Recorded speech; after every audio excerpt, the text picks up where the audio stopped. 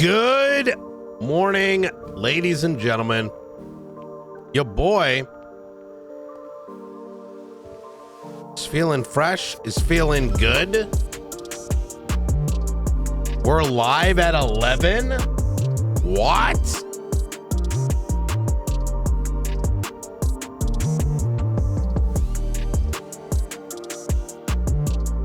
What is this madness? Oh.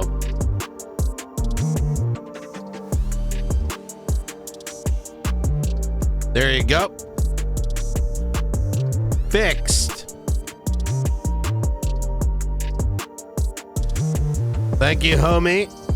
Do you guys get notifications saying I'm live on Tarkov?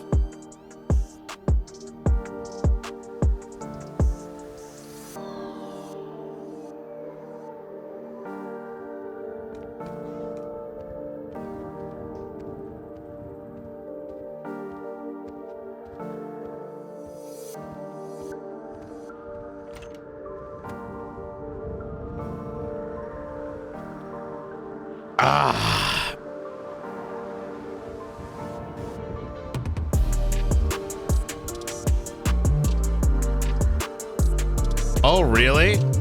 When that notification for kick goes off, what does it say?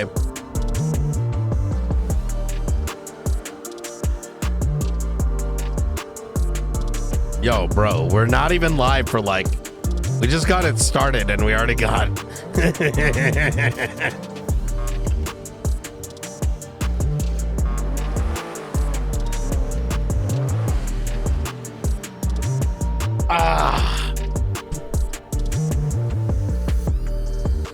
Oh wait, who's on duty?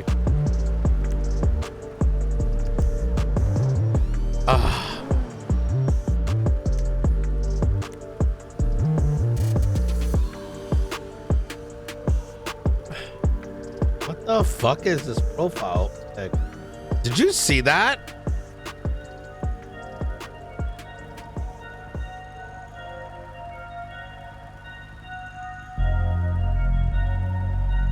It was great connecting with you, chat.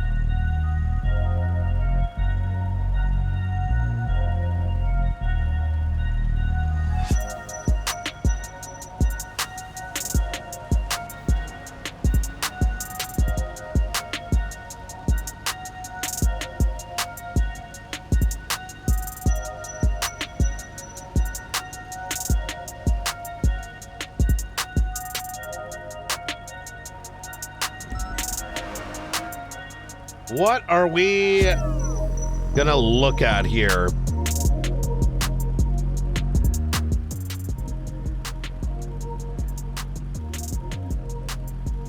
Oh, Christmas.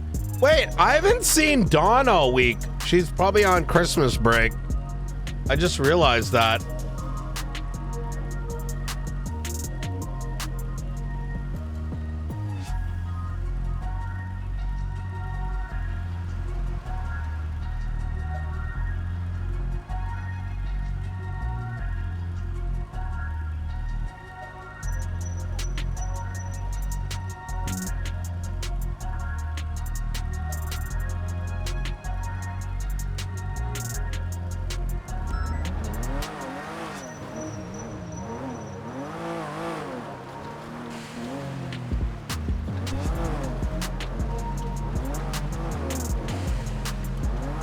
How's everyone's Christmas week?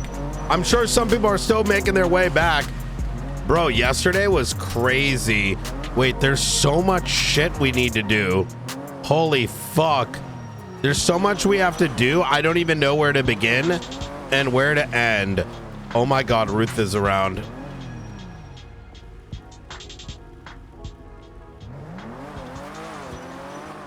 How you doing?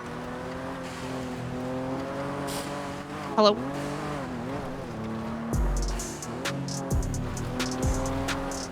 Do you not know how to read the room and process gang-related shooting properly? I'm being sarcastic. Oh, wait. Did she hang up?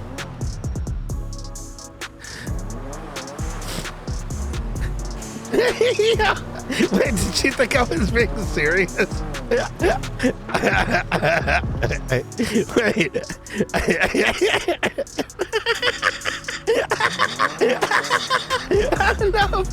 Oh no!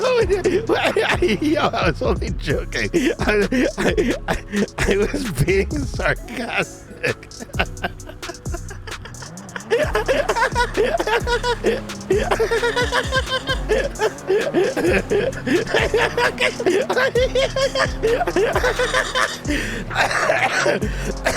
I hope she knew that I was being sarcastic. Oh no!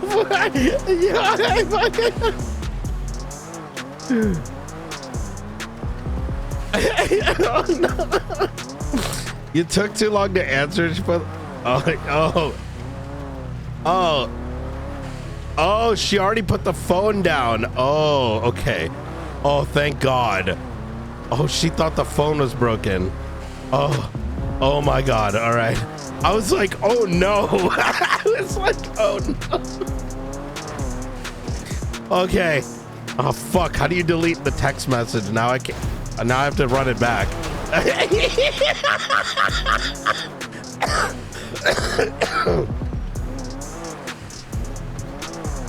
Oh man. Yo, it's like, oh no. Yo. Oh my God. Yo. Oh fuck. Okay. She hung it before I spoke, right? Okay. All right. I was like, oh my Lord. Oh man. Yeah.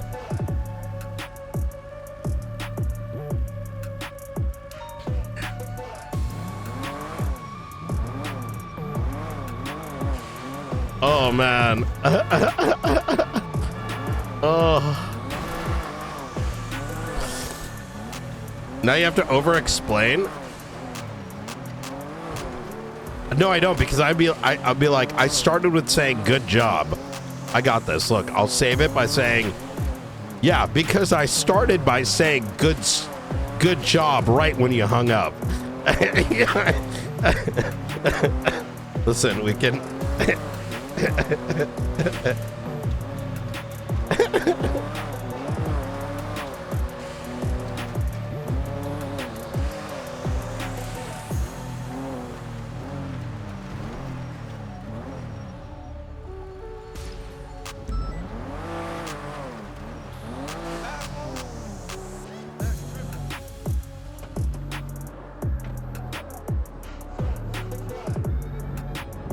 Bro, it is so dark. What the fuck?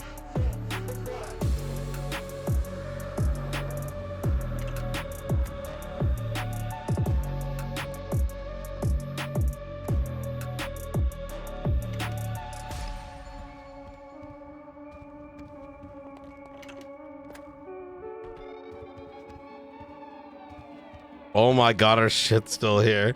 Oh my.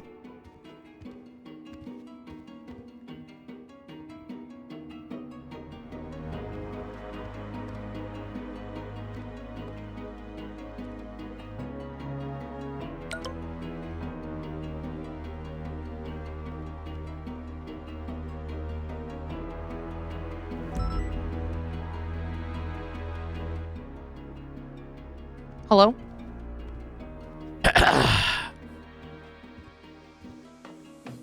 So, yesterday. Yesterday, yeah, yesterday. What was the I was sarcastic text? Because I started by saying you did a good job and then you hung up. Oh, I didn't hear a word you said. Yeah. I heard I just couldn't shut my mouth and I didn't hear anything and I was like, I just need to take a nap. Okay. Yeah. Yeah, okay. Well, look, we need to catch up anyways. Are you busy right now? I'm trying to get with Sparks finally to try to get this docket post up. Oh, the writ and whatnot? No, the Bobby and Carmine. Oh, yes. Side note, did you send Pred the writ? Yes, I did. Okay. Just FYI, he cooked last night, by the way. I don't know if he's shown you, but he Blunt. yeah. I did recommend to him that it should probably be posted, because if it's posted, I mean, I'll let you guys decide, right? Like, do you want to go through a writ or just go straight ACR his ass? You know what I mean? Yeah. Because I mean, like, it's more than just the writ. Like, he got a request. He got, you know, the writ we could post. We also, once we post this court case, are going to do a motion to produce as well. Yeah. Oh, that's smart. Okay. Okay. Yeah, I think it should be done anyways. The other stuff we'll just leave till later. A lot of faceless shit happened. Oh, did it? Yeah, last night. Okay. Man, we cooked, but on the first situation, PD was like drunk, both literally and figuratively. The second situation, luckily, Alan Key came around. And so that took some weight off my shoulder, because but they got away. I mean, they just, I don't know what it is. They like, got lots of resources. They had a lot of resources. Like, we were on there was like fucking, there was like a supercar for every person for at least one time over. And but did you get anybody? We know who everyone is. Okay. Because Springfield and myself and McAllister. Springfield, I think, was in a bit of a mood. I haven't seen her like that before. It was pretty funny, to be honest. But we I'll put it this way. I'll fill you in. I'll let you do your thing, because it's kind of, there's a lot here. So okay. But long and short of it is the stuff at the observatory. It seems, though I think there's more to it, was in order to take down ChronicleBot and release a fake article on me. An article on you? Yeah, saying I'm corrupt because I'm bullying Brandon. You're definitely one of the more corrupt ones. So I and Ray Romanoff, we know he was involved. You know, and his own gang member talked shit about the fake article, and I was dying. Oh my god. I think I twatted something like... There's no way it was written by Frank and Nora, right? No, I think Andre kind of suggested he wrote it because it was missing like punctuation and like it just looked not right. It was good, like, you know, it was but I have a feeling... I mean, was there jet ski images in it? Because I feel like that would be... There was a jet ski. There was a jet. It's Andre. He was on a jet ski. Oh yeah, by the way. Yeah, so Andre we definitely got because he left his vehicle on scene. We negotiated away all the other cars. You know, found the book. I opened it for exigence because look, we were assuming that this is gonna be like some fucking like crazy shit, right? Like, how do we... They fucking stole from Darkstone. Bro. Anyway, we'll catch up. It was was a lot. So all right, I'll call you easy. Once I'm done here. Talk to you soon. Bye. Bye.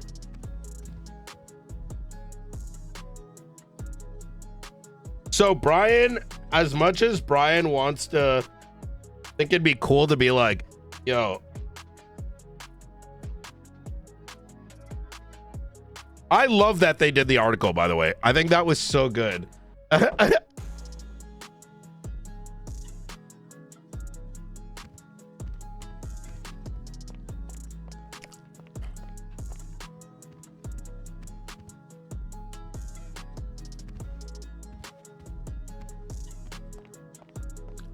I think Brian doesn't believes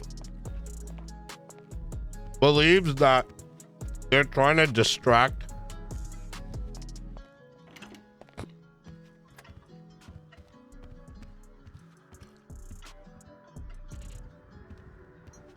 I think in Brian's mind, they think they're trying to make Brian think that everything is about him to distract him from a bigger picture. A bigger picture, which is something we just don't know what it is. Oh my God, this is so spicy. You ever get hiccups because it's so spicy? Oh yeah, military training yesterday.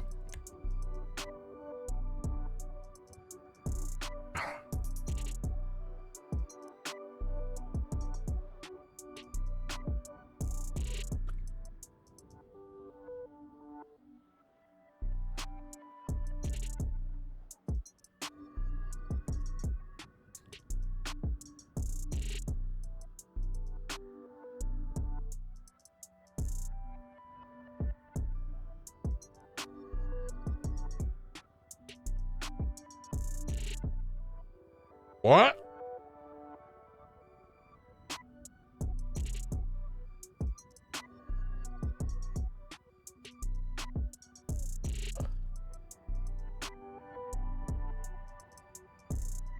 So we know it's Ray, Andre. I'll put it this way. I'll give you a summary. We know it's Ray, Andre,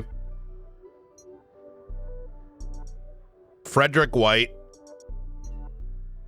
you know, Ray, Andre, Frederick White, you know, and Brandon. I think I named them all because we watched everything from the moment Andre was shot by the besties. We watched him. I saw someone post, I was looking at a YouTube comment saying, dasMEHDI is the biggest meta gamer. Because we pulled up on, you know.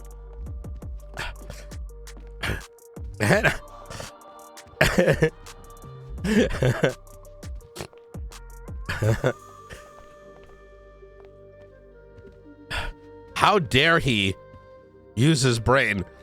No, but seriously though, we know it's them. Andre, we're going to be able to place on scene, right? But the others, I don't, like, unless we really, like, if we wanted to, we could find probable cause. I just don't think it's worth, like, chasing, given what it ultimately led up to.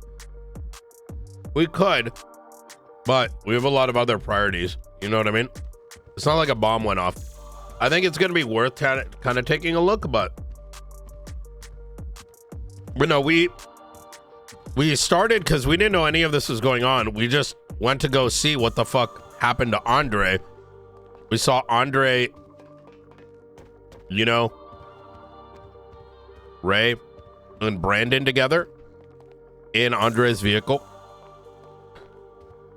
which sussed us out. And then we saw Andre's, that same vehicle that had them and Frederick White parked outside the Escalon building. They were there for a meeting for an hour. We then, during this time, the Darkstone came in for a flight, and we were like, yo, we need to monitor that. So we went to the and which is when we found cameras. It's actually insane now that I'm thinking about it. We found cameras newly installed at the, like Springfield did, at the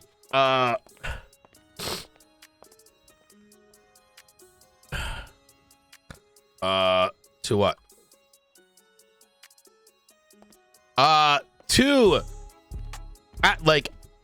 Fort Sangudo. So like, what the fuck?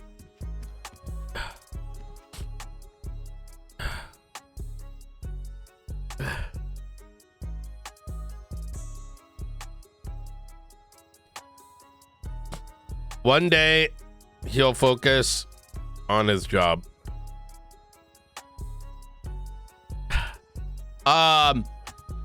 And so we predicted something might happen with Darkstone, and lo and behold, they stole something.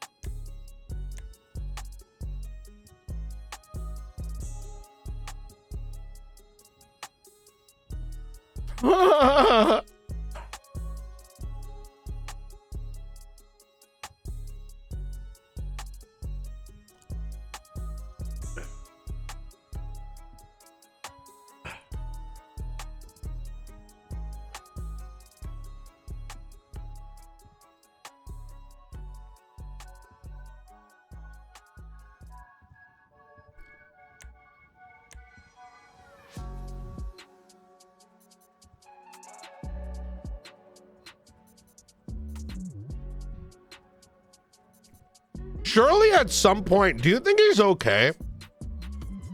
Surely at some point, you know, when you get like really old, you start reliving the same memories over and over again.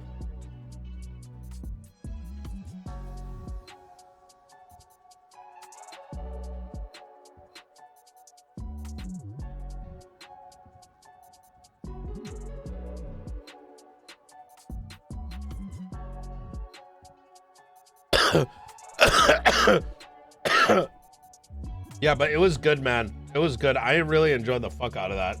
The article definitely surprised the fuck out of me. I was like,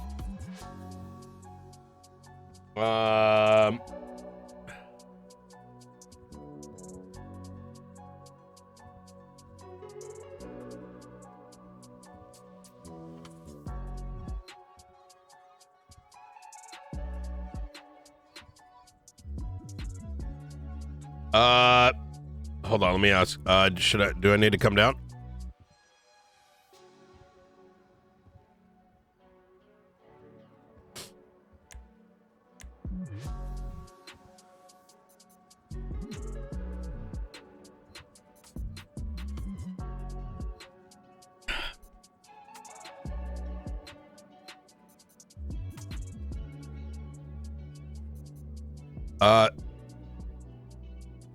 Last time I spoke to him, now I was gonna walk away. I got shit to do besides. Last 3 times I spoke to him, he started crying how we are the state and he can't do anything against us, so he might quit. I think he forgot he's not a gang member and his goal in life isn't to go after cops. Law enforcement.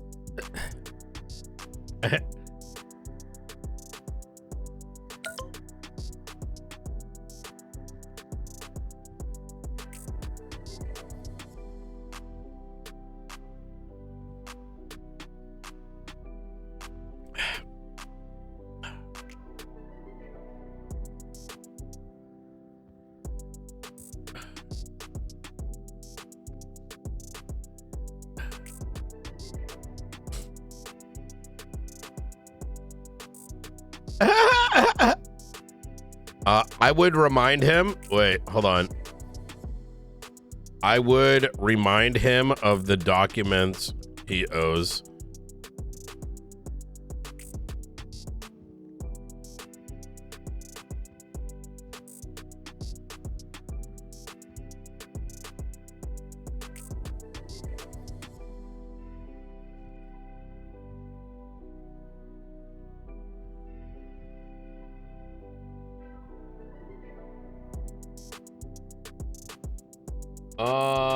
$31,999.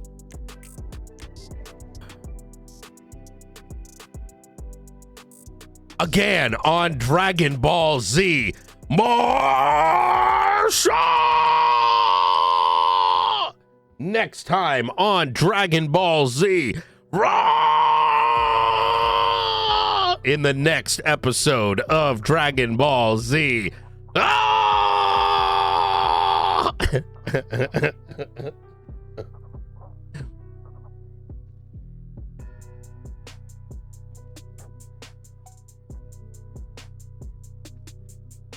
I'm actually really happy you guys get the you get the reference. I'm really glad you guys get the reference. That's great. I fucking love that. I fucking love that, bro.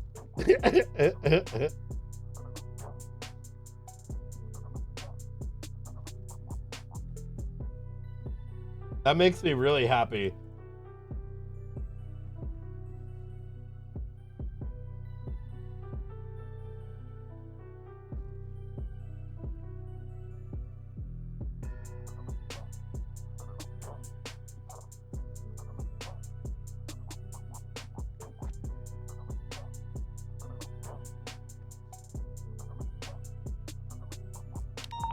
Do do do do do.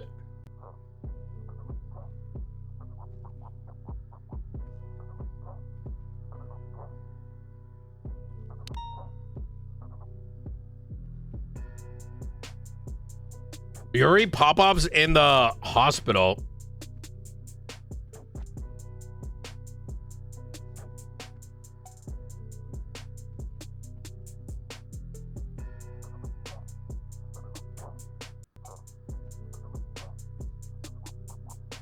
Responded to a wait, did they put my thing up? Oh good, this has been updated. Okay, end of report. Knight responded to a ping from a Darkstone router coming from a Life Invader. Upon arrival, there were suspects inside with hostages on both the rear and front entrances. The front entrance had a suspect with Nora Thomas, while the back entrance had a suspect with Frank Skinner. The assailants wielded Class 2 firearms.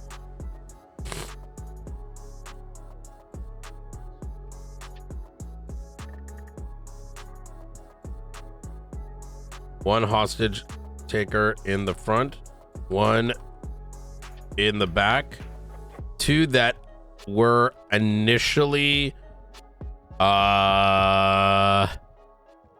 unseen and claimed to be on the top floor.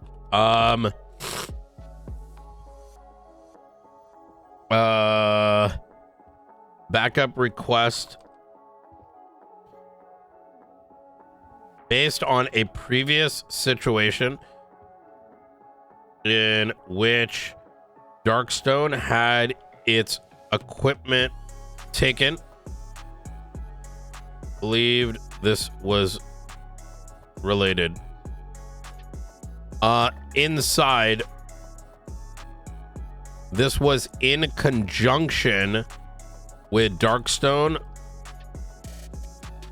relaying to us that the device stolen from them would have a tracker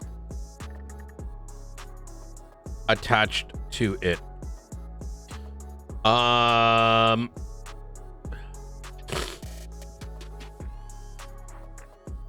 suspects wanted to flee in a white in color Progress.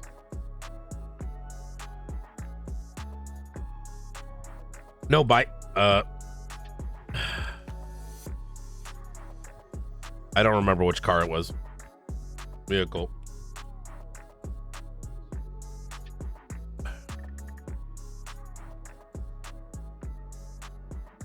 And as such, Knight negotiated the removal of the additional vehicles. One of the vehicles came back to Andre Tyson, whom was tracked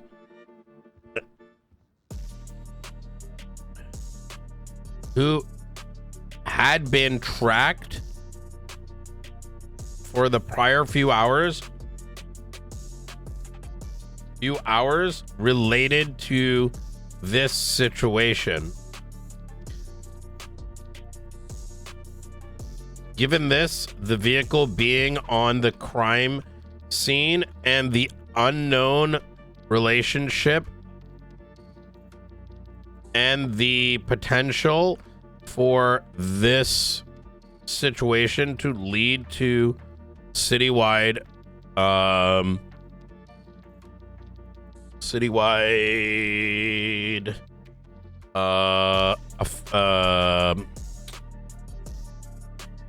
danger, the vehicle was searched and a mysterious book opened with exigence. The book detailed information related to Fort Zancudo.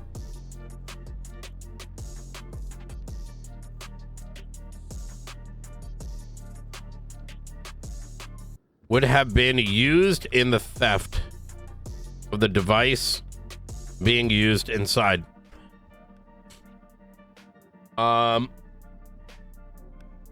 Knight gave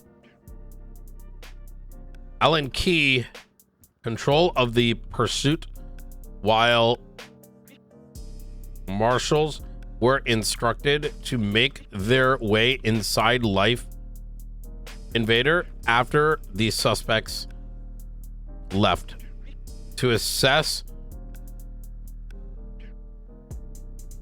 what had occurred.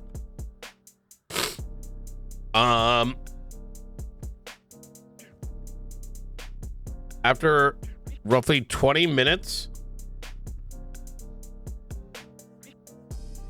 of the suspects being inside, they were finally ready to leave. What is this, Dave?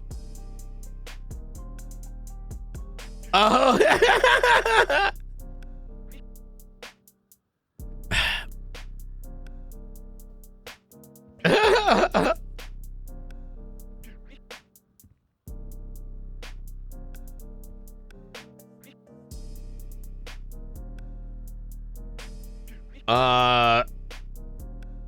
They were finally ready to leave.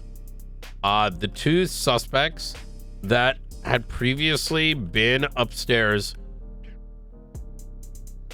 were identified as wearing helmets, unlike the individuals in the front with the hostages. One of the helmet suspects wore an emerald colored suit similar to one Nino tends to wear.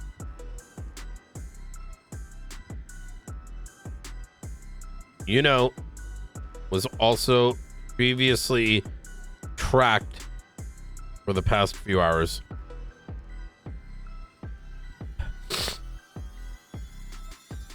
The second helmet wielding individual was wearing a black shirt, golf shirt,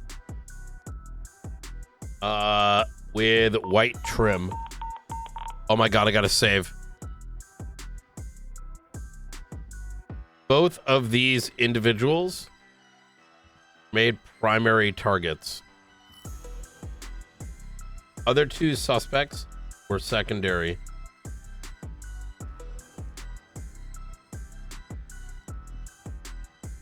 Okay, I'll finish writing this afterwards. More after tsunami. written.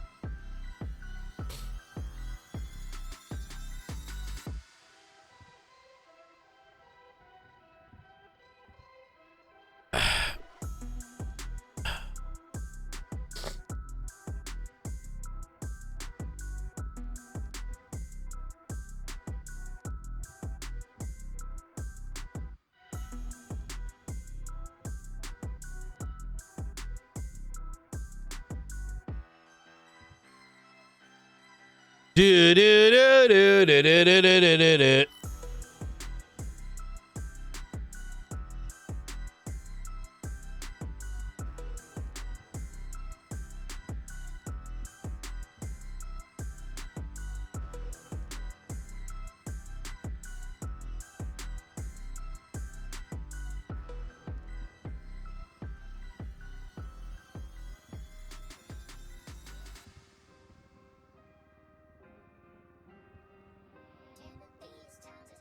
And the beats gonna take over.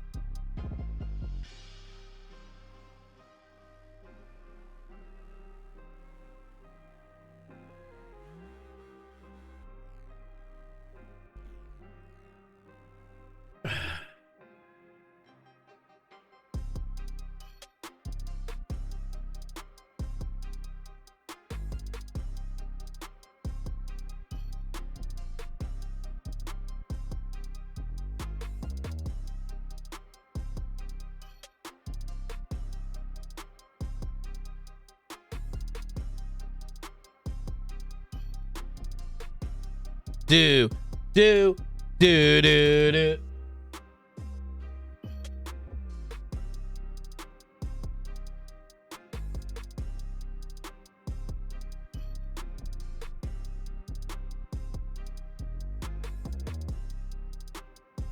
Chat, how is everyone's morning? Hope it's good.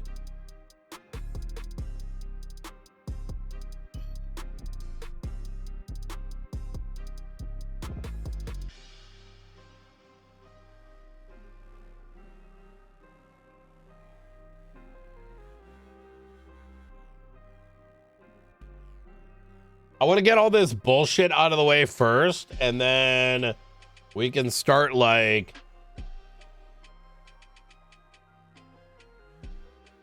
all the other stuff.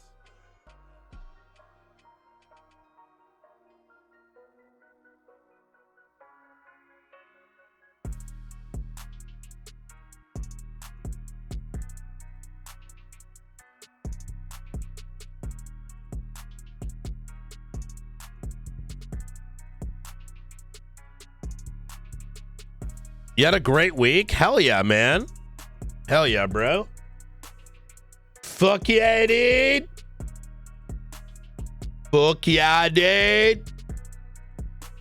Fuck yeah, dude.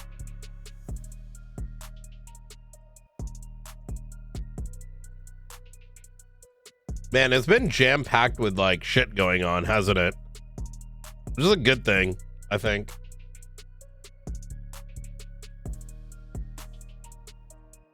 Y'all get anything for your birthday?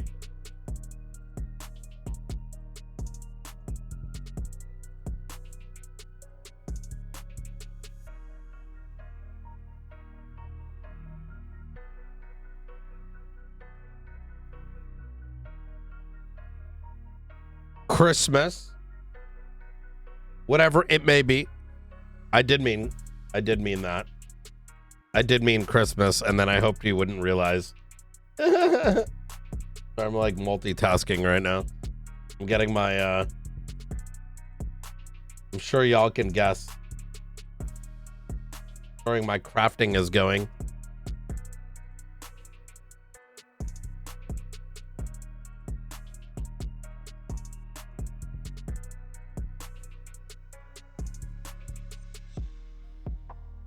Do do do do do do do do.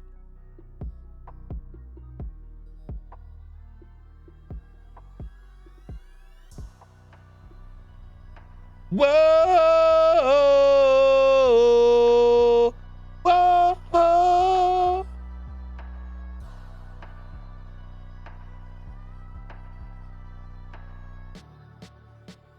Whoa.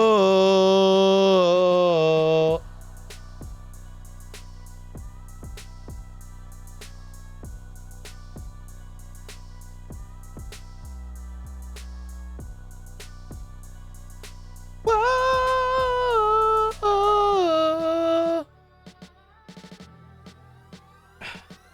Boom, doon, doon, doon, doon, do, do, do, do, do, do, do. Be do, do, do, do. Biddy, bee, biddy, biddy, biddy, biddy, bidoo.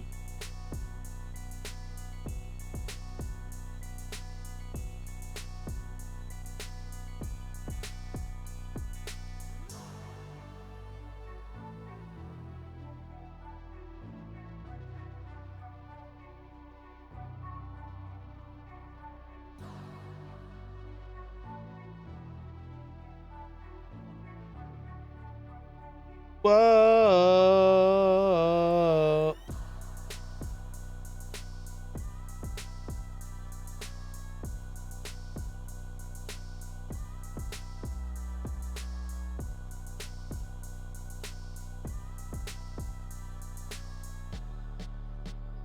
Whoa.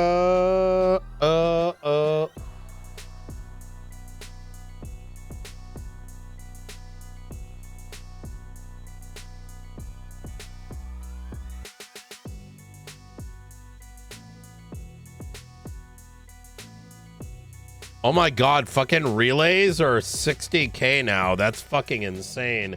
Oh my god, and wires are so expensive. What the fuck? Everything has skyrocketed on price.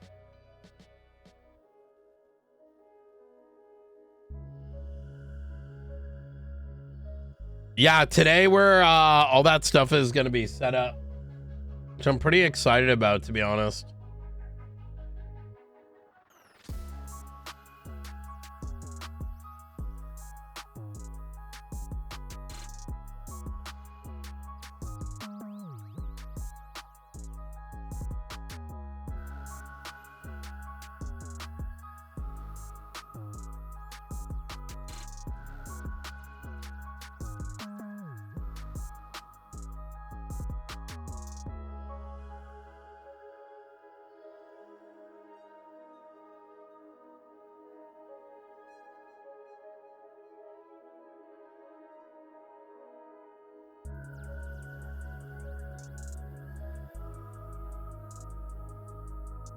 Ooh.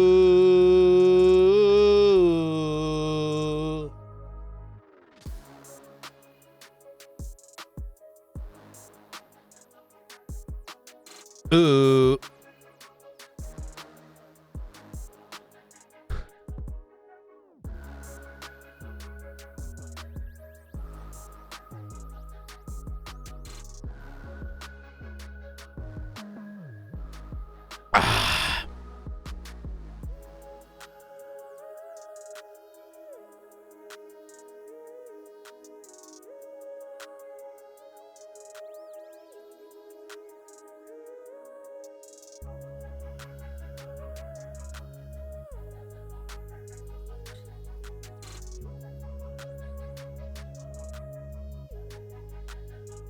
All right, let's do this.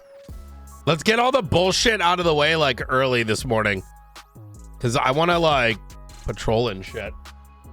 That's my game plan this morning. A little bit of patrol-y. 9 minutes. I want to start looking for more of those camera spots.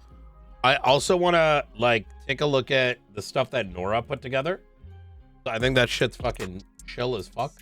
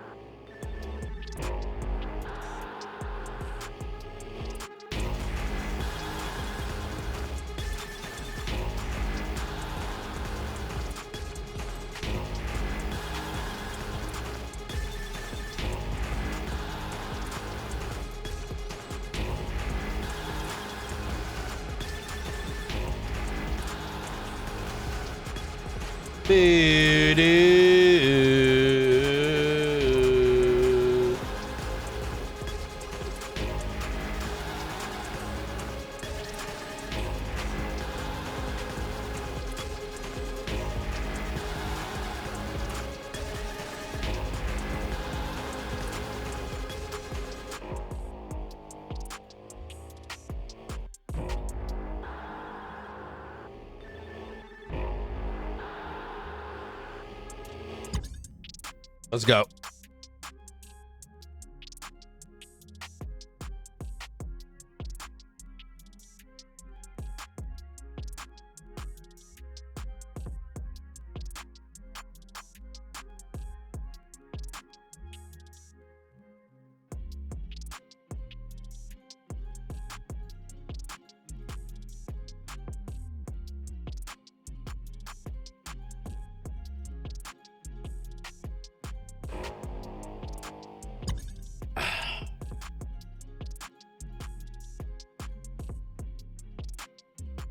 Do.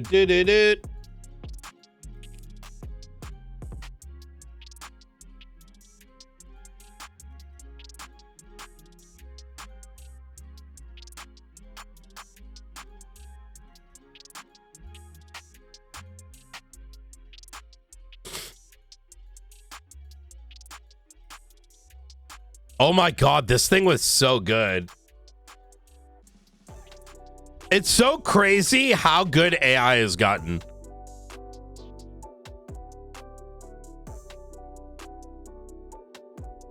Lots of Christmas time birthday hypers. Wait, what is this? Bill for legislative amendment allowing SASM to lead investment extend but drop it. Ah, I love that.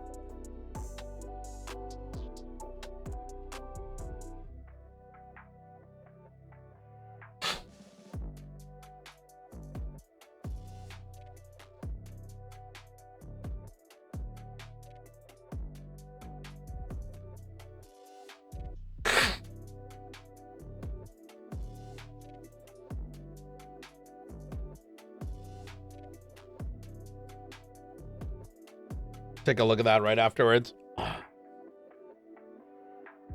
Do.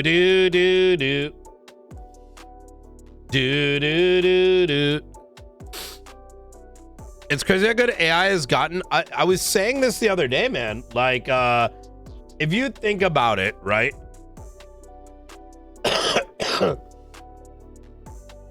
When AI started getting brought up like as like a thing, right?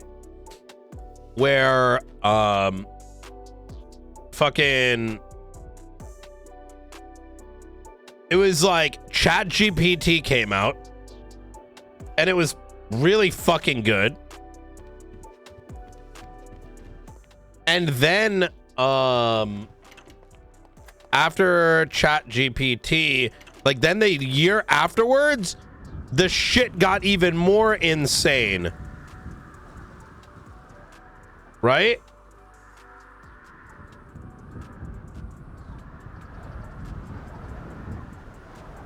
Like, it was good, and then it got nuts. And then the year after that came, like, you know, Mid-Journey, and it was like, whoa! This thing is able to make AI art. And it was, like, good. But then the next year, it got cracked. Like cracked levels of good. And then it was like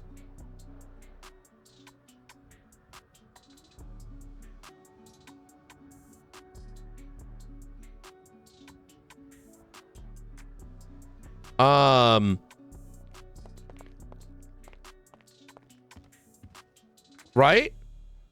And then you know,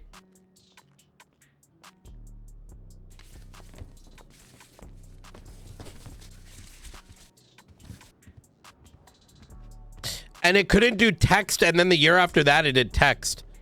And then all of a sudden people started releasing shit that allowed for AI videos, right? And that was like, okay. Wasn't that, and that was only like a little over a year ago. It wasn't even that long ago. And it was like good, but it would be kind of scuffy.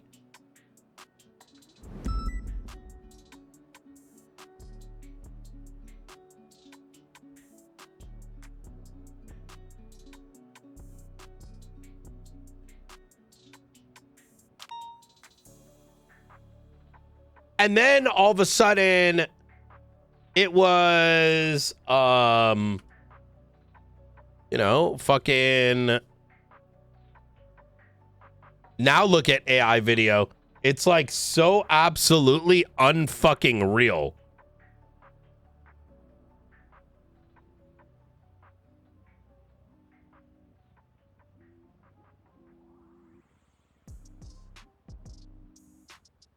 It is just cracked levels of unreal.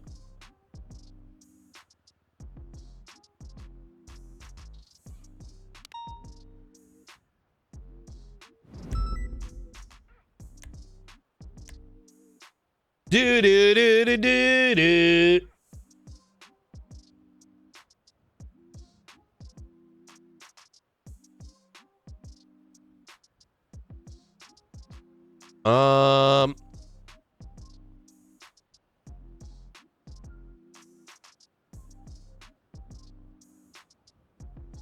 San Andreas State Marshals shall have the ultimate authority to determine whether investigative information may be released to the public and may authorize the release of such information when the determination.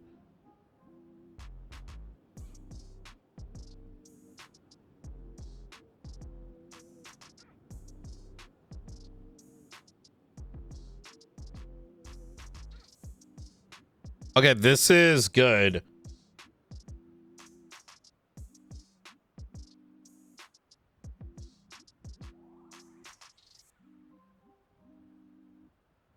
This is good. This is very good.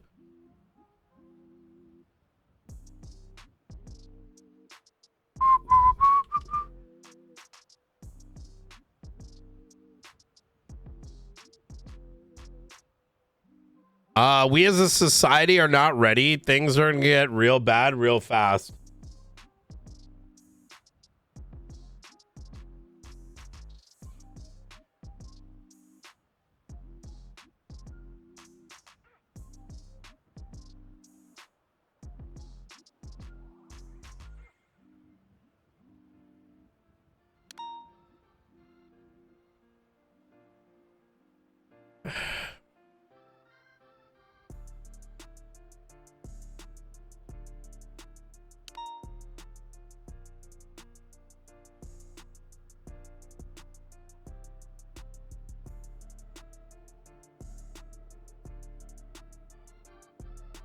Okay, this is actually, yo, Blunt is really good with writing. Not gonna lie, he might be.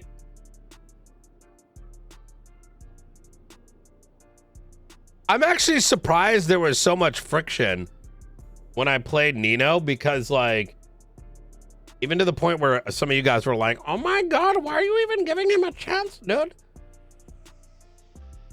But like, yeah, he's very good with words. This is very well, like, written. Well, yeah, that is true. It may have been because, you know, he was following.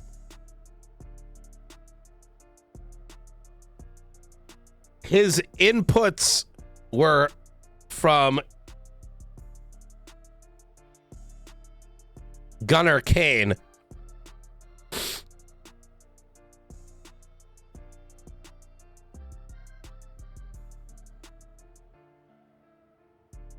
That is true.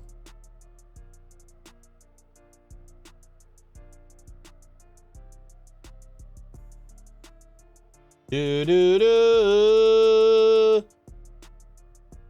do do do do do do.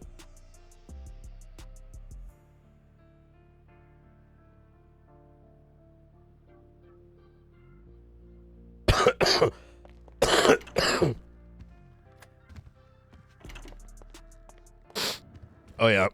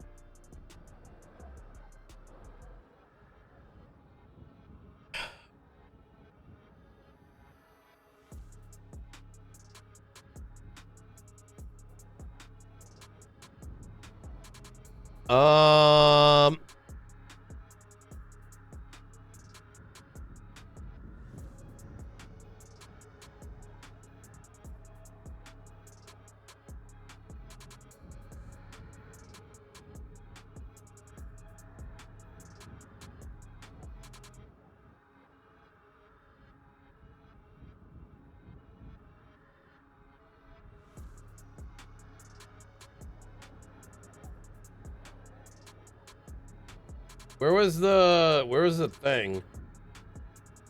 Blah, blah, blah, blah. Okay, here we go. Both these individuals were made primary targets. The other two suspects were secondary.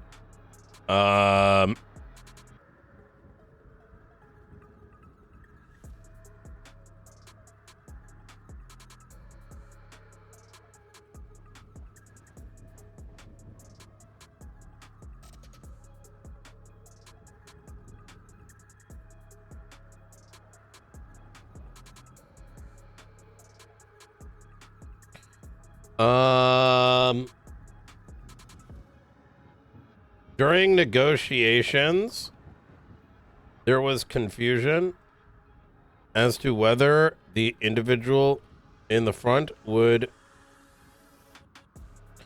negotiate or the one in the back. It's finally made to we don't need to put that.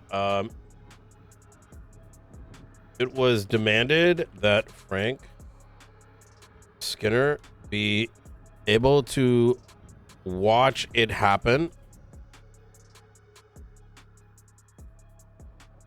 which at the time wasn't made clear as to the why.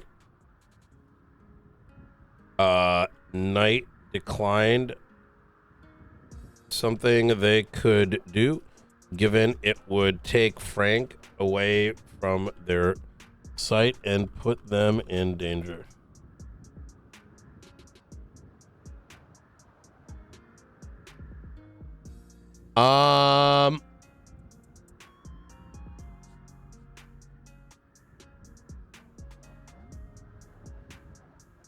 After suspects were ready to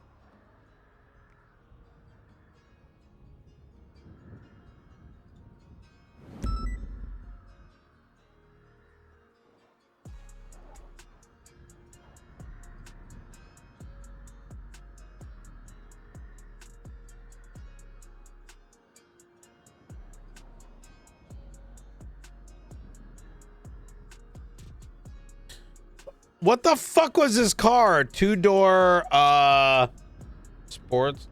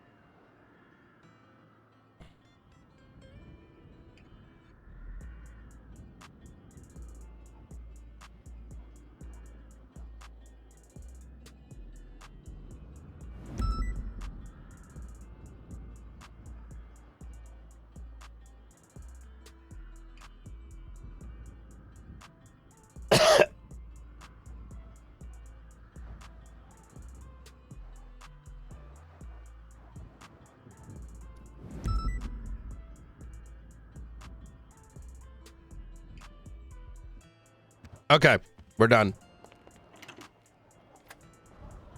Do do do do.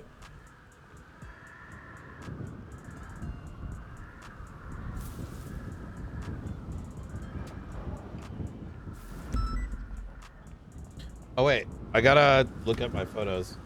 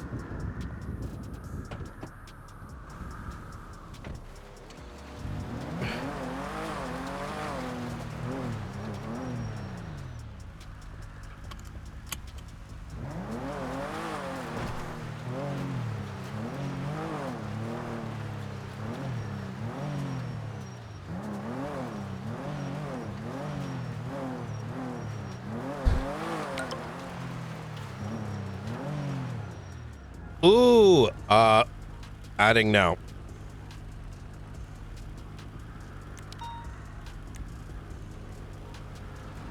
Sparks.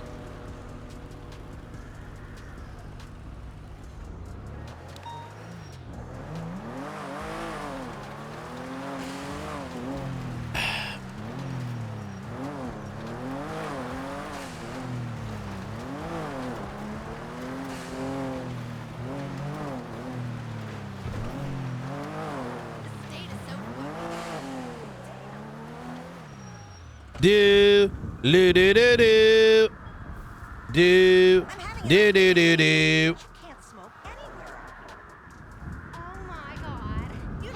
Wait, there's probably other people I need to add too, actually.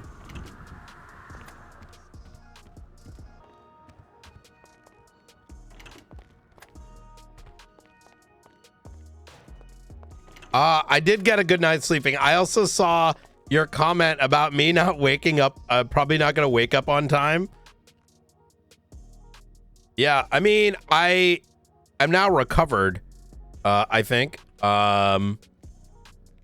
Like in that, you know, wait, we need to clear some names. Given that,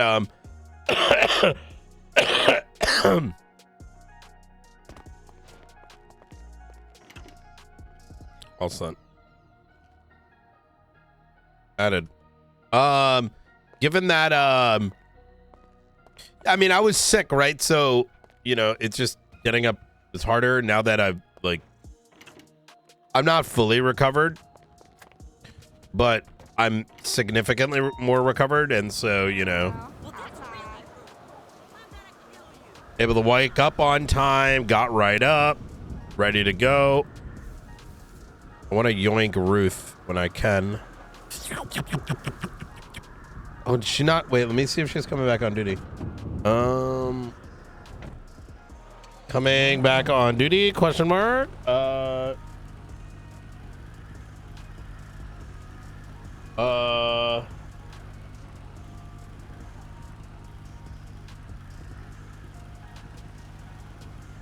Finder. Military air.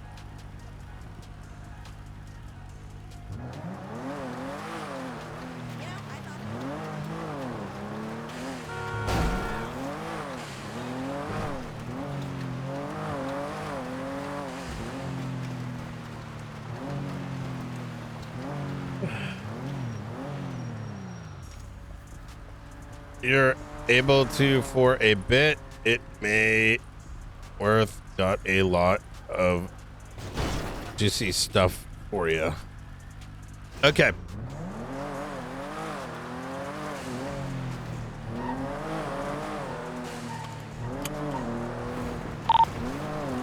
Be back 10-8. Sparks you on Freak.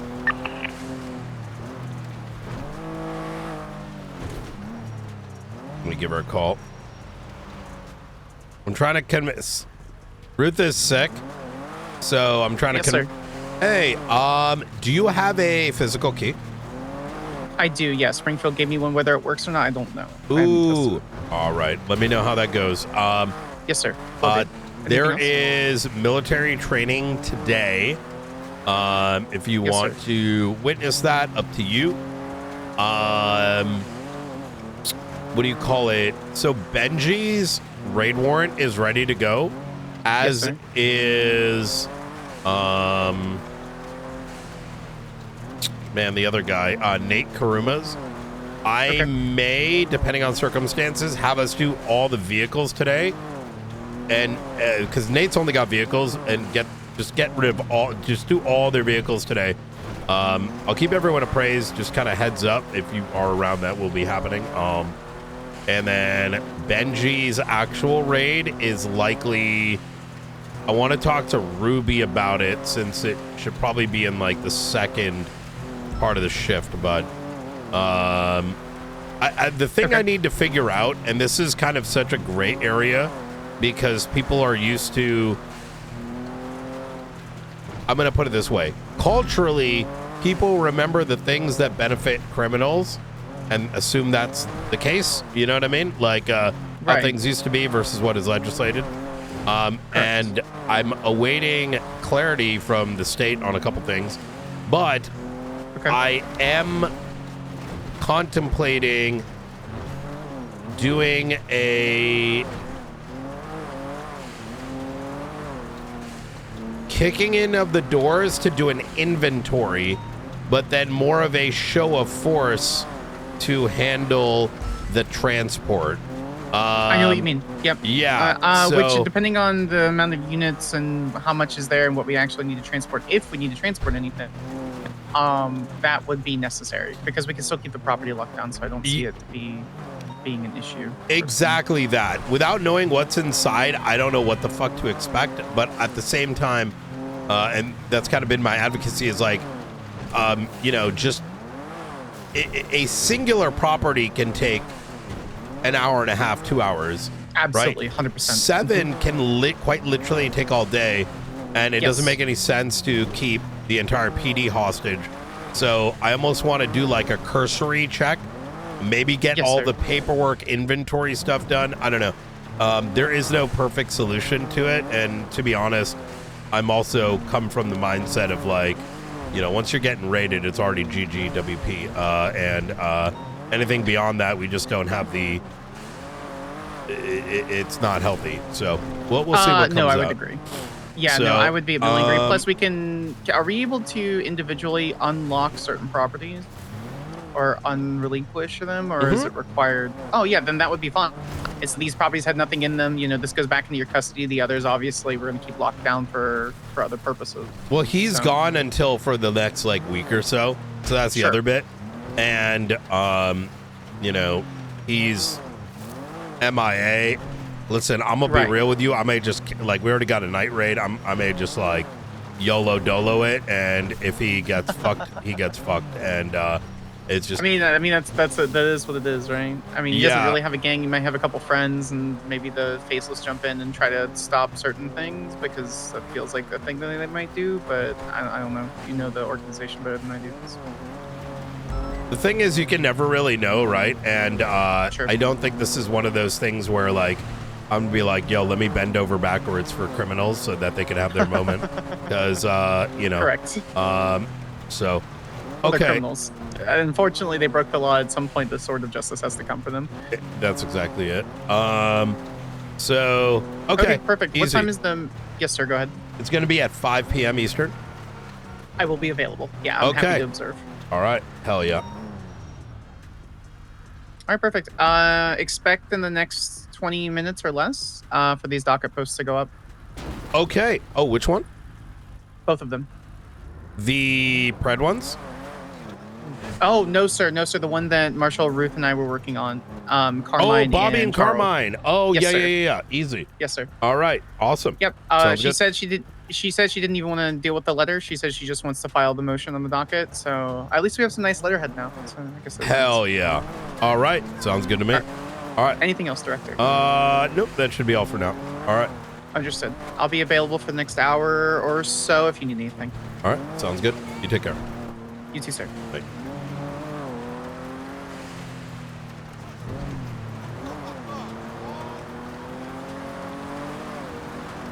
I want to see these cameras.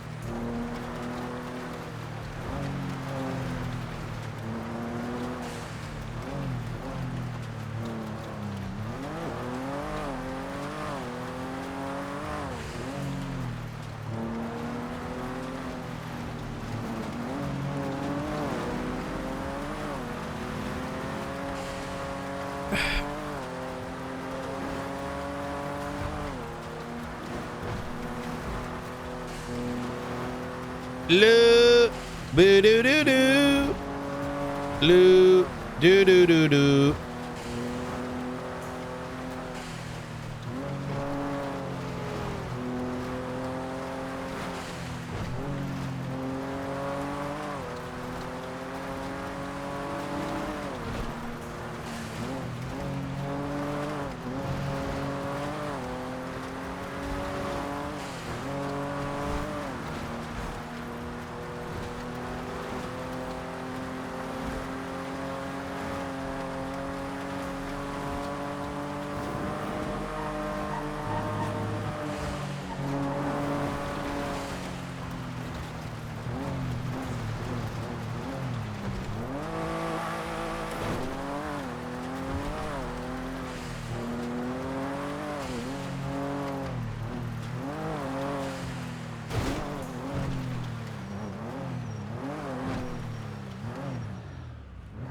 It's like I didn't actually see these myself.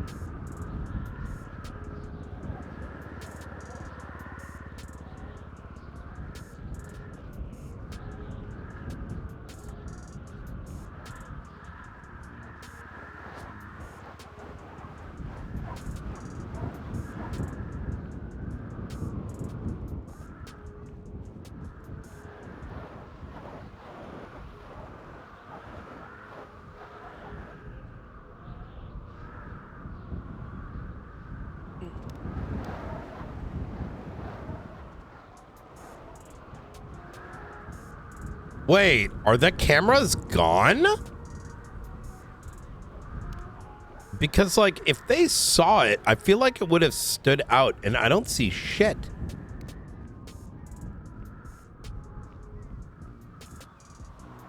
Hold on, let me get into the fucking...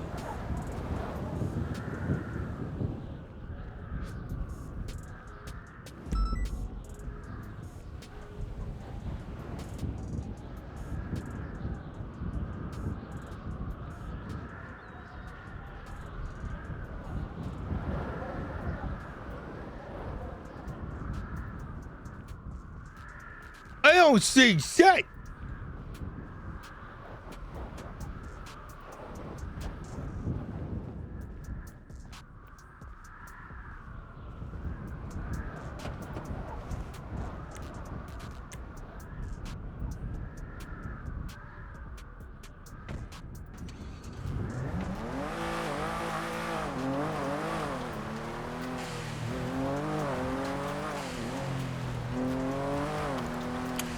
Loo, doo doo doo doo.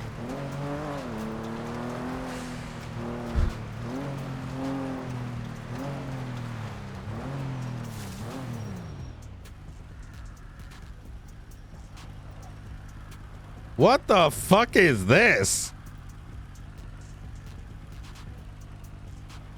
I'm gonna milk that bitch like a dairy cow.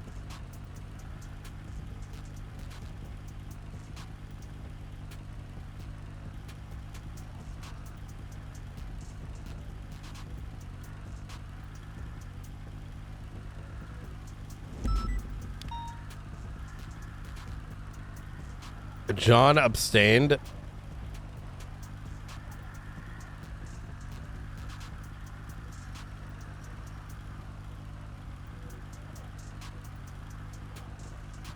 Anyone buying laundry?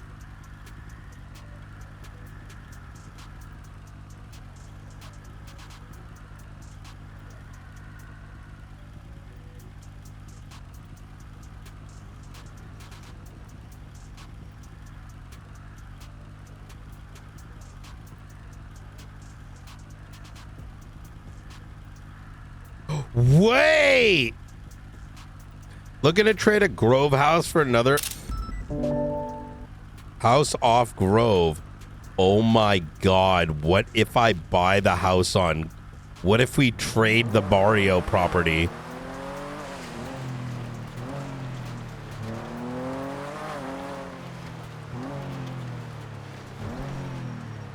Oh shit, there's new auctions up. Holy fuck, wait, what is this property? We might need to buy it for the marshals.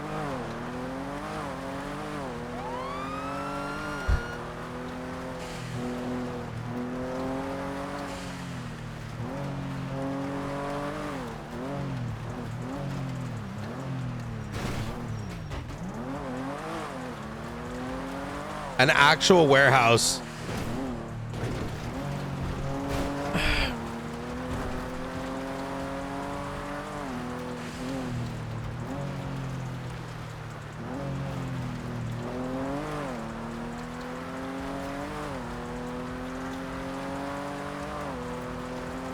And then we'll come back over here. This takes priority. Those cameras aren't going away.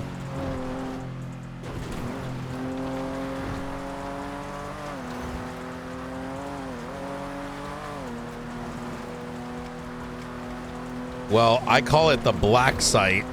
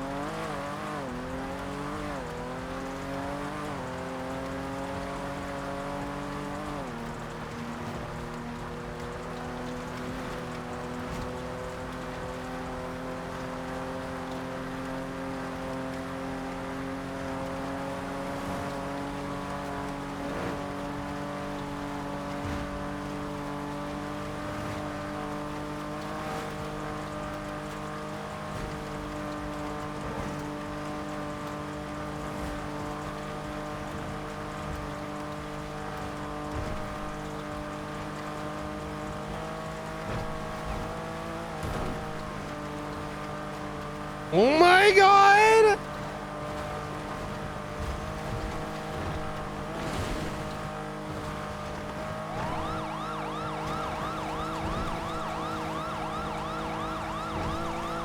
I love when there's no locals on the road like this.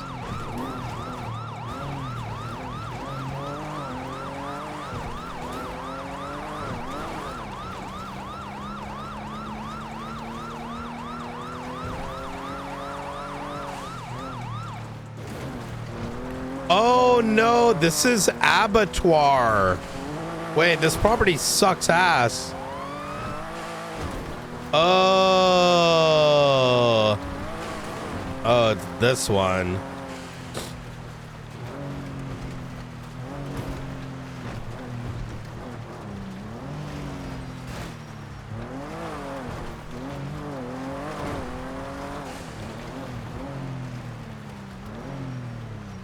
Wait, I mean,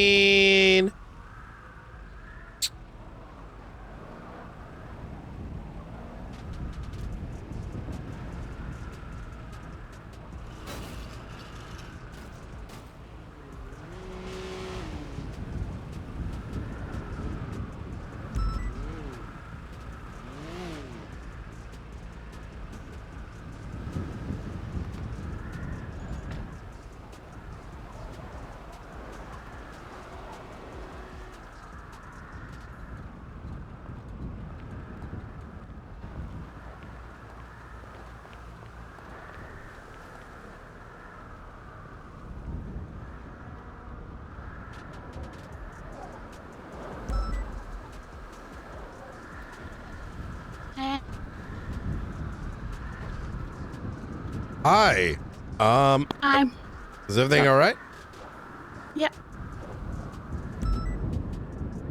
Oh, okay. Everything's good?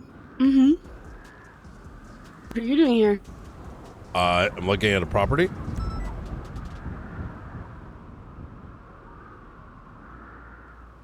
Here? Yeah, right around the corner. Oh, okay. Cool. All right, okay. You sure everything's all right? Yep. Like, what? You're not like picking up guns or something, are you? Mm-mm. Everything's good.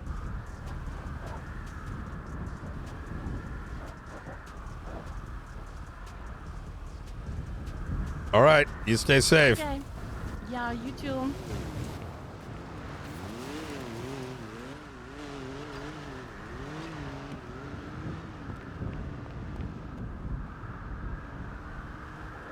What the fuck?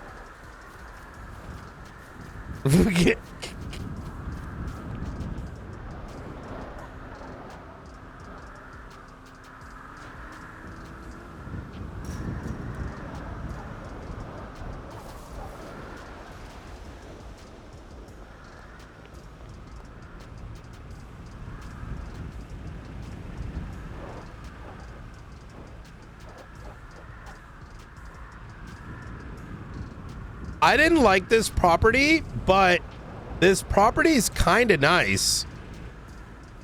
If I'm gonna be honest, because it's kind of like tucked. It's not obvious where the door is.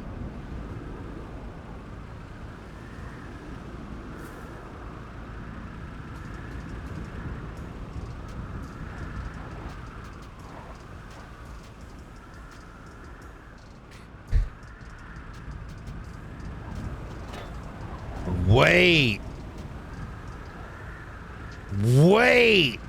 It's a double? Is this two properties or one? If it's two, that sucks.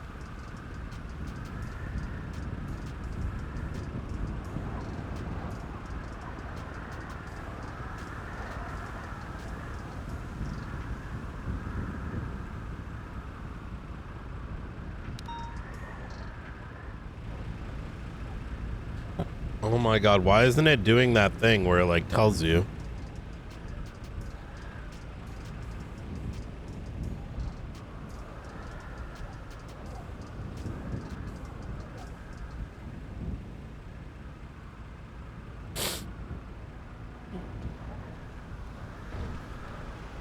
I just don't know if it's one or two.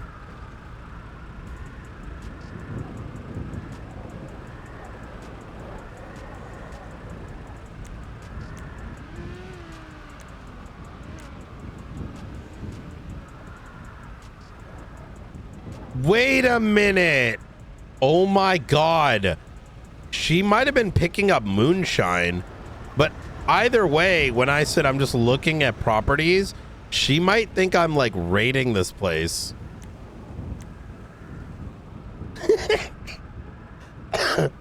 Like a property here, you know what I mean? Abattoir.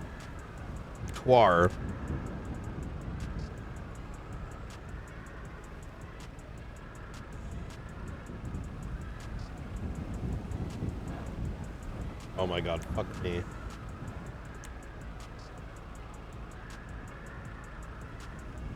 How the fuck? Wait, how do you spell this? A-B-A-T-T.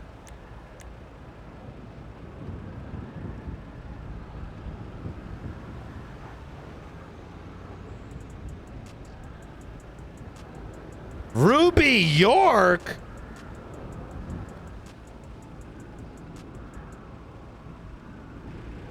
Huh?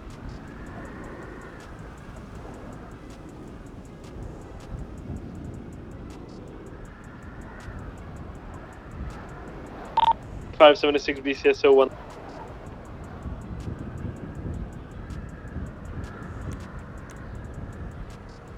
This is Ruby. Do you own property in Cypress Flats? Yes.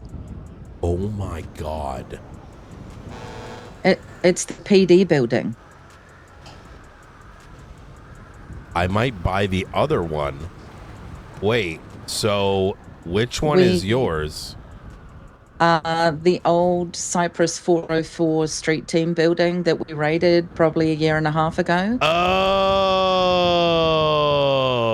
it's not the one on the docks.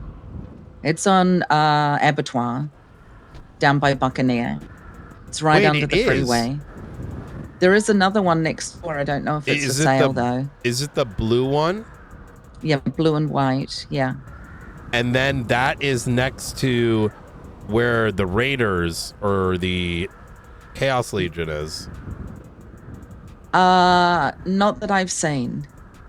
Oh, they got shot up out here the other day. Okay. Yeah, we did go inside. It looks like a, you know, like a, almost like a bar or a distillery.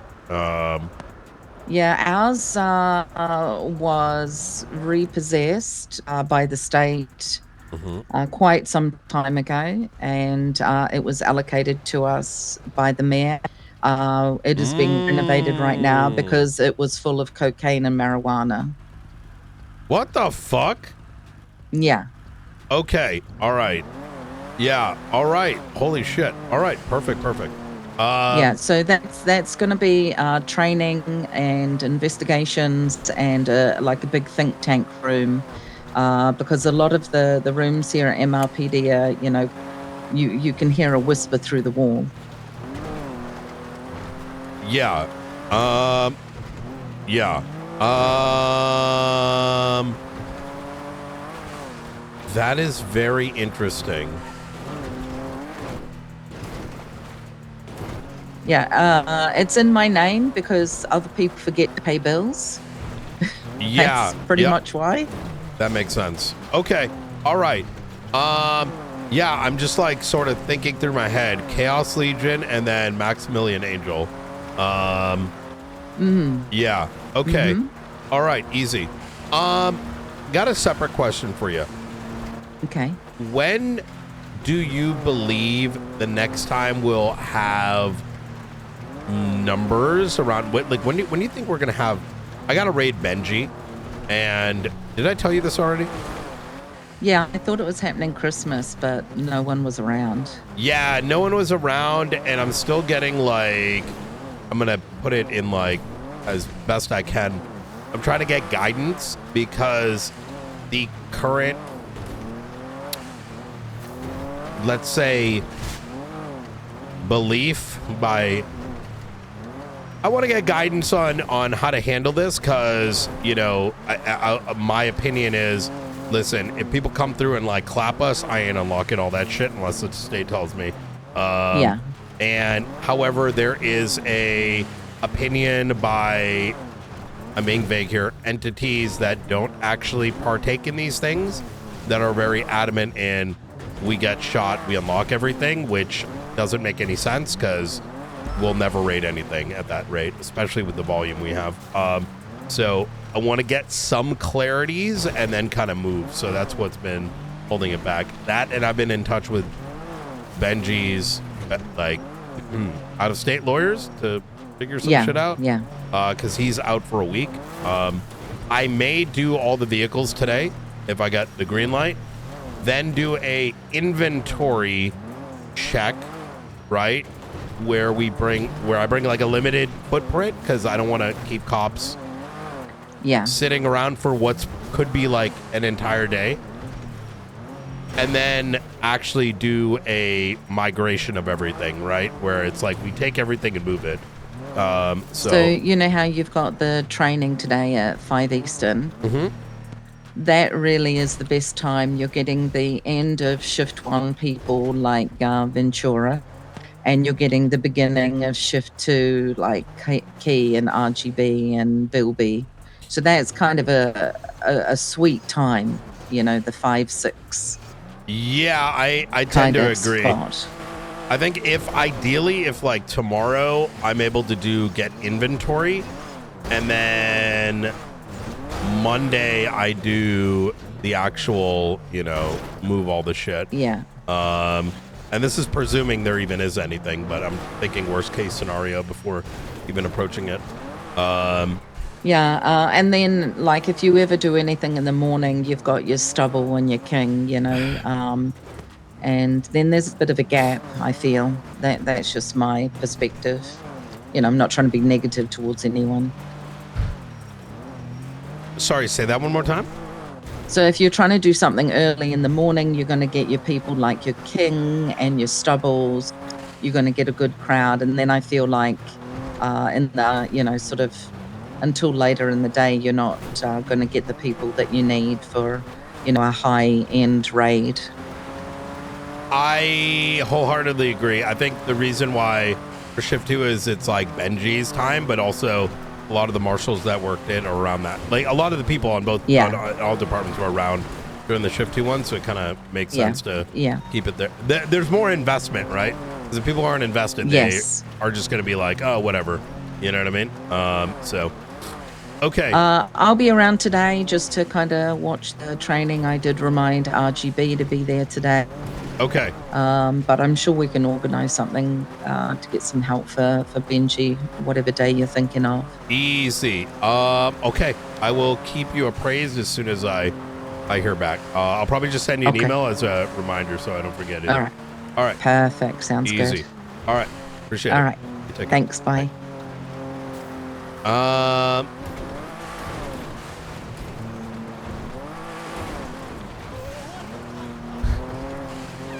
I may actually bid for that property because if there's already a PD property there, that's good. All right, let's go back to Fort Zancudo and the cameras. The only issue though is, listen, I may just fucking do it, to be honest. I may just do it. We need a black site.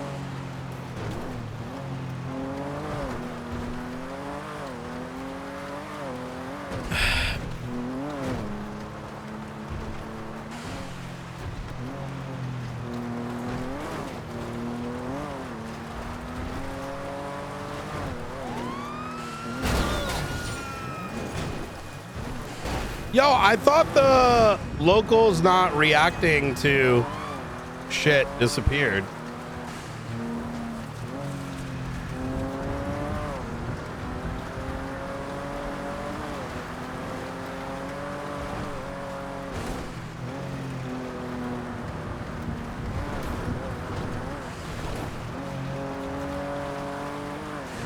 Oh yeah, I tried looking it up. I don't think there's a record of it because no one owns it. I think it's state-owned, so... And I don't know if law enforcement can go inside. It's like such a gray area.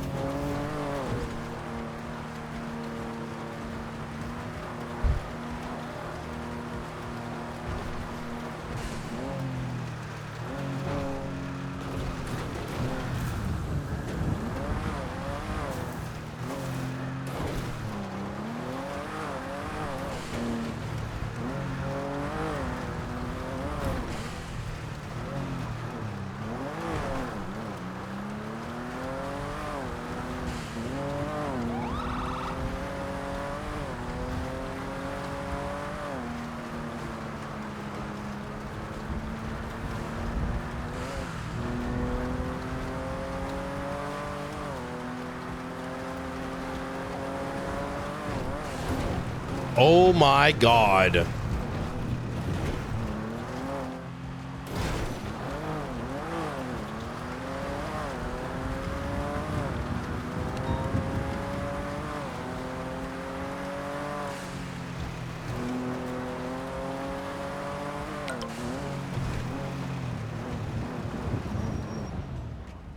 Oh shit.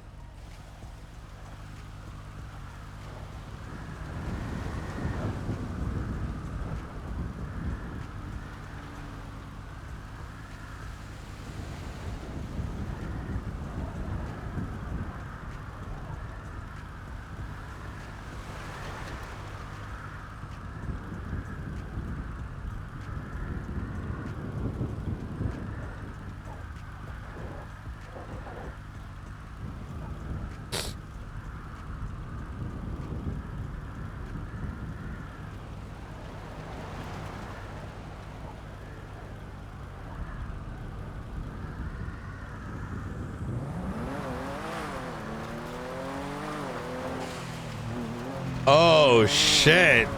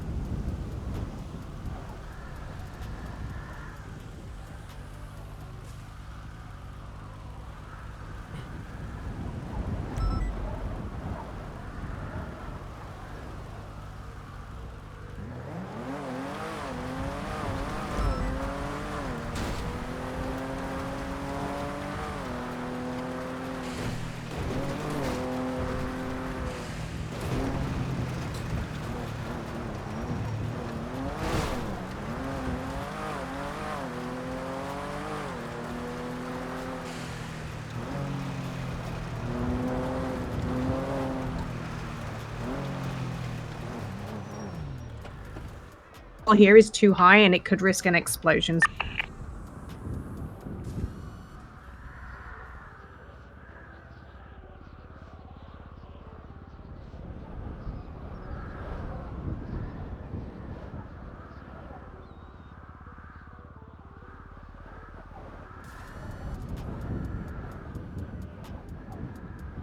I want to download all of this too.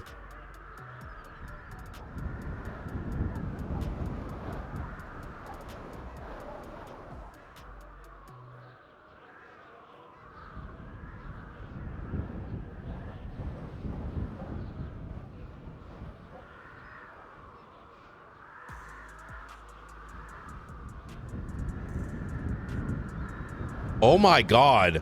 Holy well written. I want to turn it into AI stuff. Hold on. Let's make a give me a second. Let me run it through the thing. We'll listen to it.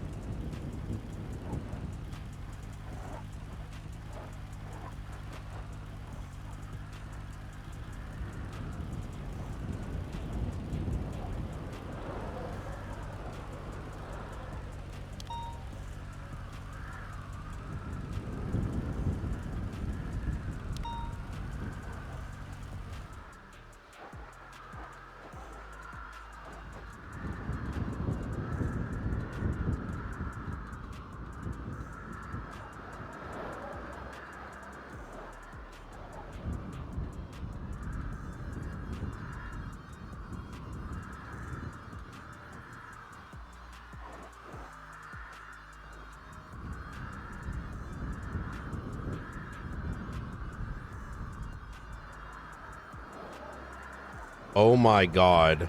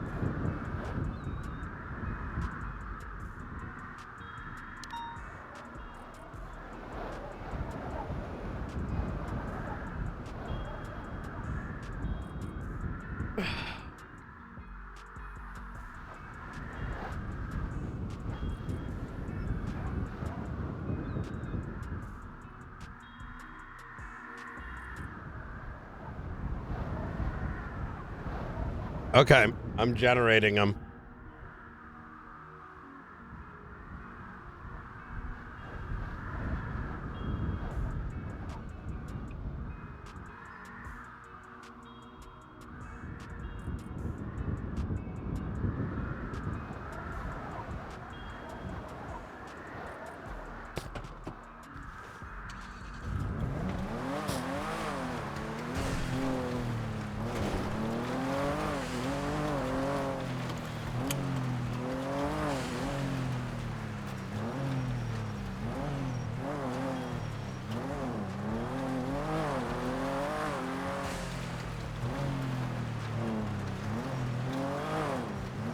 I should have looked at the book.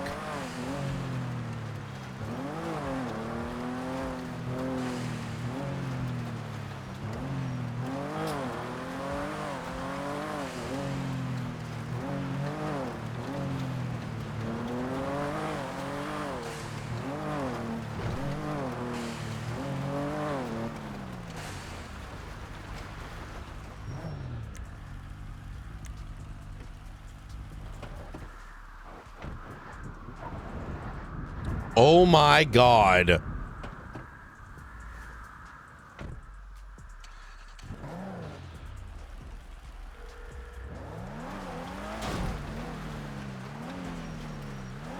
Hello?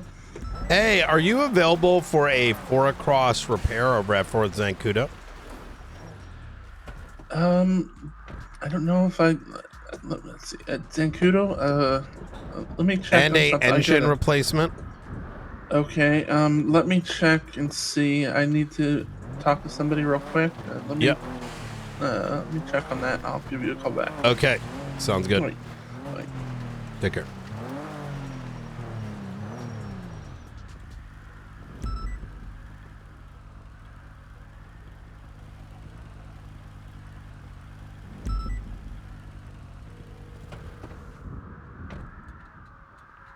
Go.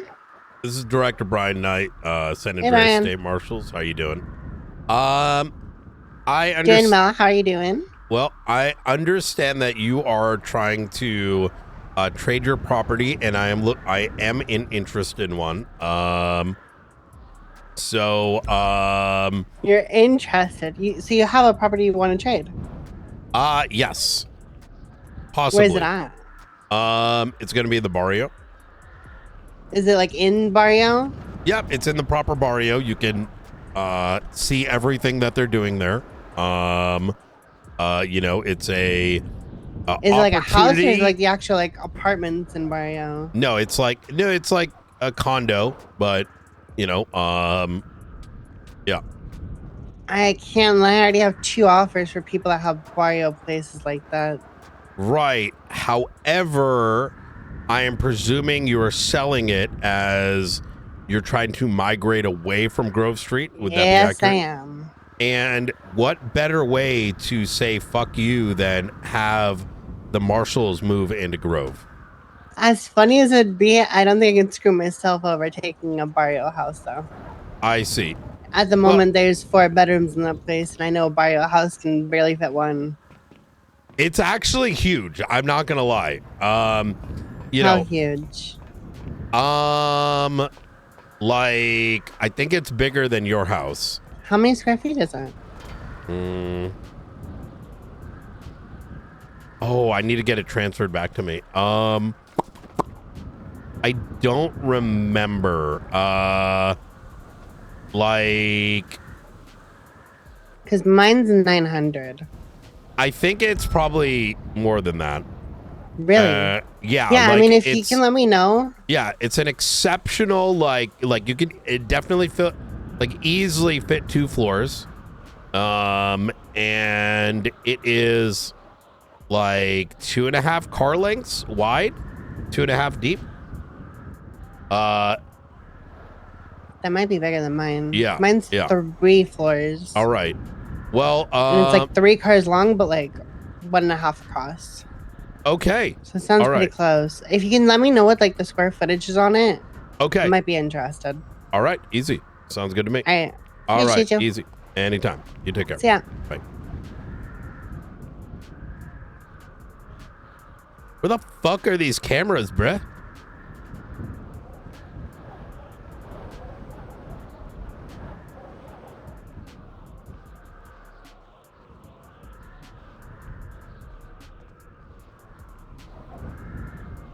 Oh.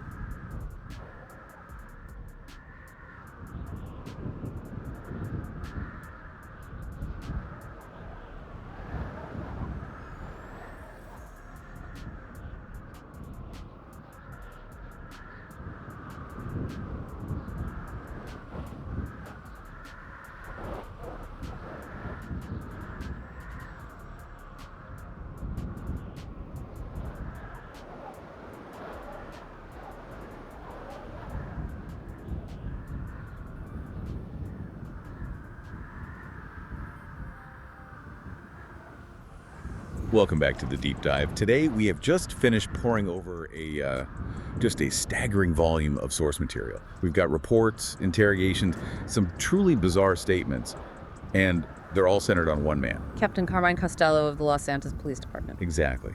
We're looking at a high-ranking officer whose career didn't just end. I mean, it imploded. Spectacularly. And all over just a handful of days in December of 2025. You know, when you look at the formal charges, the immediate impression is one of just breathtaking severity. This is not some simple disciplinary matter. Not at all. Costello is facing 1 count of corruption, 3 counts of attempted second-degree murder, 1 count of being an accomplice to attempted murder. It's a conspiracy charge on top of it all. And it's all condensed into this one period that the state marshals themselves called chaos, swagged over the state of San Andreas like a plague. And that period is really razor focused, isn't it? It's just December 5th to December 18th, 2025. So our mission today is to trace this short, devastating timeline. We really need to understand how a captain could accumulate such an overwhelming body of evidence against him. And that evidence includes, highly sensitive interrogations and even this notorious piece of video that the documents just call the HE video. Okay, so let's start with the victims. They're really the scaffolding of the case, right? They are. You have Osvaldo Pinafria, who was shot while under house arrest. Okay. You have Carmela Corset, who is Costello's former wife, found nearly dead in the freezing ocean. And then there's that whole mine shaft incident. Yes, with Peach Chi, Bill Mays, and Reed Bankleaf. But, before we even dive into those attempted murders, we really have to look at the months before December. Why is that? Because the documents show a captain who was already... Well, he was unraveling. Okay, so let's unpack this spiral. Yeah. The documents from October and November 2025 really paint a picture of severe volatility. It's not just poor judgment. It's a series of physical fights and public disputes. It almost feels like we're watching these minor detonations before the huge explosion in December. That's a perfect way to put it. He was acting erratically, sometimes as the aggressor, sometimes as the victim in situations that no high-ranking officer should ever find themselves in.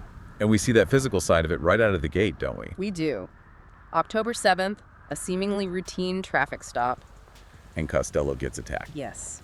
The documentation says the suspect, Katharina Cortina Gonzalez, delivered a surprising karate chop to the back of the neck that allegedly put the captain on the ground. And then it just gets more dramatic from there. It does. Less than a month later, November 2nd, Costello is shot. At the Mission Road Police Department, right, behind the front desk. Behind the front desk. And what's really telling is Costello's official statement about it. It's incredibly dramatic. He's using phrases like the gun going gratata and claims he had to flail his arms real slow before he collapsed. That sounds almost performative. Yeah. It's hard to reconcile that kind of flair with the actual violence of being shot. It is, and the story gets even stranger. The same reports say that the shooter, a guy called Crimbo, later used an illegal kung fu technique on a different officer at the hospital. This whole sequence just screams chaos. It's like it was being drawn to Costello or he was creating it. And beyond just the physical drama, he started using his institutional power in some really dangerous and unverified ways. This is where the collapse starts to affect the entire department. That's a huge escalation, moving from physical instability to institutional. Exactly. On October 28th, the captain used the mobile data terminal, the MDT. Which is the police network's main communication hub. Right. And he issues a red alert, a serious public warning. But he used it to accuse a fellow officer, Barrick Johnson, of being a potential faceless asset. With no proof. Just his claim. And the really insightful thing here is that the LSPD immediately complied. They suspended a fellow officer just based on one captain's erratic, unverified accusation. That shows how fragile internal oversight can be when command judgment just collapses. And we see that bad judgment again on November 7th. He wades into a civil land dispute at Predridge Farms while he's off duty. Acting on behalf of Chief Kyle Pred, right? Right. So he's not there as an officer, but he's definitely leveraging his rank. He was reportedly yelling, threatening people with arrest for trespassing. Until another officer had to step in. Officer Bill Mays, yes. He had to threaten Costello with a disorderly conduct charge. That's a massive failure to understand the limits of his own authority. This brings us to the last incident before December, and it's probably the most disturbing. I agree. November 30th, a citizen named Tommy Tinker files a complaint. He alleges Costello pulled him over and coerced him into sexual assault, threatening him with prison if he didn't comply. So that rapid deterioration from public fights to alleged violent crime against a citizen. Wait! It all just sets the stage perfectly for December. It does. Wait, and that what? takes us directly into the heart of the state marshal's attempted murder investigation. And when we look at these December incidents, Wait, there's a really crucial hold key. on. What? Absolutely. Calculated violence, followed by these absurd denials where he tries to blame technology or phantom actors Wait, for I'm incidents so involving his own confused. registered Where did this come It's from? fascinating. Let's start with the first attempted murder charge on December 5th. involving Osvaldo Peñafria, who was under house arrest. Osvaldo was shot, severely Wait, injured, what and the Costello's fuck? official report Wait, is what report is unbelievable. this? Tell us Wait, what the fuck? yo, what the fuck? I am so confused. What is the actual... Did this happen?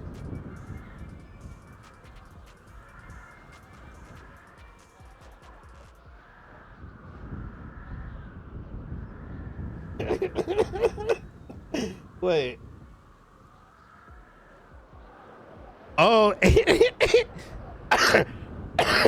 Carmine Costello pulled me over when I was driving my limousine. After he pulled me over, he said, if I don't shake my ass and I don't let him put a finger up my ass while I shake it, he will send me to prison. So I shook my ass and took the finger up my ass. Oh, and after he said he could play ass the other day, he told me he was watching his favorite streamer, the Burt Peanut, and was shoving peanuts up his ass.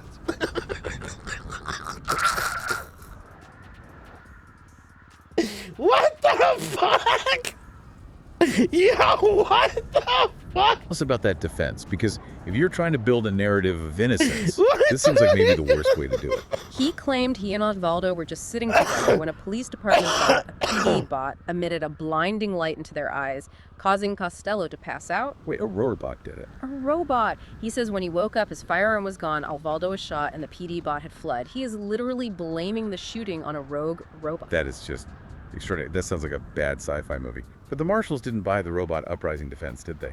Not for a second. State marshal reports immediately contradicted him.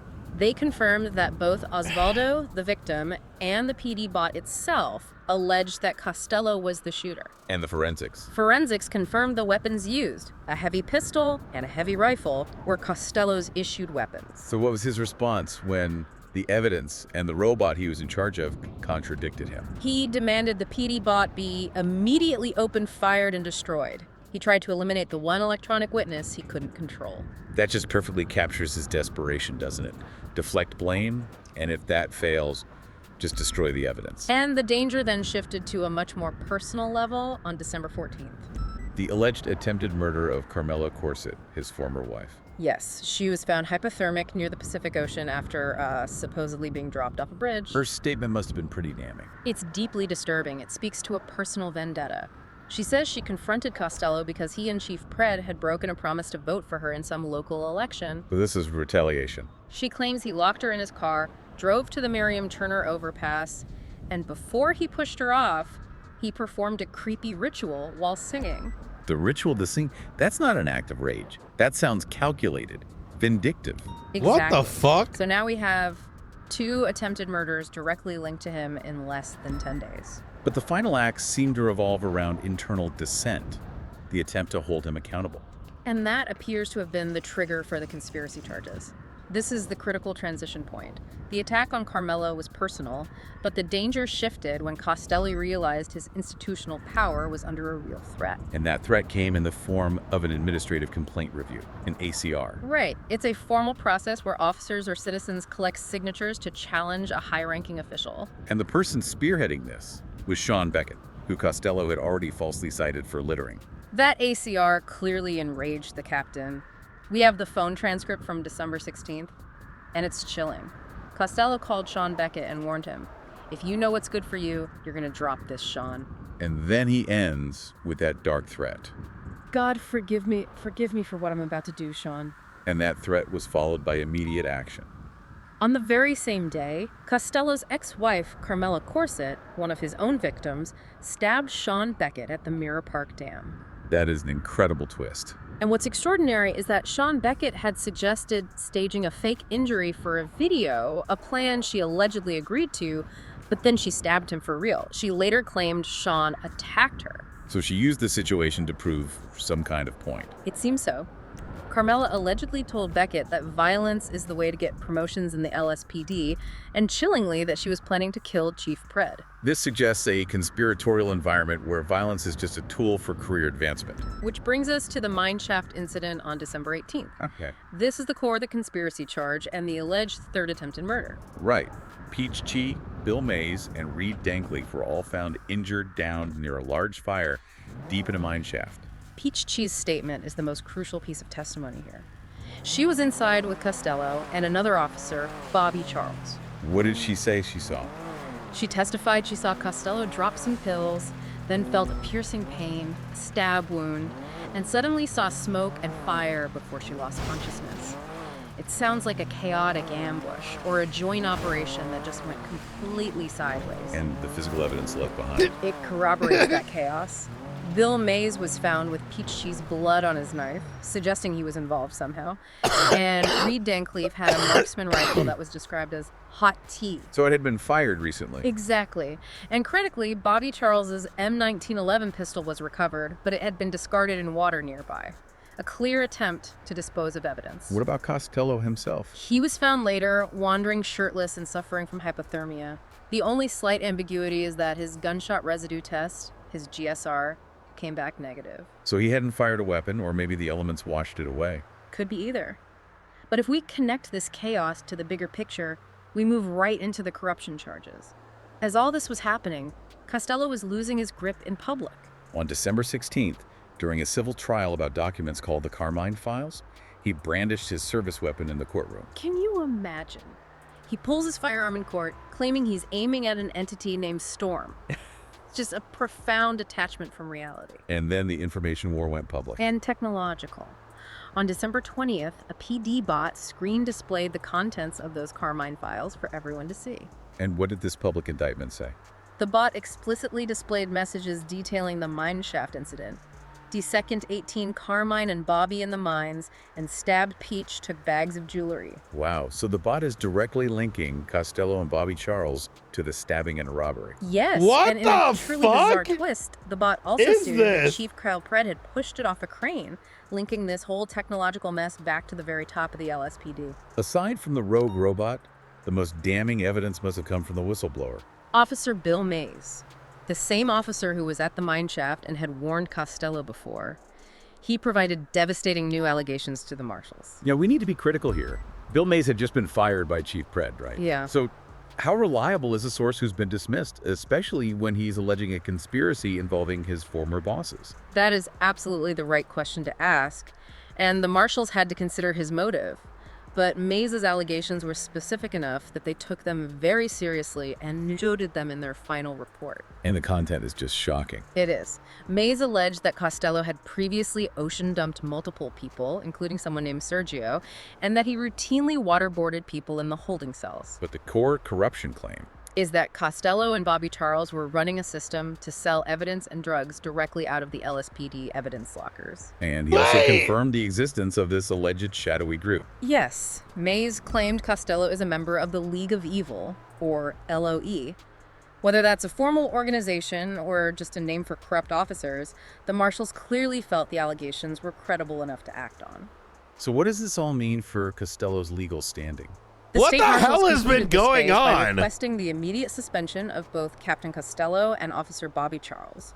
They cited multiple incidents of unprofessional and potentially criminal conduct, including attempted murder and corruption. They saw the risk to public safety as just unacceptable. Absolutely. And when you look at the prosecution's No, case, this is all these what's been scattered, going on the frantic last, incidents come together into let's those say 6 severe charges. 2 weeks? Corruption, 3 counts of attempted second-degree murder. For Osvaldo, Carmela, and Peach, yes. 1 count of accomplice, likely for Carmela's stabbing of Beckett or the mine shaft, and 1 count of conspiracy. And the requested sentencing is severe. They want to make an example of him.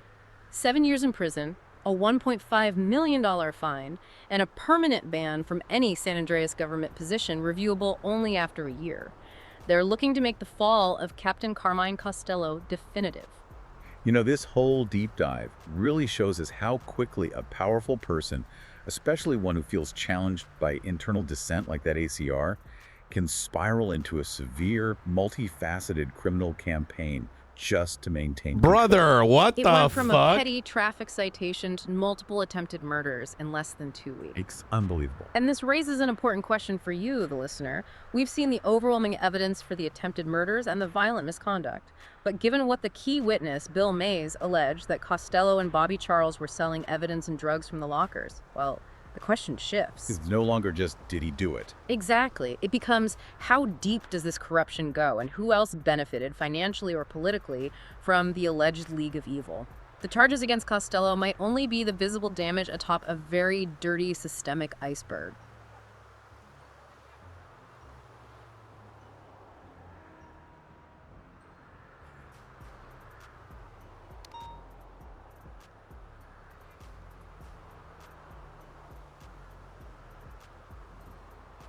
So what happens when a police captain, someone sworn to protect and serve, gets accused of the very crimes he's supposed to be stopping?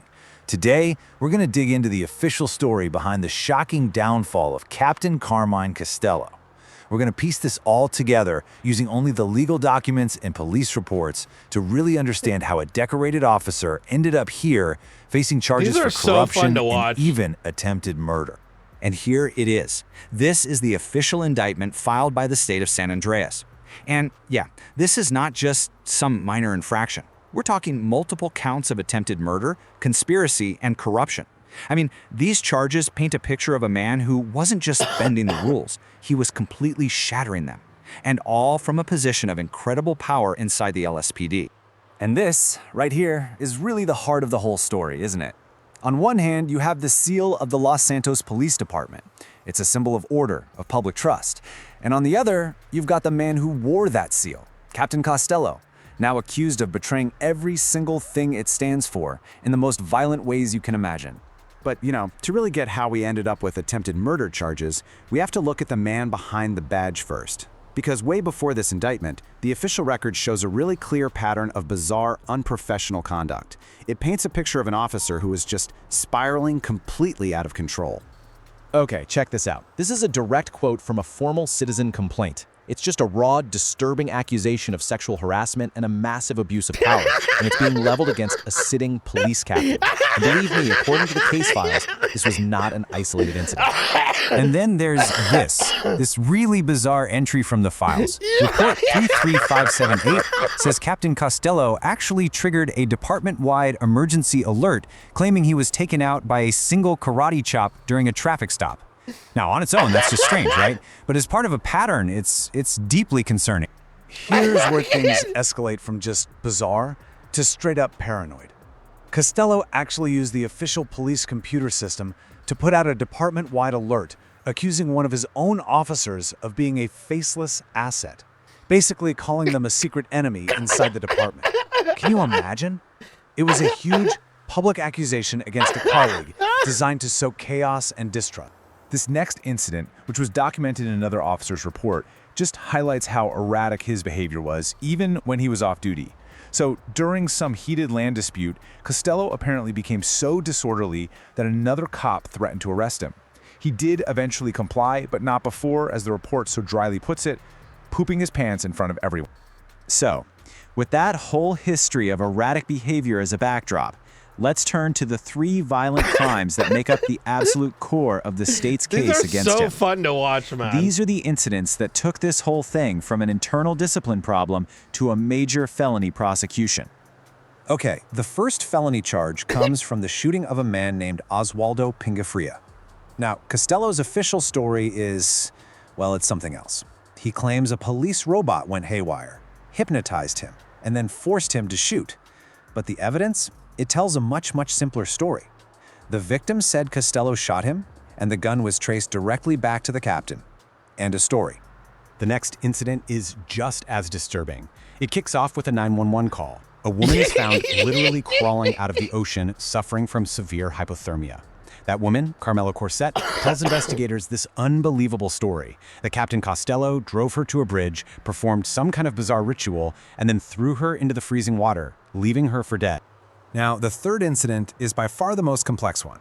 First responders get called out to a remote mine shaft because of reports of disturbing sounds. And what they found there was just pure chaos.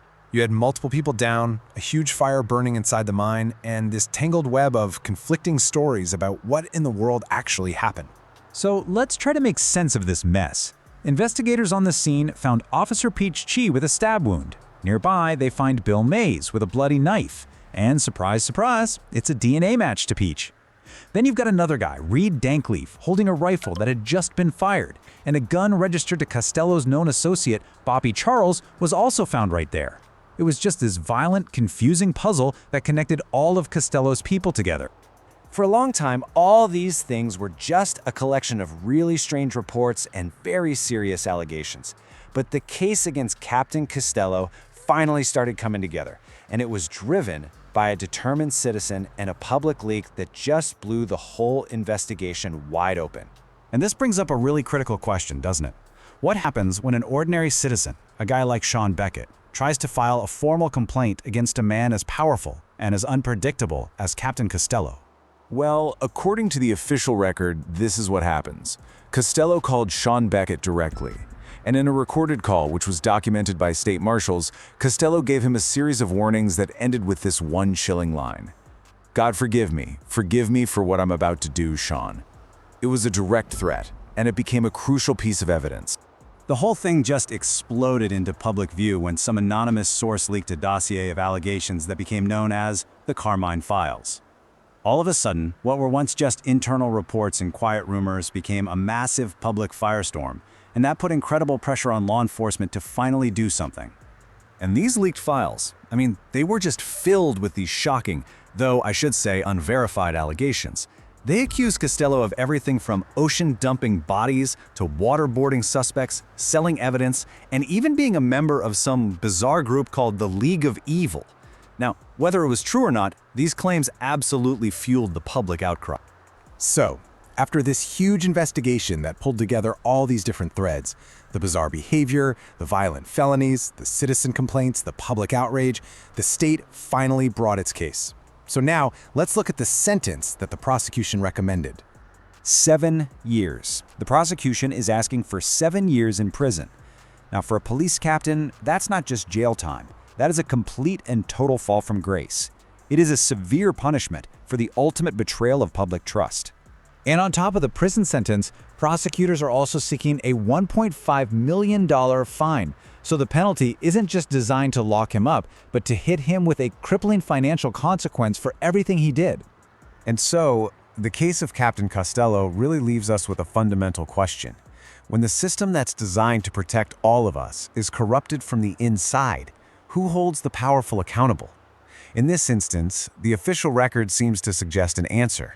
It was the victims who refused to stay silent, the citizens who demanded action, and finally, the legal system that was forced to respond. Yo, that was entertaining as fuck. Oh, perfect.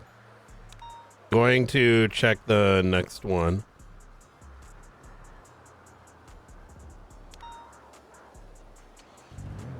Okay, that mechanic never called me back.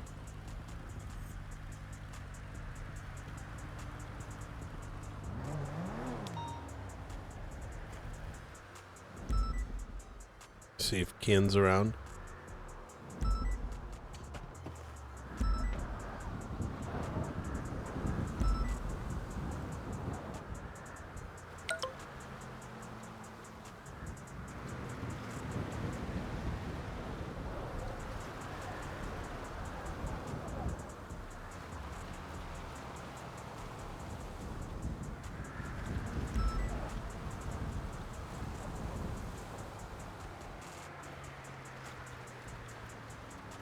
Oh, this one's like shorter.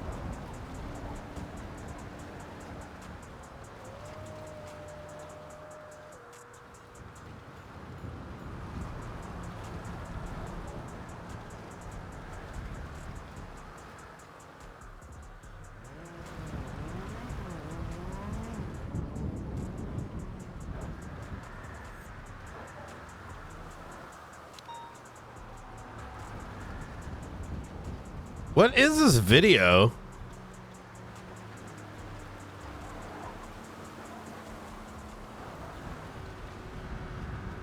Wait. Oh. Oh, wait. Did someone delete the video? Huh.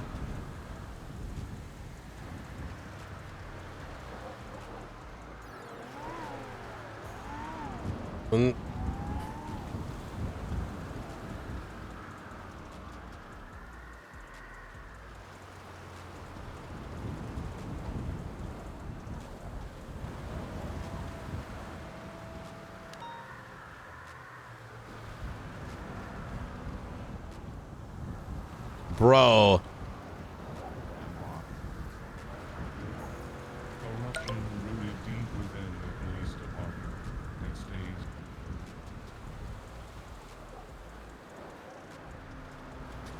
Oh. We should be able to recover it either way.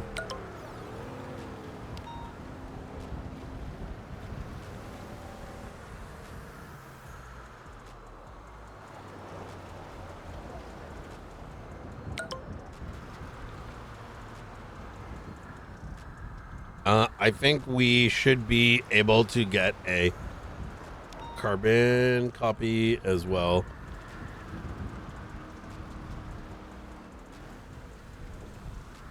Hello, Director. Hey, the video that was put up, where did we get the original from? I am unsure as to the physical like the physical copy. I'd have to get with Marshall Ruth. She knows the specifics. Yeah. All It I know might is we be have a copy worth of the copy. It may be worth asking her since you know, there should be a way to resolve that if it was like depending on circumstances. You know what I mean? I believe so too. We have a recording of the recording, which is good, and we have enough evidence for what I believe is beyond a reasonable without the recording. But the recording is, to put it forward, sir, it's just great cinema, and I kind of want to just play it in my opening. Understood.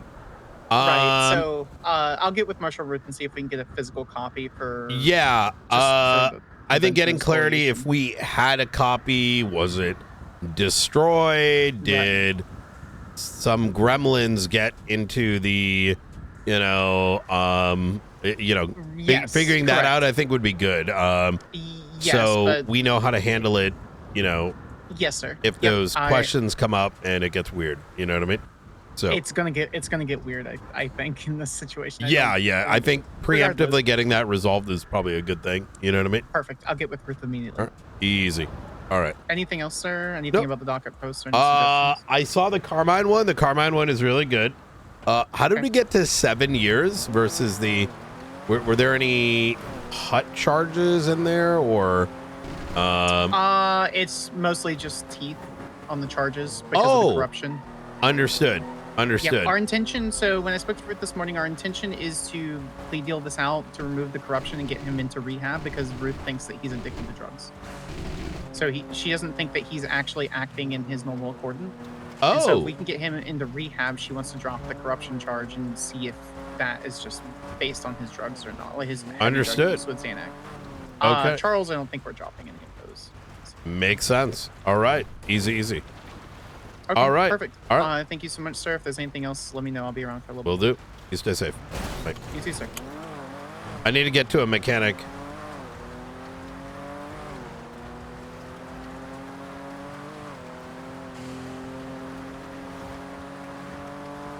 Before this blows.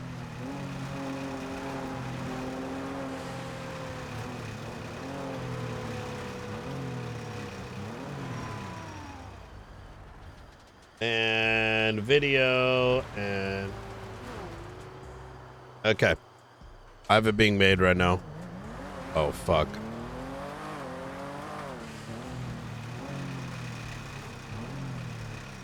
It's gonna blow up.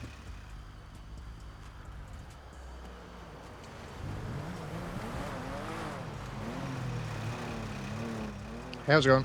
Hey, I need like a 4 across, maybe 3 to 4 across, and an engine replacement. Are you available for that? Yeah. Can you give me like 5 minutes just to go grab the parts up north, and then I can come and do it for you? Is that all right? Sure. Can you do it down at the resort off Great Ocean Highway? The resort off Great Ocean Highway. Where the hell is that? What's your ping? 2. Sorry, what was it? 211. 211. All right, here we go. One.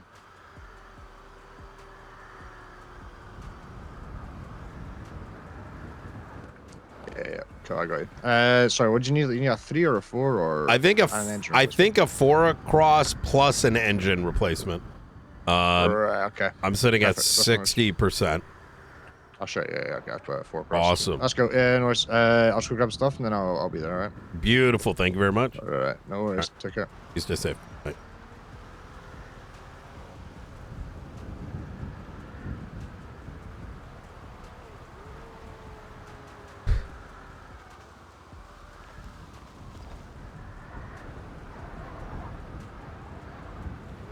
Yeah, I'm not driving any further. Otherwise, that shit's gonna fucking blow the fuck up.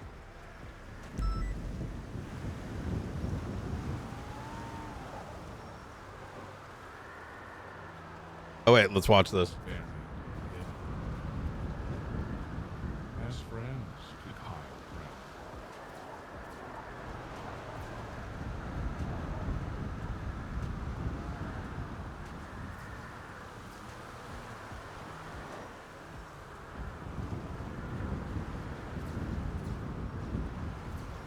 I give permission to see how you see for those with I did what you.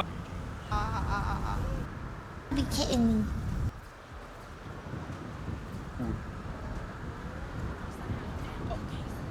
That's my sister.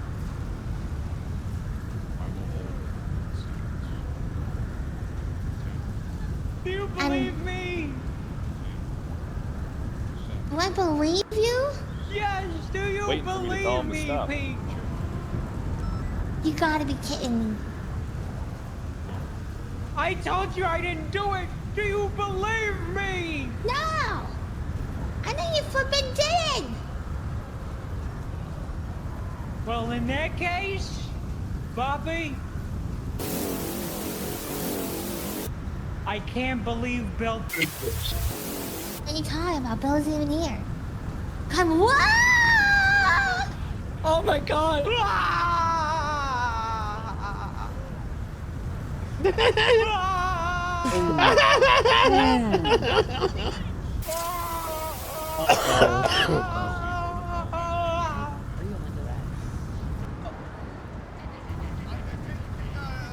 Jim, how does it make you feel to come on just blank There your sister? are no fouls. Oh yeah, you. Okay, you one more That's my sister.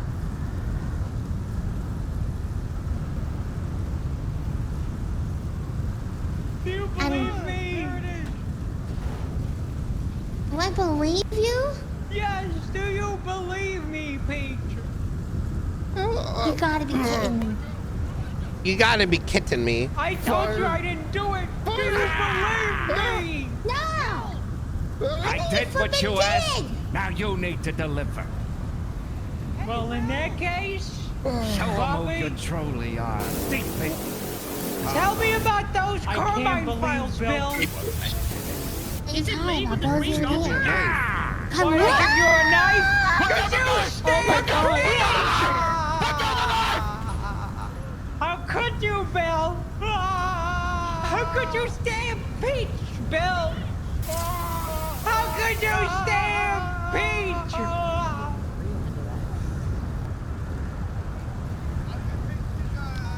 Jim, how does it make you feel to come on just blank your sister? The opportunity to do right by me, but you made me do this. I told you I didn't have my solo. I didn't have my meds, and now what? Radio check. Both of you in a pool of your own blood. Good. Put her jewels in his pockets. Fire. Fire. Hurry up! I did what you asked. Now you need to deliver. Peach and robs her. Hey, Bill! Show them who you truly are. Deep in. Tell me about those Carmine Wait a files, minute. Bill. That bush. He's in league Is with that the bush Green always been Goblin. there? Why'd I give you a knife? Put down the knife! Stand Put down the knife! Uh-oh. How could you, Bill? How could you stand Peach, Bill? How could you stand Peach? Pending investigation. I gave both of you the chance to... The opportunity to do right That by wasn't me, me. but you made me do this! I told you I didn't have my soul off! Oh, what? I didn't have my meds, and now look! They suspended earlier. Both of you in a pool of your own blood! I'm officially doing it. Good! Good! Are we sure that video Put her isn't AI? jewels in his pockets! Yes, it is not AI generated. Hurry up! All right, If you would dickhead. like, This is I not could what hand you're you the tape. Then what about the Toad one? Because that wasn't me. I love that one.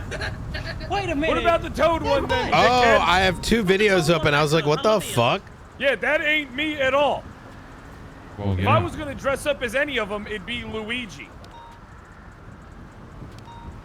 Because you have a haunted mansion of secrets that you keep hidden too. I say this in front of everybody here. Feel free to investigate me. I've been cleaner than I've ever been in my entire life. I know the optics and the scopes on me from all angles. I haven't done anything illegal. I guess we will just have to see about that. What'd you say, PD Bot? I couldn't hear you over the fucking loud Italian. The cover-up is wasting the crime, bud. The Italian piece of shit. The Briefly cover up what the... that Italian said, but also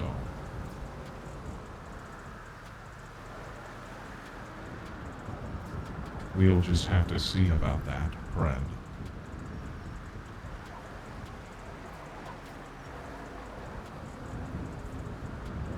What do you mean, see about that? People have been trying to get me for years.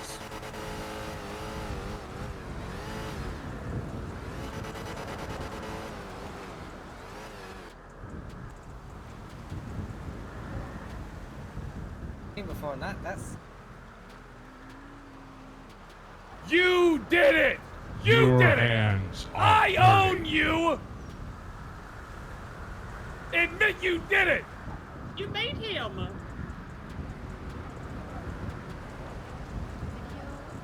This is very long. Okay, let's watch the Bobby one. Where'd it go?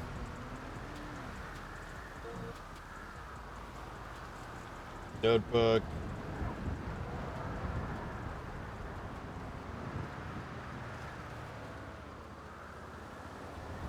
Okay, so let's get into this. We've got this massive stack of sources in front of us.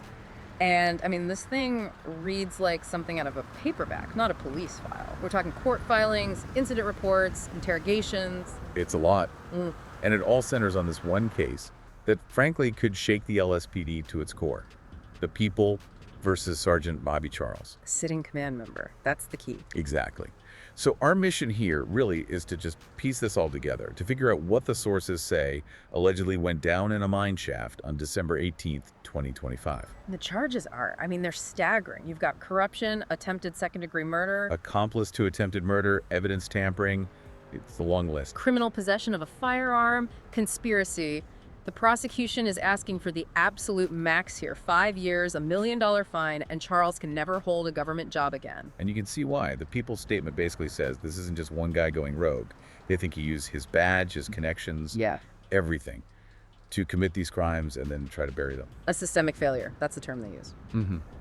Okay, so let's start where it all began. The crime scene itself, the mine shaft near Galileo Road. Right. So the first officer on the scene, Cohen Riker, his report, it paints a really grim picture. He gets there and immediately notes this pervasive smell of fire and blood in the air. Not a good sign. No. What the fuck? And he finds 3 people just downed, unconscious in the dirt, shit. right near a big fire pit. Just, total chaos. And one of those people There's nothing to is the see. victim, The first one Officer is Peach. audio only. Her statement is really the starting point for this whole puzzle, but it's also, I think, one of the most confusing parts. It's a very strange statement. She says the day started out, super casual. She was on a lunch date with Sergeant Charles and this other guy, Carmine Costello. A lunch date at a mine. Well, according to her, they were looking for their friend, Bill Mays. Apparently he'd just been fired and they heard he was, depresso espresso and hanging out at the mines. So they go looking for him. And then what? Depresso, They go deep espresso. inside. But she What the says she fuck? didn't have a flashlight, so they all split up. And Yeah. that's when it happened. She just remembers feeling a piercing pain in my abdomen. Hello? Hey, how's it going? Sorry, it's Teddy. Are you still at the same place? Yep, For your still at repair? the same place. All right, perfect. No worries. Only now. Sorry about that. Easy. All right. See you soon. See you in a sec. It's not AI. This guy Which is was the real. stab wound. Right. Confirmed later as a stab wound. She sees smoke. He's she sees real, fire, okay? And she says she honestly thought, this is it. I'm going to die here. But she remembers something just before that, right? Something about Carmine. Yeah, and this is a key detail. She remembers helping Carmine pick up some pills he dropped. So that puts him right there, right beside her, moments before the attack. Okay, so a stabbing, fire, must have been loud, chaos. He's a real boy. But here's the first major contradiction. Peach insists she didn't hear any gunshots. She said it was very quiet. That doesn't track. Not at all. And she also notes they drove there in Haley's car. That becomes important later. What? Okay, so let's stick with the scene itself. Who were the other 2 people they found unconscious? So you had Peach, you had Reed Dankleaf, and you had the friend they were looking for, Bill Mays. And what did they find on them? This is where it gets really murky. Another officer, Wolf, reports that Reed Dankleaf is holding a marksman rifle. And this rifle gets flagged as a hot T weapon. So a stolen or illegal weapon right at the scene. Exactly. And then you have Bill Mays. He's holding a knife. And forensics confirms pretty quickly that the blood on that knife is a match for Peach Chi. So, case Oh my closed, God! Right? Bill Mays stabbed her. He's the guy. Not so fast, because the sources are very clear on this next point.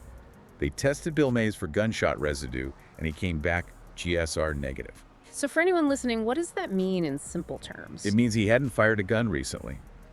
So the guy holding the bloody knife, he's the stabber maybe, but he's not the shooter. And we know from evidence found later that shots were fired in that mine shaft. Wow, so right away the whole story falls apart. It's not just Bill Mays attacking his friend. No. It suddenly opens the door to Charles, Carmine, Dankleaf.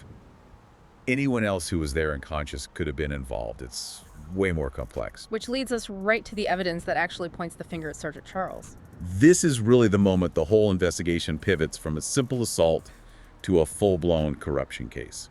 It all comes down to the... Hey, how you doing? Not too much. Just doing some report writing right now. But there's my vehicle right there. Awesome.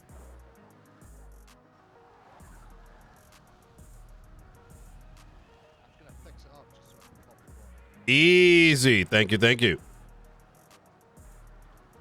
Yeah, I want to get it to 100%. So whatever that takes. And, we'll wire you some money.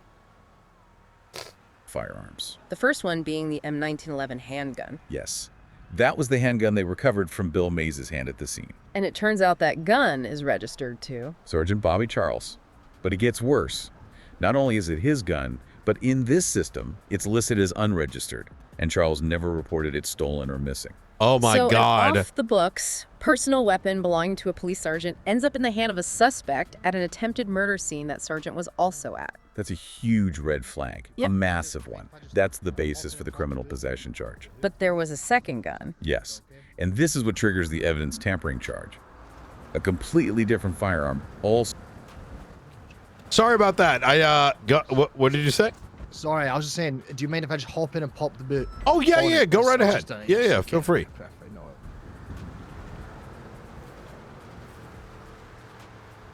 Also registered to Sergeant Charles was found later, Where? north of the crime scene, in a body of water. Oh, come on. Yeah, I mean, it's almost a cliche. And here's the kicker. Ballistics tested that submerged gun.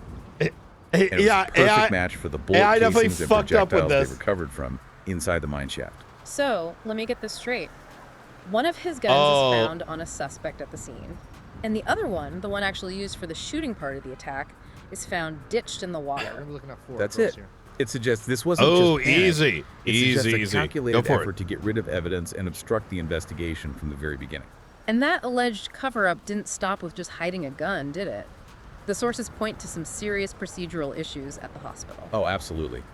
This hints at a high-level attempt to control the story. Oh, the projectiles, so yeah. Officer I think Riker, so, the guy too. who first secured the scene, he's at the hospital. He's about to take Peach Chee's first official statement. Which is standard procedure. Totally. But then another high-ranking officer, Kyle Pred, shows up and just intervenes. How so? Riker's report is pretty damning.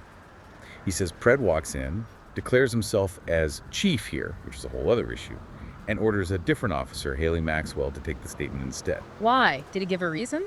He insisted there was a nice and quiet place to take the statement. Riker said it was fine right where they were, but Pred basically overruled him. So Riker just backed down. He was given a direct order, he left the hospital, but what happens next is This sounds incredibly so suspicious. bad. This is about the car, right? Mm-hmm. Officer Maxwell's vehicle, the car Peach said they drove to the mines in, gets found a little while later, abandoned and disabled on Route 68. Wait, Pred pulls the lead officer off the statement, puts Maxwell on it under weird circumstances, and then her car just disappears and is found broken down. The timing is, undeniable. The sources don't say Maxwell was in on it, but it adds another layer to that conspiracy charge. It looks like a coordinated effort to control the witness and maybe even destroy evidence. This is way bigger than one bad decision in a mine shaft. It looks planned. It does. And the prosecution uses that idea to build their larger case for corruption. They bring in other reports to show a pattern of just truly bizarre behavior from Sergeant Charles. Like the incident at the marshal's office. Exactly. This is a few weeks before the shooting. Charles shows up at the CSM office with a couple of other guys all dressed in high command uniforms. And Charles was wearing Chief's stars, which he definitely hadn't earned. Not even close. And he apparently had no real reason to be there other than to, and I'm quoting the report, flex his chief stars. And get this, he complained that the marshals were showing up to too many calls. That's ironic coming from him. Incredibly. The report notes Charles himself had, like one incident in October and one in November. It's a classic power trip. All the authority, none of the responsibility. So the posturing is one thing, but then his behavior gets just plain weird. On the same day as the mine shaft incident. Yeah, this part it's hard to wrap your head around. It's called the Green Gobbler explosion. I can't even believe that's a real report title. What happened? Hours after the mine shaft attack, Charles is seen at Chumash Pier. He's observed getting some kind of item from a person described only as green or alien-looking. An alien-looking person. True. That's what the report says. He takes the item, runs away, and then seconds later, there's an explosion and he's blown into the water. You can't make this stuff up. So he's getting medical help. And when they try to get a statement about, being blown up by an alien, he refuses to talk. Of course he does. But he says one thing. He insists he will only speak to one person. Let me guess. Kyle Pred. Kyle Pred. The same guy who interfered at the hospital. This constant filtering of information through Pred across completely separate, bizarre incidents, it suggests a protected relationship. A channel for handling problems. Oh so my you take a fake God! fact, the weird explosion, the connection to Pred, the ditched gun, and suddenly that big corruption charge starts to make a lot more sense. Precisely. And it doesn't stop there. The next set of sources ties the mine shaft attack to a much wider network of people, suggesting this wasn't random violence at all. This is where the PD bot comes in. Yeah, another truly wild moment. A couple of days later, at a public event at the Great Seat Outdoor Theater, a PD bot starts making a public announcement. A robot just starts talking. Awesome! Yes. And Thank it says you so much. specifically that on December 18th... Make sure it's all spotless. Yep. All right. Just, one last check over. Fresh, safe, and sorry. Take a look here, and I can wire you directly the money as well. Yeah, can do. Oh my God, fantastic. Beautiful. So, wait, actually, what department? What thing are you with? SASM. Already with us, or? I actually don't know. It's Don Winters does our bookkeeping, so I largely stay out of it. We're going with BCSO and LSPD, but I don't know if we're going with you guys. No, we have a resident mechanics So we have we work directly with some mechanics who come and sort of sort our stuff out. But I know Dawn is working on like we're signing up with some stuff. So like if we need repairs like now, like this sort of situation that we can kind of get it handled. She's usually around. I mean, with it being, the winter long weekend, let's call it. Might not be able to find her, but I think come Monday, if you see Dawn Winters around this time or a little bit later, I would give her a little contact. Yeah, that's perfect. I can just charge you personally if that works. Yeah. It's gonna be 1130.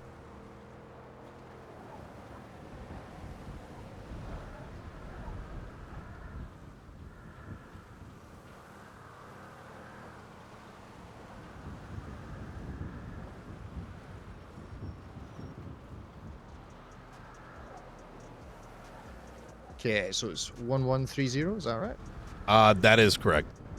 Cool. And today your total's gonna be 20,000. So that's 4 across, 2k per, and then the engine replacement's 12k, coming out at 20,000.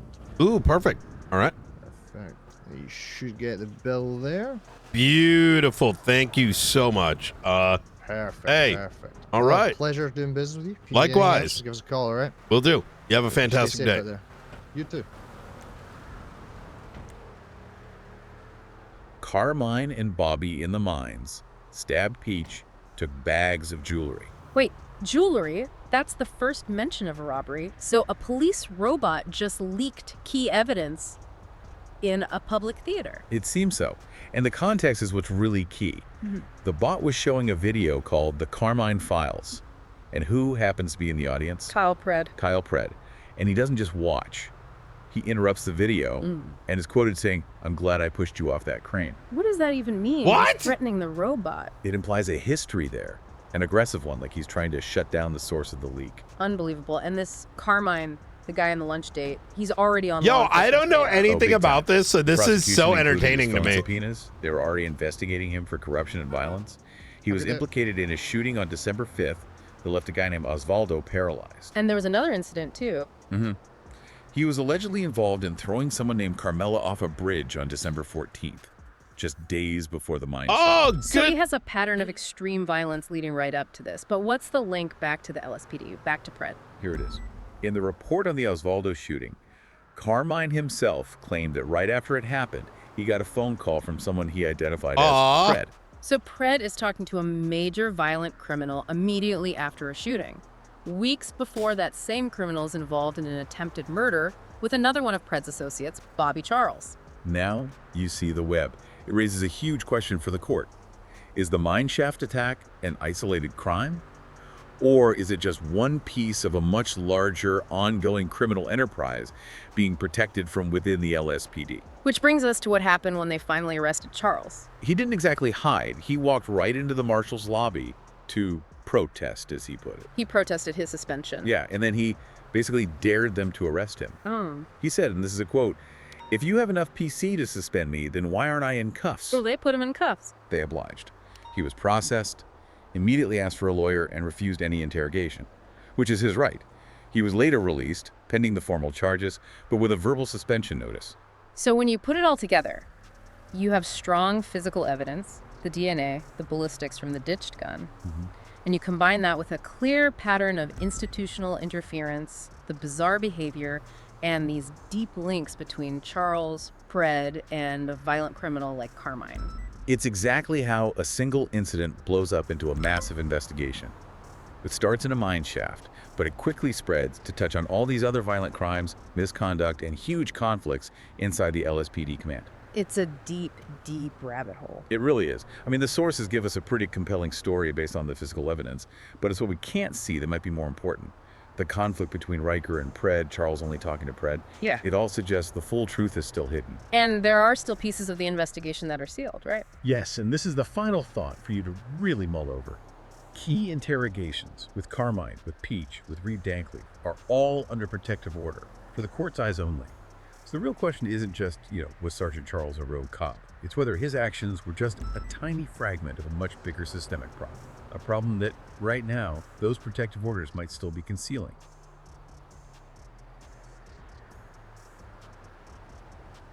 Yo, This is so fun, chat. Do you enjoy this?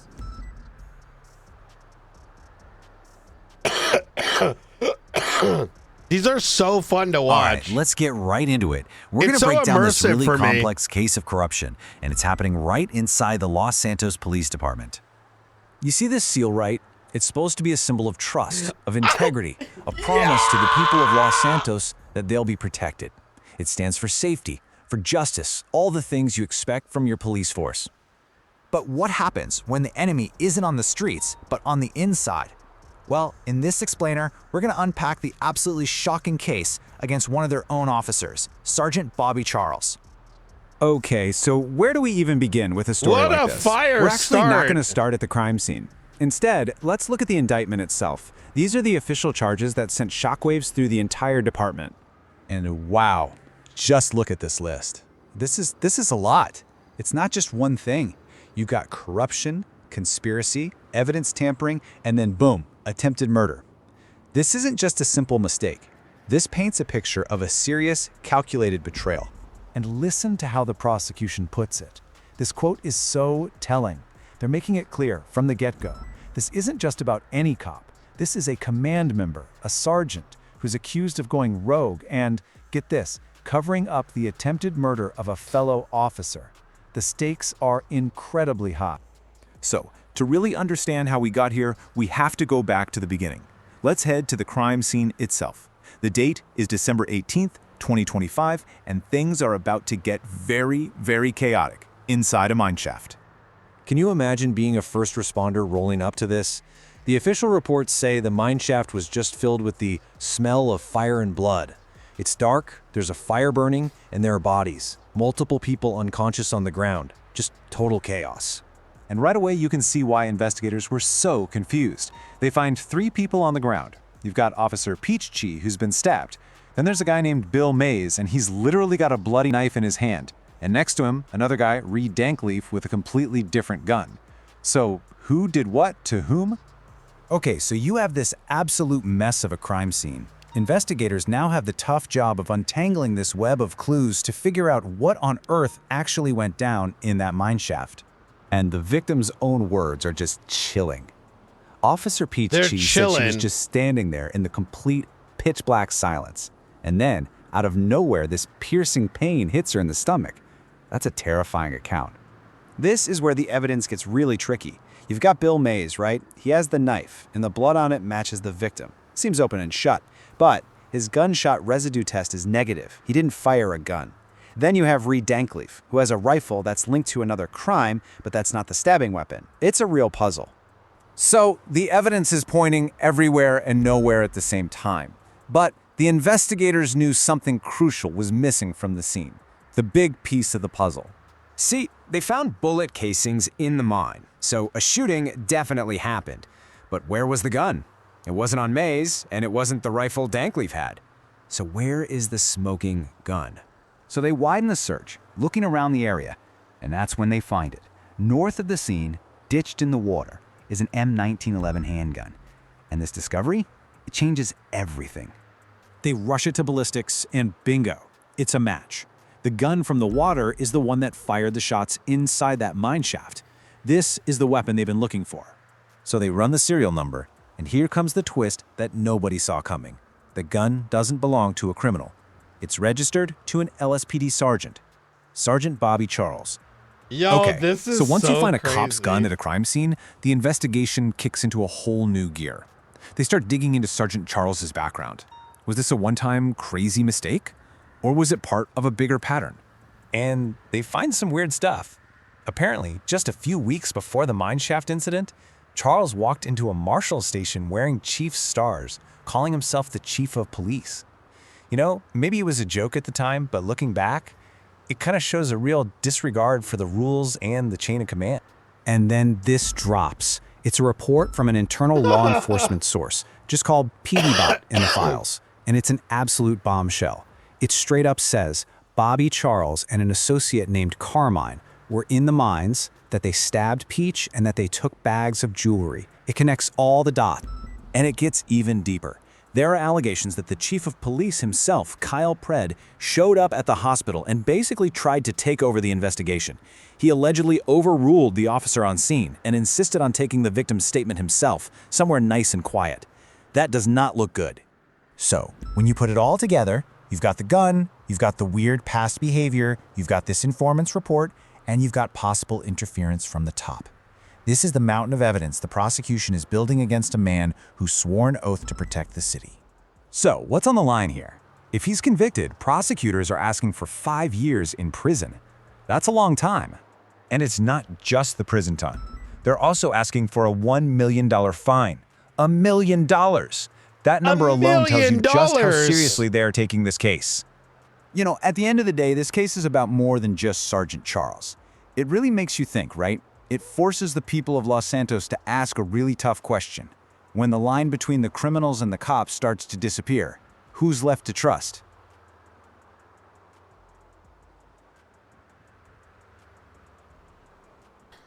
Man.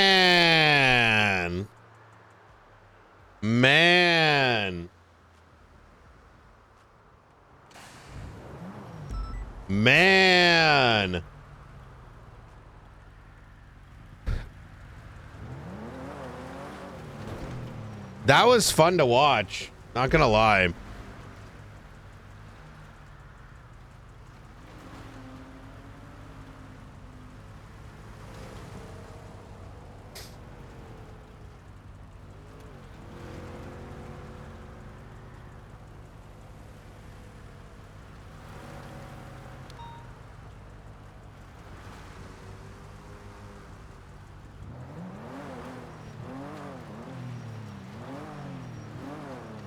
That was really fun to watch.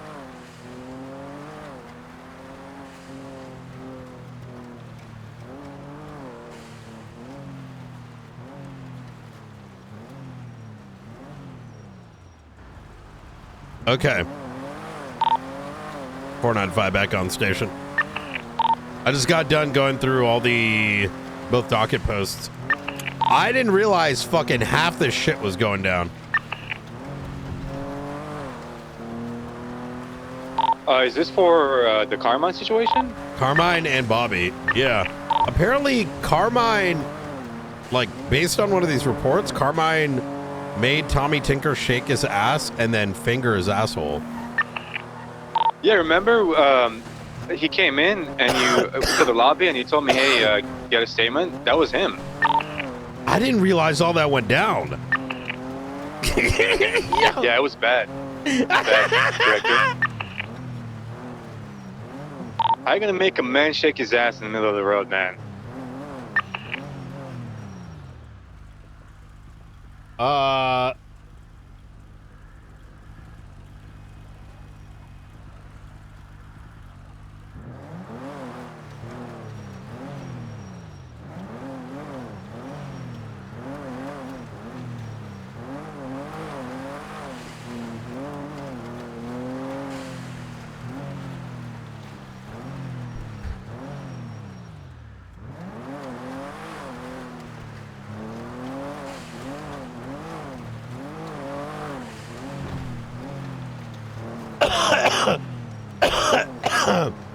Oh man.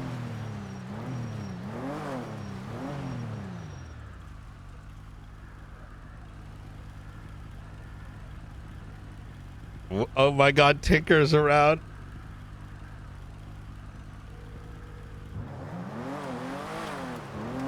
Tommy Chicatone, how can I help you?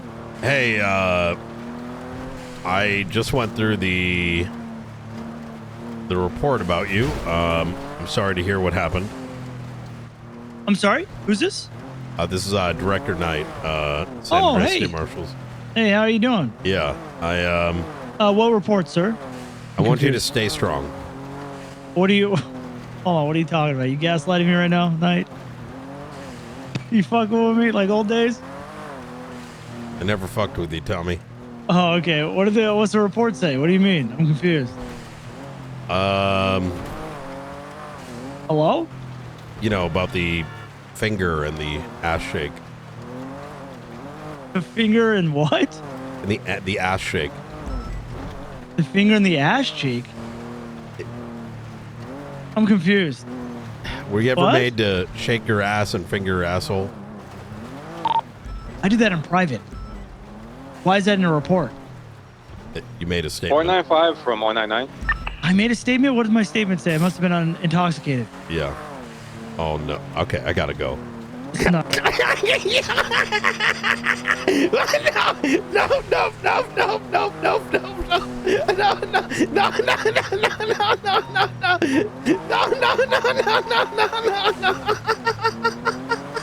Okay, you know what? Maybe not.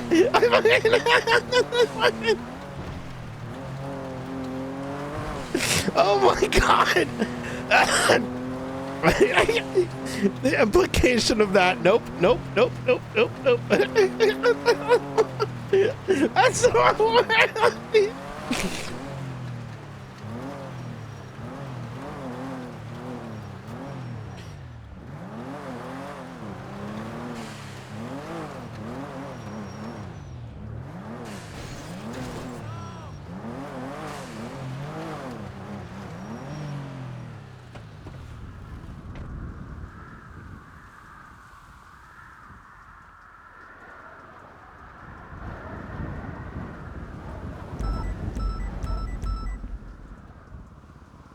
Are any of the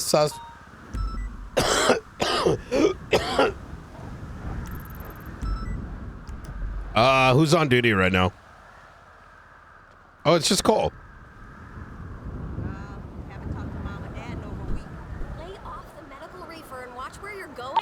Back on station. Well, what are you up to, Cole?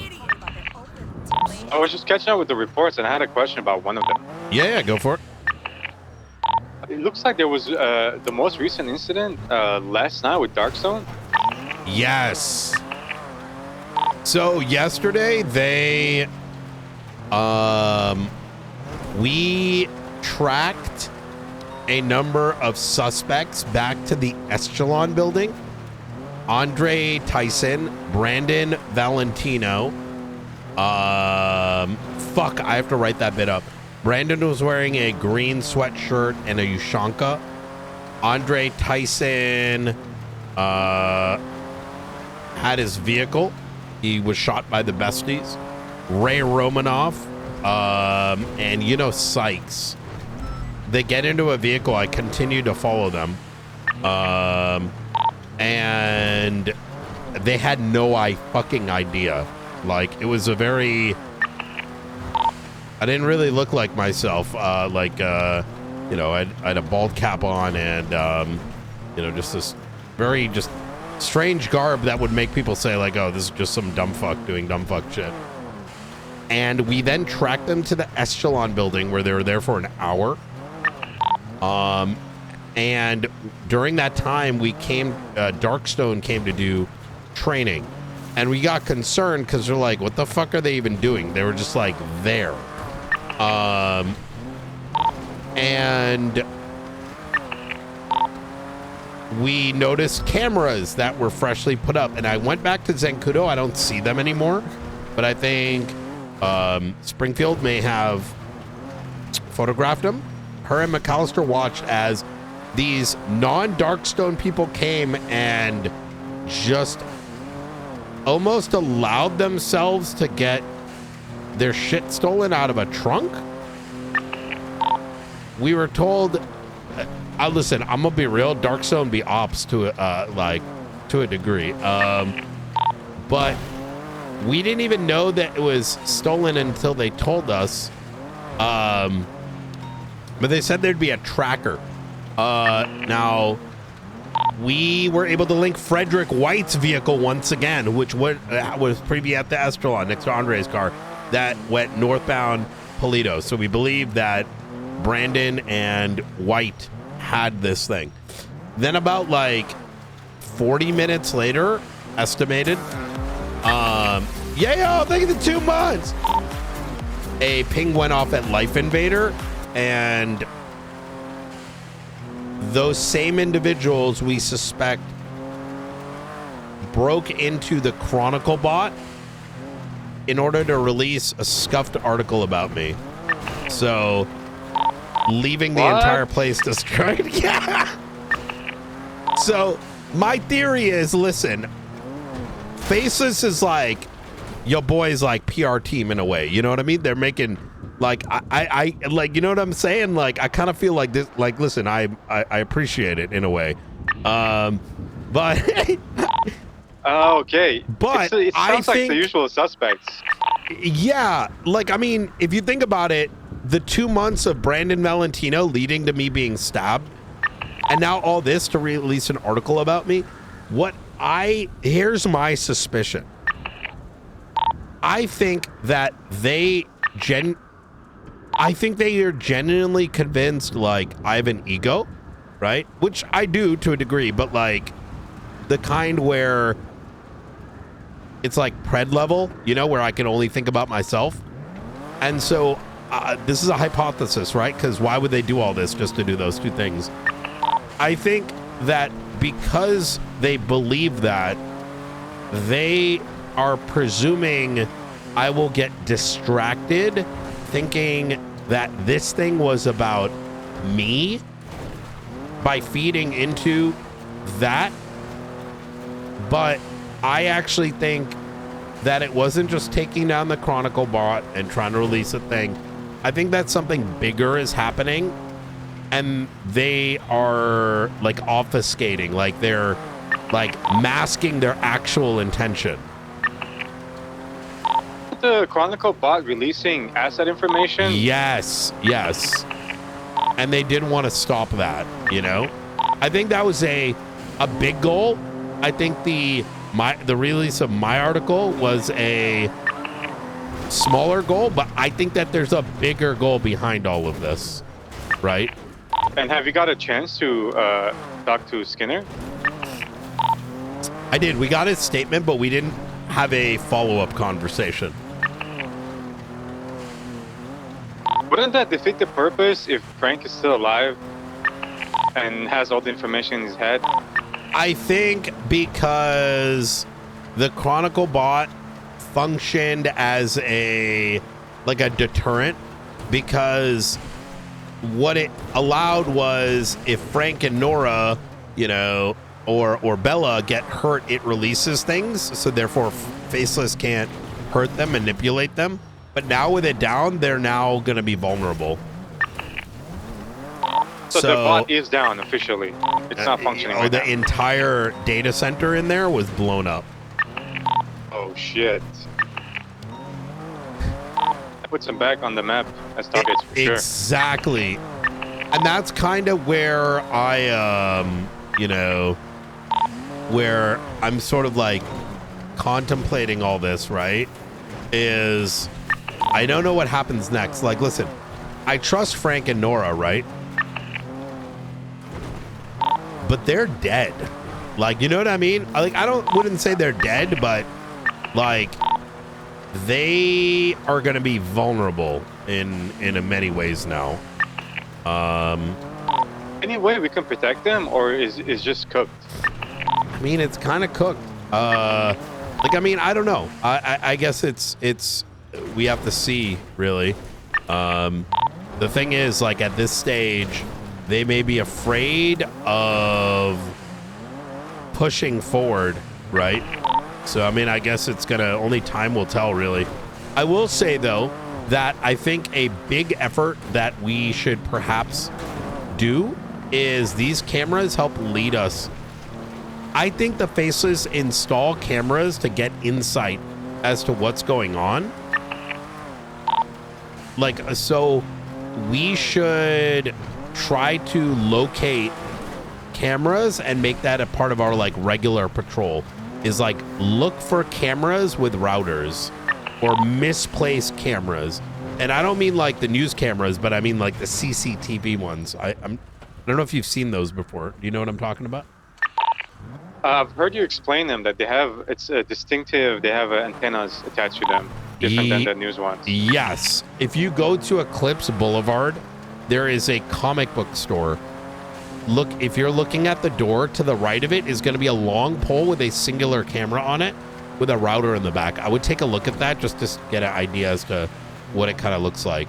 And I would say anytime we see one that is out of place, we should, like, it should be like a red alert, like high alert level, like start monitoring. I'm actually thinking I want to start documenting them onto a map where when you look at the pin on the map, it has our attached photo. You know what I mean? So you can look like at a map of Los Santos and then see all the cameras, and maybe some are like green, meaning it's like there for a while, but like red maybe means new or something like that. And then if you look over it, it shows where the camera would be facing. They're kind of like the what's it called? The machines for the withdrawals. The ATM machines that Aldo was working on. Yeah. Something like that I think would be sick. Because if we know where they currently are, then we know if one is out of place. But I started doing that this morning. I didn't see the cameras that Springfield saw yesterday, so I'm presuming those cameras were for the Zancudo thing, and now, you know, now that that whole thing is done with, they may have taken it down. I'm driving to Eclipse right now. I want to get a like visual idea of it, and I'll drive around and see if I can find any. Hell yeah.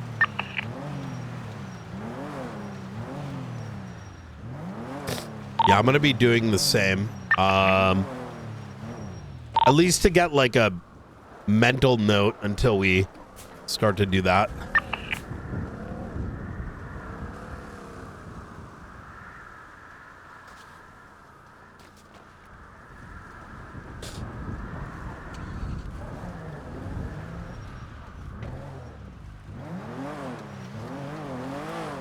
Okay, I think I'm right next to the comic store.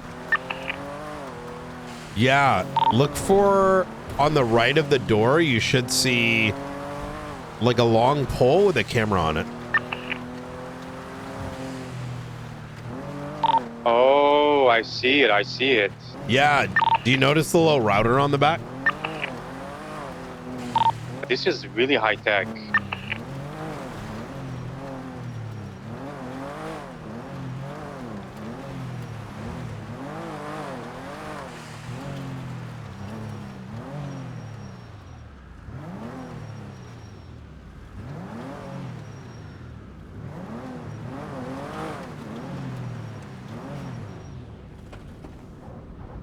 Yeah, I see it. Yep, I see it. There's like two antennas on it.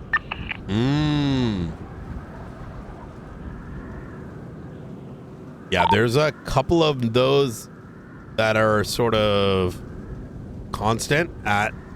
I'm actually thinking to go to the next level and so there's two things, right? We could start like dismantling these. But my problem with that is if we start doing that, they might change their tech. And then we don't even have a clue, you know? Yeah, that makes sense. You think we might be able to tap into these? We have to, because we know what they're looking at, no? So we know what they're watching. I think that's not a bad idea. But generally speaking, when we get a leg up on the faceless, it tends to be short term. We really need a strategy that gives us a long-term leg up. I mean, even if you think about like Darkstone, they don't really learn about what the fuck is happening until like the moment, you know what I mean? And so they always do this like 10-step ahead shit, so you don't even know if you do see something that you think you're ahead, if you're actually ahead or not. You don't know if you're ahead, yeah. Yeah. And I also think that if they do that, no matter what happens, they're very good at making you believe that the thing that happened afterwards was like planned, right? Like we meant for like for example, like as if it was their plan to get Silas snitched out on, right? Like, I think he got caught, they fucked up, and they're gonna, like, you know, my conversation with Brandon's like, oh yeah, that we actually meant to snitch all this out. You know, I don't know. It's hard to say. There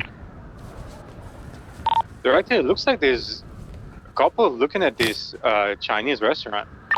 Yes. It's like zeroed on it directly. Oh, that's Brazilian. Oh, is it really a Brazilian? No, sorry, bad joke. Yeah. Yeah. I get it. Yeah, there's gonna be a couple there. There's some at the Epsilon building. You know, with the nudist, or not the nudist, the the people that wear blue. The sex cult. Got it. Yeah. Yep, that one. And then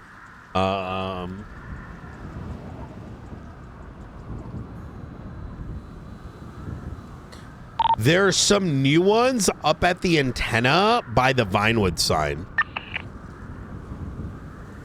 Interesting. Okay.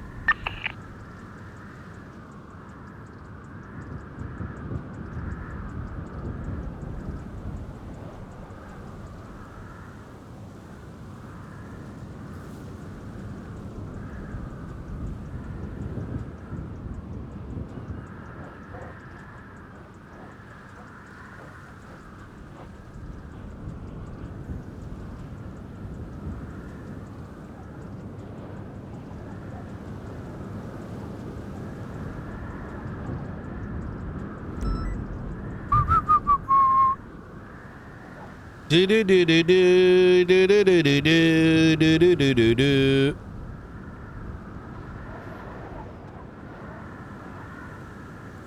Frost is never around when I got time to hang out with him.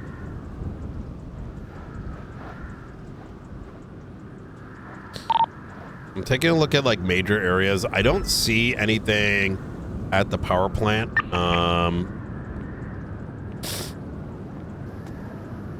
Wait a minute. I never looked at the phone subpoenas, chat. The ones that came in. I wonder if we can hire a person that's good with tech and hacking. We can backtrack all these cameras, see where it's sending the signal. So when Coyote and I went UC at the Epsilon building, we ran into Charlie there. We fully believe that was a relay point. And that relay went to Life Invader, but now I don't know. And now I'm starting to think maybe that relay is actually now going to Vinewood. So the previous theory, or what could have been true and maybe changed, is that those signals all go to the Epsilon building with the new Epsilon folks just being like a front, right? Because no one's gonna like, you know, because it's such a civilian location who's gonna like raid it, right? And we believe they're sending the signal from there to Life Invader. But given what we saw yesterday, either we were wrong about that being the end point, or we were right, and now it's going up to Vinewood, up at the radio station on the top.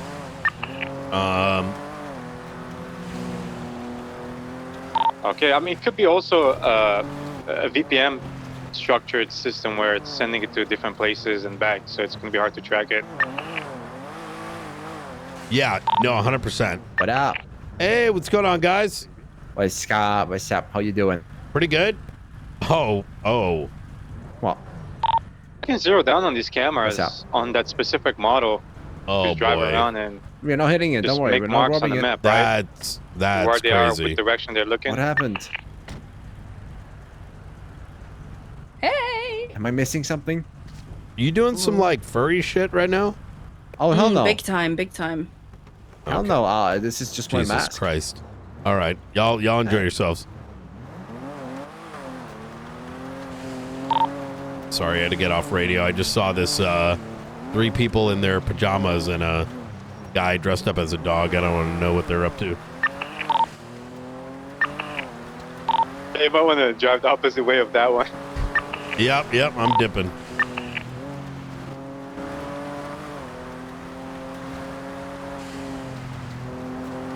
I'm assuming we're going to be seeing a lot more aerial activity since the jammer went down the other day. Yeah, I think so. So the I 100%, yeah, because we barely saw any until the day they took out the antenna. So it's entirely possible, like, they probably have their own ATC, their own, you know, aircraft, like, you know, shit. And so,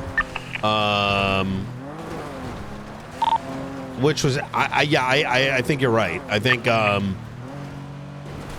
oh, there's another camera I found at the docks, the Russian docks. I may go back over there because while I found one, there may be others. Another thing that Springfield brought up is, like, apparently, like, at Ron Oil, the place where Edgar de Castillo was burnt up by the Faceless, there's these, like, terminals, right? And a lot of these terminals were meant for what was going to be presumably, like, Ron Oil starting back up. Well, there's apparently some terminals you can get into with a orange floppy drive. And we're sort of theorizing, what if that network is, that could be the network that is hosting Skynode. So, but we have to find an orange floppy disk. I don't know much about it. Springfield mentioned some things, but it's like a complete mystery to me exactly what that's all about. Okay, if I can get my hands on one, should I? Yeah. Okay, Just like make a note that it's I wouldn't ask around for it. Be very sly about it. You know what I mean? Like, okay. Yeah, like, so however you do it, because we don't want to, like, alert anyone that's something we're interested in, since, you know how it is. We pique the wrong person's interest, and we might be on a bad start even before we begin. Yeah, especially with how fast news travels in this city. Oh, yeah. Yeah, I was talking to Steve about it. We got him apprehended. And I was like, so I heard you're out of the manor now. And he's like, confused how I knew. I'm like, brother, like, literally everyone is talking about that shit, like, the next day. Yeah, nowadays I just feel like everyone just puts everything out, man.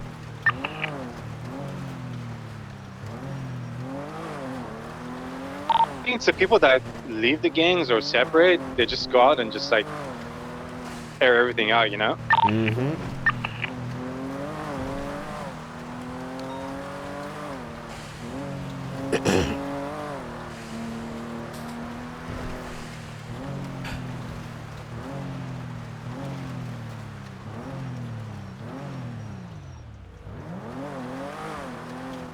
Hello.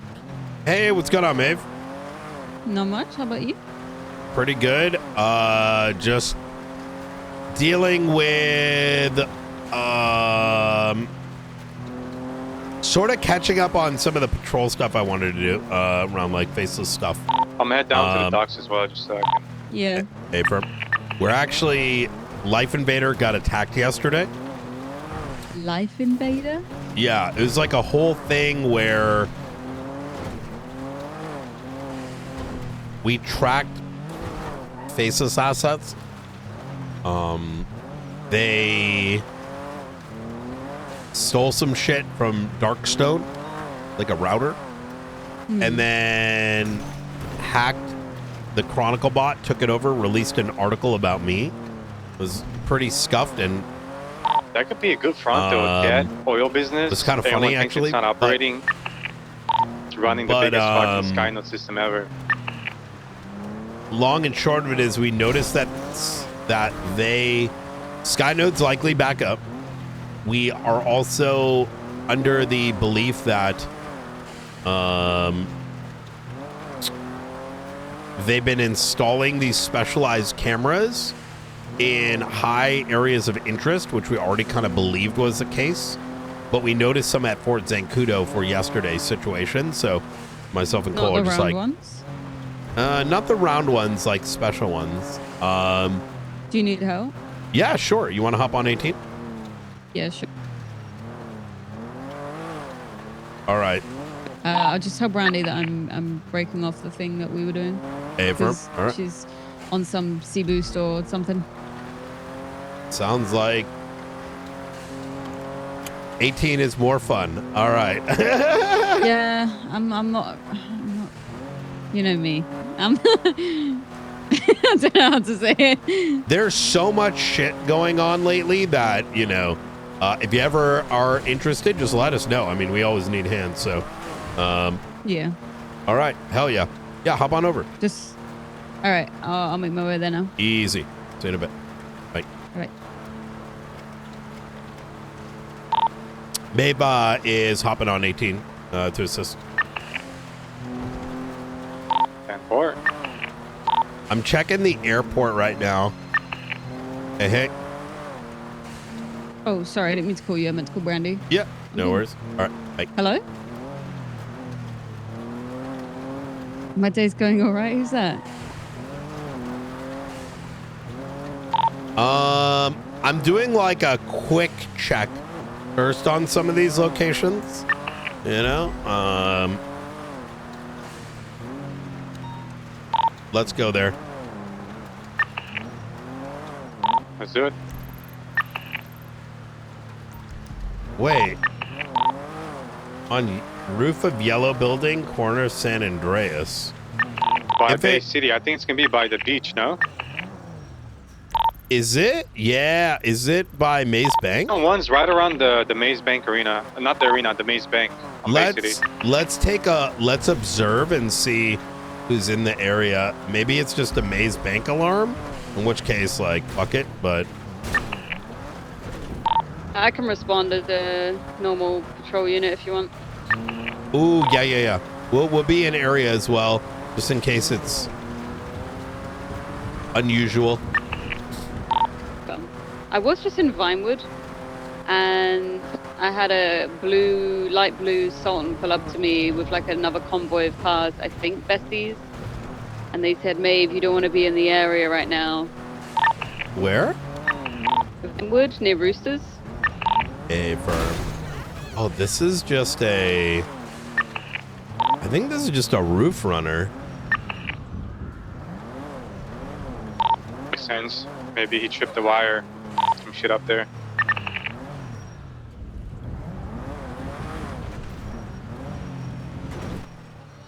Yeah, I see someone up there on the roof. Oh yeah, I'm breaking off. It's just I kind of feel bad, but I don't, because outside my... Okay, I'll tell him to leave the area. Effort.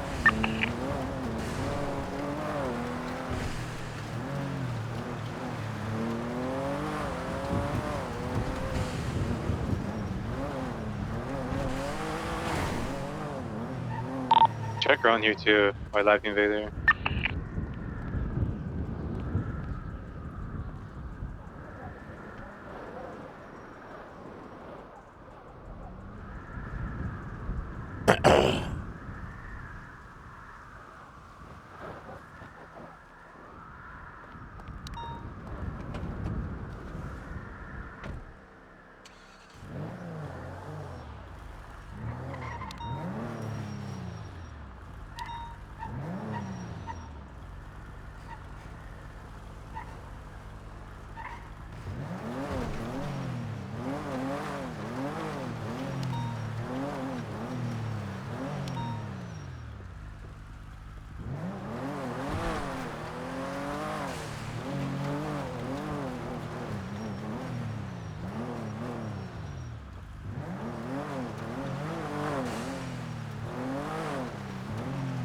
See if anything was like left here.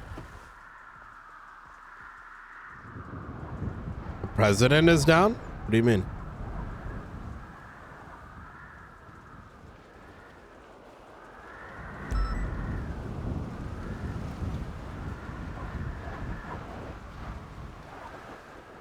There was just a person stealing roof thingies. Poor small-time crims, you know?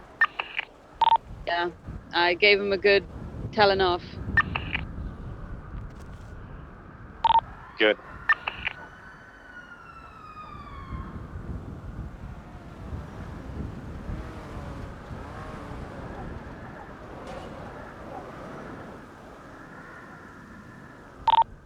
Where did you need help looking? I would say anywhere and everywhere. If you want to get kind of an idea what it looks like, if you go to the comic book store off of Eclipse Boulevard across from Rooster's Rest, there's gonna be a long actually is that you in the white vehicle? All right, let me show you. So there's a current how do I wait, where the fuck did I put my car? Oh, it's over here. As sort of like a primer, so the camera I'm about to show you is some that have been there for months, and we know they're active, and we know they are used by the faceless. There's going to be some others at Roosters, some others at the Epsilon, some at the Eschelon, and those ones have been all collectively there for months. However, there are a series of them that show up for days at a time and then are removed. Others maybe 24 hours. So, in fact, we found what seemingly is a new set of antennas and cameras over at the radio tower at Vinewood.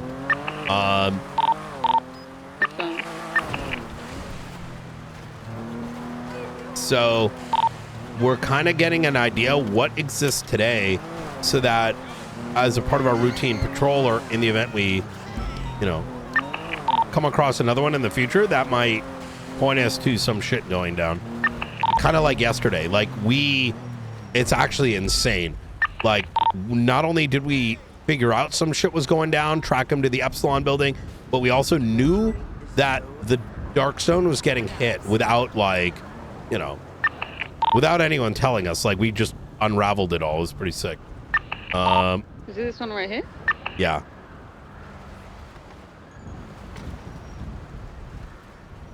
You notice how there's that in the back? Yeah. So that signal, by the way, everything I'm saying right now is like your ears only, That we believe. Here, we'll talk about it somewhere else. We'll talk about it as we drive off. Here, drive with me. I'm going to show you what we think.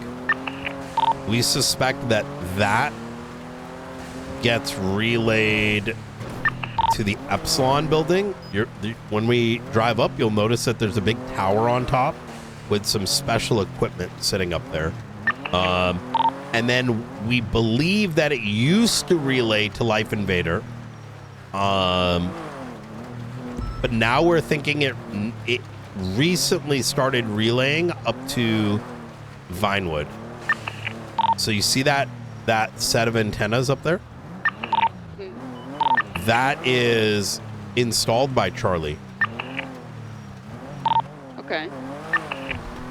And you'll notice that all the cameras surrounding that building, not all of them, but the majority of them, they're actually installed by the Faceless.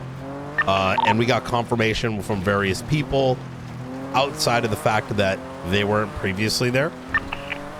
Do you have a map of them? That's what we're looking to start doing, actually. Because the idea is that, like, right now we're kind of just getting a mental mind map, but we were thinking if we, I think Aldo has something that he started working on, and we want to use a similar thing where it's like, imagine a map and you can see all the pins but you can highlight the pin and see the photo, right? Yeah. Now, I will say that we have another source that is doing very similar, so we may collab with them depending on, you know, their interest level and all that. Let's just call them like independent researchers. Ah, yes.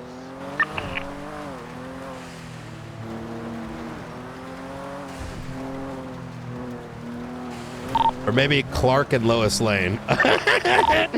Yeah, I think I know.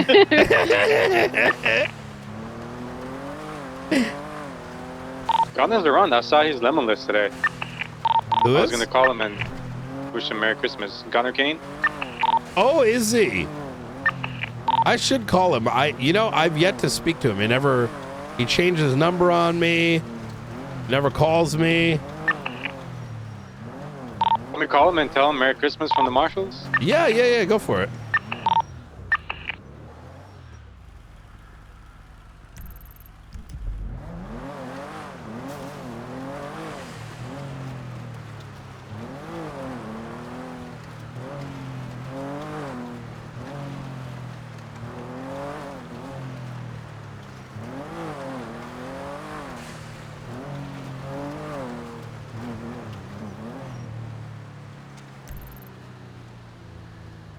I don't remember where the fuck the Vinewood sign is. I'm like blanking right now. Yeah. Oh wait, it's over here. No answer. I'm gonna call him back. Leave a voicemail, okay? Hey, firm.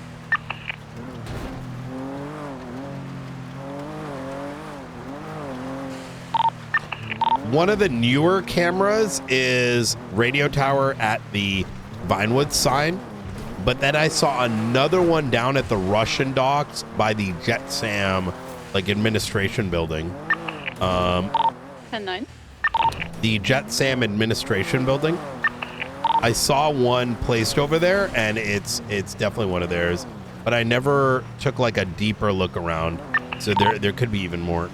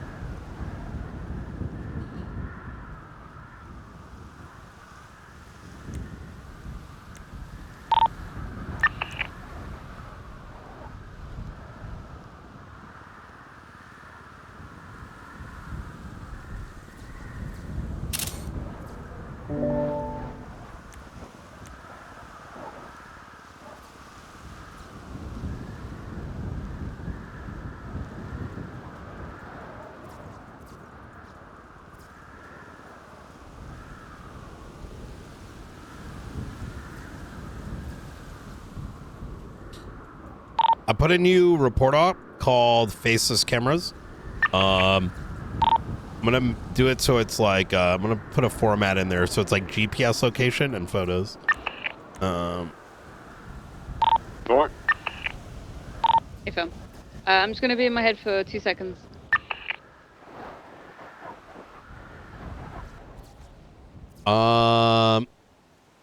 Vinewood sign. Radio tower. The person on the motorcycle with purple jacket driving through the Russian ducks. Just gonna keep an eye on him just in case.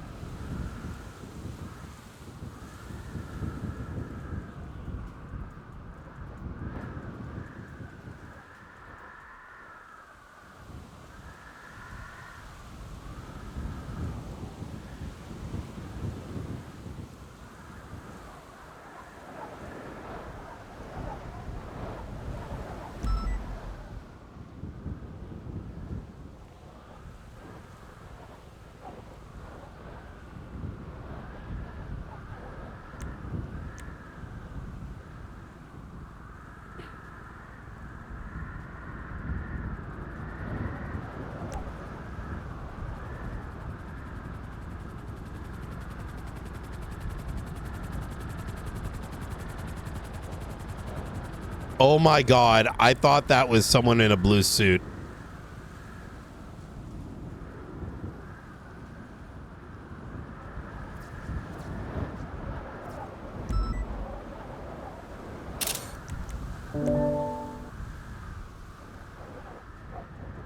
Oh, that's Sean Beckett. That's the guy that was doing ACR on Carmine. Let me go see what's going on with him.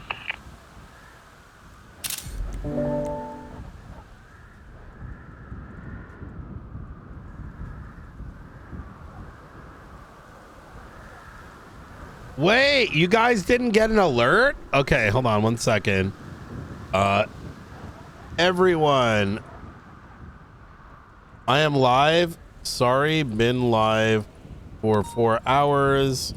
Kickbot died.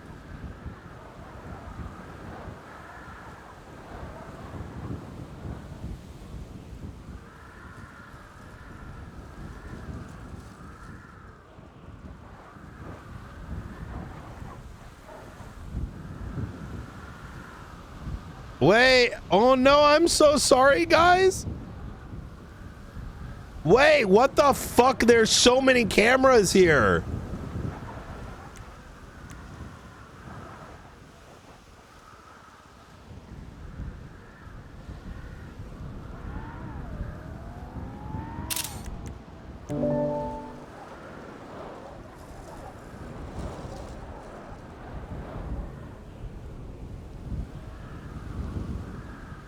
Wait, what the actual fuck?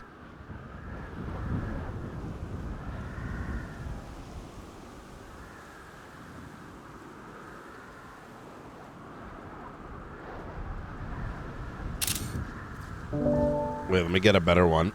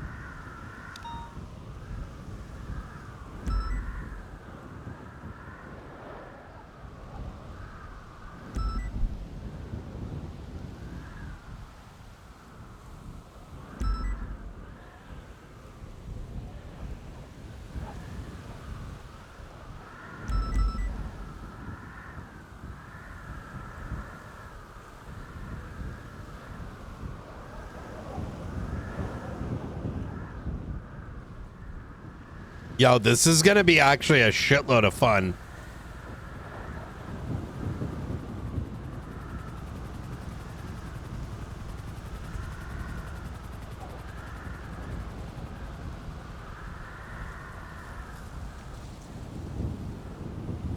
By mapping all this. Radar check.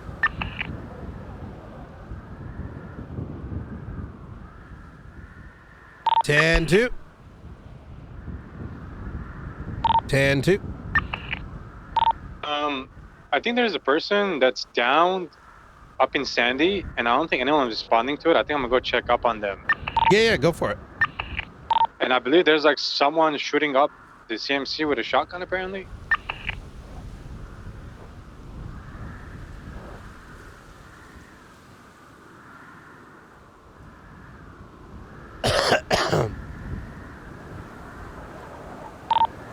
Sorry, 518 back on frequency.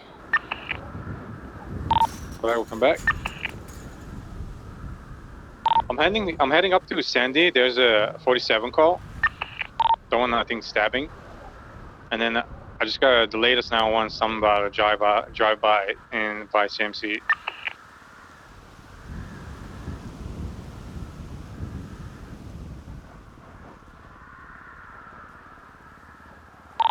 firm. The motor one might be drug call related. There was a drug call there not long ago. Gotcha. Maybe drug sale went bad. Hey, firm. I don't think we have an EMS, right? I don't think so. He's been up there for a long time.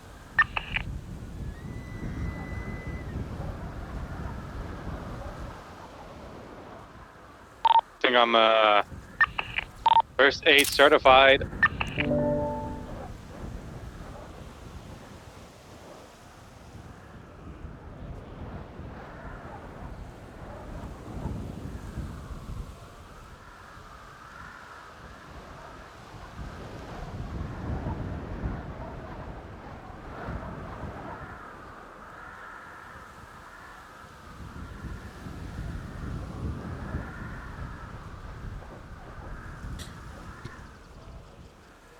This is gonna sound really dumb, maybe, but I learned something that I genuinely don't believe a lot of people know. When we write a warrant, sometimes, like, you know, even if we reference like 4 or 5 things, the judges want like the photo in the warrant. Well, I always assumed we have to re-add it, but there's a button you can push that lets you add the same evidence number from a different report. No, I had no idea. I use that quite frequently. Yeah. I've told a lot of cadets about it too. Just think it's something that isn't often used because it's not needed unless you're like referencing photos or remaking a report or like adding them to a subpoena or search warrant. Yeah. Well, and that's the thing, right? Like, I was like, wait a minute, so I can just rename the shit too. Like, let's say I make a spelling mistake. Into evidence. Yeah, you can go into evidence and change the name. I do wish there was an easy way to like search all the evidence for a report instead of like memorize a number, because you can't really copy and paste the number, right? I'm gonna go to that. Hang on. Yeah, go for it. I'm gonna hop down to channel 1 real quick. Yeah, I had no idea that was a thing. It's crazy.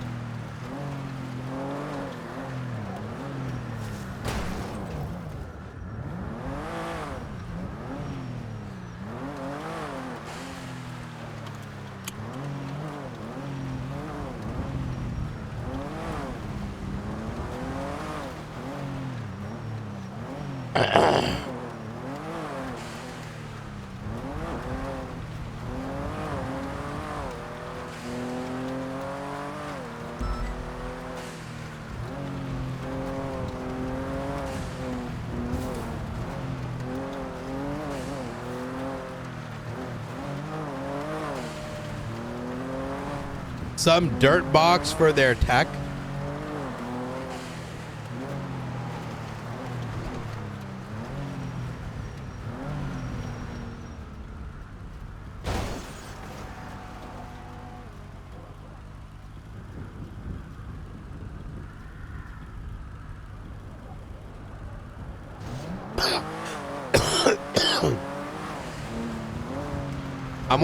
Let's start by getting the ones that we kind of know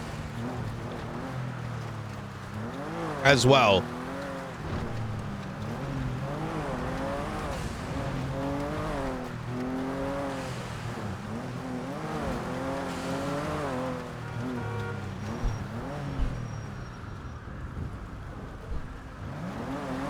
Yeah, we watched all of it. Like, we got a summary of it and a bunch of other things.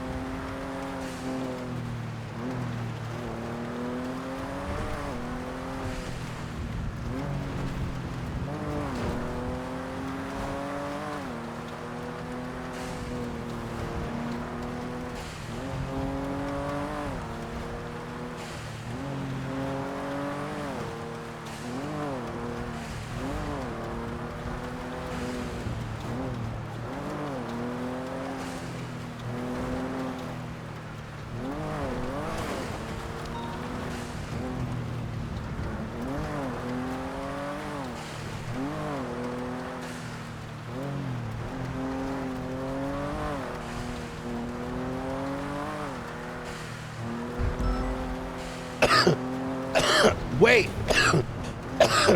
Sorry, guys. Do you think I can do this? What if I go like this and then go into evidence and type that?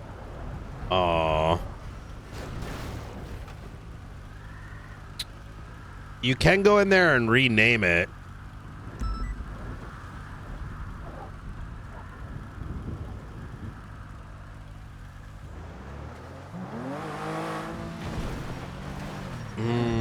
And I doubt there's a way to like copy.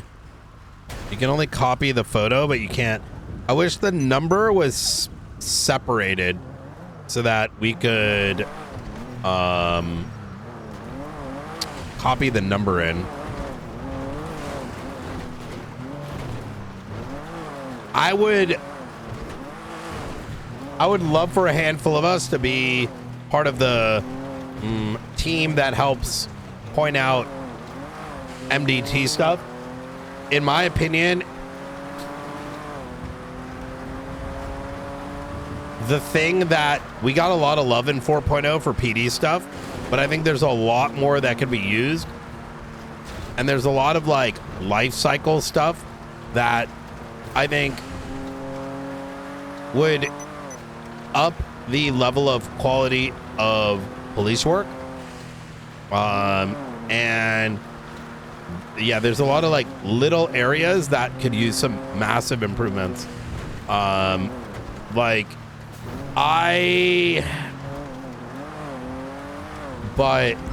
yeah.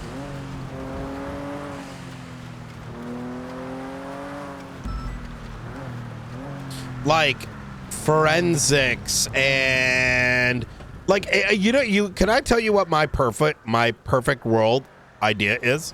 That I think that if you're a detective, you should actually have access to other tools that the everyday person doesn't have, and should function like a whitelist that has more powerful tools. But just like my role as director is, to a degree, I have to balance when to use things and when to push things and when it makes sense in RP. I got the staff guy in the hospital, back 10-8. And like, so for example, let's say you go to a complicated scene, I think you get higher levels of forensic information, but detectives will know when a scene has that value to be using it. So you don't use it for gang-related shooting, but hey, how you doing, Angel? But you do it I'm doing good. How are you? Serious investigative stuff. Pretty good. Just kind of like juggling a load of things at once. I gotcha. Well, I'll make it quick then. Yeah, no, take your time. I'm kind of driving around right now, like searching for things. Yeah. Yep. Fair enough. Well, listen, I hate to be this kind of person, but I am basically asking for your help. I need a loan because I'm trying to get some money together to get a house, and I'm short. And I was wondering if you would be willing or interested or able to help me out a little bit. This is not police or work related at all. This is completely personal. So, are you hanging out with Pred? Yeah. The fuck are you doing, Mom?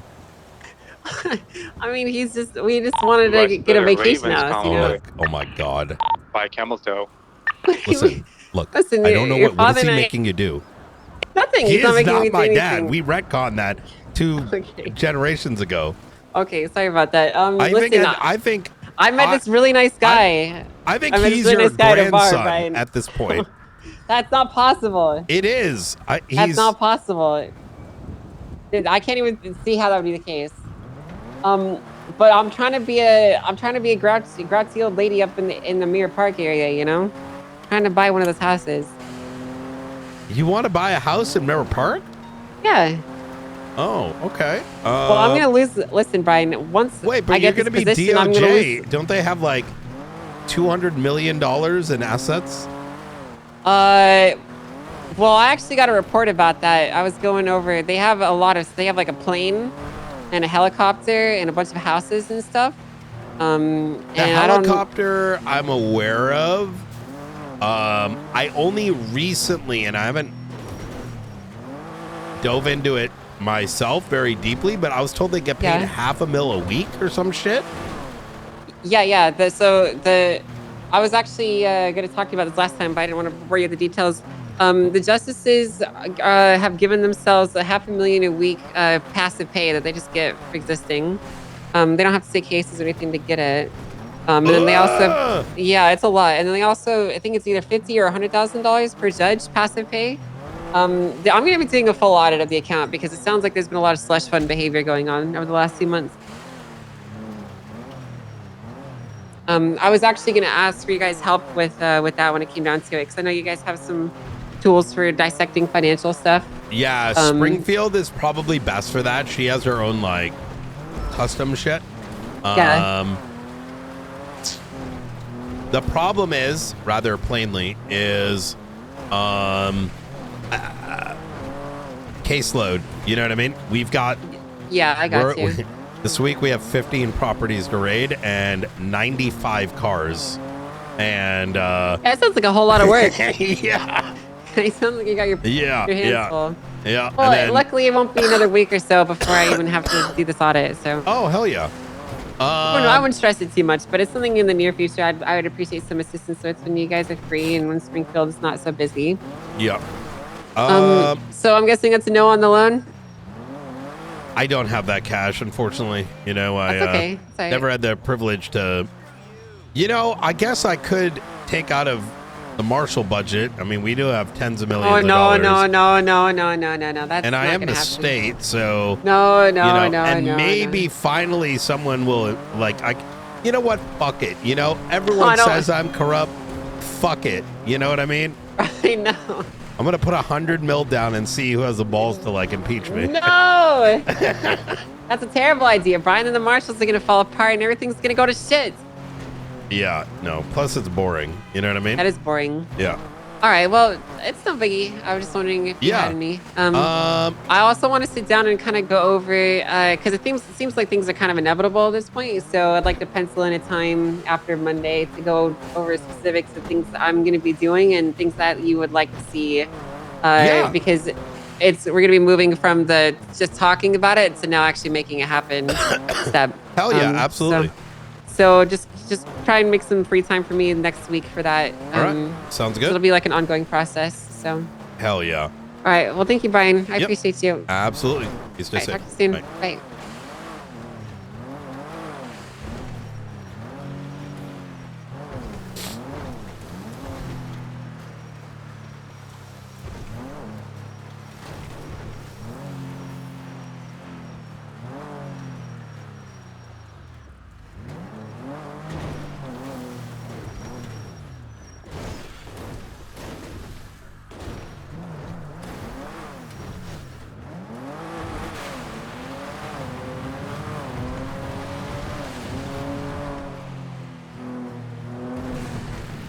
I don't know how to turn off my blinkers.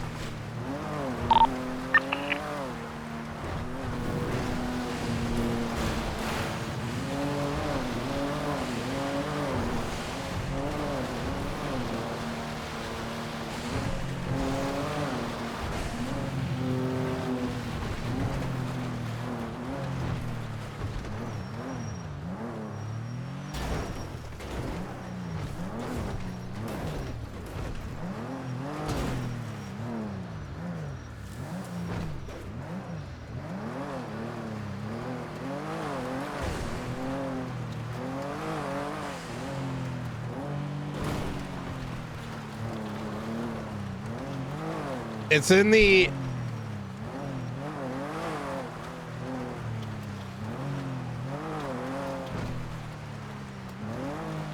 It's in backspace?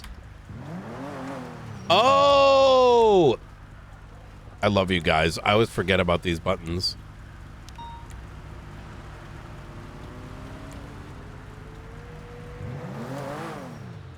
don't see anything over here. And then those are some faux cameras. Ooh, let me call Frank.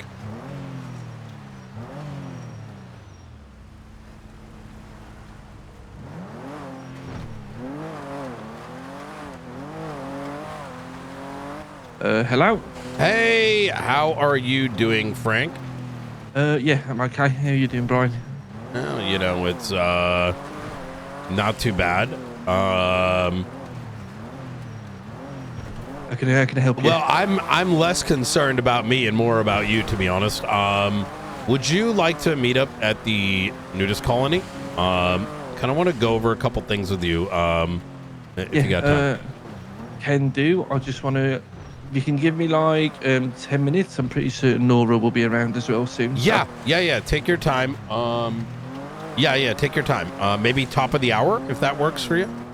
Yeah. Okay, sounds good to me. I'll see you then. Easy. Talk to you in bed. I'll see you later. Bye.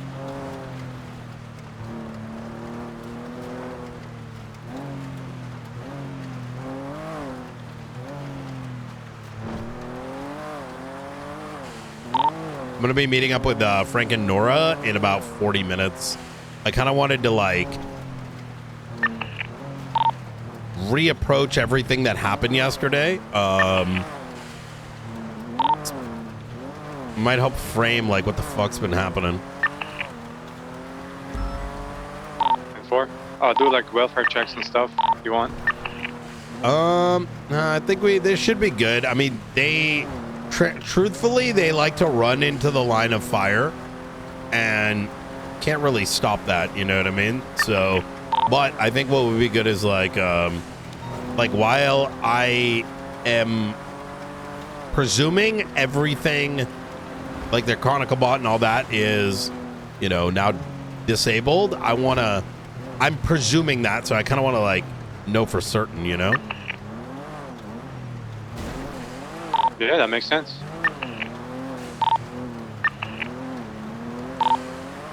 I put up a shitload of photos about the antenna one. I think I'm gonna go down to Russian docks now and get those ones photoed. I did like an overview photo, and then I sort of like have photos like counting out the number of cameras at a certain location. Okay. Is that a report that we can see, or is it a private? Oh yeah, I gotta get you tags for that. Okay, give me a sec.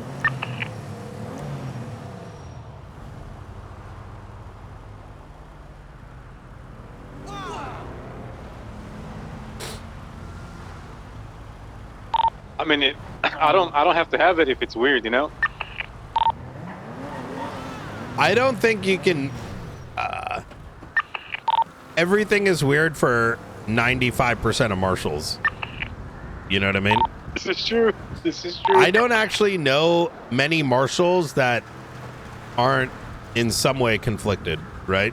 So it becomes like a, you know, I can help ascertain. I don't, like, for example, like, I don't think, you know, like, just hypothetically, if something, I don't think you should stop ever unless, like, you directly were dealing with something or, you know, had hyper internet knowledge. You know what I'm saying? Like, yeah, 100%. Yeah. This stuff, I have no idea where it is and how it is, so I think it's fine.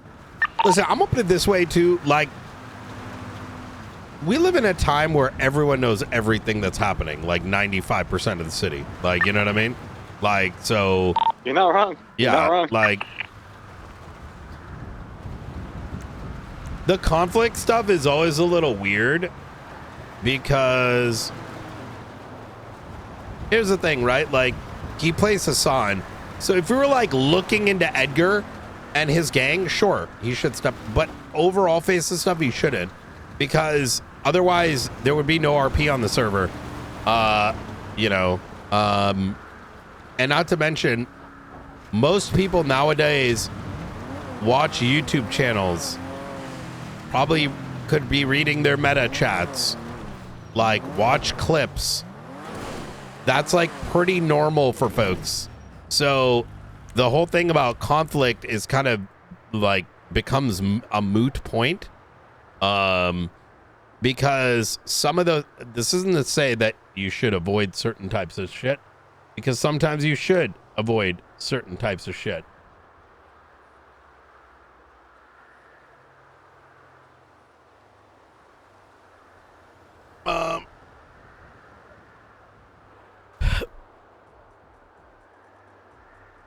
I'm trying to remember what the fuck our thing is called.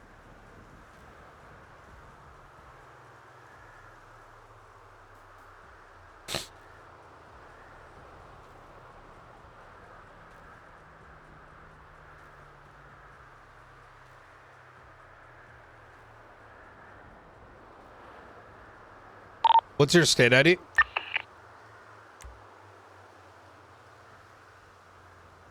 Oh, actually, open up 35374. 35374, and go ahead and just kind of read through that for me.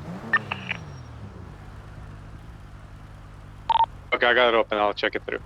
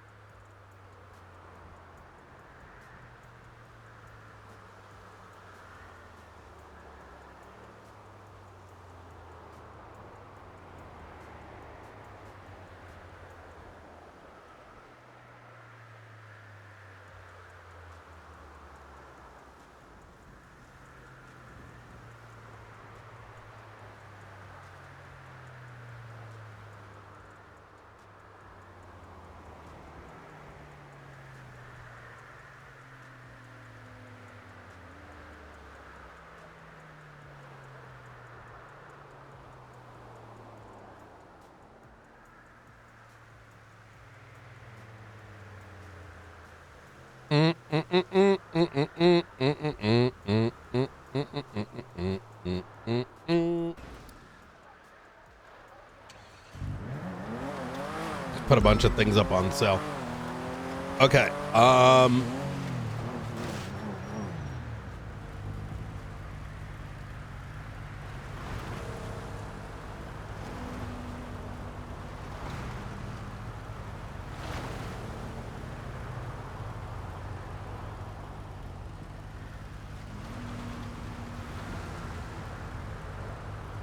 Hold on one second. You know, it's funny. I read this, I think, like the first 2 weeks I was a marshal. Oh! So I got a good refresher. Do you have a good idea as to like what that is, what the standards are, like why that's there?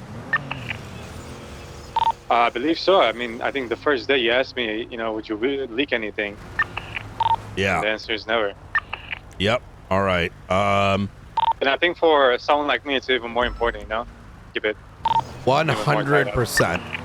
I'm going to give you access to Omega, and Omega are things like marshal reports that are shared interdepartmentally.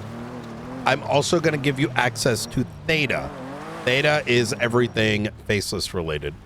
So you should be able to see the things then. Sounds good. I'm just going to check the surveillance ones and add anything that's missing if you're okay with that. Yeah, please, please.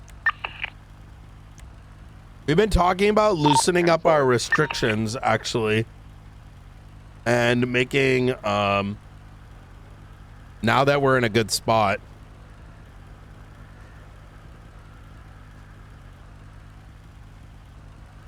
Oh, wait, every marshal can see this. It's Theta that he needs access.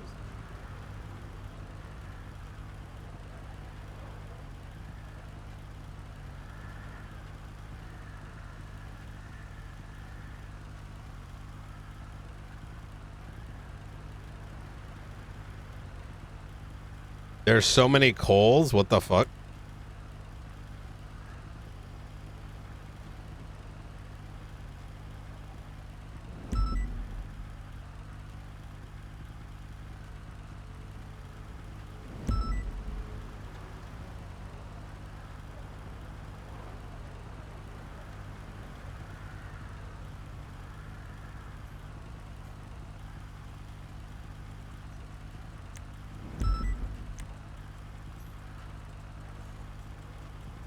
What the fuck? Why can't I find him?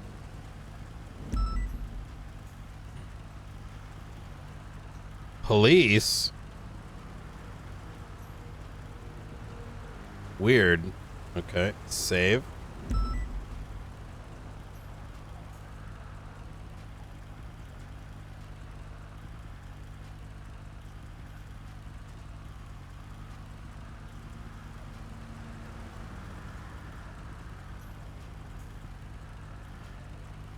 All right, you should have access. If you don't see it right away, you might need to restart your MDT. Night. Brian, you busy? Okay, let me check. Is the surveillance one going to be in the report that I'm able to see now? Okay, I ain't got much time. Give me 1 sec. I'm gonna turn off radio. Cool. Yeah, what's up? Okay, listen, you still got Benji's house locked down? Huh? Just off the record, you still got Benji's house locked down? Did you guys raid that shit yet? I can't discuss what's Okay, going listen, on with anything. okay, but listen, I'm gonna with tell you the- this, all right? you know. There's something, okay, hold on. If you do, there's something very important in there, all right? Be ready for it. I gotta go. That's all the information I can give you. What?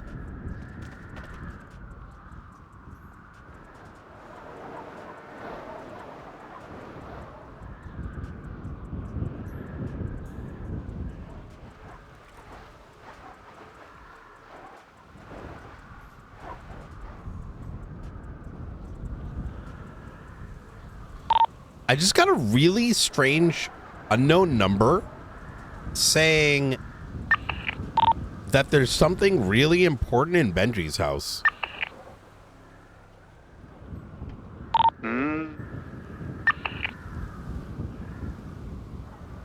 Is it still under lockdown? Yeah. Which I guess Benji told the world? How would... Yeah, but it also sounds like a bait in a way, I think. Yeah, but how does he know his house is locked down? Oh, he probably went through this. Everyone and their mother probably knows. Oh my God, I can't believe that went around. I mean, it is what it is, but what the fuck? Something really important is in there, he said.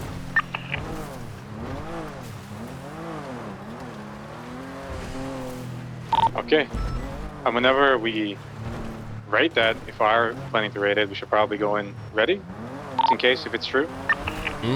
Yeah, I mean, right now I'm like waiting to hear back about something, but I think we're gonna do the vehicles today just to get all that shit out of the way, because it's gonna be so much fucking documentation.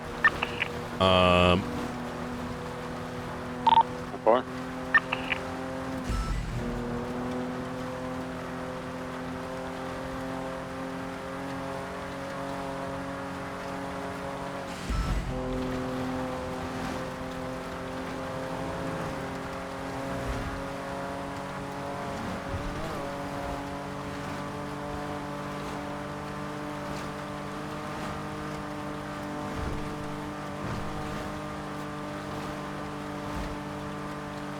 We're thinking about like a chip important or more important than that? I'm assuming it's like a chip. I mean, unless there's a fucking, you know, a fucking blueprint. Oh shit. No. I don't think, But no. there's both. What I if think there's that's both? no, I think that's overthinking it. I think they're probably because I don't think Hades is like, I don't think Hades got it like that. You know what I mean? I thought they disbanded. Well, it's not about whether they disbanded or not. For me, like, what could have been is just they haven't really. I feel like we would have known something about it. You know what I mean?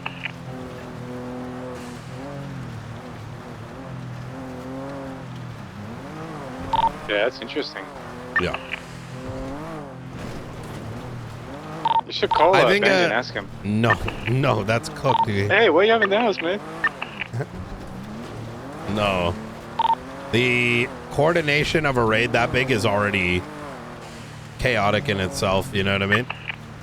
Because you'll learn very quickly, Cole. It takes like 12 hours, I think, for that many.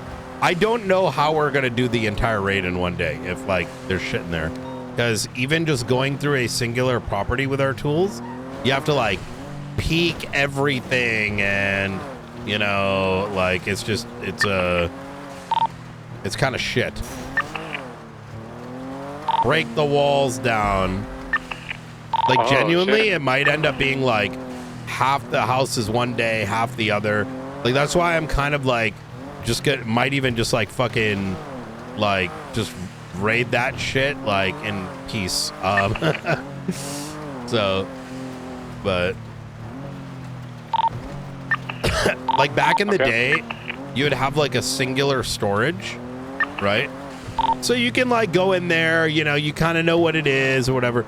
Nowadays, it's like motherfuckers got like what do you call it? They got like 10 shoes on the ground, and you have to look at every shoe, and you know, it's Yeah, I see what you're saying. Mm-hmm. It's 10x more complicated. Exactly. Not even complicated, just hideous. Yeah. When I did the Cypress raid, I think it took me like 2 to 3 days just for one warehouse. So what's the process? Just going through different storages and documenting every single thing? Every single thing, yeah. Because the problem is that, like, I'm going to put it this way. Everyone outside of outside of like actual detectives who've raided, very few people understand what's needed. So there are very cooked standards that the DOJ have sort of put forward, where it's like, oh, you need the photo in the exact thing, and like, you know, show the photo of like when you put it over here, and there's like, it's like, it's not compatible with this city, but you know, the level of standard that they wish is significantly high. So doing it to avoid like someone being like, well, did you actually take it from the shoe? Where's the photo of it in the shoe? Where it really should be, we just grab all the shit and we just say this was in the house. You know what I mean? What's the concern? Do they think we're just gonna tamper evidence? A lot of decision makers in San Andreas are ignorant. So hopefully, you know, it's probably ignorant to how San Andreas works, or are they ignorant just in general? In general, to like the PD things, like so, and they're equally lazy and incapable of garnering answers themselves. Like, for example, like it's kind of like, you have to keep in mind DOJ has historically lived in its own world. So for some of them, the court cases is their moment, but which is fine, but they have also historically, this isn't all of them, right? I'm just saying DOJ as an institute over the last 20 years have often made it their moment, but which is fine, but in saying that, they have sort of pulled concepts out of their ass without having the knowledge of what they're actually asking for. I'll give you an example, right? The court case that Ruby had, where it was came down to like fingerprints, they were like, well, because we don't know like how old the fingerprint is and like what the timeline is, we can't use this information. But they're dumb enough to also not realize that in that circumstance, in everywhere else in the world, the judge is able to go and find out that evidence, but instead they want to wait until that problem occurs, expose the problem because they're mentally defense attorneys, and then you see kind of where I'm going with this? Yeah, I get it, yeah. So, but they also historically don't factor in, okay, fine, let's say you want to do that and you want to wait for a court case, but these dumb fucks, oh my god, I'm about to start ranting. Let's just say it's cooked. Let's just say cooked. Yeah. Your Honor, it's cooked. Yeah, exactly. I want to be clear, not all the justices, but you have that mentality, and because they don't really have a system to like resolve those sort of things, you know, you end up finding it's one of those things where when you have a rotating room of like 50 judges over the last 3 years, law enforcement, we don't know if a ruling of one judge is going to be all their opinion or one of their opinions, and it's just not standardized.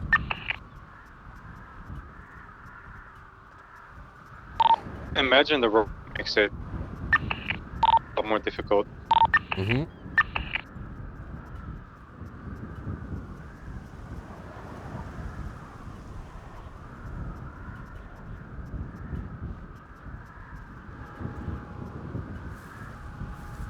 The DOJ stuff is pretty foreign for me, but I'll get there. So yeah, so it's I tend to use the standard go beyond what we think is needed until there's like an establishment.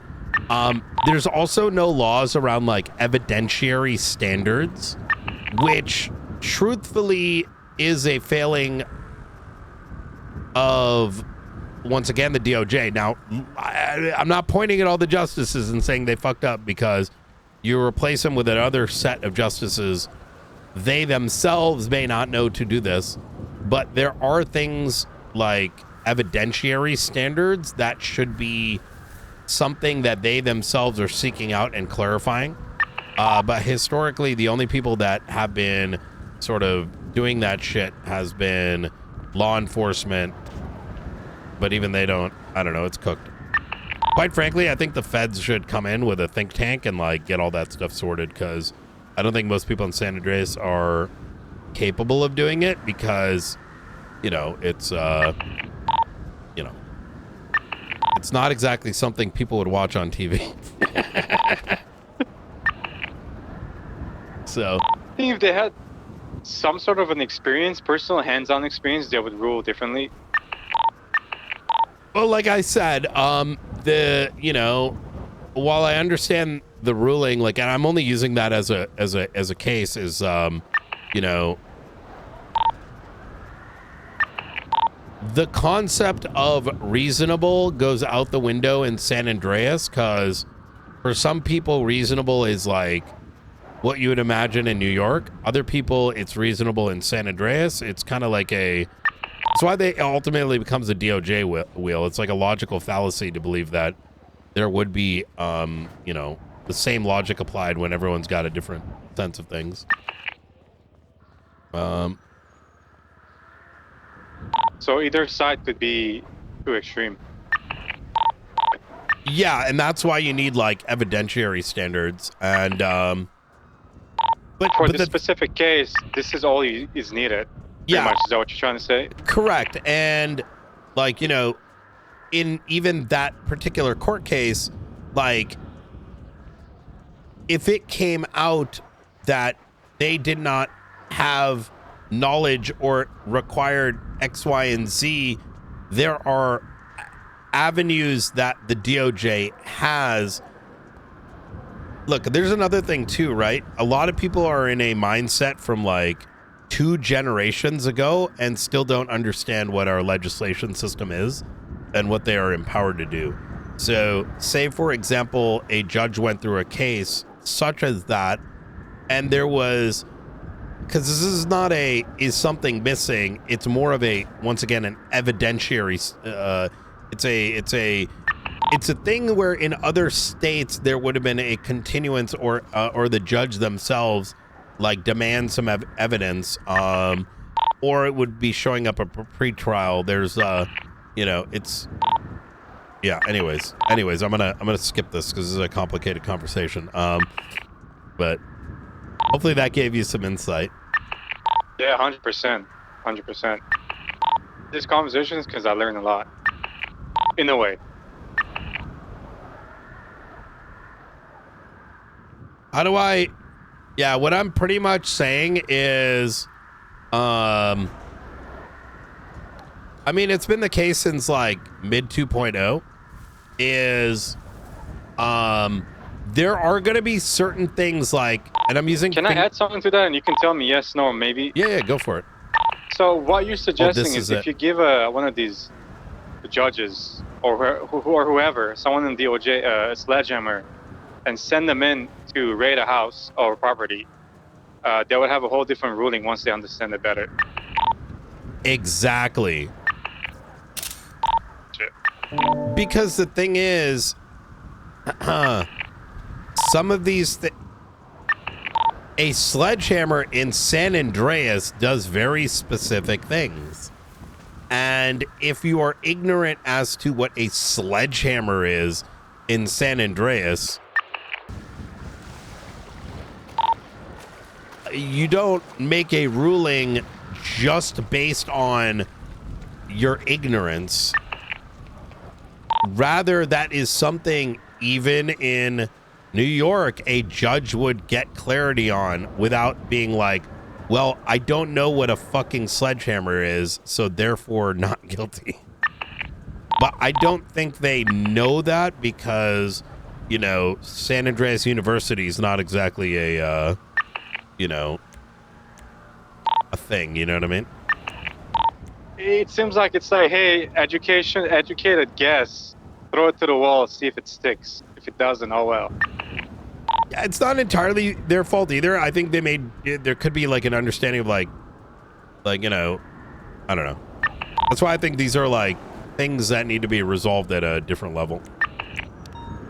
Russian, Okay, docs. You have the meeting coming up with Frank and Nora?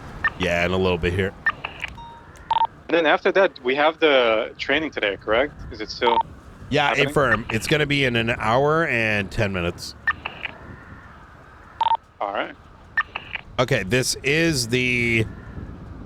What the fuck is this called? JetSam. I'm going to explain what I'm trying to say because it's hard to say it in character, but it's a real thing, right? Camera 1+2. Like, I don't think any of the current judges or the future judges are ever going to fix this because I think this is like an OOC thing. Is that having played Nino and having understood very much what Coyle on his governor character said, is that these things I'm talking about can be fixed, can be resolved in character. But I don't think people know at an OOC level what they're allowed to do. Like, I don't think that dot connection ever clicked. Because I know people in that room, that dot connection never clicked. Right?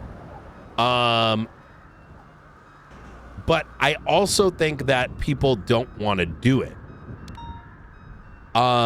Because we still keep falling into not finding illegal things and it being made illegal, and because there's instead people want to bitch, complain, stir, come up with random reasons why something shouldn't be free flowing, because like even when it came to like the fucking musket, right?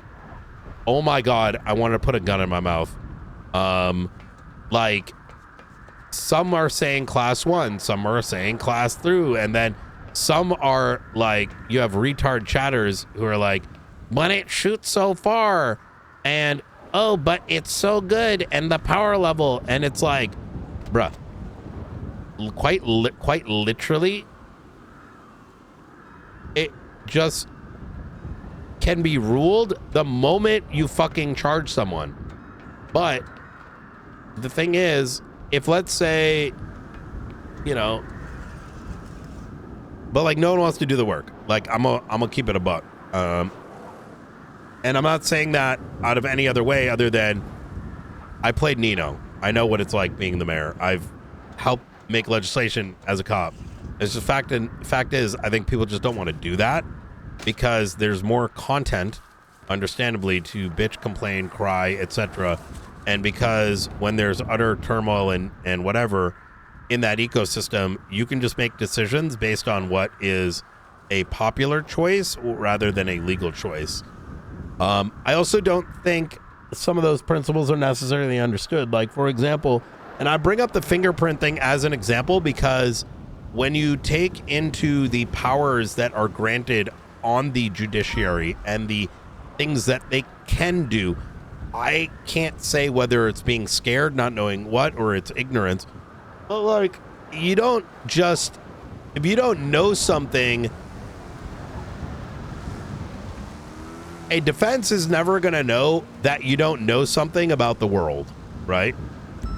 And that can include, like, you know, well, how does a fingerprint reader work? Rather, just like in real life, a judge has the ability to garner that information because of their ignorance, right? And it's okay to be ignorant. Just like I don't know certain things, they won't know certain things. And even in the midst of a court case,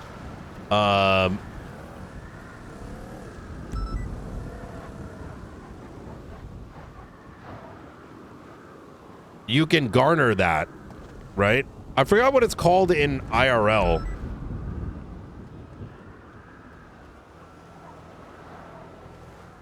Because, yeah, it doesn't, in my opinion,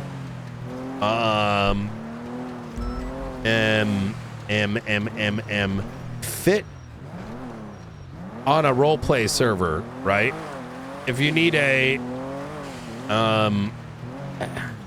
it's expecting a very high standard in a, you know, roleplay RP server in which certain mechanics work certain ways and reasonability and not reasonability. So like, if you don't know how a certain mechanic effectively works or some whatever, just like even in real life, you shouldn't need a fucking expert witness for it all. Oh my God, there's another one. What? I just found this. I don't remember what it's called in real life. There's certain times where it can be done, other times it can't. Mayweather dock. Camera 1 and 2.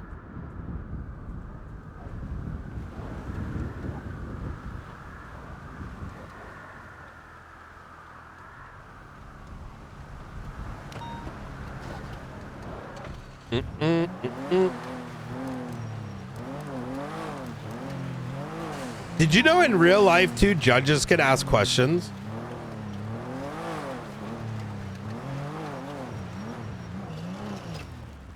Give me a 1 if you know this. Give me a 2 if you don't.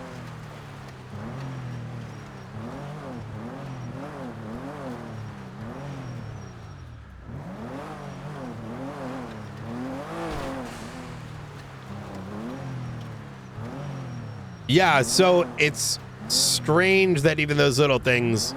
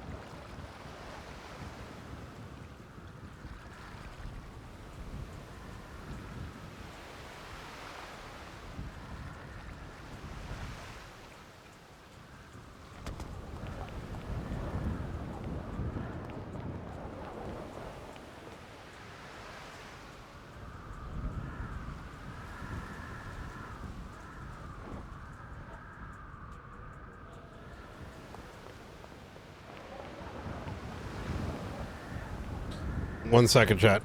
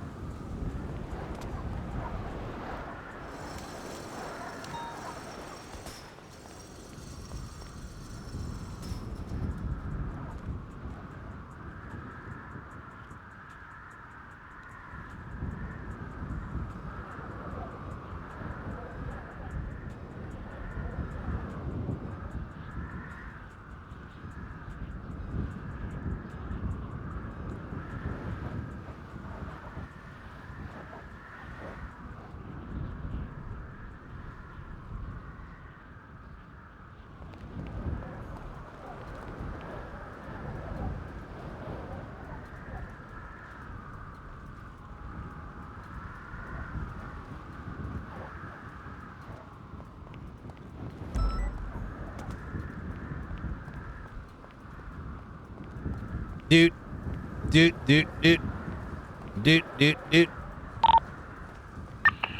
I think McAllister is going to be around soon.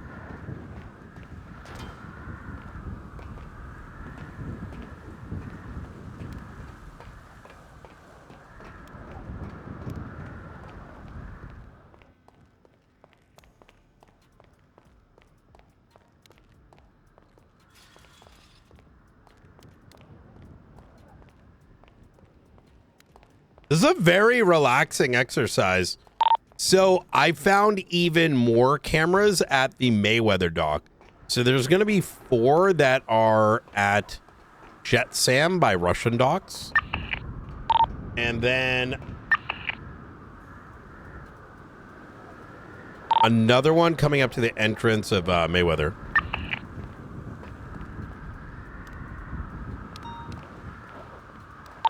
Yeah, sounds good. Are you gonna add them to the report? Yeah. If you hit refresh, you should be able to see it. Sounds good. I bet.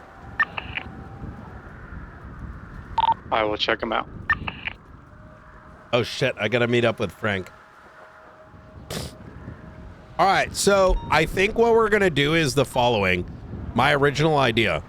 And I'm gonna let Lysium know too, so he understands that, you know, the situation. And I'll break it down like this. This is my current thought, and I'll know for certain tonight. But tonight, we're going to do all the vehicles. And get that shit out of the way, because that shit is like crap. Because it's like, you know, every vehicle's got to get documented. What's got something in it? What doesn't have something in it? Blah, blah, blah. Get all that shit out of the way. And then either tomorrow or Monday, maybe even starting tomorrow, myself and Marshals are going to go into the properties and document everything in the properties in a manner where you're not going to really be able to counter it, if I'm just going to be straight. And then the following day, where we bring a force, will be the day we migrate, like actually remove everything out of the houses. So I think that's how I'm going to end up slicing it up. It's very simple, right?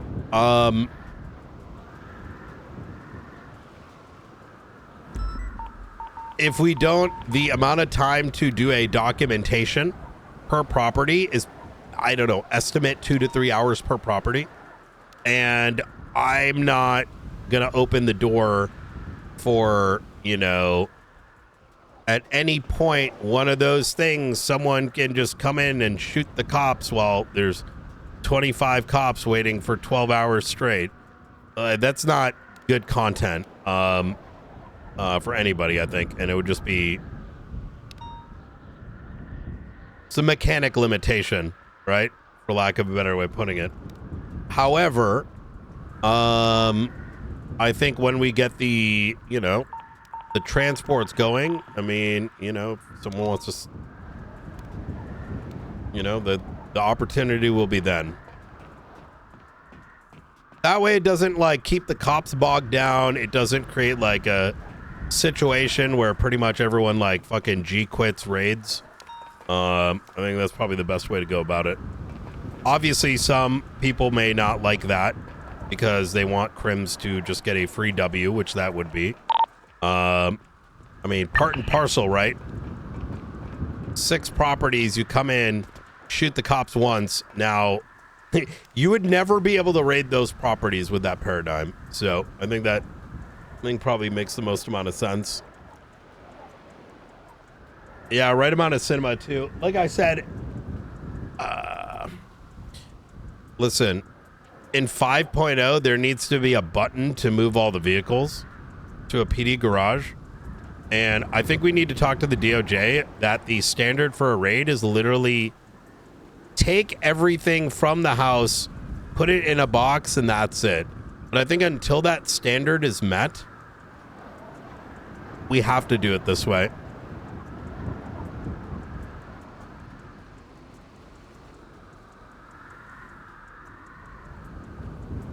And if they just told you the main thing, OOC, y'all could probably...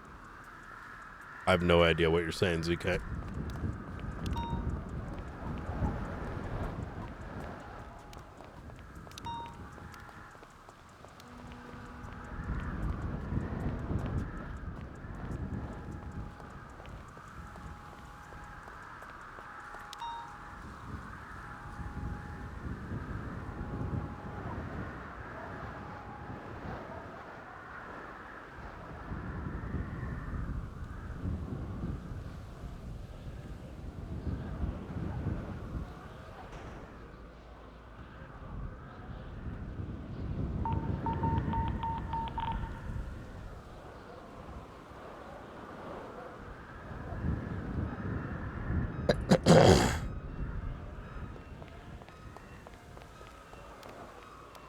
Standard is to take everything and put it in a box.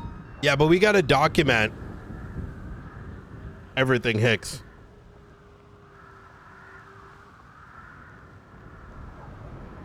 When we did the Cypress raid, we were told we got to photo each and every thing in the building. Otherwise, was it constructively in X property or Y property?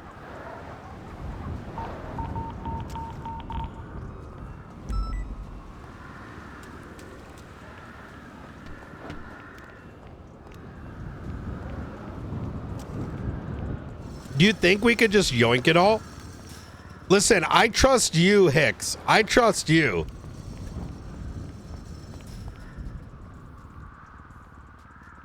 I don't know if I might necessarily have that same faith across the board.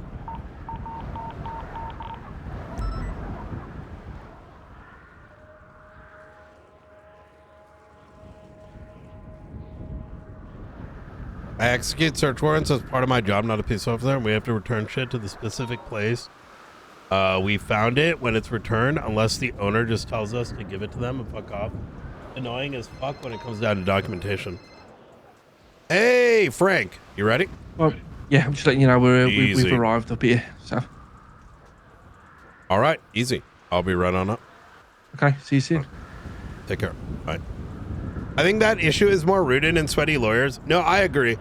If you caught me halfway through the conversation, I'll give you a TLDR is I think there's a lot of things that we need to standardize at an evidentiary kind of way. Whether it's like fingerprints or whether it's, you know, whether it's like standards for what is expected. And I think that like legal binding contract, I think would be good. Because we have run into situations in past where the question of where did something come from came into question. It, you know, it used to happen in 3.0, but it's exacerbated in 4.0 simply due to the amount of locations and things. So if Faulkner took the case, you know, I'd be comfortable with it, but I don't want to get these guys to go raid everything and then, you know.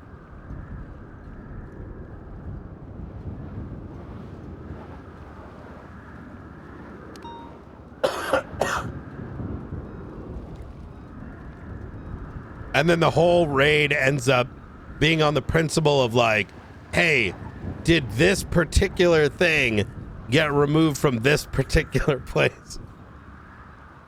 It is easier with the boxes now, but... And to be fair, I'm not necessarily fully against that standard either, because if I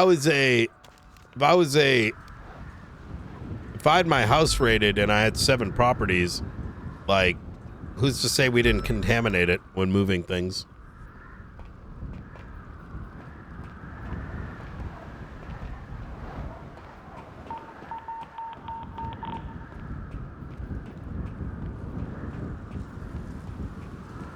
Well, that's how we do it now. Yeah. That got easier with the evidence boxes. Good shot.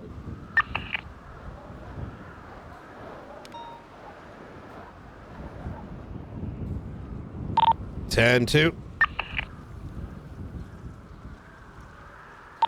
All right, so we've got the military training this evening. However, afterwards, we should go ahead and raid just the vehicles. After which, tomorrow we're going to be doing a inventory of the properties. With the following day being when we transport goods, one property at a time.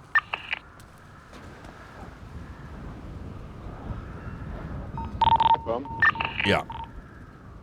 I think that's going to be like the good balance in between it so that we don't have, you know, law enforcement sitting around for like 12 hours. But then again, we might go in these properties and there's like, you know, 4 hours worth of work. In 90% of cases, the location isn't relevant, but it's part of proving a case. Like, for example, you try to prove drug trafficking and find drugs, gun, and money all in one place versus... Yeah, that's exactly it. Yeah, that's exactly what I'm getting at.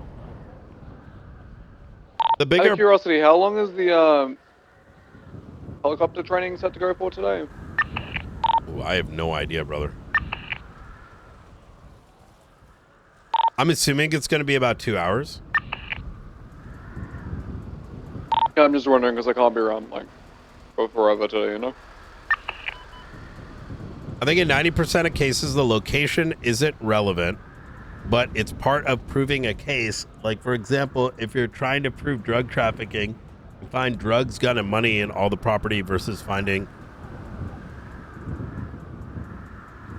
You know what I think would solve it, Hicks? The thing is... I don't want to deep dive it right now, but I think if judges were able to look in a evidence locker and see all the stuff, and that becomes a matter of record, like, so you have like an evidence box that's labeled, you know, Grove Street 7, but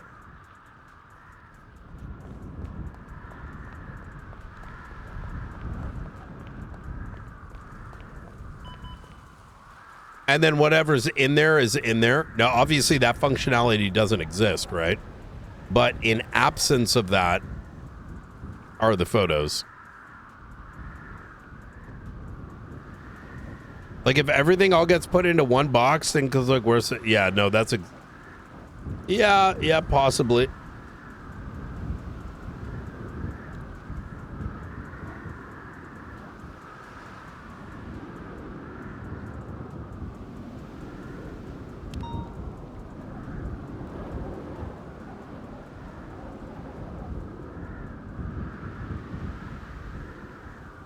But yeah, that's how we're going to go about doing it.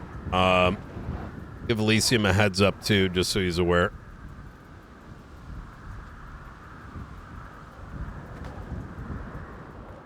All right, I don't see any other cameras. You were here for the whole stint yesterday, right? Or were you only here? Yeah. You were here for the entire thing. So you're going to notice a new report up regarding faceless cameras. We've been going around and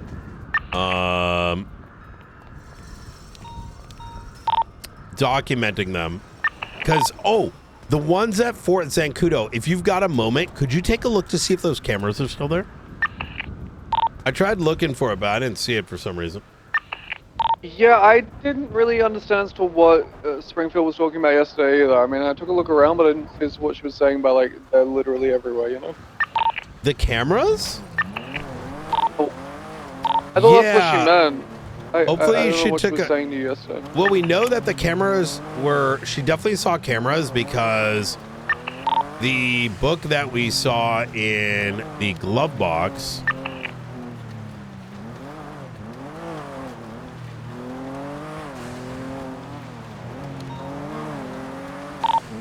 Sorry, I just saw a vehicle where, surprisingly... the book within the glove box...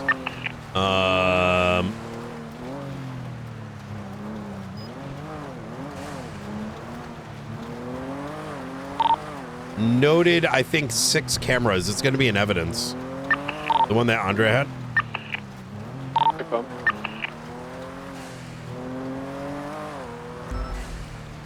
Yeah, ZK, you're asking for metagaming, homie. You may not recognize it, but someone giving us a phone call saying there's something that might be somewhere, but only because you might have meta information, you know, there's credibility to it, and then suggesting we take that information and say it's credible because of the meta information you have and dig further to figure out what the you know what I'm saying? It's fine. Sit back and enjoy it.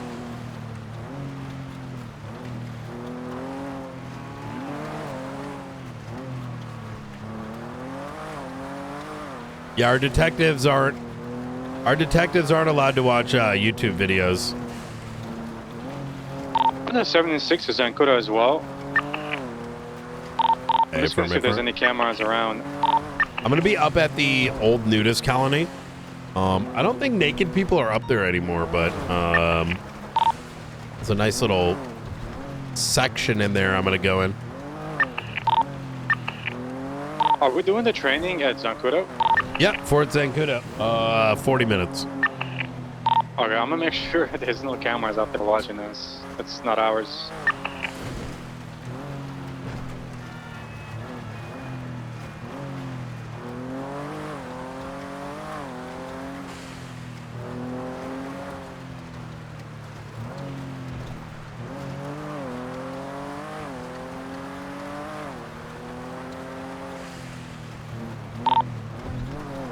McAllister, we should plan out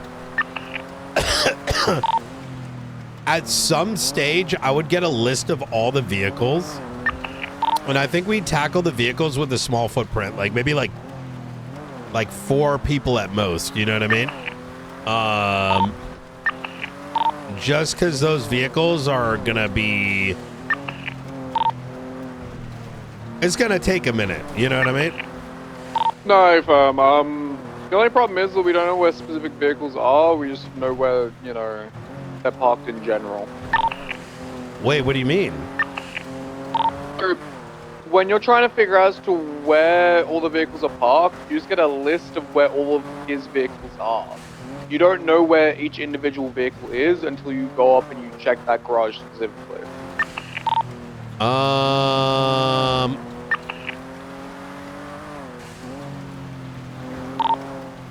Wait, but if it says like Richmond Hotel, don't you know it's at the Richmond Hotel garage?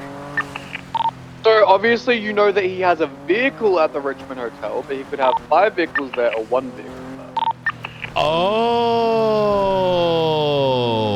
okay. So I would make I think we probably need a checklist of vehicles, maybe, and a checklist of locations for both Nate and for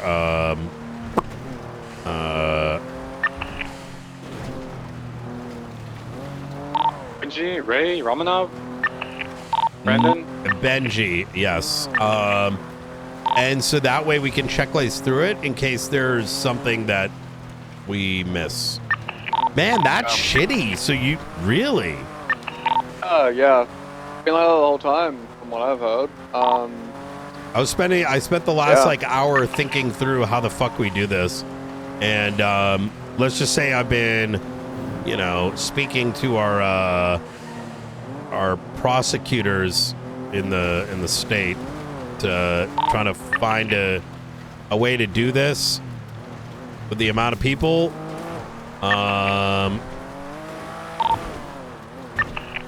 Yeah, I mean, I'm not going to do get keep into in mind- specifics, but I think breaking it down the way that I described is the ideal approach. Yeah. I mean, look, to be clear with you here, we don't still have like the search warrants on the final two. When I was discussing it with Blonde yesterday, we feel as if we can probably get Valentino down, but Romanov's going to be a harder push. Obviously we have the PC. Let's not concern ourselves with that right away.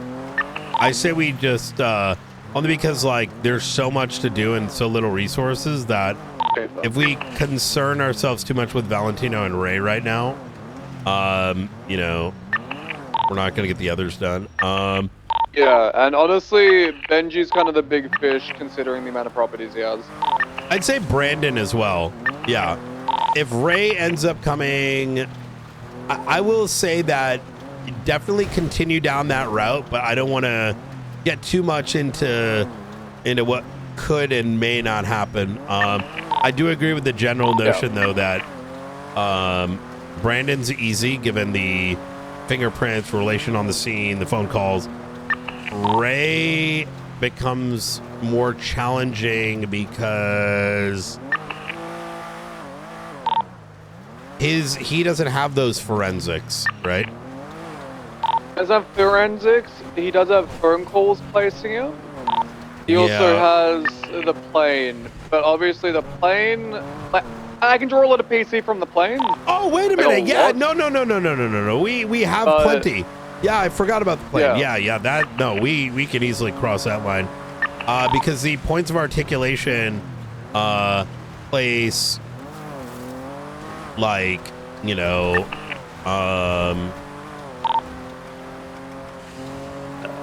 you're not just, he's committed enough different crimes that, yeah, we can kick that door.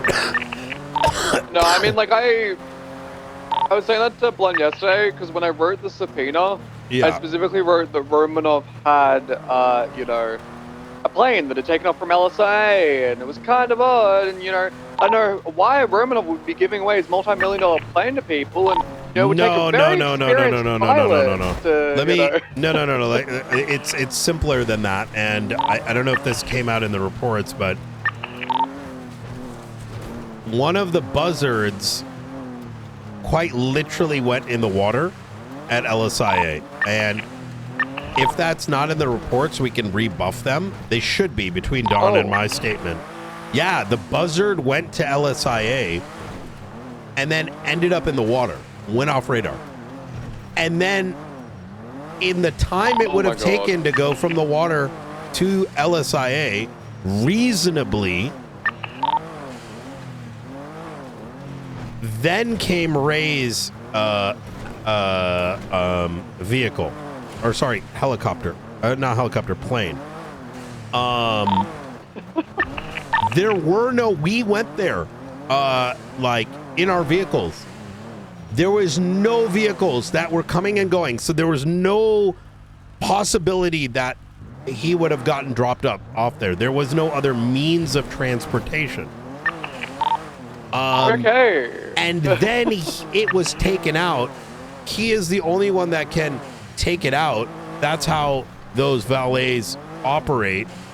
And even in the semblance of him to be able to, you know, like let's say, he gave the plane to someone. Well, then where was he, right? So the way the warrant should be written is effectively, given all the evidence, there is no other logical explanation than for him to have not only have been in the buzzard, but would have taken it out, right? Which we then tracked, et cetera, right? And the only other individual that could have conceivably been involved was Benji Ramos. But Benji was the one getting into the passenger seat. You know what I mean? So it becomes like a, the way that articulation comes is, man, I forgot what it's called. It's, you're effectively showing that there is no other opportunity for there to have been a third actor, right? When I was originally thinking about it, right, in Mustard's statement, she says that the two suspects ran down from Encino, and then, they both got into the plane together, and no one was in the plane at the time, right? So I was thinking maybe, Romanov had someone grab his, Sea Breeze with a valet key, and then bring it over to them and then dip. Right? No. But I don't think... If you look at Don... Because I think Don's statement came in after you started working on him, so you may have missed it. But, no, we tracked the buzzard to next to LSIA, and then shortly his plane is not only seen taking off, but ATC tracks it. So these other hypothetical scenarios are impossible in absence of no vehicles, no other parties, no other means of pulling out the plane, so I'm gonna call Mustard. I'm gonna ask her when she's free as to why Romanov got out of the plane in the first place, because it doesn't make sense to me. Yeah. So, like I said, some of these things may not be elaborated on, but they can be. So, anyways. Yeah, because that's the only plot hole I see with this entire thing. Like, it doesn't make sense to why, presuming Romanov was that other suspect there, why he would then get out of the plane. All right. I got to get off radio. I got to get off radio here, but like I said, let's not squirrel too far down. I think you do want to cook on it, like, in the evening or whatever, but let's prioritize, like, getting all the vehicles together just to get that out of the way. Faster we're able to do this, the better, just so these guys aren't sitting without their properties for God knows how long. Right? Hey, fam. All right.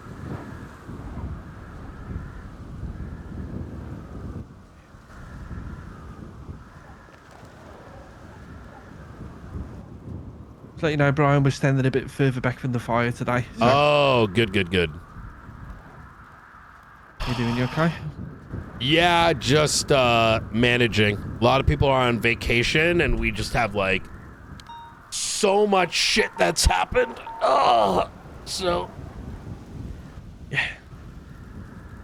A lot of my job comes down to I'm kind of like faceless without the tools. And 10 times the paperwork, so. Oh. Yeah, so, like, I gotta... One of the hard roles about a director is sort of finding how to do things like, raids and subpoenas and certain arrests in a fashion that reciprocates appropriately to parties, right?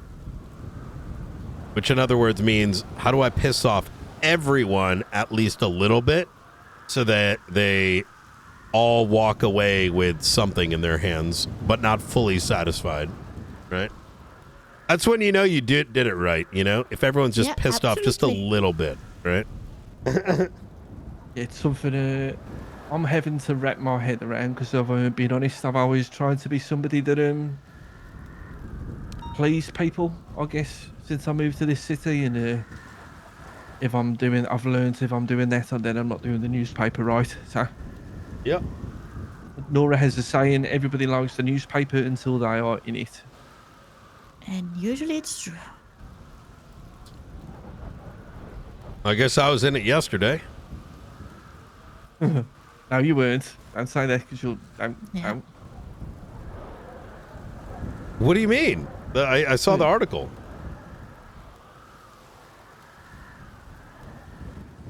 I mean, look, it was a fake article, right? I mean, it's a perspective. I know it wasn't y'all's. Y'all have much better writing skills, significantly better writing skills.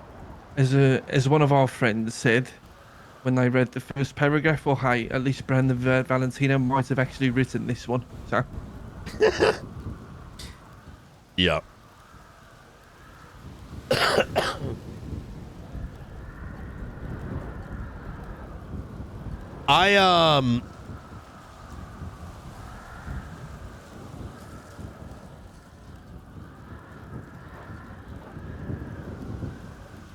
I want to tell you what I think. I imagine you got a lot of questions, so. And I want to sort of when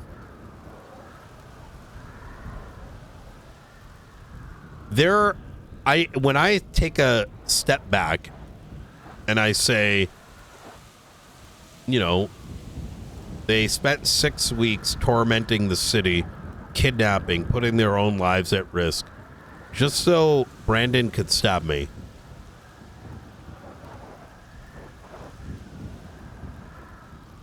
From a psychological perspective, that's a very loyal dog. Because mind you, I didn't know anything about Brandon until my initial interrogation with him. An initial interrogation where the first conversation was, no one has interrogated me or spoke to me in 6 months. Interesting. Seemingly indicating that it is something he wanted to do. Only for that first interrogation being no different than a weed dealer. Quite frankly. Right? I ain't gonna tell you shit. I have no involvement in anything. Right? All the while being so tied up in all this. So I found it kind of a waste of time, to be honest. You don't know why, and you're not willing to even provide a semblance of the why. Well, then, I don't need to know, right? And then came the series of things, only to stab me. I put it as much in the article. But there was a part of me that kind of questioned, maybe there was more to it, and this is just a distraction. And then came the events these last 2-3 weeks. And let's put this a bit into perspective here. Y'all's Chronicle bot did a fuckload of damage. It tore away from the veil that they rely on. And it removed it. It said, look at these people. This is the faceless. Brandon Valentino, Frederick White, etc.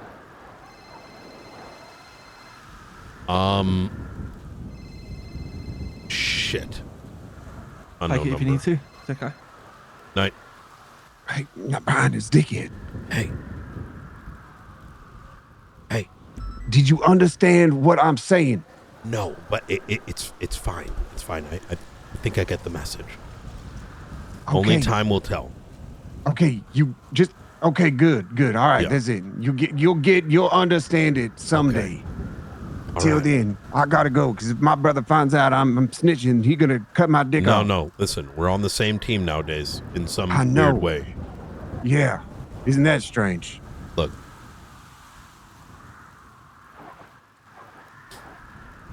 Wait, I got something else to ask you. Yeah. Okay, this is between me and you. Do you know what? Have you heard of this Oracle thing? What about it? Do you know about it? I've heard of it. Okay. I'll call you. I gotta go. I can't do it. Okay. I gotta find out. Okay. Bye. Okay. So,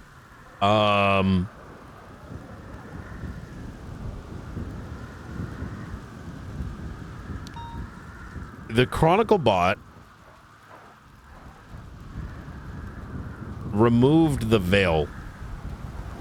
The faceless, you couldn't even speak of them like in the open. At least that's what I was told.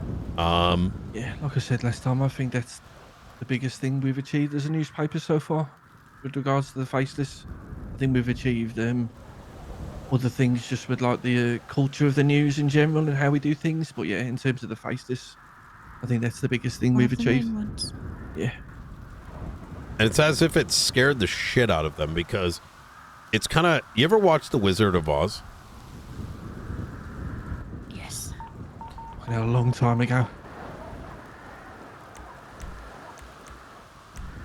Well, if you remember, behind the curtain was kind of a ugly fat man. Do you remember that? It was like a very it wasn't what you would expect. It wasn't like someone played by like Matthew McConaughey or no, it was a stout, very rotund with a very he wasn't a very... And I think in some ways, in a way, y'all's article kind of exposed that. And I don't, and I'm not trying to be like overly nasty about like Brandon or Frederick White, but rather in a similar fashion, it revealed common crooks. And I think it's some way that I think can be scary to an entity because it's secrecy and is what gives them power. Because you're going to think scary demons, who's behind all of this? But when it ends up being Frederick White, Brandon Valentino, Ray Romanoff, and Andre, people are no longer seeing a demon. They're seeing a common street gang. That's just the thing with the faceless and their operations, at least something we've been discussing the last like 24 hours. I wonder how long it's going to take before they start. Maybe it started happening. All these operations they do, they never actually are fighting side by side with a member of the faceless. They're never there with them. They are there taking all the risk for them. Or it's just common criminals, I guess. I think that's why a lot of them are starting to kind of turn a different direction, so it seems.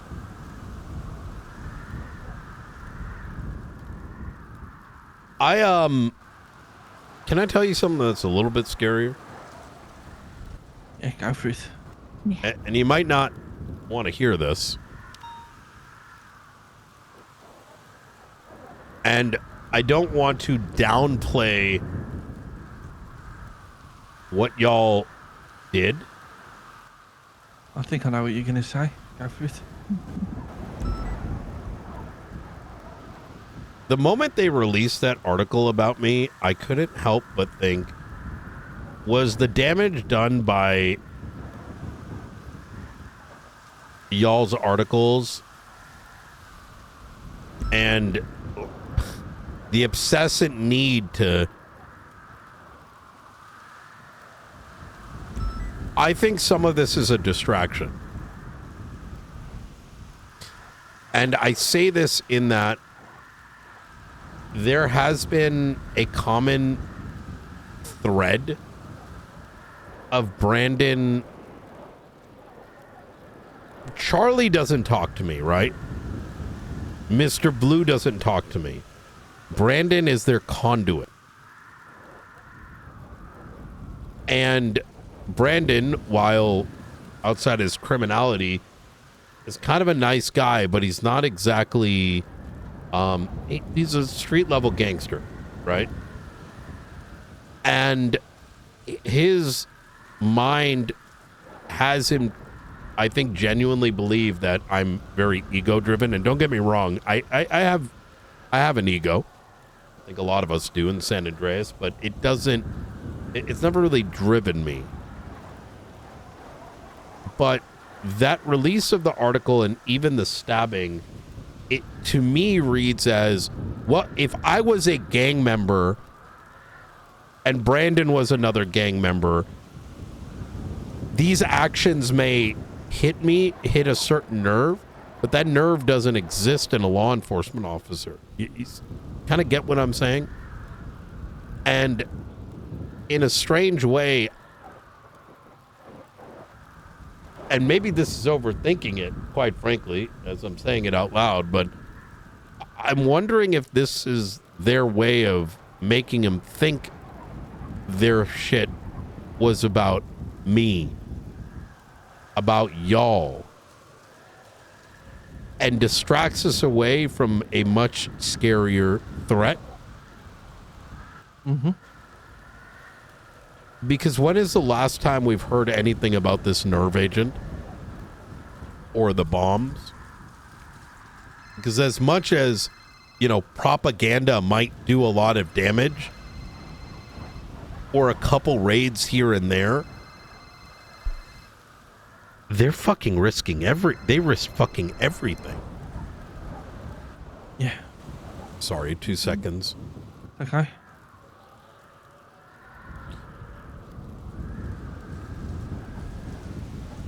Morning. Hey. Just saw you're up the news camp. Want to check on? It's good. Yeah, I'm having a chat with the news folks about yesterday. Cool beans. We'll see you at Zincudo here in a little bit. Easy. All right. Easy. See you in a bit. Bye. All right. My gut instinct tells me that every single, 90% of the faceless operations have been essentially something to buy time until they're ready to reveal what their actual plans are. And starting to highly suspect that we are very close to finding out what those plans are.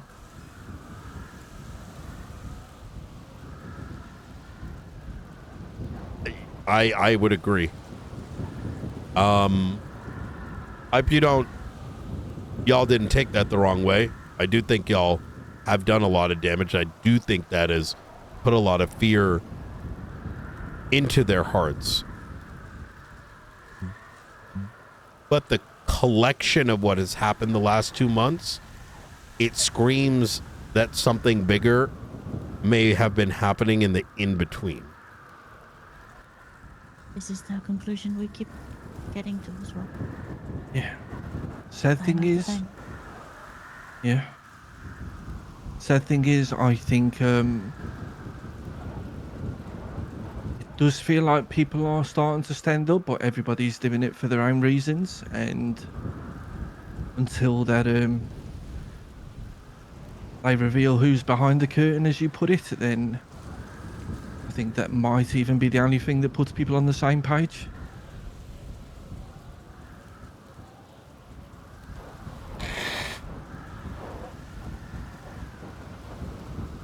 The yin and yang, the faceless and the oracle.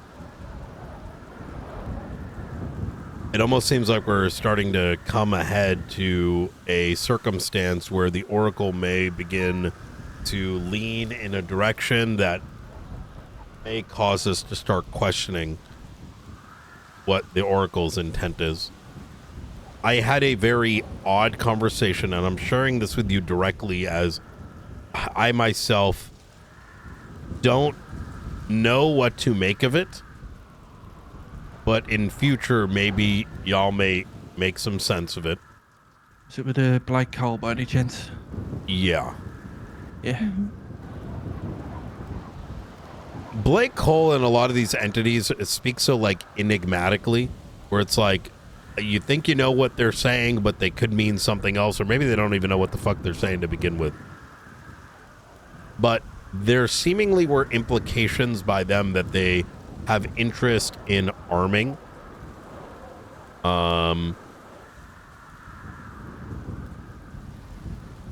or assisting through certain means some of the entities that are going up against the Faceless, to the extent of which I stated that and had to remind him that there are laws for a reason. Otherwise, there is really no difference between good and bad. There is just evil and Gunner Kane. And the reason I even put that forward is because back,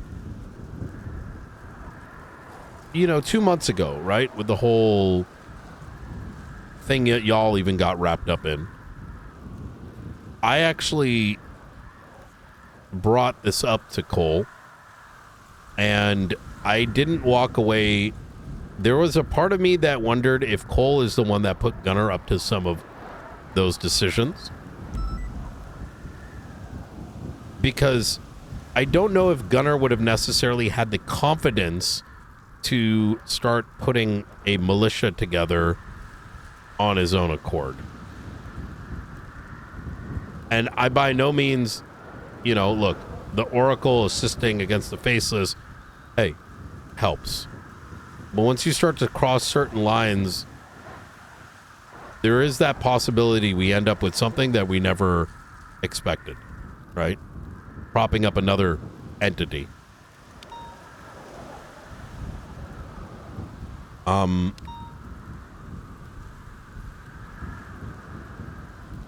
They also seemingly suggested, and once again, this is very enigmatic, so take this for what it is, almost seemed to have implied that the Oracle may have been involved with the cameras. Okay. Now, it wasn't directly, but it was a specific statement, and I wish I knew the words verbatim, but it was something about being aware of the cameras and knowing that Skynode had gone down, and I don't know. There was a, but even Blake says he doesn't know the Oracle too well. I was last told they're hackers, so maybe their hacking network noted that had come down, and I'm going to be honest, it started to make me spiral. What if the hack that Darkstone saw was the Oracle? My brain has just literally gone there right now as you were saying this. Yeah. And then that brings into question, but why? Right? I mean,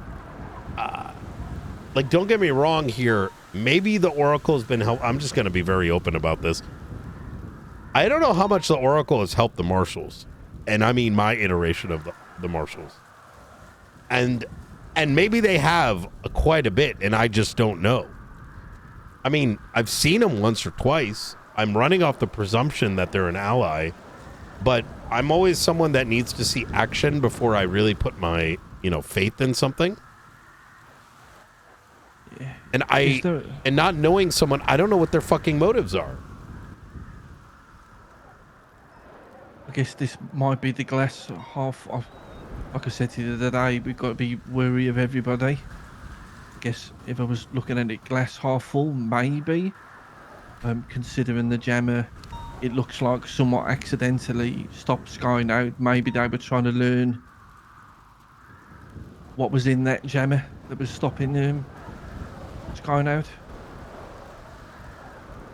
Because we can definitely confirm that Skynode is operational again. I think the day after we spoke to you here last time, maybe even the same day, we saw the UAV fly over us.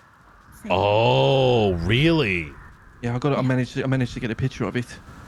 And it literally was flying over us a few times. Yeah, it sounds like a electric vehicle flying above your head.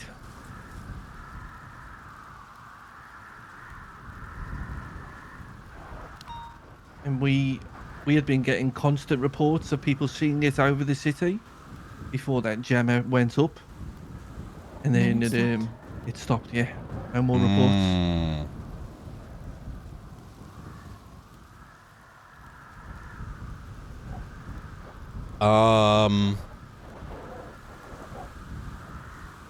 Darkstone opened fire on the suspects from yesterday. Oh, is that when you said it was getting violent on the radio? Yes. And rather transparently, I made it very clear that that cannot be happening. But the fact that it did draws a very concerning situation, right? Look, don't get me wrong. Delta One doesn't want to see you get hurt. And I appreciate what he's done. But, you know, there's laws for a reason, right? If someone else got injured along the way, our law enforcement's involvement with Darkstone being put into jeopardy, right? That does put the entire thing at risk. He understood, right? But the reason I brought that up is they almost let them. Those people came and just yoinked the fucking device. What do you mean? Sorry, I'm a bit confused. Based on what I was told, that robbery was them going to a vehicle, taking the device,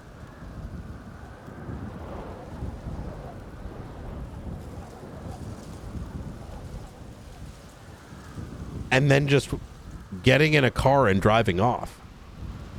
In fact, marshals didn't even know something was stolen until there was a statement that, hey, I don't know why they took that thing. I don't know what it's for, but they just stole from us. Where I'm going with this is, did they attack those individuals because they were protecting y'all? Or did something happen at Life Invader that we don't know about?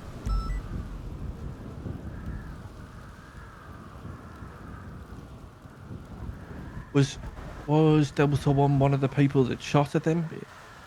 I don't believe so. I think it was like his people. Okay. I go back to I don't know if you remember this, Brian. The only time we've had a meaningful conversation with Delta, you were a BCSO officer and you showed up in the middle of the meeting. Yes. Yeah. In the airport hangar in Zancudo, and when he came back, we asked him, what was that about, if you don't mind us asking? And he said something about rogue agents conducting their own mission. So those individuals have been since neutralized. Some of them, I think, do still work for Darkstone. So they could have, those actions that occurred could have been like them going against the Faceless, right? But I asked, like, you know, so, hey, those are Faceless assets. Here's our opportunity. But, you know, it does still pose in my mind, why did they intervene then and not before? Why did they let them off with that equipment? Why did they... Was there more that... this could have all been about that, but like I said, it all comes back to, like... not knowing the intent, right? What is the end game? I don't even, quite frankly, I don't even know, even to this day, why the Oracle wants to stop the Faceless.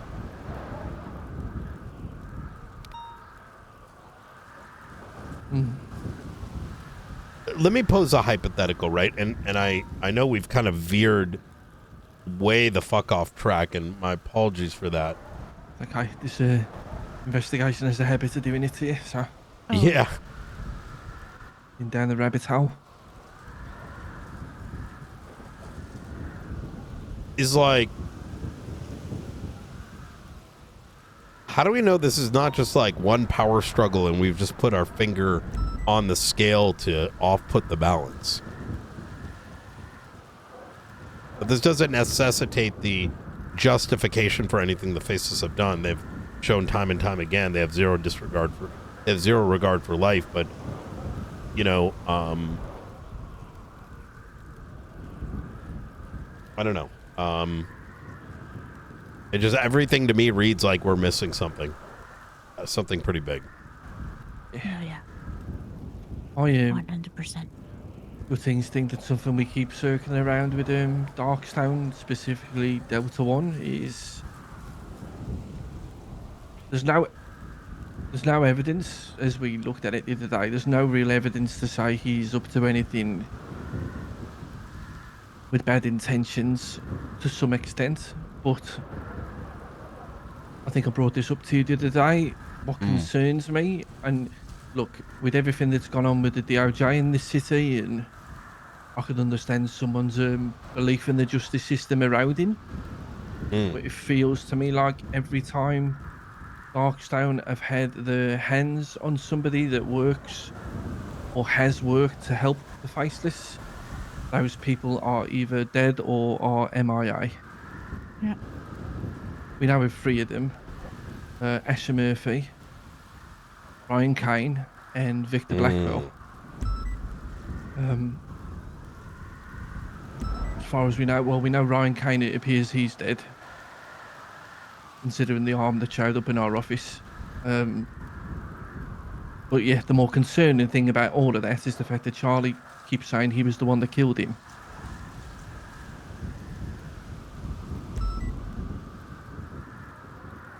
So if he boarded that plane that Darkstown put him on, and Darkstown vetted all of the people that were on the plane to take him away and said everybody was A-OK, then how did Ryan Kane end up in the hands of his brother?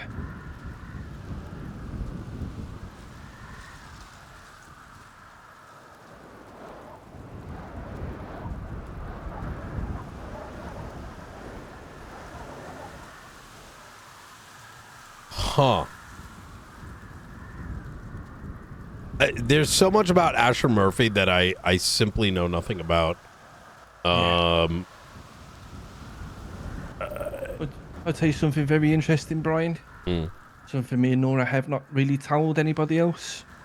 But long time ago, going back all the way back to October 13th, the 3 people we know that were around that were interested, were involved, Edgar, Brandon, and Frederick. When we first started writing the newspaper, Edgar took quite an interest in what we were doing, said some nice things about us, and arranged a meeting one day. And he wanted us to arrange a meeting. It was when we released our Delta One interview. He wanted us to arrange a meeting with Delta One because he was the only person he believed he could trust to hand something over to him. Wasn't someone, wasn't information, he specifically said something. Yeah. Our suspicion was that it was something that went back all the way back to that day.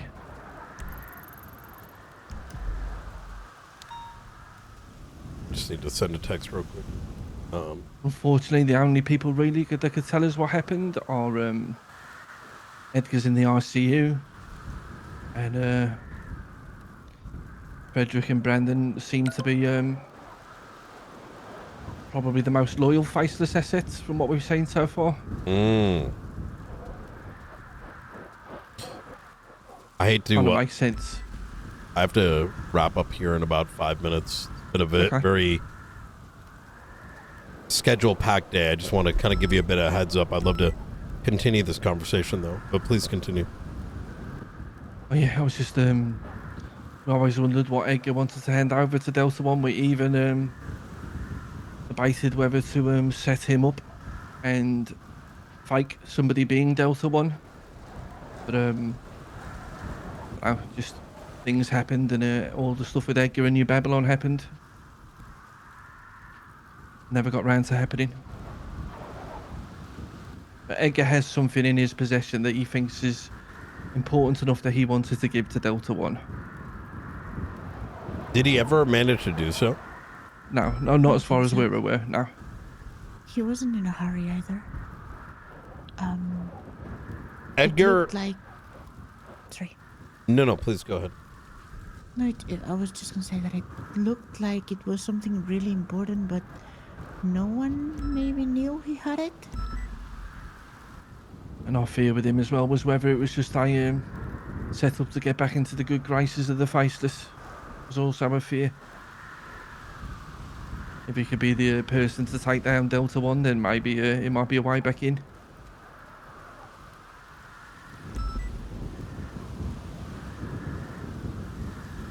So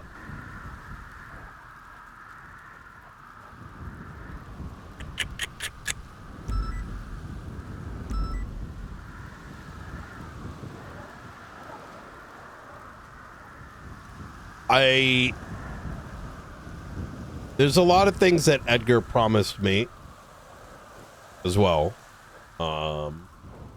Damning things. My problem with Edgar always was that I never knew if he was telling the truth. Yeah. And whether it was, let's say, a hook to convince you on his side. Like, hey, I got something that you need. You need me for this. But without knowing, but he would make the presumption of like, you know what I mean? So I'm kind of like left wondering, like, did he have something or did he just claim he did? Frank Nora, I gotta get to going. We got a military training. Only thing I want to say to you before you go, we'll arrange this another time. Yeah. We've been discussing how we do things moving forward, and obviously we said to you about us getting evidence moving forward. We had cameras inside Life Invader yesterday, and we had people on the outside looking. What? We have pictures of them on the inside. And really? Yes. Yeah. And I have. What? Did you go check out the Echelon the other day when I called you? I did. Right. I didn't see anything. Okay. Those are you know, the satellites we were talking about? Yeah. They've put them up on the roof of the Echelon, and we have a photo of Charlie working on them. Oh, I think though, have those satellites not been there? No. It was just the antenna previously? Yeah. Oh. Same with the cameras. A lot of satellites are showing around town. Yeah, there's a shit chat. Nora's found so many more in the last 48 hours. A lot of antennas with satellites and just like directly poles with satellites in the middle of nowhere. Some of which seem to be, we're going to try and map them out, but they seem to be in our direct line right through the heart of the city. You can literally, when you stand on the Epsilon building, you can just see and new antenna, new antenna, new antenna behind you, in front of you. Yeah, and we have evidence of Charlie working on them. So, the way we're going to do it moving forward, we will give you the photos, Brian, but they are then going to go in the newspaper. So if anybody asks us, it gives us cover that you can say you just got it from the newspaper. Holy shit. Okay. We'll give you like advance notice, basically. Yeah. There's a bunch of other things I'd like to pick y'all's brain on, but yeah, time has not been on my side today. That's okay. Don't worry. No worries. All right. Easy. Y'all stay safe. Yeah. See you later. Bye.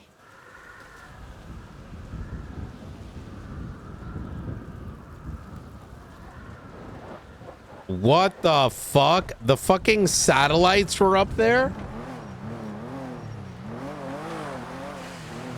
Oh my god.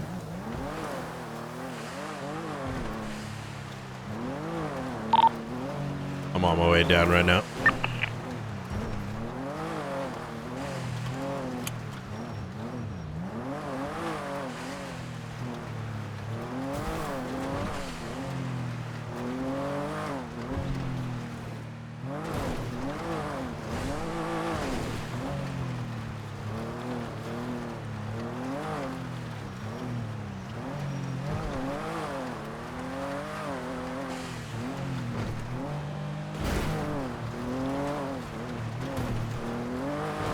Beam me up. Do do do do do.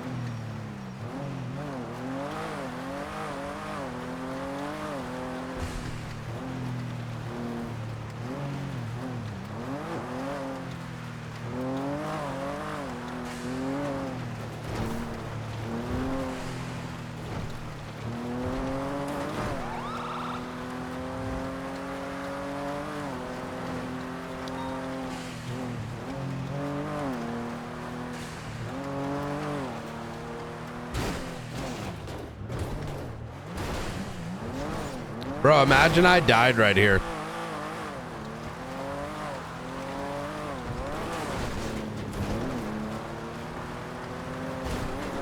Guys, I need a pickup. An Apache 1 over in Great Ocean.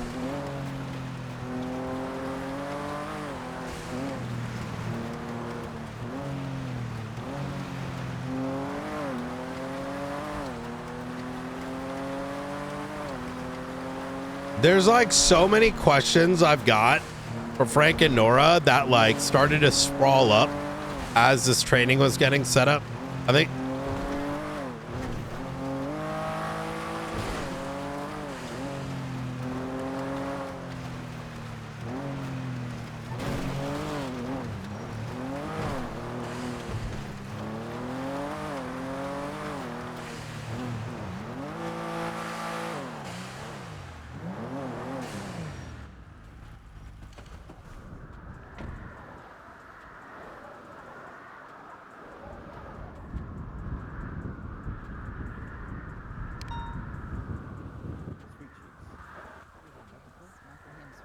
Hemsworth, yeah.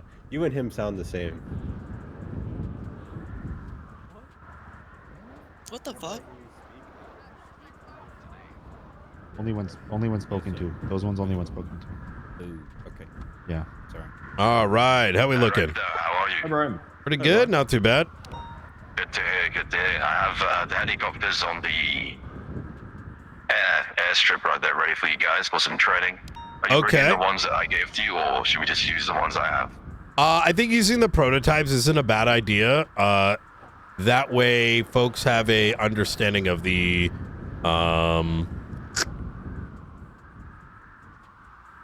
impact that the weaponry has. We'd rather they crash yours, not ours. Yeah. Absolutely. Makes sense.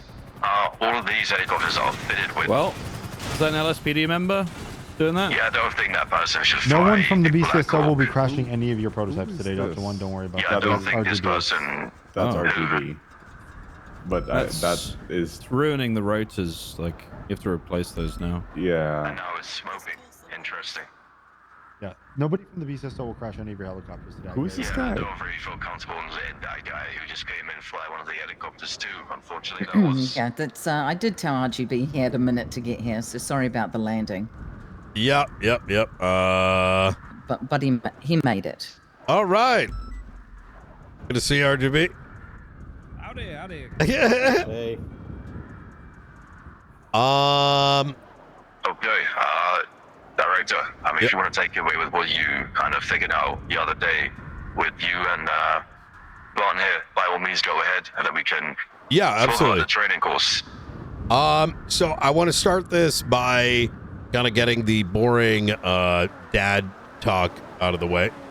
The equipment that y'all are about to get your hands on,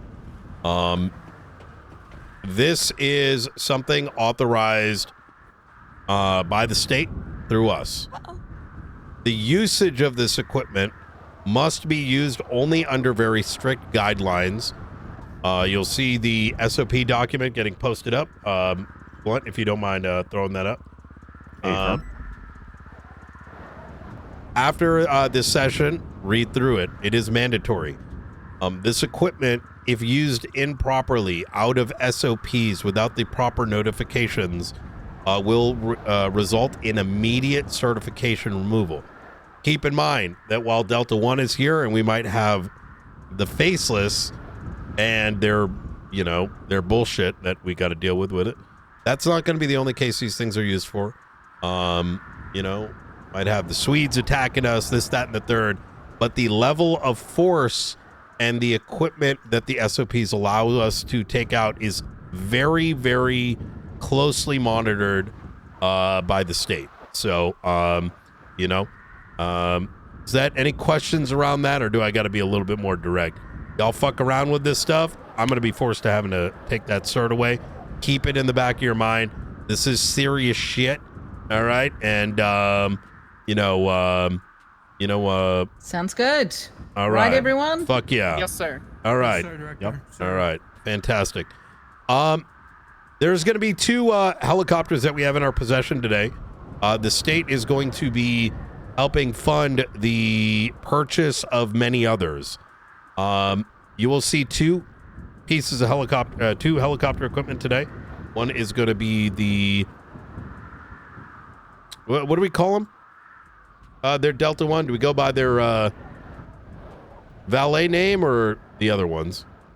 Oh, we call them Black Hawks, but if you want to go by the valet name, we can, just to make things easier for everybody in this circle. Okay. There's going to be two helicopters. There's going to be a singular one that y'all are going to be certified for. Over time, once we have proven ourselves to not just Darkstone, SSM, and the state in its usage, we will be getting even more equipment. If you see some of this equipment in these in the garages, do not touch it. That's even if a fucking nuclear bomb is about to go off. Right. All right. Easy clap. All right. That's the boring shit out of the way. Blunt, Snow, you want to take it from here? Kind of go over some of the SOP shit, and then let's do all the fun stuff. Affirm. Yes. So as Brian mentioned there's two aircraft. One, the valet name is called the Annihilator, codename Guardian. That is more of a defensive aircraft. It's a bit slower, has very heavy firepower, and the cooldown is significantly less on that aircraft on the weaponry than the Annihilator Stealth, which is codename Skyfall, which is a bit quicker and has deployable weaponry that is not really going to be currently used for responses at this time. It's going to be extremely limited. But the Annihilator, the Guardian, will be the primary aircraft that's kind of the one that gets deployed for some of these situations. That's going to be the main one we're going to get you guys trained up on.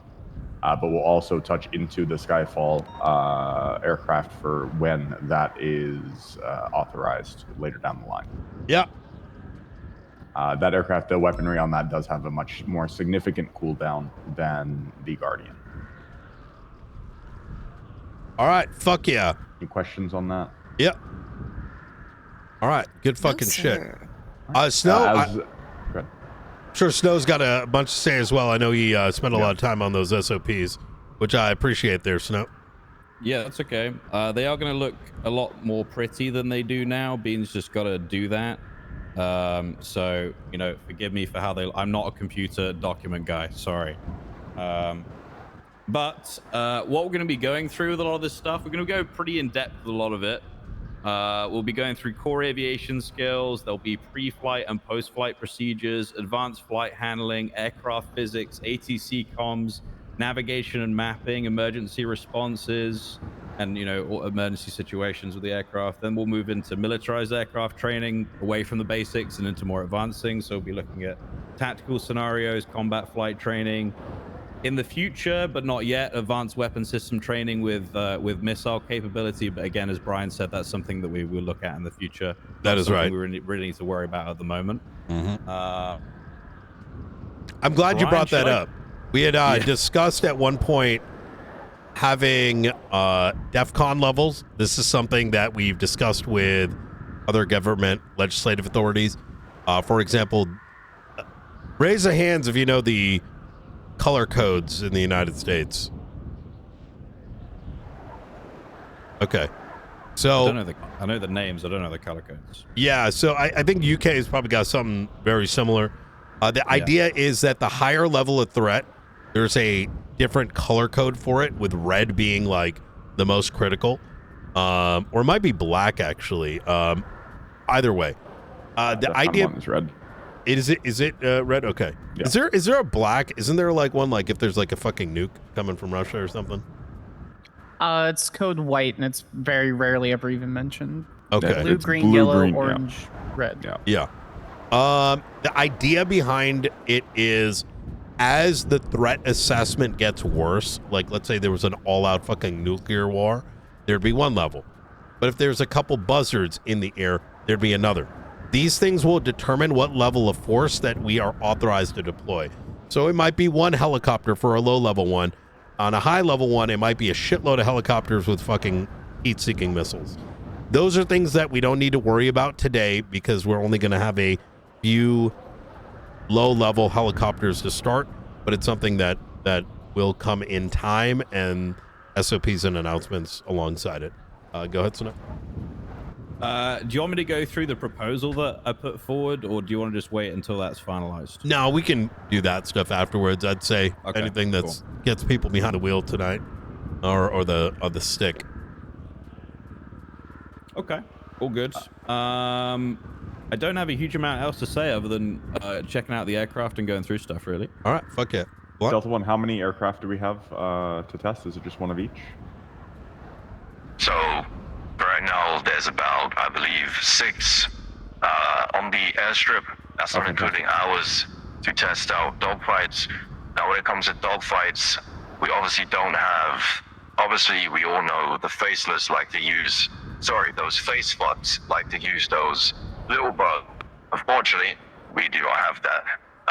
But we do have about 2, so we can replicate, you know, some sort of dogfight that you guys may come into hand-on-hand maybe in the future, so that can happen as well. But for you guys to test, we have about 6 helicopters ready for you to all have a go at.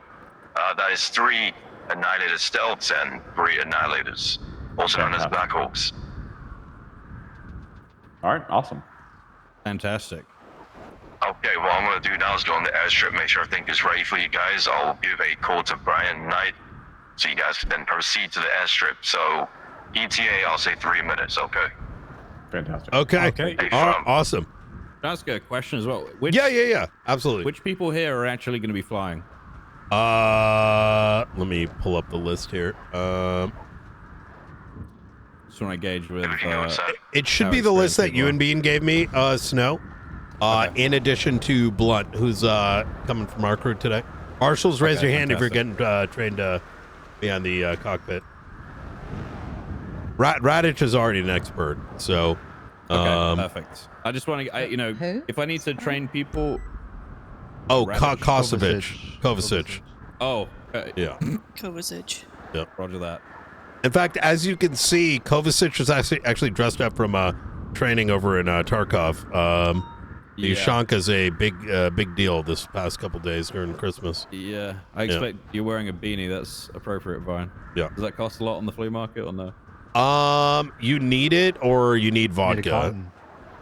I took this one from a dead guy, so I'll take vodka. Yeah. All right. So, for the purposes of the training today, everybody that's flying is going to be a rookie pilot. There are going to be 3 different stages within the training pipeline.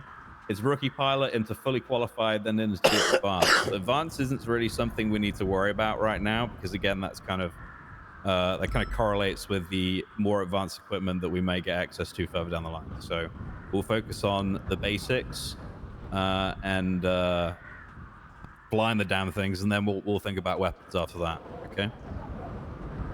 Fuck yeah! Could we get everyone that's going to be flying today in a just visually in a spot just real quick? So like everyone who's going to be flying today for training, stand up next to Blunt. I think most of the marshals here that came, Brian, were under the impression that they were going to get trained.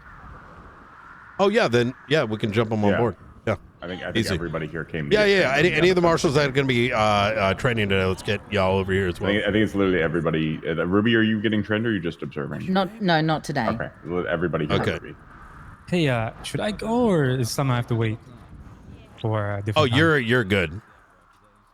Yeah, all the marshals here are fine. Yeah. Okay. all the marshals are doing it. Okay. Yeah, everyone here knows how to fly Air 1. But yeah, I'd like to be trained, but I don't know if this is the. I know the basics of Air 1. I haven't guys. If you have Air 1 training, I'm perfectly fine. If you still need better Air 1 training, that is something that we can do in a separate session. So, y'all let us know, and we'll just make it happen. You know what I mean? We have plenty of equipment, plenty of time. Yep. Am I allowed to train in this one then, or? Yeah, no, you can do it today. If you can competently fly Air 1, then you can go to the training. If you're not competent yet, then we're going to wait and train all together. Yes. I gotcha. I mean, I know how to fly it. I've flown Then civilian helicopters, just but go I've never for it. flown Air Yeah, 1, go for it. It's perfectly fine. Yeah, this is prototype equipment anyways. So, Okay. All right. Where is this ping?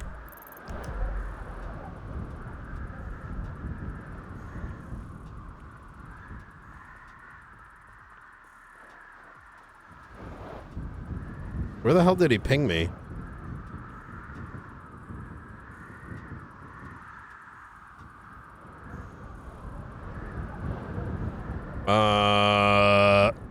Ping again.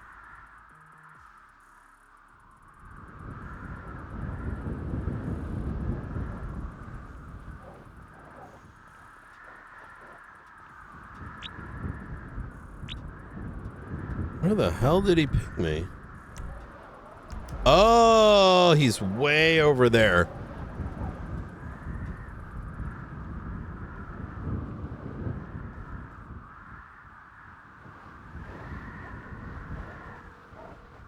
Howdy.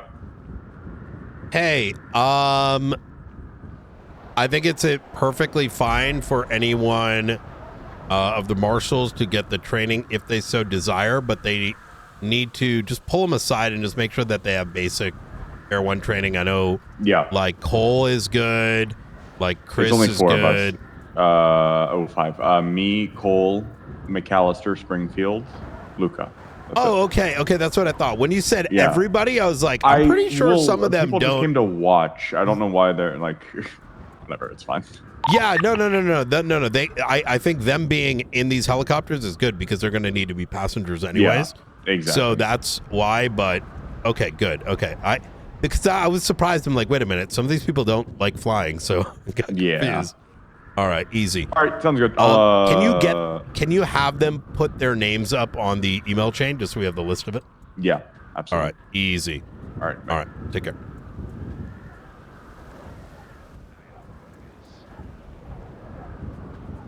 All right, y'all ready? There is going to be 8. I would recommend Delta One, if possible, for the 8 to be the ones with the yellow stripes on the side. You want all 8 to be the Annihilator. That is correct. Yeah, we were going to. Our plan was to start their training on those, and then in future, once we know that these guys aren't fucking around or whatever, give them the next degree, which is going to be these guys. Then that's to be on a different day, I'm assuming. Yeah, exactly that. Just so they're all getting trained on the same platform. A firm. I'll get my people to bring those in. Okay. Hell yeah. I'll be right around the corner.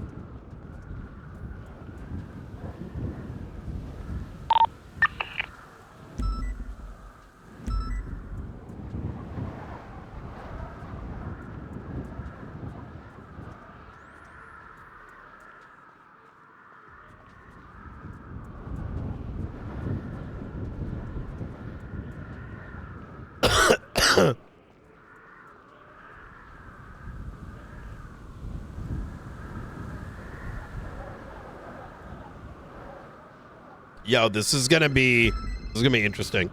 Night. Can you call Delta One real quick and ask him to have some parachutes brought to us? Yes, I can do that. I have him. Is it 8 total trainers? Training is 1, 2, 3, 4, 5, 6, 7, 8, 9, 10. Oh, 10. It's gonna be 10, including Snow and I. So 8 plus me and Snow. 8 plus Blunt and Snow. A firm. Okay, sounds good. Yeah. Unless you want a Delta One, unless you want to do like the pilot and a co-pilot, and then they swap. I'll leave it up to you how you want to do this. Yeah, they can swap. We don't need 8. Okay. Yeah, let's do. Yeah, we don't. I think this. Yeah, should we'll be cycle enough. out. We'll cycle out. I love it. Yeah. All right, take care. Bye. Yeah, let's cycle out just so there's not a bunch of them, and we can focus half and then have them switch and focus half, so they get a chance to be co-pilot as well.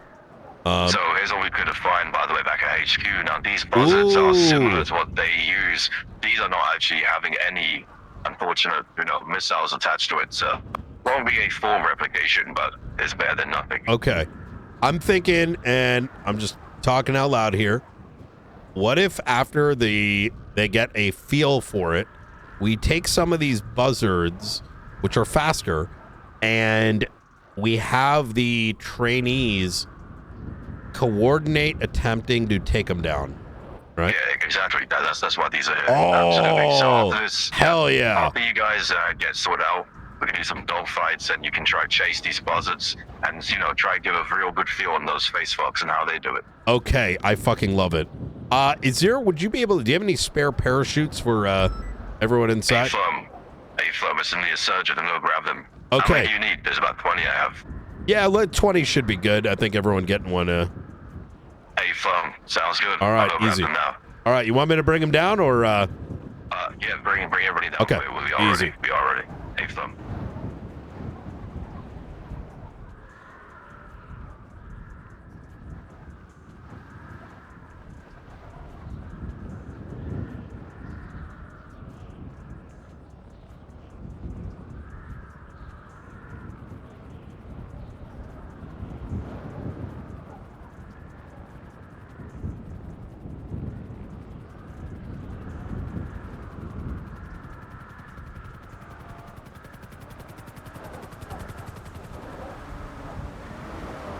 Oh, fantastic.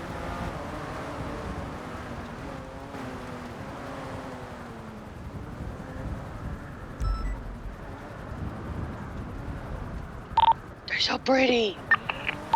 Yeah, they look really good in this weather. Night. Awesome. I'm Thank you. What? You can handle that later. God. Okay, let's head over to this annihilator on the closest side, guys. I was just having a chat with Frank. Oh, good. He's got parachute. I spoke to him right before this, but we kind of got cut off midway. We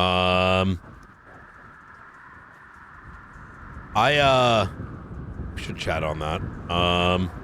Yes, interesting. Something about front row seats. Don't know what that means yet. Very good. That's what they wanted to do during yesterday's Life Invader situation. Yeah.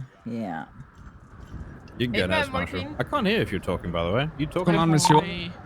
All right, so I had a chat with Delta One. The way we're going to be doing this, I know we have some pilots here, but also those mostly marshals who need to have some experience being in that back seat, observing how this thing works. Equally important. Roger that.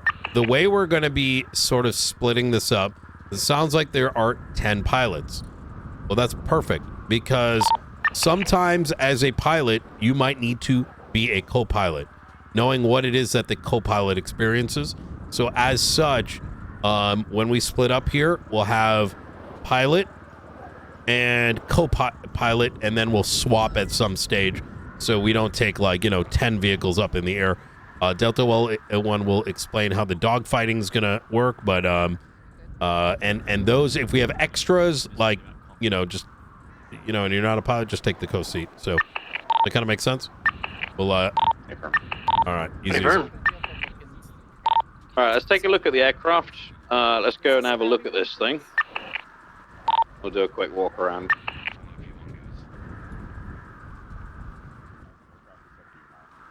Okay. Yeah, that's fine. Not a problem at all. Okay, once everyone's over here, we'll go through a little walk around here, guys.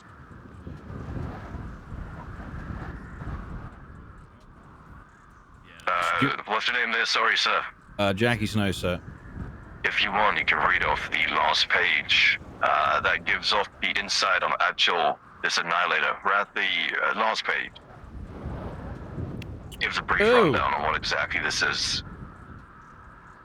Okay, perfect. All right, is everybody here? I think so. 1, 2, 3, 4, 5. Yep, I think so. We're good. Okay, so the beautiful aircraft in front of you is called an Annihilator. This is a standard configuration with 4 miniguns attached to the sides, as you can see. Its role, ideally, would be patrol, crowd control, and heavy suppression, especially with the fixed miniguns on there. We're adding another one on there, though, because this will be shooting down other aircraft out there. This thing looks big. However, it is very, very capable. It kind of looks like a Black Hawk, if you want to get technical. But yeah, if you have a look at the business end here, we have 2 machine guns or miniguns on this side and 2 miniguns on the other side.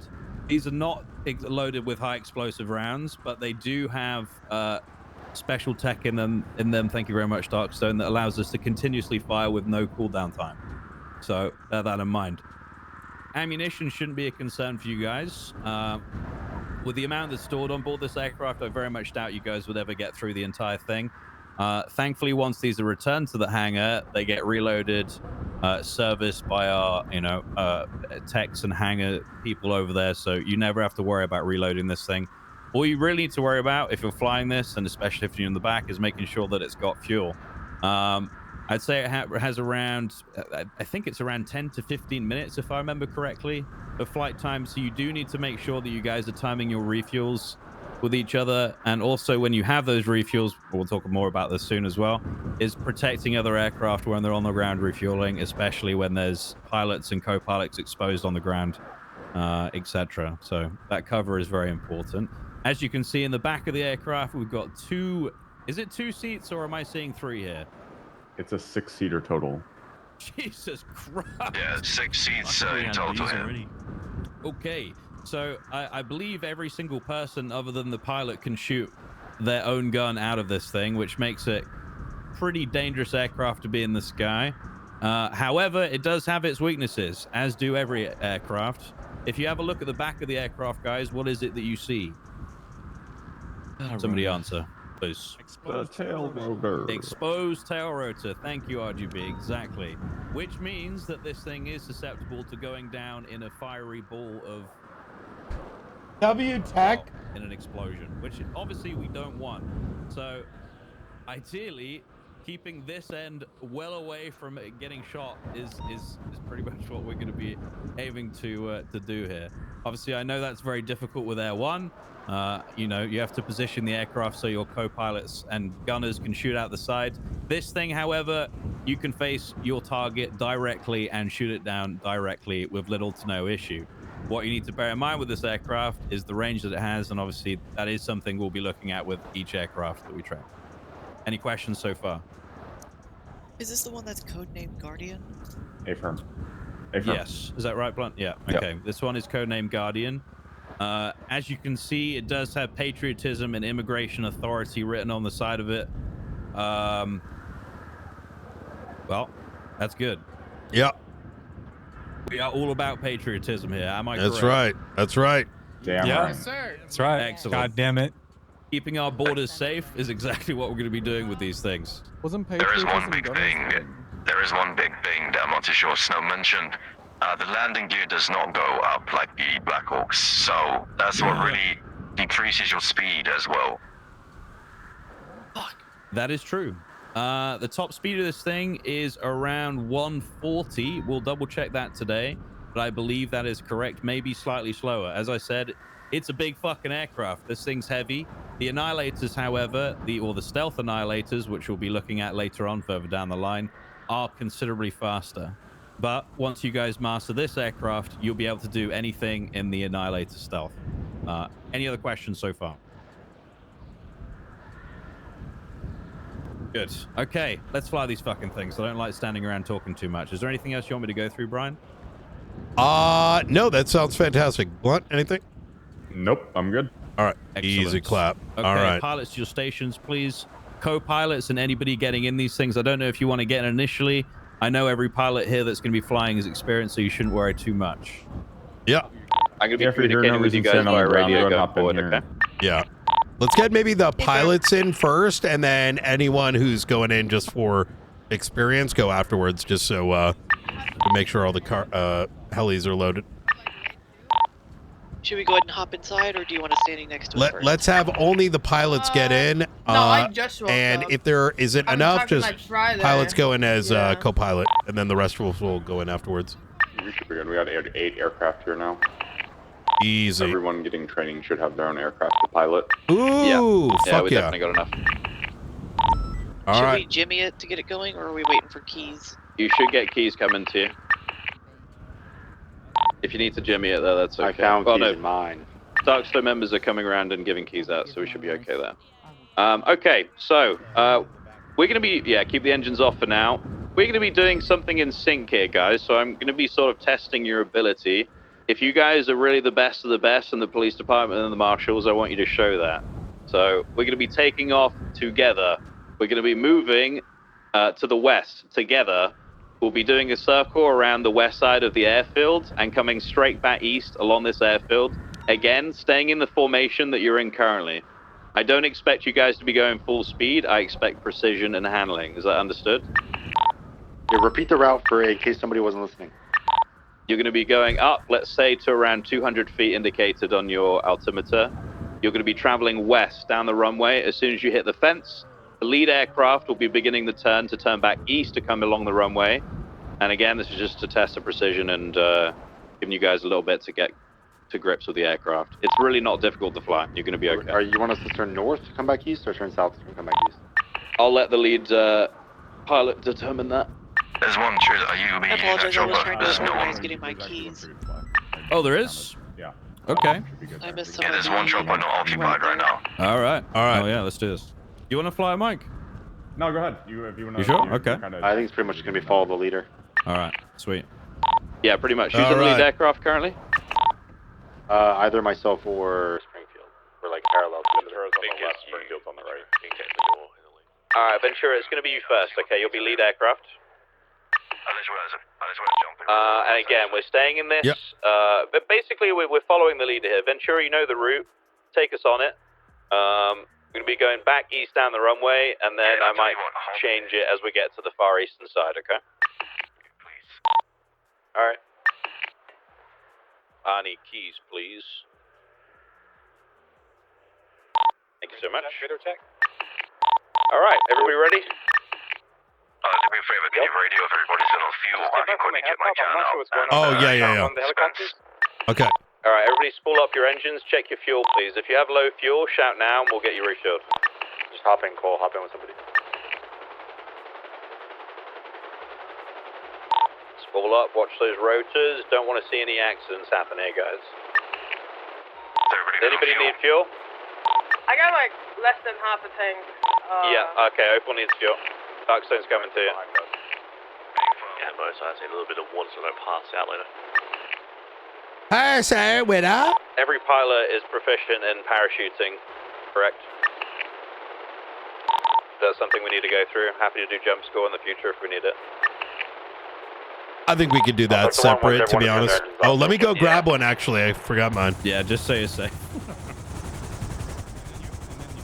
All right, keep those babies spooled up. We'll be taking off. Doesn't when want I give to the, turn them off. For, oh, turn them off. Turn them off. Copy that. Didn't know that.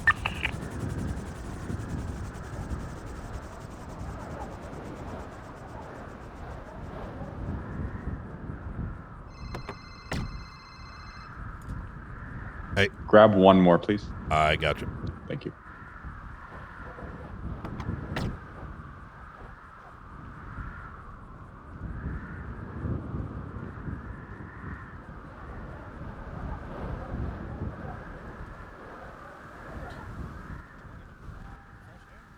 I don't like flying.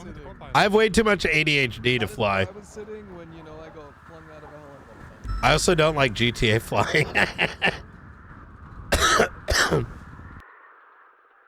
When do I have time to do these things? I'm the one that has to like Everybody good? do live balancing RP. I don't believe so. All right. Okay, so we're gonna should be set. Okay, power on, everybody. Ventura, it's on you to lead this. I'm not going to make any comms during this until after we've gone all the way east, okay? Copy.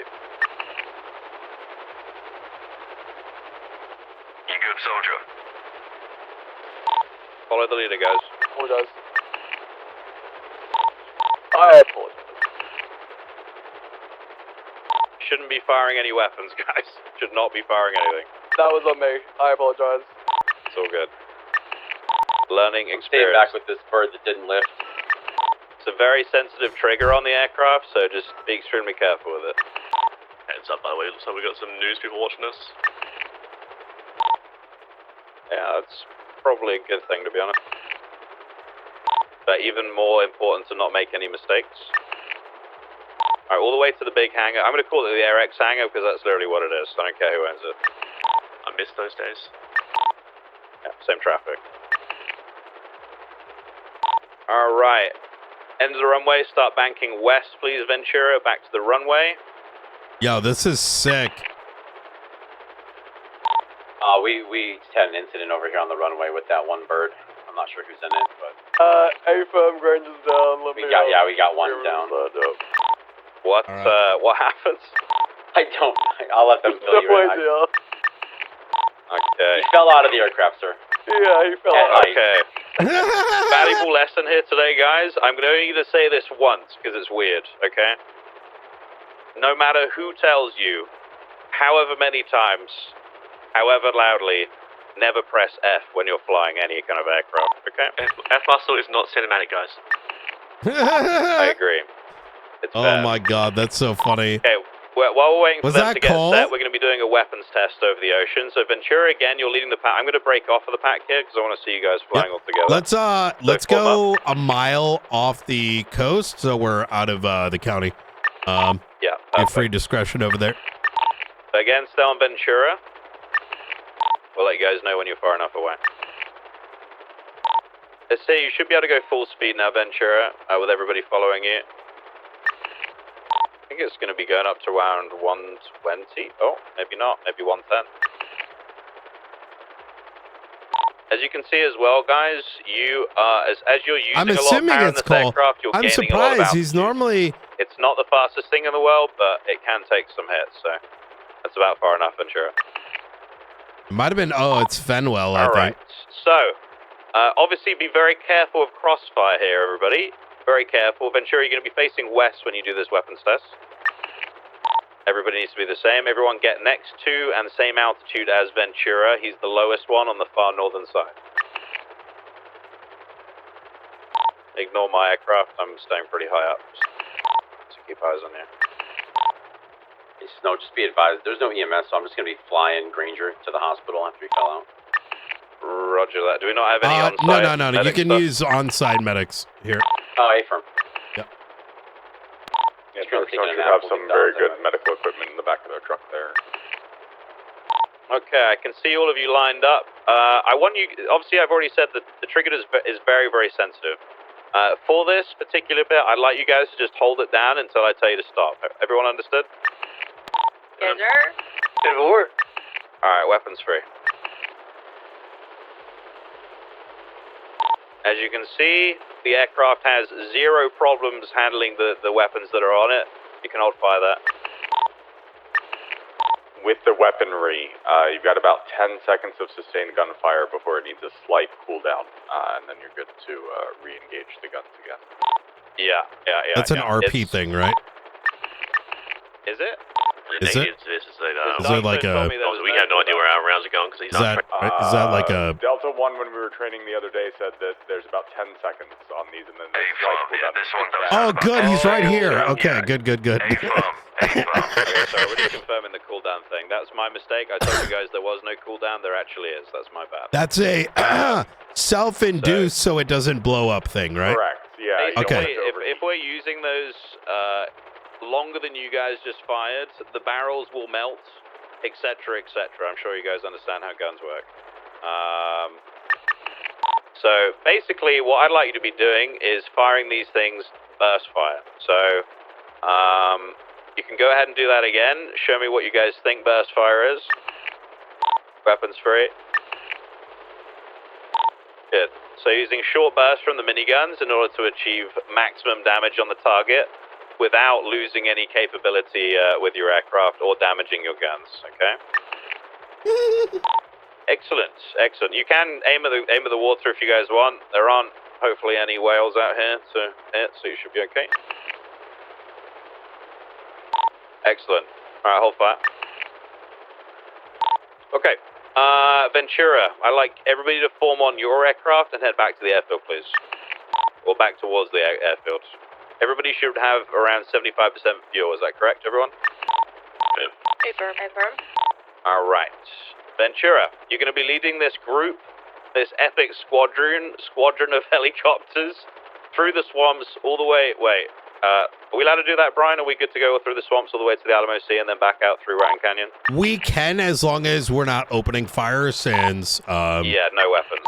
I don't want to get into the whole. Can you do that? Like, is Yeah, that legal? definitely not going to be firing any weapons from now, guys. So make sure your fingers are away from those triggers. Again, they're very, very sensitive. Okay. Ventura, you're going to be leading this group of pilots all the way through the swamp up to the Alamo Sea, back through Ratton Canyon West, and then south back to the airfield. Is that understood? Copy. All right. I want you guys to be traveling at full speed. Your maximum ceiling is 250 feet. Obviously, that changes with whatever you're flying over, so just do your best with that. Maximum ceiling 250 feet. Nobody go over that, but keep your speed up as high as you can. Brian, I don't know if any of the Babylonians are around, but you might want to give them a heads up so they don't think they're getting invaded or some shit. It's a good idea. All right. Yeah. Good call. Let me see. All right. So as you guys can see, it doesn't take much to get to the top speed, which is around almost 110. So really, it's a very easy aircraft to control. Honestly, it's perfect for a training aircraft, so that's why it is the way it is. It's a great time to put an end to their secession. Oh my God. Well, they gotta tech up first, you know.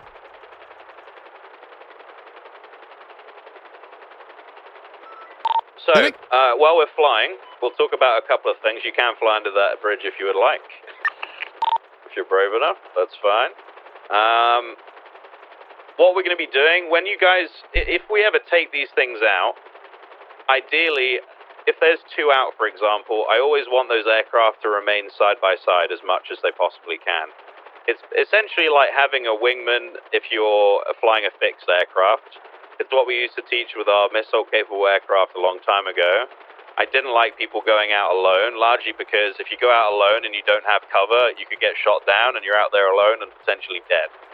At least with somebody covering you, you have a lot more of a chance to get the job done safely without any errors.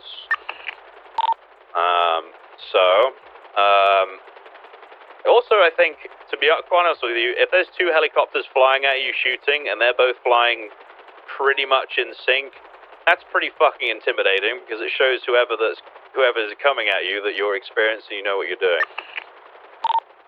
Weather's picking up as we reach the Alamo Sea, so just be careful. Visibility is going to drop a little bit. Ventura, group up when we get to Alamo Sea, please.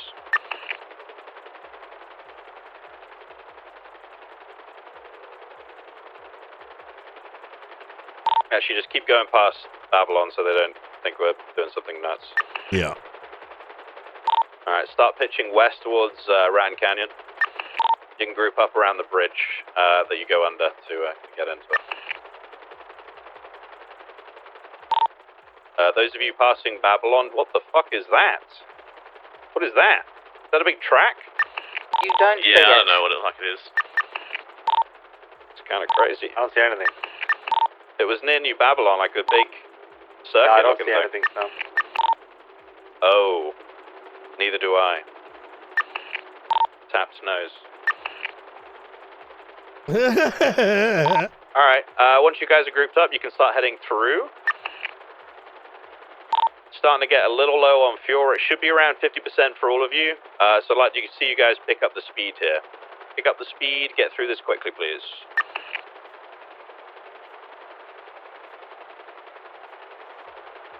God, I love seeing lots of aircraft flying together.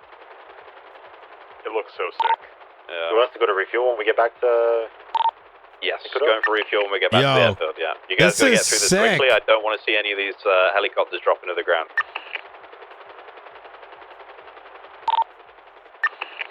Generally, if you're in a situation, going for refuel around 20% is advised, depending on where you're at. Obviously, if you're really far away from a pad, your pilot is going to have to do planning. What the fuck is that plane doing? Okay. He's landing emergency. Aircraft down. Not ours, though, so we're fine. Obviously, when you're out there, you're going to have to do a bit of planning and make sure you guys are within distance to get to a pad and refuel. You're not going to have air-to-air refueling, sadly. That would be cool, though. We don't have a huge amount of pads available in the city, so you need to be very mindful about where you're actually going to do that and what your position is relative to how long it's going to take to get back, etc.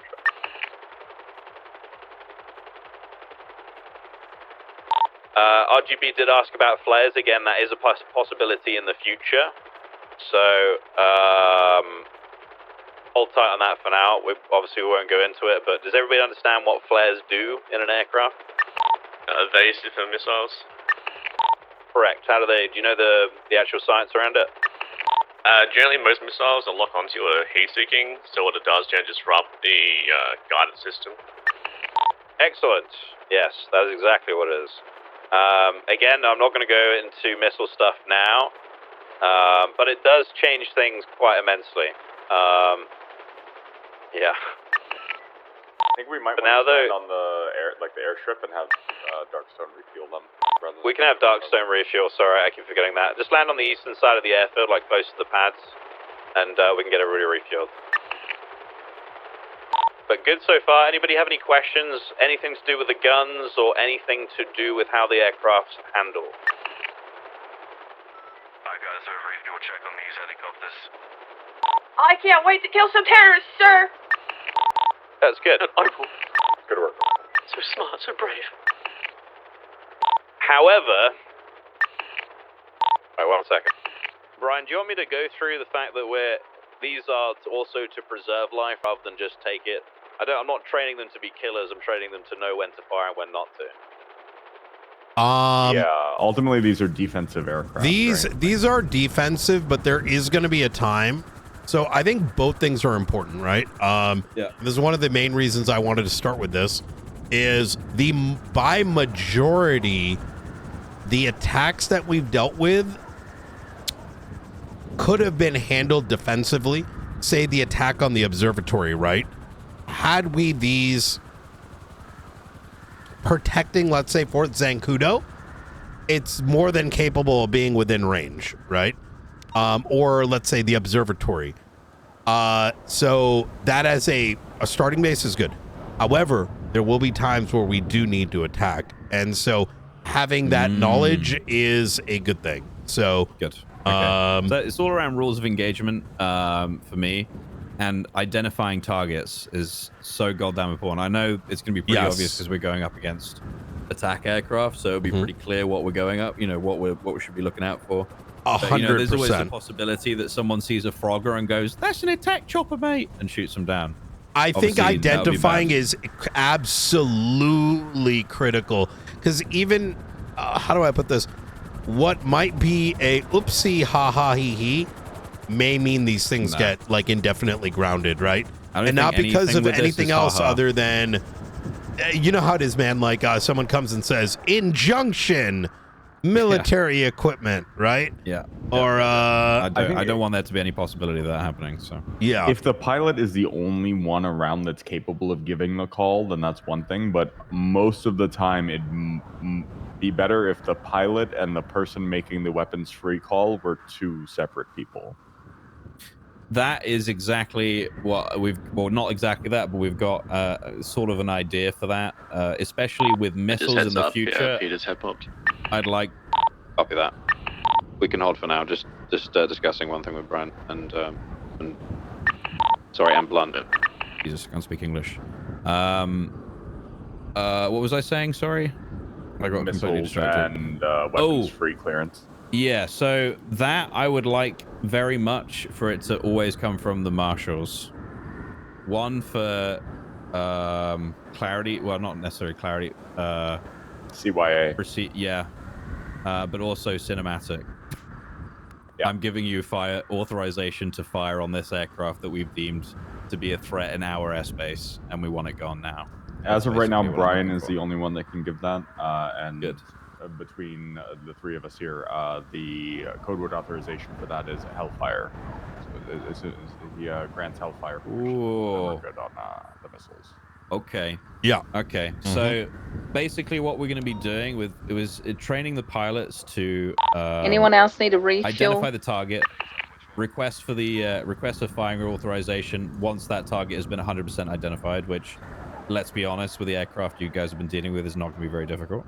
Yeah. But again, I just want it to be a step in the chain for accountability, number one.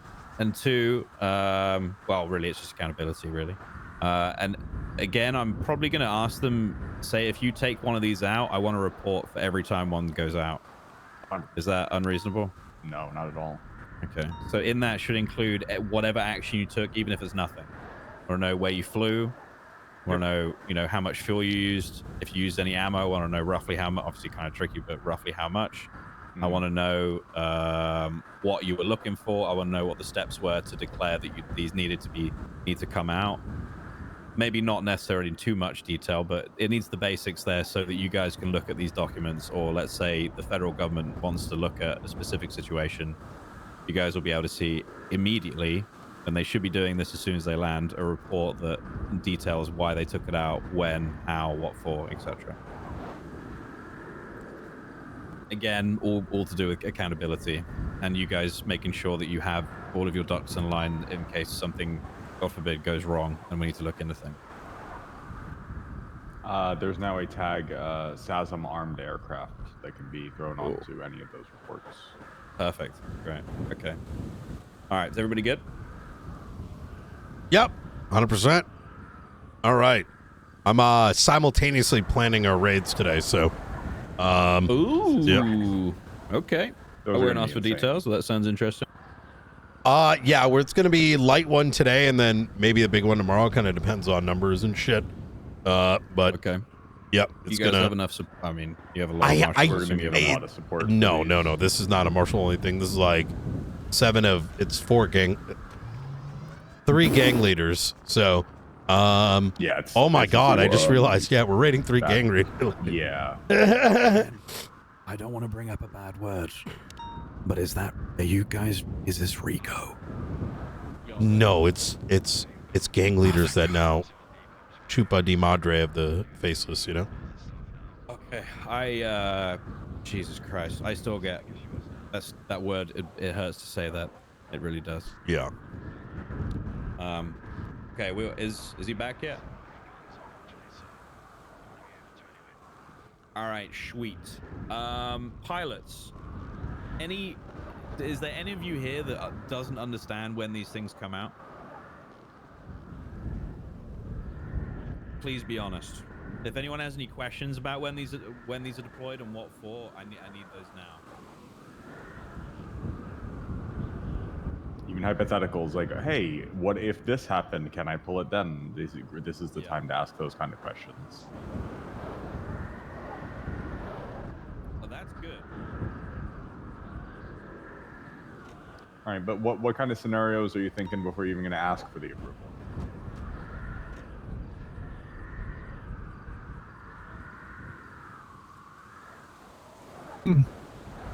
So, we'll go through it. It's okay. These things only come out when an emergency is declared in the state. That can only be done by a marshal.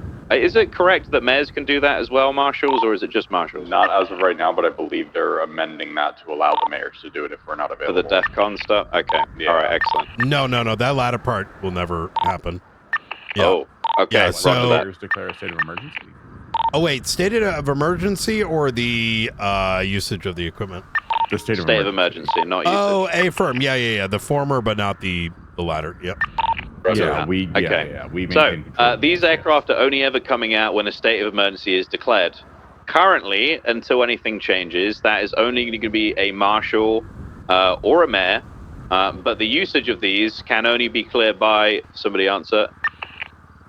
The marshals. And there is that system that we have there is there intentionally, as there will be a way to say, hey dog, the Swedes are in the air, we need to deploy, and then there'll be a check done on the other side, so someone will clear authorization. It's currently 2 aircraft that we have of these. Is it right, Brian? One Guardian, this class, and one of the Stealth, the other class. Okay, roger that. No problem. So, one should be enough to deal with one singular aircraft, to be honest. Obviously, there is that other aircraft there, and those Annihilator Stealths have very powerful guns. In fact, I think they have more powerful guns than these Annihilators do because they have explosive rounds. Is that right, Blunt? These are higher firepower than the Stealth. Okay. I guess we'll see. Fair enough. Okay. Does it? We've already gone through this a little bit. We're going to be talking about rules of engagement, target identification, and essentially authorization to fire. Is there anyone on here on radio at the moment that understands when that would be or how that would work? You mean when we would be cleared to engage a target with weapons? Correct. So let's say a state of emergency has been declared. Usage of this aircraft has been cleared. Does anybody have any idea how that would work from that point?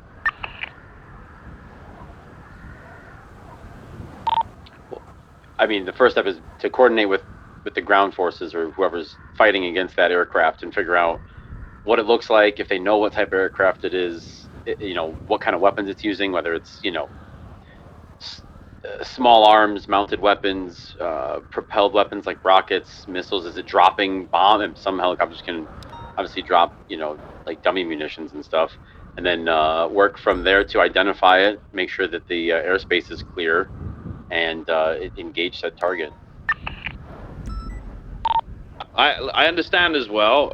Like that's roughly what it is. We'll go through in a little bit more detail. I understand as well that, in situations, me going through the step-by-step process, if we've got a helicopter coming in and dropping bombs, this process will be slightly more streamlined. But if the aircraft out there is an unidentified aircraft and we don't know whether it's weapons capable, we don't know if it's a threat. However, a state of emergency has been declared as a result of it being in our airspace. I'd like the process to be a little bit more, how do I put this? Defined and slower paced, yeah.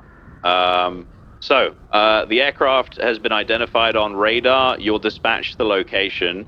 And from there, you're looking at the aircraft and ensuring whether it has weapons on board. You're feeding all of this information back to whatever marshal it is that has asked for these aircraft to go up. And that marshal will be making the decision on whether or not you have firing authorization to take down the aircraft. Ideally, in that situation, making contact via ATC is the most important thing.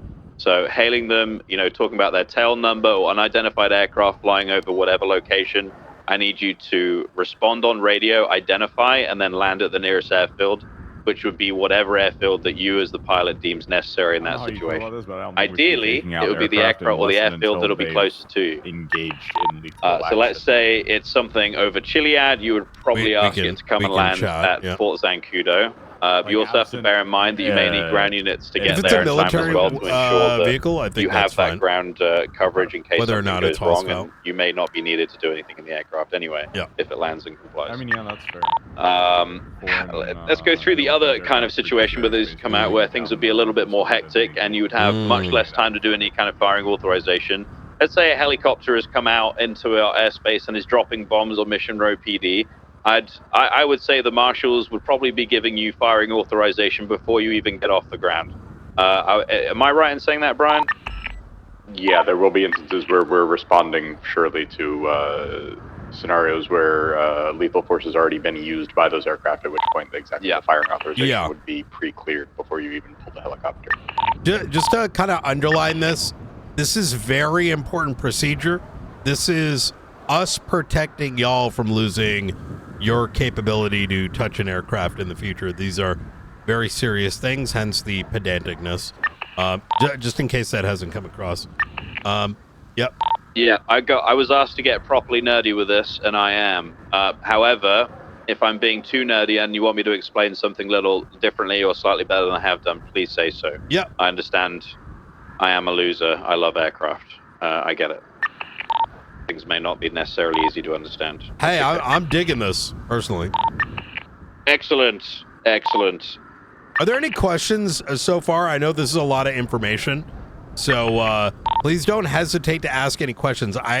It's better that you ask, even if it may sound like a dumb question, than to, hold back on asking clarifying questions and, getting cooked later down the line. You know what I mean?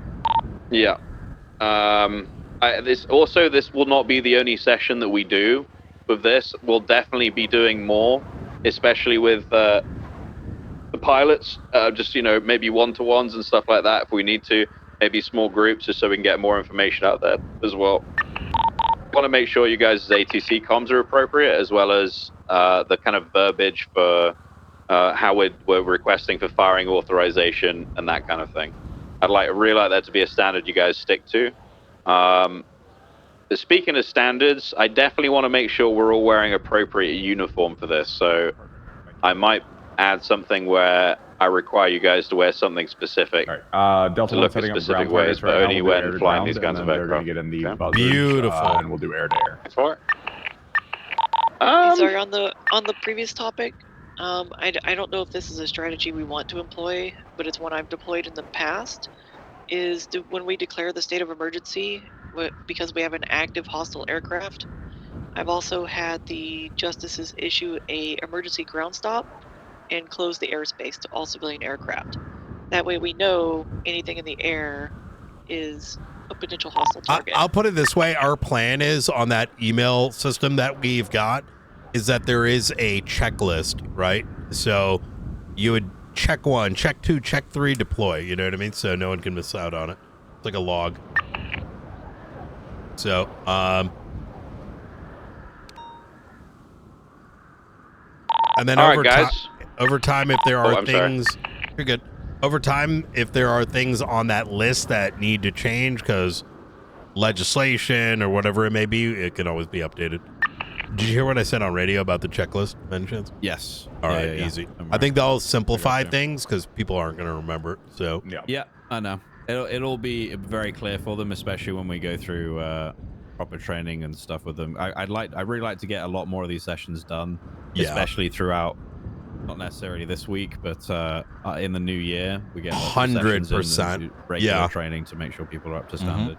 Love it. All right, sweet. Okay, we're going to be going into something a little more tricky. As you can see, we have what are they called again? Oh yeah, the Delta guys or whatever. Darkstone. Darkstone. Sorry, I'm kind of cooked. We're going to be taking 2 of our helicopters up, and we're going to be doing some target practice on the runway. Obviously, you know, for this, we're not going to be going through any firing authorization. I just want you guys to simply understand how these things work and what it takes to take a vehicle down, and especially aiming for a particular target. It's easy to hold the trigger down in these things, but hitting an actual target does take some of the skill, especially with how these things fly. All right, so pilots to your stations, please. Opal and Ventura, you're going to be going first. You'll be flying together in a group of 2, 1 aircraft leading, 1 aircraft following, and you'll be doing a gun run on the aircraft. Oh, sorry, on the vehicles that are in the middle of the runway. I'd like you to travel from east to west, please, Ventura. Okay. All clear, Opal? Yes, sir. All right. So let's say for this, you already have your firing authorization. Please, let's make sure the runway is clear before. Wait, are you Cole? Are you not flying one? Yeah, I just flew one. Is the we're runway switching clear? me and Looks McAllister. clear. Ah, gotcha. Yeah. Okay. Visibility's going to be a little If low. we need another, we can get another. I mean, I would like flying. Well, we're doing pairs of 2, so he'll be able to. Not our cars. We've got some that have been placed I gotcha. there. Okay. Yeah, You're ours are gonna- way down the line. Okay. So the ones that are closest to us are going to be the ones that we're looking at here, guys. Again, it is Opal and Ventura first. You have firing authorization, and your target are those hostile vehicles in the middle of that goddamn runway. I want 2 passes done on that, please, Ventura. You're good to go. Should we, do you want us to wrap around and always pass east to west? You can come back from the west to the east afterwards. Okay, copy. Try and fly in a way where you think these things might be shooting back at you, okay? Okay. Other pilots, you can spool down for now. Save your fuel. Let's keep eyes on these 2. Oh. Oh, yes. All right, one more pass, please, from the west. This is so sick to watch. Please make sure that you do not fire into the group that's at the end of the runway. Yeah, I'll be honest, I'm moving trigger out fast. discipline and aiming. It's very important.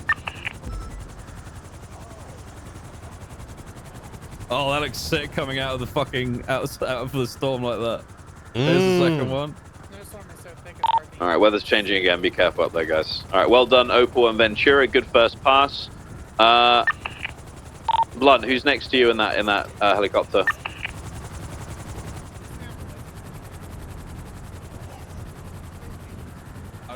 All right, you guys go do your basic weapons test. Who's the one spooling up at the end of the runway now? Who is that? 022. 022. All right, you guys. Who else hasn't gone yet? Shout out, please. 02 Springfield.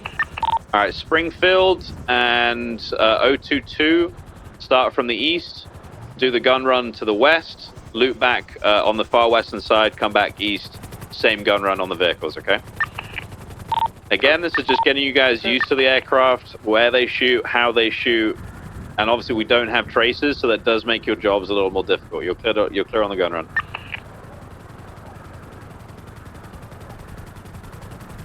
Having 2 looks so cool. Yeah. Oh yeah, 100%. All right. Obviously, I mean, do you guys agree that it's not very easy without traces? Yeah. Absolutely. Oh! One of them blue. Lovely. Good job. Yeah. So, it does make things a little bit more difficult, especially if you're flying in a group. Target identification, super important. Obviously, the aircraft that we're going to be majoritively dealing with are going to be very easily identified because they'll be military capable. And if it's not us up there, they're in military capable vehicles, then they are not friendly. Oh yeah. Excellent gun run. Okay, anybody else left to go? Shout out. 498. 4 more still. All right, 419. In RGB. Opal, you can back him up just so there's 2 of you. And RGB. Oh, sorry, RGB. Go ahead. You guys are good. My bad. Sorry, guys. Yeah, and then McAllister and Cole will run the last one. All right, perfect. I think Cole and McAllister are in the same heli. If we want to, they'll get into the other one. Okay, Good to go. Easy. Good to go. I'm trying not to step in too much. You know what I mean? I like that you guys are. You know what I'm saying? You're very welcome to if you want it. It's not a problem. No. I Especially prefer with, this. Disciplinary stuff and making, government shit, etc. Yeah. No, I'm I really appreciate that. Yeah, absolutely. Listen, it's a team thing, right? Like yeah, absolutely. The only... any questions from any pilots so far on how those things fire? Negative. Pretty straightforward. Good. I've seen That's a lot everybody. easier than I thought. Yes. While this is happening, it's not too bad. coordinating Obviously, once you're up there and you're the fighting raid against a target that's decisions. moving around, not so easy. But the more you guys do stuff like that, hey, there we go, another explosion. Freedom. 2 explosions. Goddamn. Oh, Who's that shit. pilot? Oh! 3 explosions. Oh. Very good, RGB. Very nice. He's good. Yeah.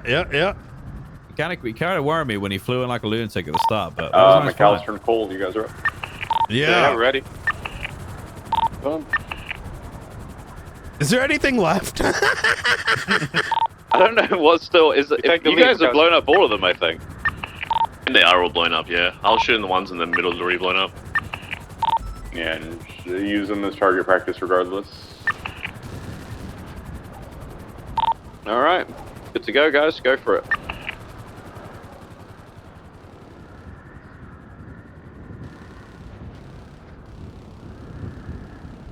Oh god. Oh god. Oh, lift up, McAllister.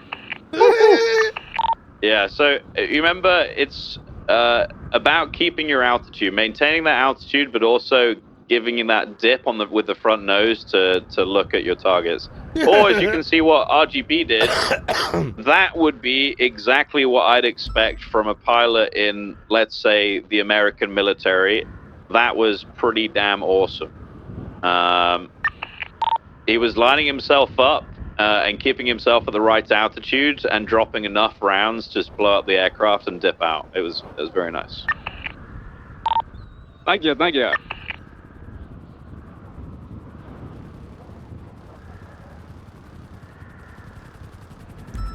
Yeah, you're letting that altitude get the better of you there. If you do too much of a dive bomb run like that, you are running into the very strong possibility of just running yourself into the ground. So try and avoid doing that. Maintain that altitude and keep that safety, okay? The lower you are as well, is the easier you are to shoot down, especially if there's any units on the ground or, I don't know, assailants that have class 2s or even class 1s could potentially take out these aircraft. So you need to be very, very careful. Any questions on the gun run stuff? Hey. Excellent. That is very, very good. We might be flying over New Babylon a couple times over. Why is that? I think we're gonna do that. Let's go for part of ratio, our everybody. training route. So don't be too afraid. These are they're not hostile. So, Okay. We prefer if you don't fly over New Babylon and just go around it. It's my airspace. There, Sebastian. Oh, okay. Is that what we're doing, Brian Knight? First you come in and you take the goddamn LMG. Then you take the crates, and then now you're gonna fly over New Babylon. What's going on here? Okay, did you forget we're fighting the same fight? Someone's got to protect you, Sab. That's me. Protect me? You're stripping me of protection. You're doing the opposite. Well, let's just say some of your guns are now mounted on these helicopters. So, look. Okay, Brian. All right. Listen. Why do you always got to play me as the enemy? I am on your Because you're damn trying side. to come off as the enemy. The moves, the actions speak for themselves. No? Look, we're doing a damn training exercise. All right. How many times? Look, next time y'all get attacked by the Faceless, obviously, we're gonna have to be there as well. And these pilots who are getting trained right now, well, I understand. Is flying over New Babylon isn't necessary? It's not gonna be over New Babylon. It's gonna be by it. I just don't want you freaking out, right? Okay. As long as it's not over it. Yeah. Listen, if I wanted to be a real asshole, I would have flown over and said. Hey, I mean, you do you, Brian. Now, I'm not gonna tell you what to do, but I'm telling you how I feel. Why are you trying to start shit? Why are you trying to start? Because I am pissed about what happened with what I told you about. Remember the phone call we had? I think we're supposed to have a conversation. We were. I'm sorry. I had to fight the Faceless yesterday. Put lock down 4 gang leaders' did your properties. PD get bombed? The PD did get bombed. Who bombed it? The Faceless. Why? And they bombed the observatory, and they bombed Life Invader, and what? Oh yeah, it's fucking insane. Why so many bombs going off now? What's with the rapid moves? It's not the Faceless to do something like this back to back to back. Raymond Romanoff works for them now. Oh, I see. Yeah. Okay. Yeah. I see. So, Damn. Yeah. Well, listen, if you want to talk, I'm more than happy to talk after whatever you're done. Yeah. No, absolutely. Actually, this isn't recent. You know this is pretty normal for us, right? What? The back to back to back bombing? Oh yeah, they fucking reprogrammed PD bot that. That bombing is the second bombing in a week. We cleaned up the rubble and got bombed again. Holy shit. Yeah. This is usual business. So anytime you're like, man, why is Brian not returning a call? Chances are I'm doing military training while preparing for the logistics on raiding 4 different gang leaders. So All it's right, like, well, listen, just remember on the same side, okay? But when you come into New Babylon and take my toys, I get very pissed off. That's all. Well, look, it is my responsibility that, look, I'll give you a little bit. All right. There's a claim about you planting a bomb. You then left New Babylon. You fled from law enforcement. And upon our arrival, we witnessed the aftermath of a bomb, and therefore the credibility of that call became legitimate. And our concern was people getting injured. Now, when you say you're saying Babylon or myself? No, you, Alfonso Sebastian. Yeah. Okay. I think the call was like Alfonso Sebastian planted a bomb at New Babylon, I think. And I thought it was a troll, if I'm going to be honest. Yeah, because, it's faceless. And so when we arrived, you fled, but there was also your entire tower blown up. So, but don't worry. Yeah, no, it was me. I mean, I don't imagine you would have bombed your own compound. Not a compound, Brian. It's a community. It's our walls. Yeah, I know it's a community, but it's our protection from our enemies and the wildlife. Yes. There's 3. Just like how you guys have also, fences, housing. Yeah. But yeah, So, we can chat more on this. Just, there's a little bit of context. What I would like you to do. I came into that equipment. Obviously, I'm not gonna just look at it, right? And I get your situation. I'd probably be doing the same if I wasn't a cop. But, you know, I got to do my job just like you got to protect your people. Right? All right.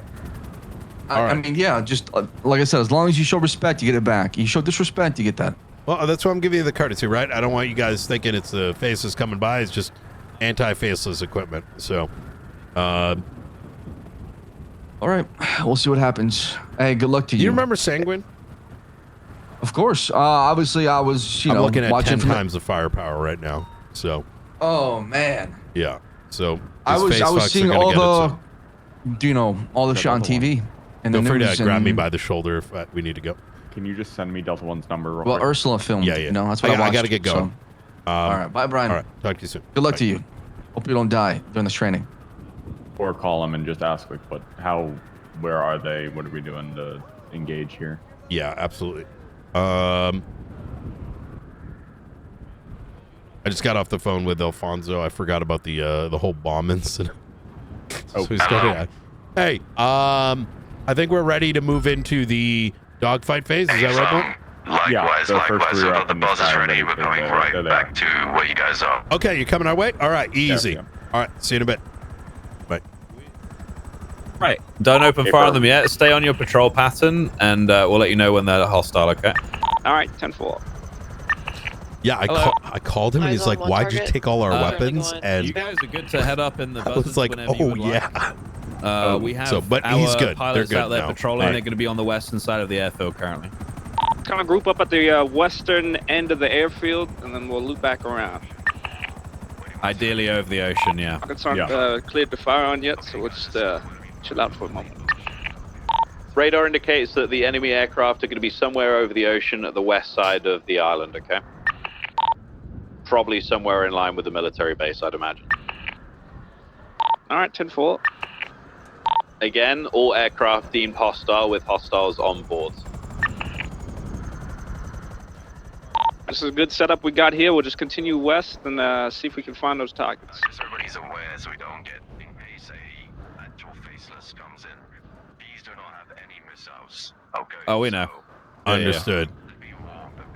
Understood. I've stressed to them that regardless of what they see, they're there to shoot you guys down. Hey, fam, listen, guys, make sure your eject is ready to go because I don't want you guys to die, okay? All right, hostile aircraft appear to be on radar and traveling west from the airfield very slowly. I'd hold your position for now. I'll let you know when they get close. What? All right, just go ahead and hold. Let's go west side. All right, we've got those aircraft moving fast now, westbound over the airfield. All three targets moving together. Buzzard helicopters, weapons capable, weapons free on all of these aircraft that you have in the airspace. RGB taking down. Well, let's go ahead and face eastbound towards the airfield. We'll fly in formation all the way over there, and then we'll take contact as we go. It's dark and there's weather too. This is going to be very good. And dive for the one in the agree. rear. I think I want the second one behind me to take the one in the middle, and the third one could take the closest. We got one here. He's flying right below. Can't see.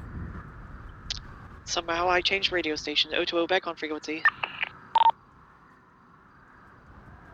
Contacts here. They're Starting facing on westbound. Westbound. They're going in formation. This is probably the worst weather to do flight training in. I think that's a I good just need, thing. You know, cover to make sure It's I'm not definitely getting the worst of the worst that could dog possibly gone happen. by. So brother, this is how we've been fighting the faceless like almost every other night. We're at the very rear of you It's guys, training and there's info one on that's our gonna be 6 as well. The observatory was two Air One helicopters with 15 gunners on the ground, and we couldn't even take out one of the targets. Like, it had that much armor Coming up from plating. behind, I'm going to engage him. He's going to try. What kind of heli is it they're using? Do you know? It Very was a similarly equipped to the Annihilator stealth. Yeah, Really? it looked like an actual Apache, right? Oh, okay. Yeah, those things are pretty tanky. If it's the one I'm thinking of, then that's not easy. With these aircraft that we're using, we'll be fine. But ground fire and small arms, probably minimal damage, I would say, on those. One is smoking here. I'm engaged with them west of the airfield, just west of the airfield. I'm kind of to your guys' east here. Got another one above. gonna try and break off from him and return to you guys. One down, one down.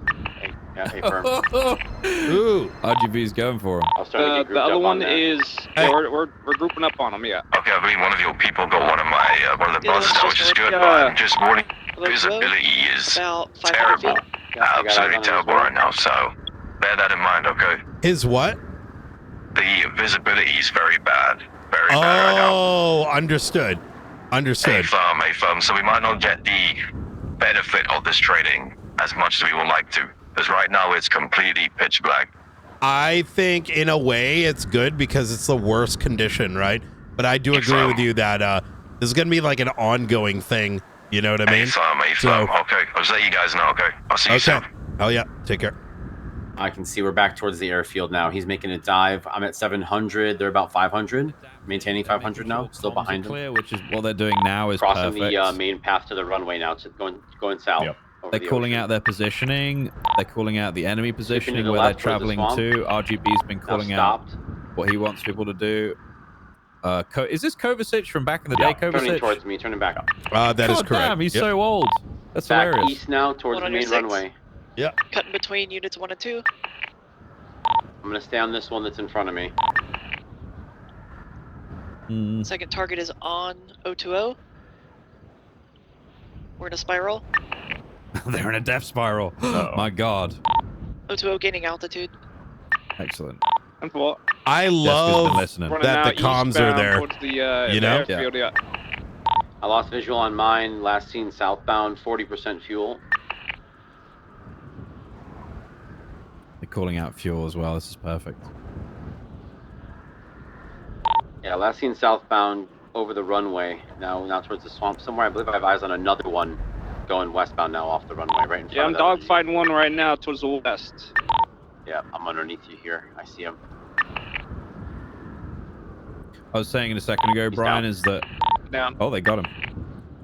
Is that we can train Still got one more drum somewhere, unless that was procedure mine into that them looped over and back, over again, but the that was reality headed is, south, in a might real have curved east, situation, came back a around lot of on that stuff goes out the window.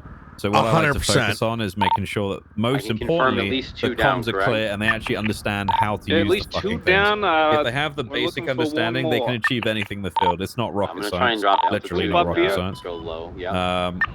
But my main thing is Go ahead and communication, cover you. which is I have going very higher well with this group altitude, at the so I'll be moment. able to look around a little bit.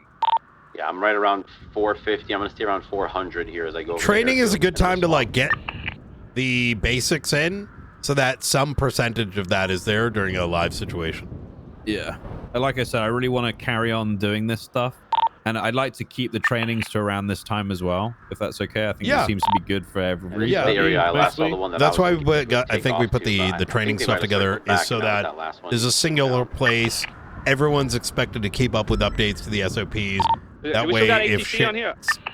changes ATC from is the on top frequency. on. No contacts currently on radar. Do you have any visuals of any other aircraft other than yourselves out there? That's negative. Okay, return to base, all 3 aircraft. Good job. 020 All clear. right. All I got right. that. Hell I was yeah. really Oh, pleased yeah. with the comms during that. That was nice. 022 That was. I want to nail was in really some good. a bit more complicated stuff, but I think that's more for when missiles arrive, Brian. Is that okay? Sure. I mean, I'll leave it to you. I don't know what you mean by more complicated though. So it would be more. It's getting a lot more nerdy. So I basically want, when the missiles are out there, I want them to sound like pilots. Like I want the kind of. I think standard that we ease them into that. You know what I mean? Yeah, that's exactly perfect. Yes. Okay, I do. All right, next group. Who hasn't gone yet? It'll be. It's only 3 of you left, right? I think. No. I think so, yeah. 3 and 3. 9-9. Well, as well. That's been up. All right. Me, Opal, Matt, and I think Cole. There may be 4. All right, Ventura, Opal, Matt.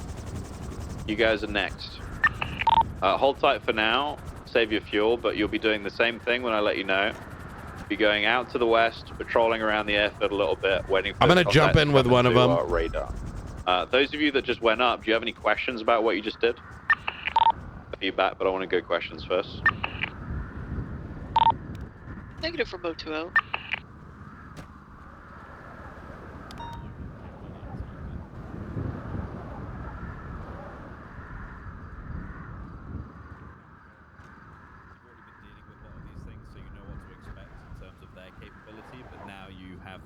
ability to deal with them in a much more efficient way than going after them with three Air 1s, you know?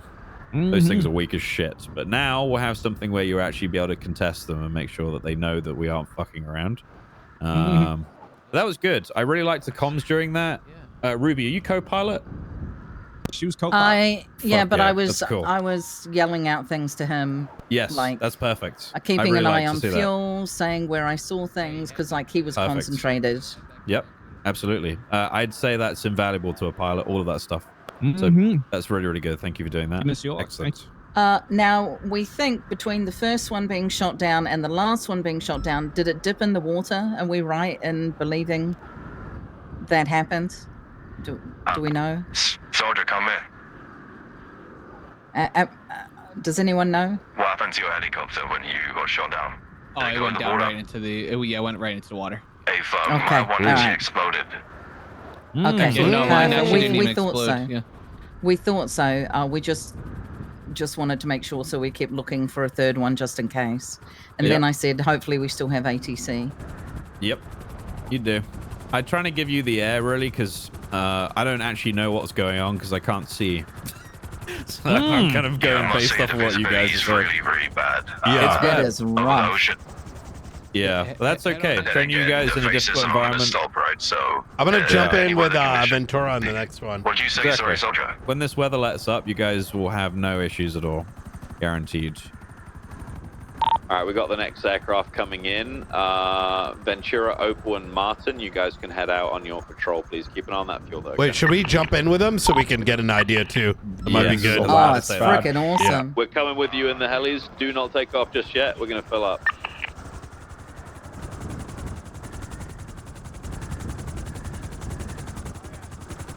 Yeah. Delta 112.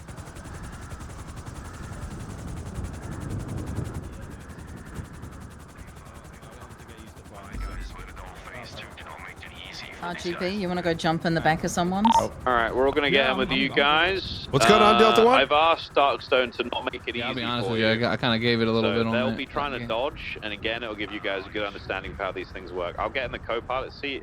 If any marshals want to test out gunning from these things as well, you can absolutely do that. Peter's head popped again. I'm waiting for him to come back. Yeah, anybody that's coming with us in these helis, if you guys want to fire from them to get an understanding for how that works, I know you guys in PD have your own version of training for shooting from helicopters. All of that information is exactly the same. Oh, yeah. This is real cool. Hey, that's what we've been needing. Obviously, you have more capabilities with this. You can Who's have. that pilot?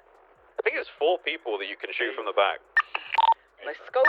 Mr. Ventura. Something I will say is be careful as you're firing out of the won't side say a of these. word. You can make contact with your own helicopter, and the guns make sure your line of fire is clear on the enemy only, not on your own aircraft. That is true. That is very true. Be very careful. We live in a weird city. What can I say? All right, we can start this patrol. Looks like Darkstone are getting ready, so we'll go to the western side of the airfield and get ready for radar contact. I'll be away. trailing behind. Peters is flying back in. If you guys want to start up, and I'll attach back on. Delta 1? Yeah, we'll just say you had, let's say you had just spotted little bud, not us.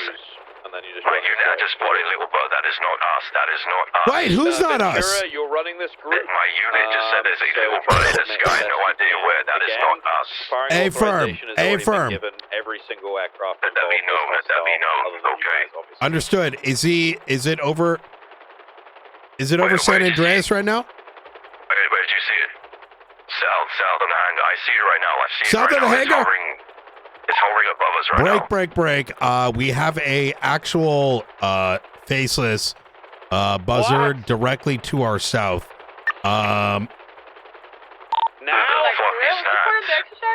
This is not a part of the exercise. This is a live situation. But this is weird because I can see as no guns on it though. Are we weapons free on it, or we still need to identify? What the fuck? I'll let you know. Weapons are not free at this time. Let's try to identify. Brian, all you from here. Oh no, it's all you two. Best of luck. I'm the director. Well, you tell me if just let me know if we're free to fire, and I got it from there. No problem. You make the call. Just don't fuck it up. Oh God. All right, I want every aircraft up and traveling. Yeah, that's going on. Okay, just confirm us. We are all grounded right now. We are all grounded. Hey, firm. I want to stay, every aircraft stay over the ocean. I don't want to really be fighting over any civilians on the ground, even if they're in a gang, okay? Every aircraft group up where we originally had the aircraft parked up, and then we'll start heading south together. Nobody go alone, please. Alright, yeah, well, 49 is back in the air, please, too. Type shit! Negative, stay grounded for now. We don't have to refuse the PD. Real training now. Here we go.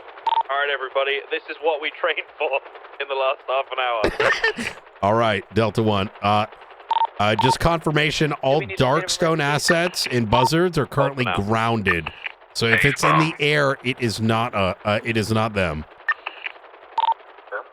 Do we have somebody on ATC talking to him?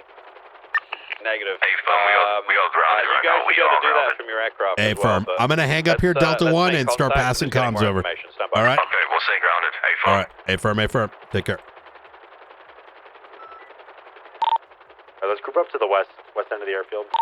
Yeah, group up western side of the airfield. Again, I'd like this to keep this. If this becomes a situation where we're shooting, I want all of this to happen over the ocean. I do not want any danger of anybody getting shot on the ground. And hopefully that'll drag them out of the ocean if they see all of us over there. Once again, be advised, that Buzzard that has been spotted is not Darkstone. We also we're only presuming it is the Faceless. Okay, so what I would like to happen, Kovacic, I'd like you I got to visual on it. It's to our direct east, by the way. It's behind 498 at the very back. It's above us. All right, Kovacic, I want you to make contact with the aircraft, try and get it to identify, and we'll go with that level right now. Light here, gunfire. It's shooting. Okay, weapons free then. If it's already firing, weapons are free. Take that aircraft down. I don't even see it, do you? Nah, I'm looking. Martin, you still have eyes on it? Where is it at? Hey, there's continuing eastbound, flying over Zancudo. Eyes on it. Eyes on it. Traveling eastbound over the airfield. Looks like it's going to be facing whichever target it's going for at the moment. Make sure you guys are cooling for your runs, okay? Keep altitude above it as well. Oh, it's down! I'll take it out. Well done, Martin. Good shit, Pull Matt. away, I just saw Another one. Buzzard fire one There's a on secondary the launch. Another one's shooting westbound. All right, weapons free. Shoot it down. Weapons free. Wait, that thing's not down. It's not down, I don't think. Yeah, it's gonna crash. Is it? On it, RGB Oh, and myself. there it is. Jesus. It's headed out over towards the beach right now, still northbound, parallel with Great Ocean. All right. About 250 on the elevation. Copy that. Yeah, he's probably a couple of 100 meters off my front, but he might be leading us somewhere. Yeah, you're fine. Stay on him. We have a massive group of us. We are going to use intimidation tactics.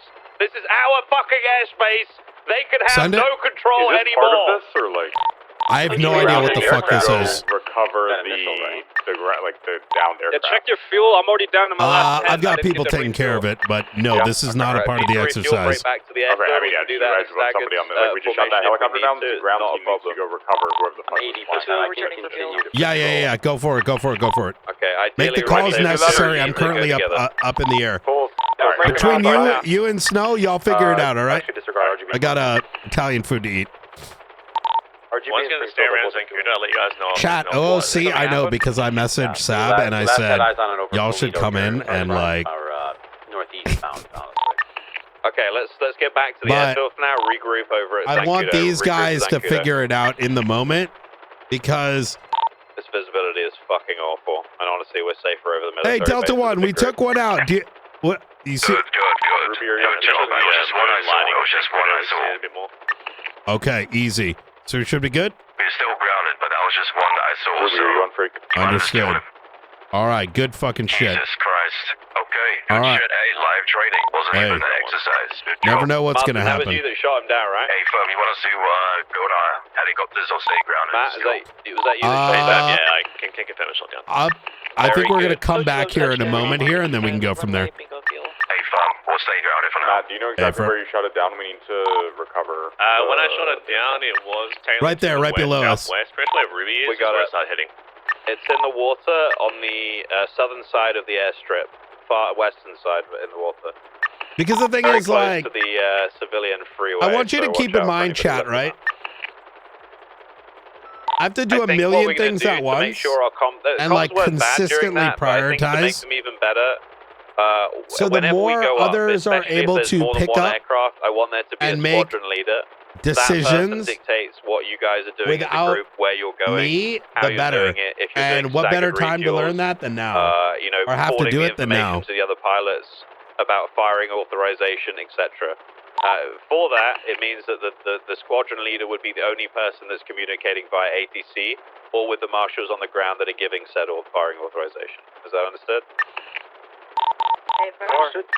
What is the status of the pilot in the shot down helicopter? I didn't see them jump That out, guy's but at fucking the height they were at, they could have just jumped It out looks close like they to the got door. disintegrated, to be honest. Hell yeah. Well done. Honestly, that's good. Again, I know that things can get hectic in an actual situation, and I know things won't always be perfect, and that's okay.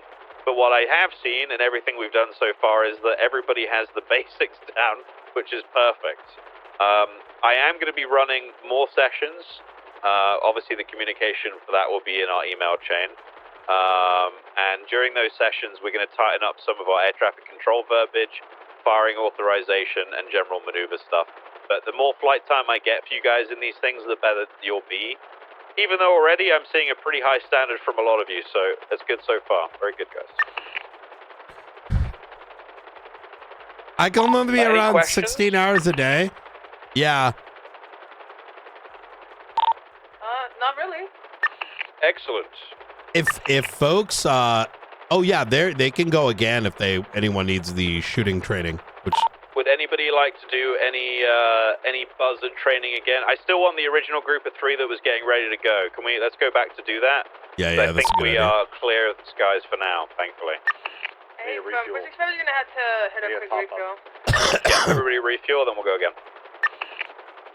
My bird's pretty much out of fuel and it's smoking. I think I might have hit somebody or they hit me with a burst. Just land on the airfield here. Thank you so much. Thank you. And we should be ready for another dogfight run for the 3 who haven't gone yet.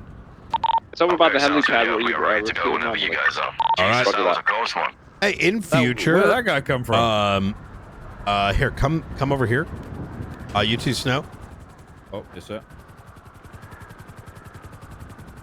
In future, for training when we need Darkstone, I think we'll use we'll get Civ radios and do a encrypted channel. I mean, worst case, someone gets on and they're just hearing training shit, right?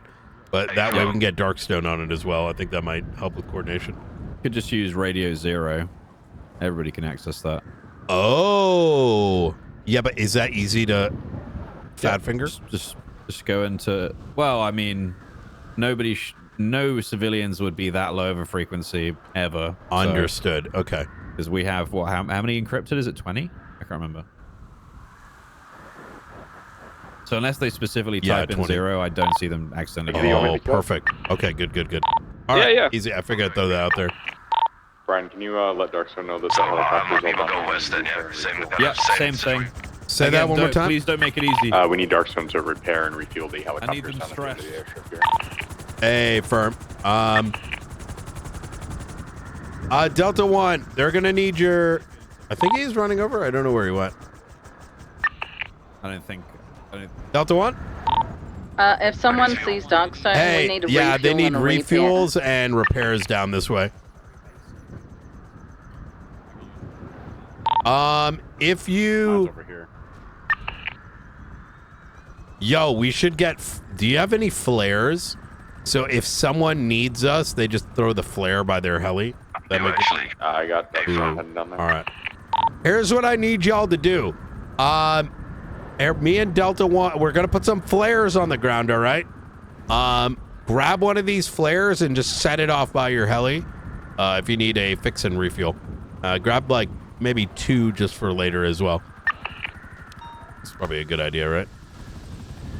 See the flares out here on the tarmac? Grab like 2 flares. If you need a repair or a like a refuel or any kind of maintenance, just set it off by your heli so we know which one's what. Oh, hell yeah. Brian, were you around in PD when we used to do the flare thing at the jewelry store doors that made people's eyes hurt, so we'd push them and down all of them? No. That was a Oh long my time God, ago. that is funny. Long time ago. A galaxy far, far away. I was here when we used the Director, helicopter. Mine Yep. needs a refuel, but I need to split. Oh, do you have another one of those fucking only feet fucking video streams? God damn it. What? No, I don't do feet.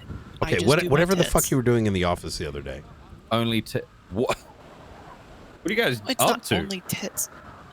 I got you. All It right. was trying to spread RGB Christmas Delta cheer. 1's down here on the With tits? east. Yeah. I'm on the way. I'm on the Cool. way. It's I very need one of those successful. layers. Hi guys. Sweet. Hello. One flare. All right. How you Thank you very much. Okay. All right. You should be good. Good shit, Springfield. All right. All right. I'm Thank you so gonna much. split. I'm gonna go pass out. All right. Bye. Sounds All right. good. Stay Take well. care.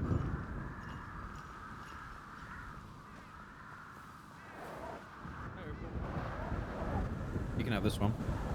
I don't need one. There you go. Thank you so much. Thank you so much. You're very welcome. I'm thinking about the logistics of it, right? And I really like the idea of like a checklist where I paid our email system a bunch of perk points or whatever the fuck. So we can get flares for all the different certs and levels, right? Ooh. Okay. And so then visually, you know, because look, there might be more people over time, whatever. So it could be like an airplane with different levels of chevrons or whatever we would decide. But I think in that same sort of thing, I think if someone was able to press a button on the SASM bot, right? Like, and then it just steps you through what you need to do. So that way no one fucks it up. And then if it changes, it's like, why memorize a bunch of shit when you can just press the button and follow instructions, right? True. Honestly, I want them to memorize it anyway. You can't trust technology completely, Brian. What if it all goes down in a fiery ball of shit, you know? Listen, I know AI is taking over, so please no. If anybody has eyes on drugs, I hate clankers, okay? I don't like them. You And say- yes, I use the hard R, I'm sorry. Listen, one of these days, all right, Kinda. our jobs are going to become irrelevant. There's going to be AI that is going to alter its personality based on the reactions of citizens in the city, right? And get into faux drama without, you know, and just like, oh wait, not enough pogs. The character is going to simultaneously hive mind a situation. You know what I mean? God, it that will is create fucking cinema scary, isn't it? better than Christopher Nolan because it's going to know live what we want based on the reactions of the citizens and the live polling taking place. I think we're all going to be all out of jobs in the next 10 Oh, years, yeah. to be honest. It's going to be like a drug, and you know what happens when you get used to a particular drug, right? Depression. You become complacent, and it doesn't affect you anymore. Mhm. They're gonna make Your a tolerance robot to goes deal up. with cop stupidities. Yes. That's gonna take my job in 10 years. Oh, listen, a lot of people, the locals at the power plant are already doing a better job than some people that we got right now. So, I really need to piss. These Yeah, guys do are good that. to go whenever they want, though. I'm going to piss real quick. Right here. All right. Does any of the helicopters still need repair? Have they been touched or not? It looks like it. It looks like it's good. I don't see any more flares. Opal, is yours still need? All right. I'm good. Snow's gonna take a piss and we'll be ready to go. Would you be coming in, Miley? We I'll be may with get you onto Or our at, secure the network as well, or some joint comms. Yeah. Get your steps in. It'd probably be. Let me know. Yeah. But we can either do that, or we can just get civilian radios too. Yeah, because during the actual convoy where we supplied the government with the equipment, RGB's just we were actually put on a on few the pounds oil and try to get his steps. radio, Steps. make sure everything is smooth. I like I know that. that caused some issues, I Your believe. suspension on your car has gone down. Yeah, I meant more like on our email system. If we find the need, Oh, like I a see. secure channel, so that let's say I'm not around and there needs to be coordination for a training session with like Blunt. You know, you've got that secure line, and there's like a history of Limo, so to your left. Should be good. Yeah. You know what I'm thinking, A little Blunt? Darkstone thing in there too. Yep. A SASM bot clanker thing that for the checklist of you press it, it's like enemy of the state, and it's like poof, poof. Right? Do this, do this. I mean, I was thinking about this a while ago, and it could include like a thing that notifies the legislative authorities. You know. Just make sure you're all good on how many people come into the training thing. Great, I learned a lot. All the functionality Yeah. stuff, because it's caused issues in the past. Yeah. Chocolates. Makes sense. I do a lot of good work. The Kovacic lets you hit football. the shoot button. I don't know. I don't think it's edible though. Press any buttons. But yeah, they if it's approved, I'm down. No, they said no, you don't get to push any buttons. I'll let you push the. Oh, I see what you're saying. Ooh, nice, Yeah, nice. I'll get the clearances. Joe, do you miss me in your apartment? You didn't come on duty when you were in my department. What am I missing? I'm on duty all the time. You came on duty to bully Hayes. That's it. I bullied a lot more than Hayes. Who else did you bully? Anita, Charlotte. Matilda What's doesn't that? like to be bullied. She's too nice. And for that, you say she doesn't like to be bullied? No, she just didn't get That's a bullied. long piss that man's having, I'll tell you that. If you bully Matilda, you're an asshole. What? So if you bully Matilda, you're an asshole. Yeah, I wouldn't bully Matilda. Feeling good? Oh, I'm feeling real good. Good. Oh yeah. How about you, Kovacic? Yeah, I'm good, man. These are definitely different from what I'm used I also to. bullied Riker by just calling him Cohen. Definitely heavier. That's rage baiting. Jesus. He's probably being held these more down the here other for one typical is people much that have more to get into nimble. hellies. Okay, are we good to go? Yeah, it's load up. Yep. Waiting for you and your stream. Yeah, these are. My well, it's what? also the Oh, it snow was and the pissing, winds right, are okay. affecting the feels like an air tank. handling. Roger Does that that, make roger sense? that. All right, fuck yeah. Yeah, Moves slow. that's Feels basically like what air these are. tank. That's why these are the Guardians. All right, we've got the group ready. We're going All with right. them this time. I want to see gunners in the back Where's shooting at these Ventura? I'm aircraft so as well. lost Okay. again. Hey, can we shoot? I'm gonna get in one of these. Hop in. Okay, Just alright. make sure you're looking for. Where are you? You're west. That's not west. Go to that Where heli. am I? I'm just getting in one of them. Doesn't matter. Yeah. Opal is a shoot. Yes, it is. Yes, sir. All I right. see you legally. I won't say that. Let's see you succeed here. Yes, sir. All right, I think Darkstone are ready, so let's begin the patrol. We'll head out west. Again, who did I set as leading this group? Apologies, I am cooked. Was it Matt or was it me? I forget. You know what? Matt just shot somebody down, so Matt, you're going to lead this. I was unprepared. Now you're prepared. I believe in you. You got this. My gunners are still trying to get prepared here. They're trying to get comfortable. All right, you guys ready in the back with guns as well? Or do you just want to observe? All right, whenever you're ready, Matt, you can call it. All right, this is air traffic control. Got eyes on 3 hostile Let's targets in the area. go! Firing authorization has already been given by the marshals. Go get them. Hey, firm. We'll still go around just. Oh, I wish we had there are Dawn good around targets in the today. vicinity. It's going to continue to the southwest and follow along westbound. Doing this on a day when we got Dawn will be really good too, I think. For what? Dawn is in the person or Dawn is in the time of day? Oh, Dawn Winters, the person. Who's that? She's our admin command. She is cracked. Yeah. Oh. Do you want to open fire together, guys, or are we going to continue one at a time with burst fire? These are hostile targets. Air traffic control needs you to take them down ASAP. However you need to do it. Get rid of those threats. Got to use short burst fire. Who comes?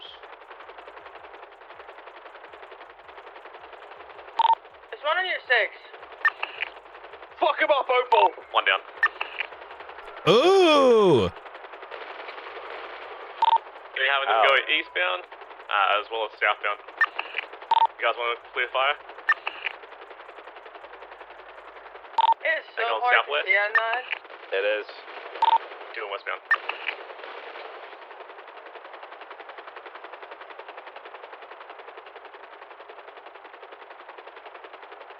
Keep those comms up, guys. Don't want to hear silence. You got one going back to the runway. It's traveling northeast. One of them crashed. I think my aura took him out. Did he just say my aura took him out? DCB on the third target. I'm Pursuing northwest. Off of the runway. Yeah, This guy just needs doing humbling. northwest this time. It's now flying southeast, circling around.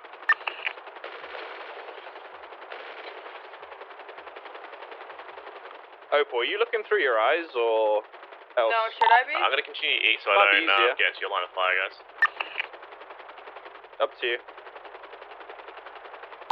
Alright, last scene. Continuing northbound. Let's to our north. Traveling Direct northbound. north of, U-turn. Now eastbound. Towards the runway. Now southbound. Towards the swamps. He's directly below U-turn you. again, coming back out towards the ocean, westbound. We're still directly above him. This is lovely. Oh, yes! She's going in! Continuing southbound now. Much in better. line of fire. You're looking through to your eyes now, right? helicopters. No, not anymore. Going eastbound Much towards better what you the did. runway. Altitude's approximately 500 feet, dipping, U-turning, going westbound out back to the ocean. Oh, shit. Comms, keep that up, please. Climbing altitude, continuing onto the ocean, in line of fire of Opal's aircraft. That's close.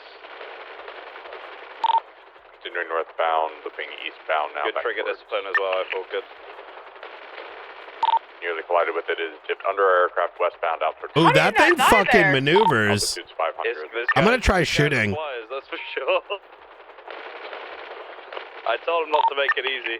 This is good. I will say the evasive maneuvers that you're seeing there, that is good notes. If you were getting open fire upon by a string of automatic gunfire, a great tool is getting below them, turning around and going straight at them, and dipping below them because they can't get a line of fire on you when you do that. The tracer rounds, they look so good. Oh, yeah. That was coming from my M4 or no? Yeah. Yeah. I think I can shoot from the co-pilot seat too. Let me see. Yeah, I can shoot a pistol from co-pilot. Nice. Try it just for science. This is a Yeah, it prototype. works. And it's not damaging the vehicle. Oh, good shit. Oh my God. The entire fucking thing ripped off. Hey, I think that's all him on a targets kill down. pilot. Air traffic control, no targets on radar. Return to base. Well done. Did we shoot it or did we, like, what is it called in Dune? I don't know, to I be think honest. the other heli was shooting the upper part of the rotor. Which Oh, that okay. disintegration. I thought we did like a, what is it, the Goomba stomp or whatever? That was pretty. That was kind of a ropey start because I didn't like the silence. But once you guys had the proper comms on there all the time, calling out where it's going at rough altitude, etc. Oh my God. I understand that you guys are doing this training in probably the hardest weather you could possibly do this training in. So I understand it's not easy, but you guys are adapting and doing very well so far. Again, I know it's really difficult using these with no kind of crosshair in the cockpit. Or any tracer rounds to gauge where your rounds are actually going. But the more you guys do this, and we will do a lot of this, the better that you'll get over time.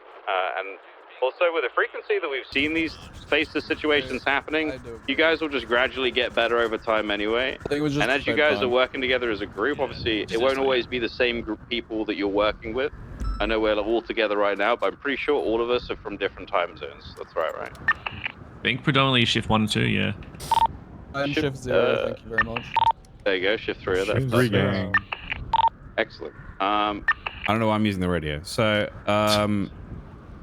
yeah, that was good. But like I'm stressing the importance of how good those comms can be and how useful they are when you're in situations like that. whether it needs to be the person leading or maybe one of the co-pilots calling stuff out as Ruby was doing for RGB, that is all absolutely fine. Whoever has the most information should be the one giving out that information. If that makes sense. But like I said, the squadron leader thing, I think I'll probably write that into the SOPs and make sure that's official.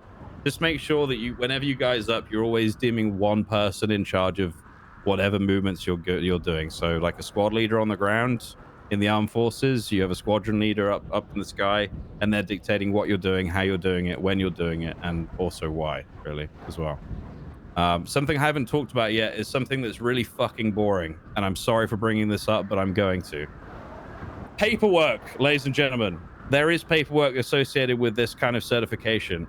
Every time you take out one of these aircraft, regardless of whether you shoot someone down or you don't, I want a report afterwards. There's a few reasons for this, but the main one is going to be down to accountability. The marshals, mainly Brian, and obviously the senators, government, etc., they need to be able to easily access information regarding situations like this, and that's a good way to make sure that they have the information they need should they need it. We get a call like in the middle of the night being like, hey, what the fuck?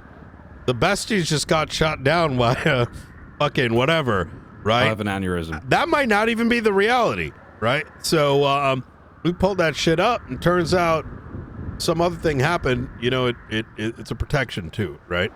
That's what it should be looked at. Yeah, I know paperwork sucks, and a lot of us here, I'm sure, do a lot of paperwork associated, but I would say this is probably the most important paperwork you'll do alongside your casework. Making sure this particular part is done right is key. So let's say you take up the aircraft and you shot someone down. In your report, and this is if you're the pilot or even the co-pilot, I want it reflected in that report, everything that you know from that situation. I want to know about the firing authorization, who gave said firing authorization. Obviously, their report for that will also be in this document. I want to know what the steps were to get to the end result. That is extremely fucking important. Again, this is all information that goes to people like Brian and the higher-ups in the marshals and obviously, the government. And God forbid there's a fucking case that comes out of this somehow. I really hope there isn't a case that comes from this. I mean, some kind of lawsuit, all that information needs to be there. Just like you would be doing in the field, you have to justify use of lethal force. Obviously, the marshal or whoever calls for the, for weapons free or whatever, that person always needs to be able to put in that report exactly why weapons free was called, what the steps were before getting to that point, if there was any kind of identification that needed to be happen. Did they open fire first? Did they drop bombs? What was the threat? Were they contacted on air traffic control? Do we have any pictures of the situation? Ground units should absolutely always be taking pictures. Even if you guys are up there battling them, I want someone on the ground taking pictures. I know you can't do that from these helicopters, and that's fine. If Air 1 is up, for whatever reason, they could do that. Even just people on the ground taking pictures, just so that we know and we can see what these things are being going up against, so we can, adjust things, change things, look at different techniques that we need to employ to make sure that we've got better usage out of them. Maybe there's some kind of issue with them and we're really struggling with them for whatever reason. That's all information we need to know as well. So those reports need to be pretty damn detailed. Are there any questions on the paperwork? Not pretty straightforward. Good. All right, hell yeah. Good. Again, I'm sorry to add paperwork to. I know you guys already have a shitload of that to do. Will there be a specific report type, just for clarification, or just use there's a a tag. There's a SASM military aircraft tag that should be used on any of those reports. Right. In future, there might be a category for it that comes with the cert, just for ease of search, but we'll figure that out. Yeah. What I might do as well, maybe, I don't know how frequently we'll be taking these things out, but I would quite like a debrief after you guys take these things out. So I'd like you guys to go through the situation after it's over and everything's been covered with processing, documentation, etc. Have a meeting with everybody involved, figure out what you guys could have done better. Is there any SOPs we need to look at to make your guys' jobs easier? Are there any SOPs you think we need to add to make things a bit more structured? Is there any kind of techniques that we all need to get better at mastering?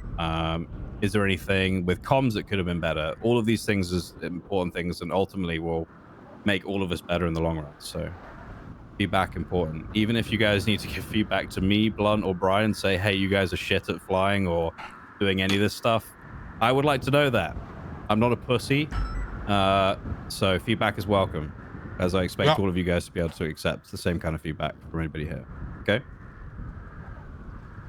Sounds good. All right. Any questions on literally anything that we've gone through? Awesome. Or circumstances. Yeah, or yeah, go ahead.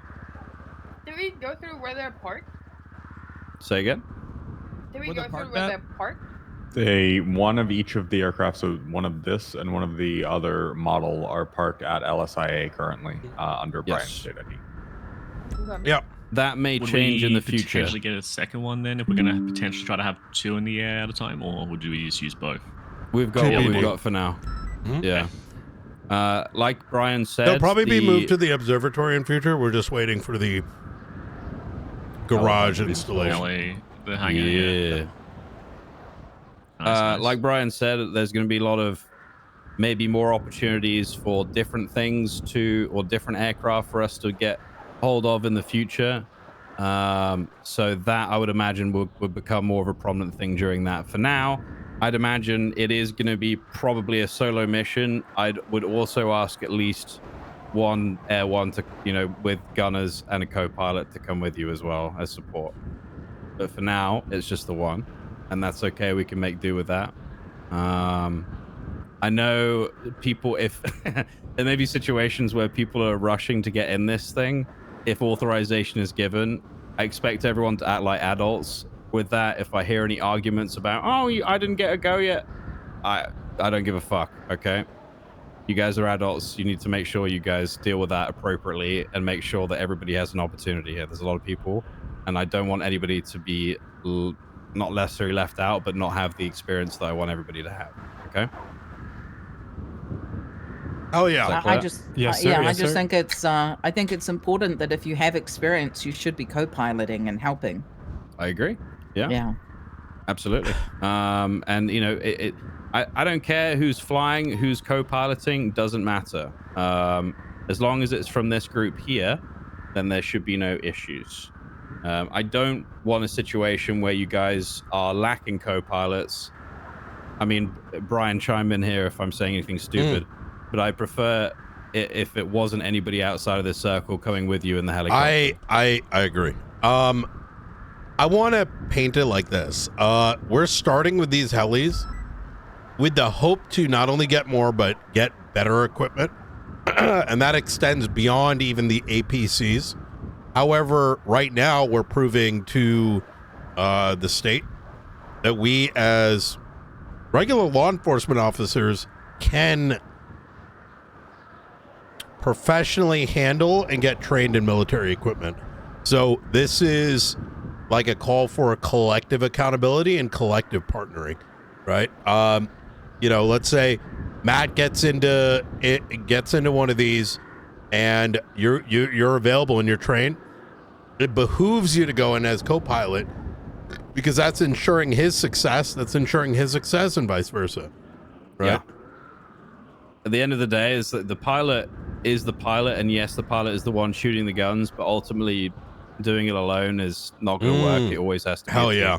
But that means there's somebody with you in the heli, you have Air 1 with you, backed up with local law enforcement, you have ground units, etc. You just can't go out there solo and do it alone. All right. Always expect you to work as a team, guys. Always. I mean, nothing in this job works solo, right? So. True. I still have to say this though, because let's be honest. I mean, everybody here has probably been in a shootout with local law enforcement. Some people just go Rambo and do their own shit and go down. Oh my God! He's already talking like a marshal. Am I right in that? Is that still a problem? Yeah.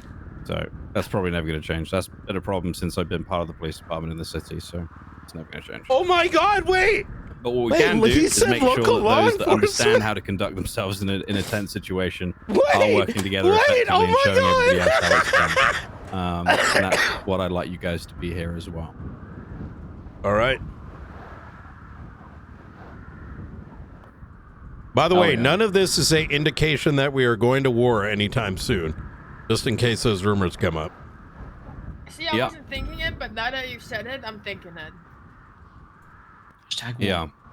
Before I got into some legal trouble in the last couple of years, I was a prepper, ready for, or attempted to be ready for everything. Didn't necessarily go about it in the right ways, admittedly. But I want you guys to be prepped kind of like I was, but prepped properly, legally, and yeah, fit for purpose. So. Can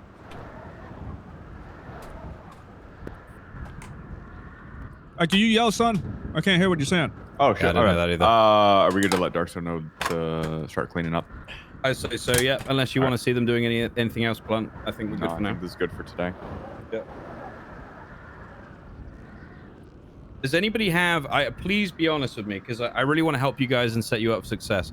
Is there anything anybody is confused on, has any concerns about, curious about, etc., etc.? Please bring it up now. I would just like to see the SOPs if I could. Yep, you can. Wait, do you have access? Does Ruby have access to the training area? I don't think we even put out the SOPs to everyone. We'll put them out. They're there. Oh, they are? Yeah, Mike's put them in, but they need to be made pretty by Bean. They've still got my notes all over them. Yeah, they'll be cleaned up here. Yeah. I'm sorry, I'm not very good at that. We'll get a copy of it to all members of High Command. Yeah. Thanks. All right. Everything. If you have any questions in there, Ruby, or you need me to go through anything with you guys in High Command and PD, I'm very, very happy to do that. If you guys think there needs to be changes, I'm also very open to that as well. Just get in touch. Happy to come around if you need me. All right, sounds good. I have a quick question, actually. Go ahead. When it comes to having co-pilots, does it have to be anyone in this group? Let's say in the scenario, some people are not around, some people are down. Would you recommend to bring a different unit that doesn't have this experience? No, I don't want that. I know that makes things slightly difficult for you, especially in shift 3 and maybe late shift 2. I understand that might be kind of tricky. But for the time being, I don't want anybody that isn't here now anywhere near these helicopters. That will, as Brian said, will probably change as we go further down the line. But for now, no. If you need to organize something so you're solo in the heli and you have support through other means, let's say through a fully crewed Air 1 or through appropriate ground units where you can, let's say you're being chased by an air target, dragging that air target down to where ground units can open fire on them. Those are all things that can be done. That's something we used to do a long time ago, and sometimes needs must. Yeah, understood. Really. Yeah. Okay. A lot of these things, once again, are like preventative, right? So that we don't get ourselves in a position where questions we don't want to answer arise. Yeah. I saw some questionable stuff happen with our jets a long time ago, and I do not want to have to deal with that kind of stuff ever again. To be honest. Yeah, I mean, there were occasions where I shot people down and I had to answer questions. That's just kind of part and parcel with using equipment like this in a city like this one. The circle of accountability is always there regardless of who you are. There's always somebody watching. Yep. Okay? Yeah. All right. Thank you, folks. That was good. Thank you guys for being here. And like I said, I will be organizing more of these sessions with Blunt to make sure that we knock out some more information and nail down some of the verbiage for air traffic control. I just want you guys to sound like pilots out there, and there's a few things that I think we can do to make you guys, have that. Brian has mentioned a checklist as well, which I will be putting together for review for to Mike and to Brian to make sure that they're happy with it. This checklist will include everything you guys need in order to get going and take one of these things out. I'll even have a checklist to make sure you guys have done your paperwork. Okay. Yep. Let's call it a pre-flight. Actually, yeah, we'll just call it a complete flight checklist. The entire thing, pre-flight and everything else included. Okay. All right. Hey, good shit. I'll make sure information is spread in the appropriate email chains. Again, you guys can contact me there, or if you need me to come into the city, just email me. If I don't reply, I'm asleep. Okay. Yep. But we can organize a time where we can meet up. It's all good. Bean, Blunt, and Snow put a lot of effort into this, and you know what? Let's take a moment to appreciate the work they put in. This is a long time coming, and a lot more training to come. So, hopefully, more toys soon. Thank you. Round of applause. Thank you. Yeah. Thank you so much. Yeah. Thank Thanks.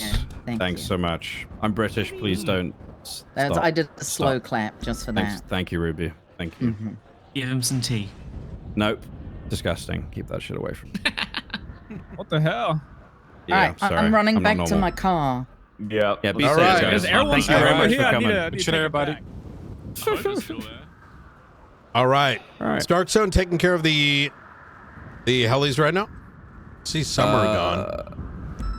I can. Yeah, I mean, we can flying them out, always. I believe, one at a Yeah, time. let's just leave the hand it. helicopter. Scuff yours, Opal. Who's got this one? Scuff. Oh, they're taking. They're gonna take care of it. Yeah, Dark Oh, they got it. Oh, wait for him. All right, easy. Hey, that was good, Snow. Blunt, wait. Thanks. I didn't realize I heard you use the phrase local PD.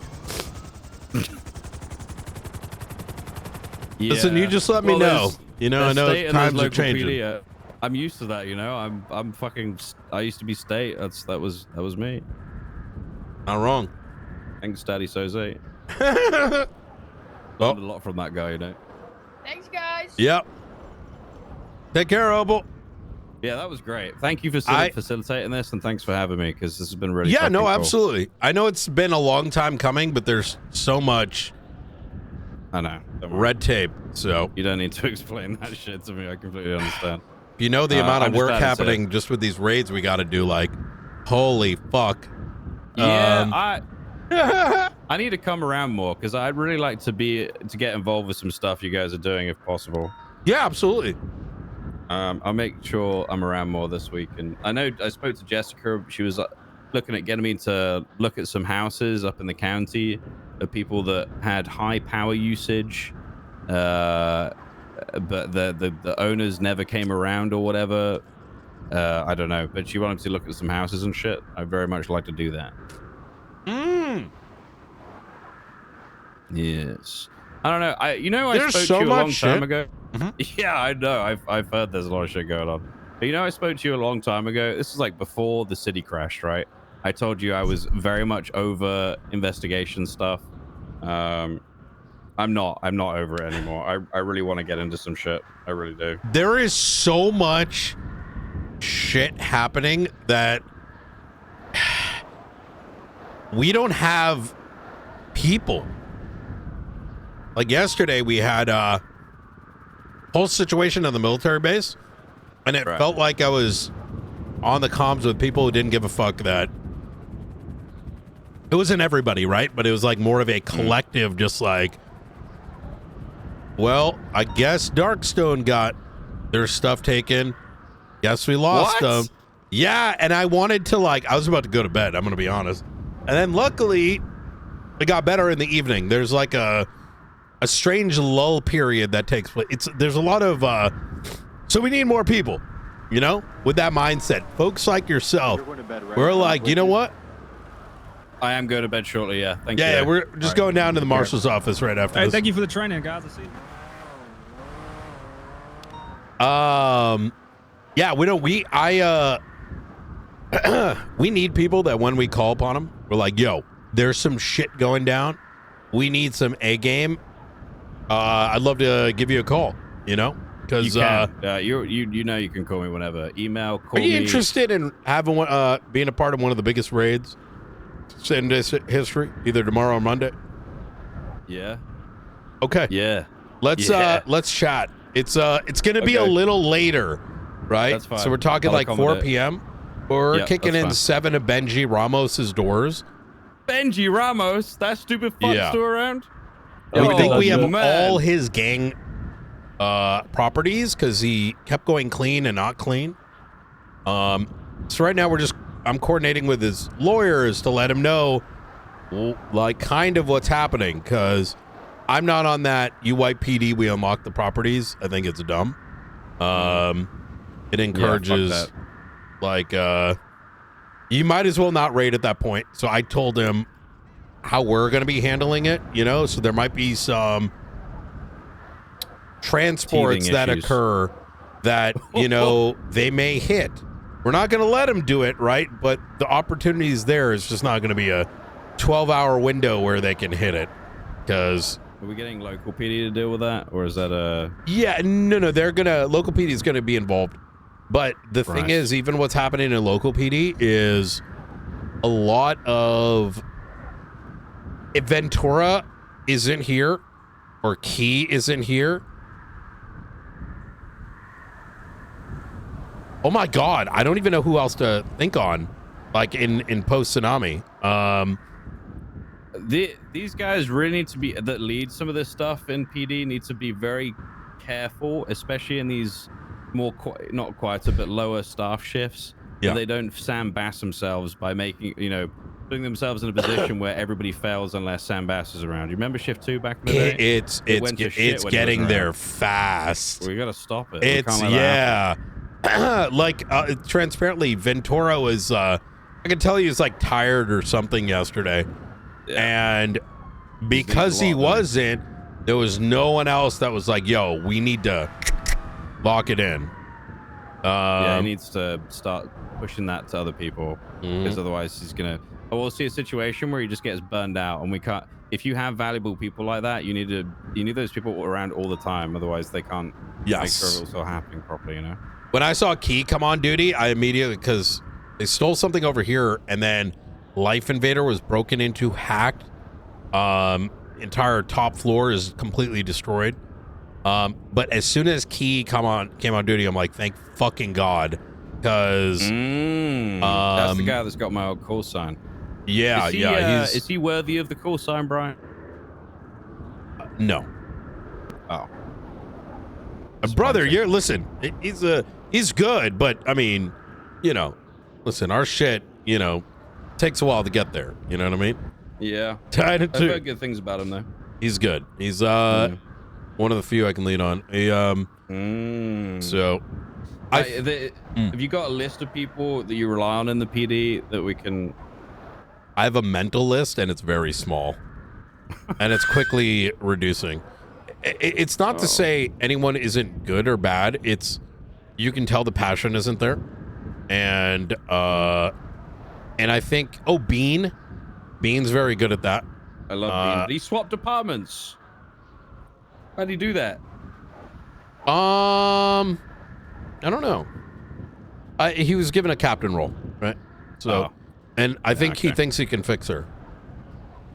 Nah. I'm like, oh, okay, so there's 5 of you voting for a decision in shift 1. Okay. Best of luck. Yeah, it's not gonna fix anything. No. I got way too many people. I won't go into that, but yeah. Yeah, I'd love to take part in the raids for sure. Whatever you need, I'll be there. You need me there, on the ground, shouting at people, doing scene control, whatever you need. All good. Easy. Yeah, I'm pretty much just waiting. Some shit's gonna happen tomorrow. I think it's either gonna be tomorrow or Monday. I'll send you an email and see if we can line something up. Oh yeah. Cool. Hell yeah. Thank you very much. Again, really appreciate the opportunity. Yeah. I fucking love this shit. So I want to make it the best that it can possibly be. Hell yeah. Listen, it's not just this. I want to rope in APCs. I want to run the... Look, I don't like to just say, this is how SASM is. This is what... Listen, we're making our own... I want it to run like a military. This wing of SASM, right? Cool.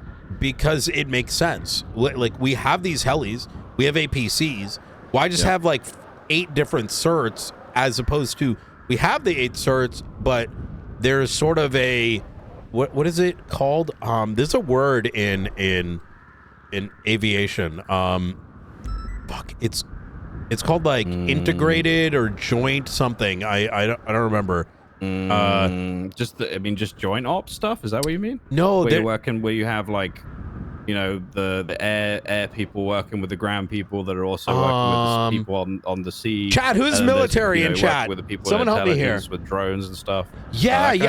It's called it's something that's been not every country's got it. I'm trying to remember. It's where you have your airplanes and its avionics and network is so every different platform, right? Like you have the F-35s, the F-15, etc., etc. Those all are like different frames and blocks or whatever. But different ones have different technology, and some of those like comm techs aren't compatible with other shit. Now, in the United States, we get that kind of for free, right? Because we make it all. Yeah. Oh, it may be JSOC. Join. Oh my God. It's actually a really good word. So like what will happen, I'll use an example, right? Like let's say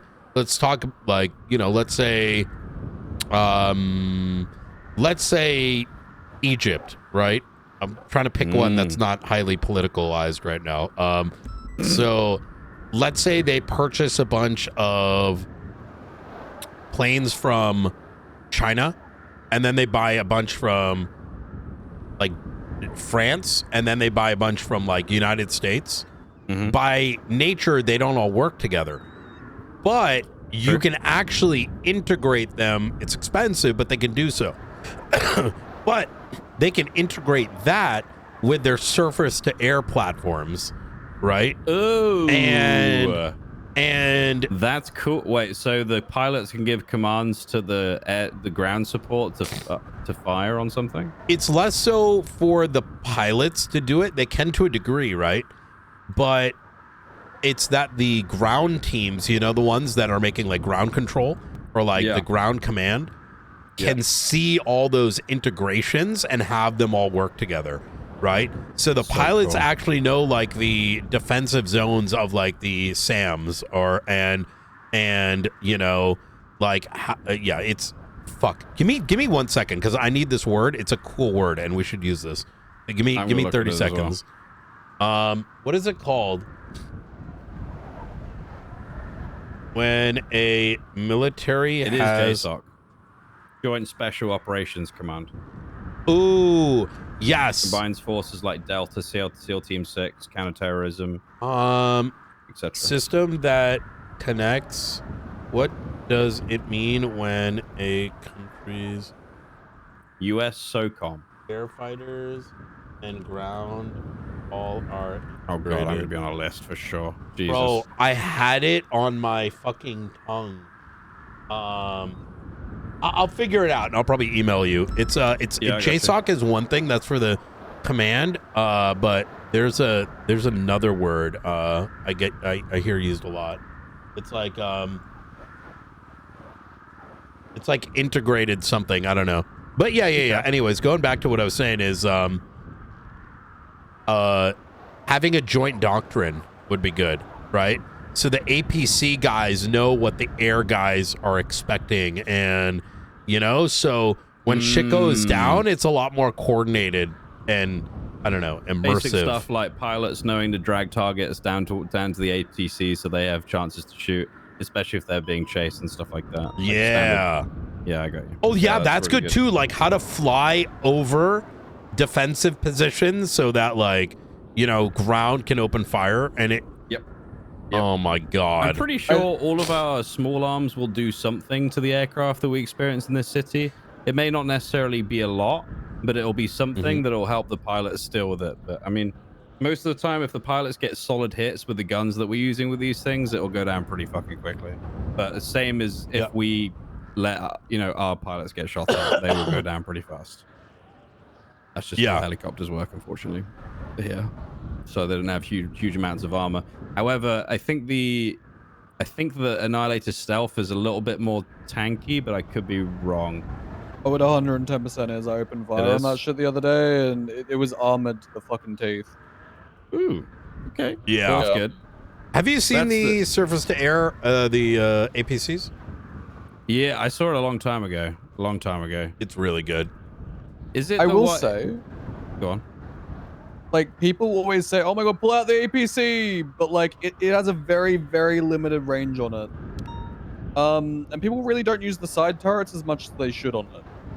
But it is rather fantastic. I mean, I think that's what why the importance of this is because even like, yeah, there's side turrets, but who even knows they exist, right?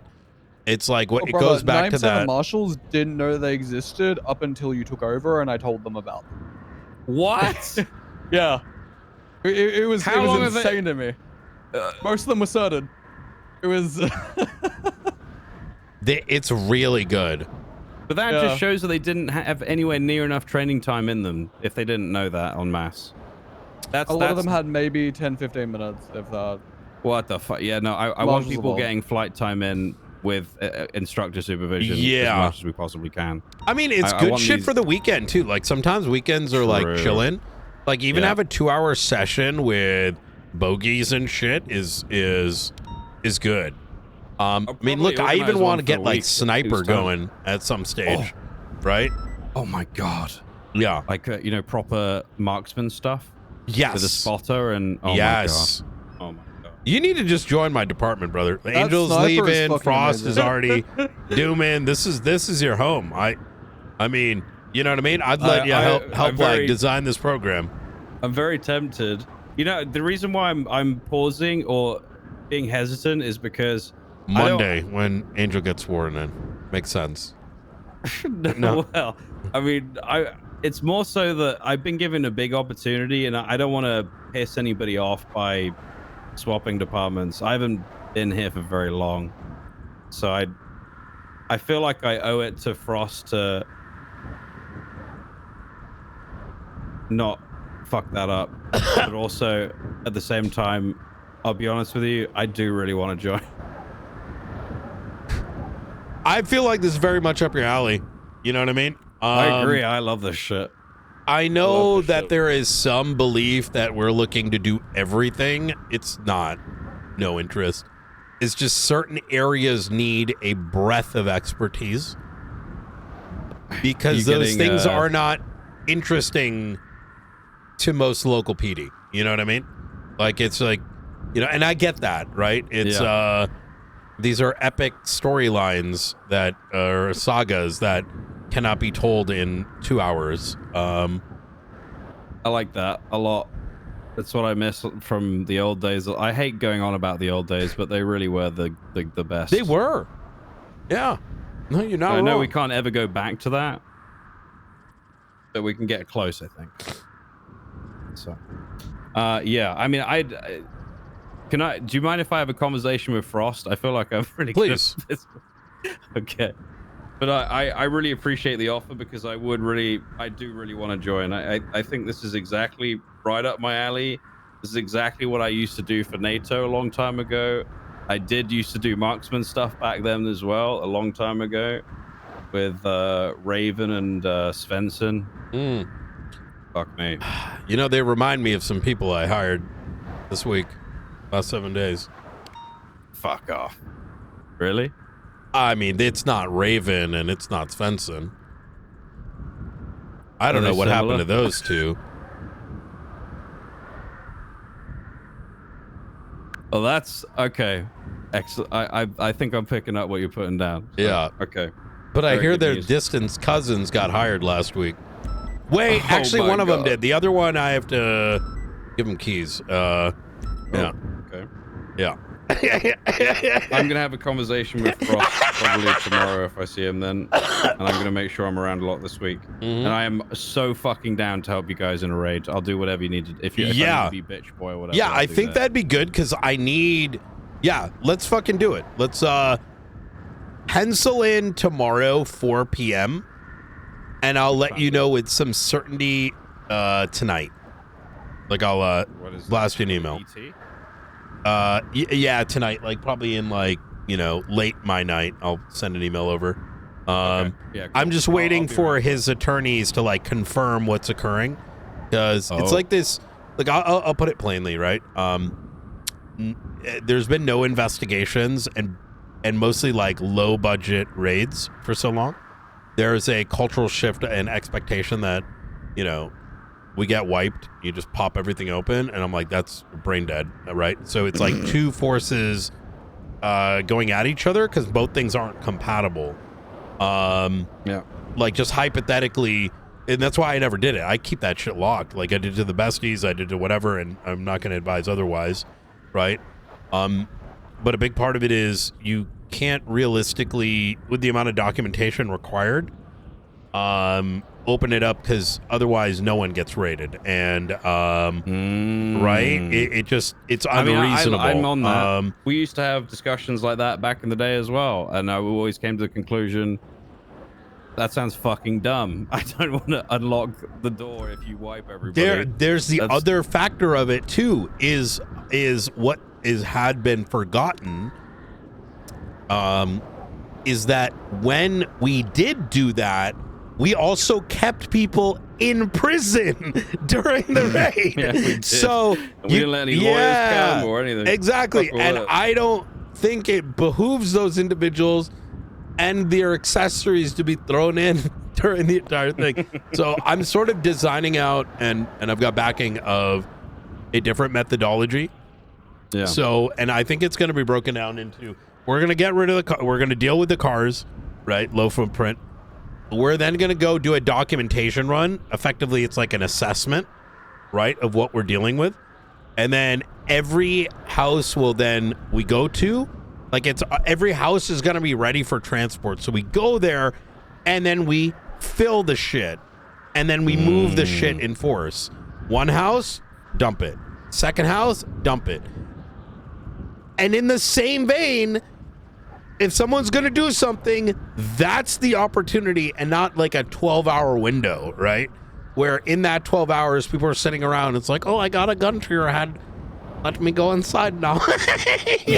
No, fuck off. Yeah. Also, to minimize the possibility of somebody running in, getting in the car and driving away, turning into a high-speed pursuit with 5 interference vehicles. That's the other thing, right? Is what's missed is, uninvolved third, fourth, fifth parties deciding to, oh my god, when I did the meth lab raid, like people going through the trunks, like, oh my god. I remember that shit. Oh my god. That was a long time ago now. Jesus. Yeah. You know, Sosa used to tell us to shoot people for doing that. I know we can't do that nowadays. I will. Oh yeah, during this shit, someone comes in. This?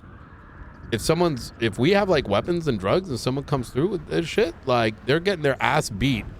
And if there are weapons, they will be shot, right? Like, I mean, listen, man, if there's a gun in the trunk and you're going to reach for a fucking gun in front of cops, you're going to get blasted. Yeah, right? yeah, very clear. Yeah, you know? Yeah, good. I think raid should always be a very serious thing, and if you think going up and fucking with a group of people dressed up in combat gear with big guns is a good idea, you should be met with the FAFO. Yeah. That's what should happen. That's exactly it. Nice. So, yeah, we'll be in touch. Sorry, good. Is Angel definitely going to win? Is it looking good? I don't think anyone voted for anyone else. There are no votes for literally anyone else currently. I just checked. Did you guys vote, or are you leaving that because of state and stuff? Most of us abstained, and some of us voted Angel. So I left it up to everybody vote as they please. I personally abstained only because I don't want, and I did it immediately, right? So yeah, it can be like, oh, we did it just cause. No, I don't. I think SASM, if we're gonna like have to investigate people, we need to sever like relationships when it comes to that, and so and even the perception of, right? Yep, I completely agree. I am kind of glad you did that. I think it makes sense for state to do that, especially if you, Brian, at the top. It makes sense. Yeah, kind of in that position politically where like you kind of have to work with anyone that goes there, right? Mm-hmm. So having like this pre-notion of, oh, he didn't vote for me, probably isn't a very good thing to go in on. No, exactly that. Yeah, fair play. So all right, I'm gonna get out of it. All right, you need a ride? I do, but I'm probably gonna sleep in the hangar. I love it here. So, all right. You know, I used to run Airx here. So. All right, easy. All right, Snow. I'll talk to you soon. I'll see you guys. I'll send you that email tonight. Tomorrow. Yes, please. Thank you, sir. Nice to meet you as well, sir. Oh yeah, lovely to meet you too. Were you wanting to still do the cars tonight? Yeah, let's do the cars this evening and get it out of the way. So All you right. heard what my plan was. Yeah. And, you know, I've sent my, you know, we're green lit for it. I'm just waiting for one other thing, but that's kind of my plan is I'm trying to find a, look, I'm doing some weird balancing right now, given like the counter is we just, you know, well, people have either traditionally locked it down forever or just unlock it and throw their hands in the air. I think both are fucking dumb. Both don't make sense. They both don't make any sense in my brain. Because and so yes, it's gonna be, let's get the vehicles done today for both. Get that out of the way just because that's like fucking 2-3 hours of just boring shit. Hopefully. Well, you told me I'm not seizing anything. If that's the case, no, you will seize only cars today. Yeah, seize everything from the vehicles today. Oh, you see? Okay, no, easy. I mean, look, we'll do like 4 people. Like, with the Bobby stuff. Let me explain. Let me explain the philosophy first, just so you understand, because it's important to know the why. No, I get it. The reason why we only need 4 is I don't want to waste our bandwidth and energy on cars. And because otherwise people are going to get burnt out by the time the houses begin. So keeping it 3 or 4, and the risk is minimum because it's a singular fucking car, right? Like they're one car at a time. Yes, there's a possibility that 27 of these cars have like a shitload of drugs, but it's so unlikely that I'm not factoring that into my equation. I'm just saying, let's just get that shit done. And then tomorrow, if possible, depending on how much we get done with today, just hop in. It's fine. We'll come back. Oh yeah, well my car's still, I think, at the end of the runway. Yeah, we'll get it afterwards. Easy. So then I want to get a assessment of what we're dealing with each of these properties, right? Because I don't know how many people recognize how much documentation that's going to need, depending on the breadth of it. Yeah. Between the searching, the photographing, etc. I mean, obviously, Miss Springfield and I know because we've been through the whole property documentation process. But there are like even marshals that don't. That's why I understand you on that portion. Wait, 1 second. Going to say?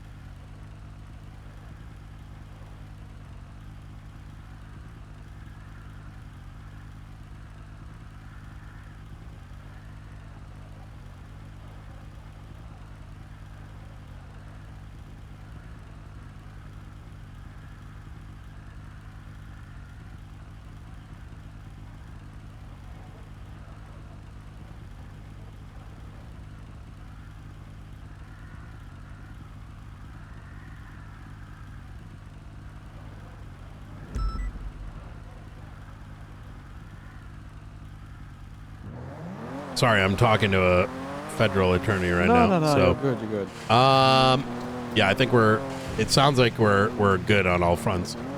So, I mean, the way I see it is you're playing a 4D chess game. We still have a whole... 1 second. Wait, Hey, Blunt. Hello. Can you do me a favor? Go into your vehicle registrations for both Annihilators and the Volatile and send me the VINs for all three. I don't have any way of checking the VIN on the actual aircraft itself. The only place it exists is in your registration. Give me a second. Sorry, I'm doing like juggling 4 things at once. You're good. Let me see. Annihilator. Oh, it's in the registration, right? Yeah.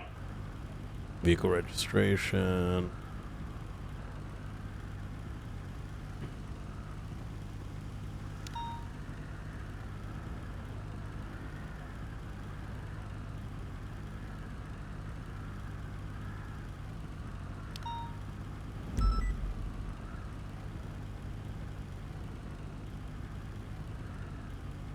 You can text him, email him, whatever's easiest. All right, easy. I will send an email. All right, Cool, brother. thank you. Talk to you soon. Bye. Bye.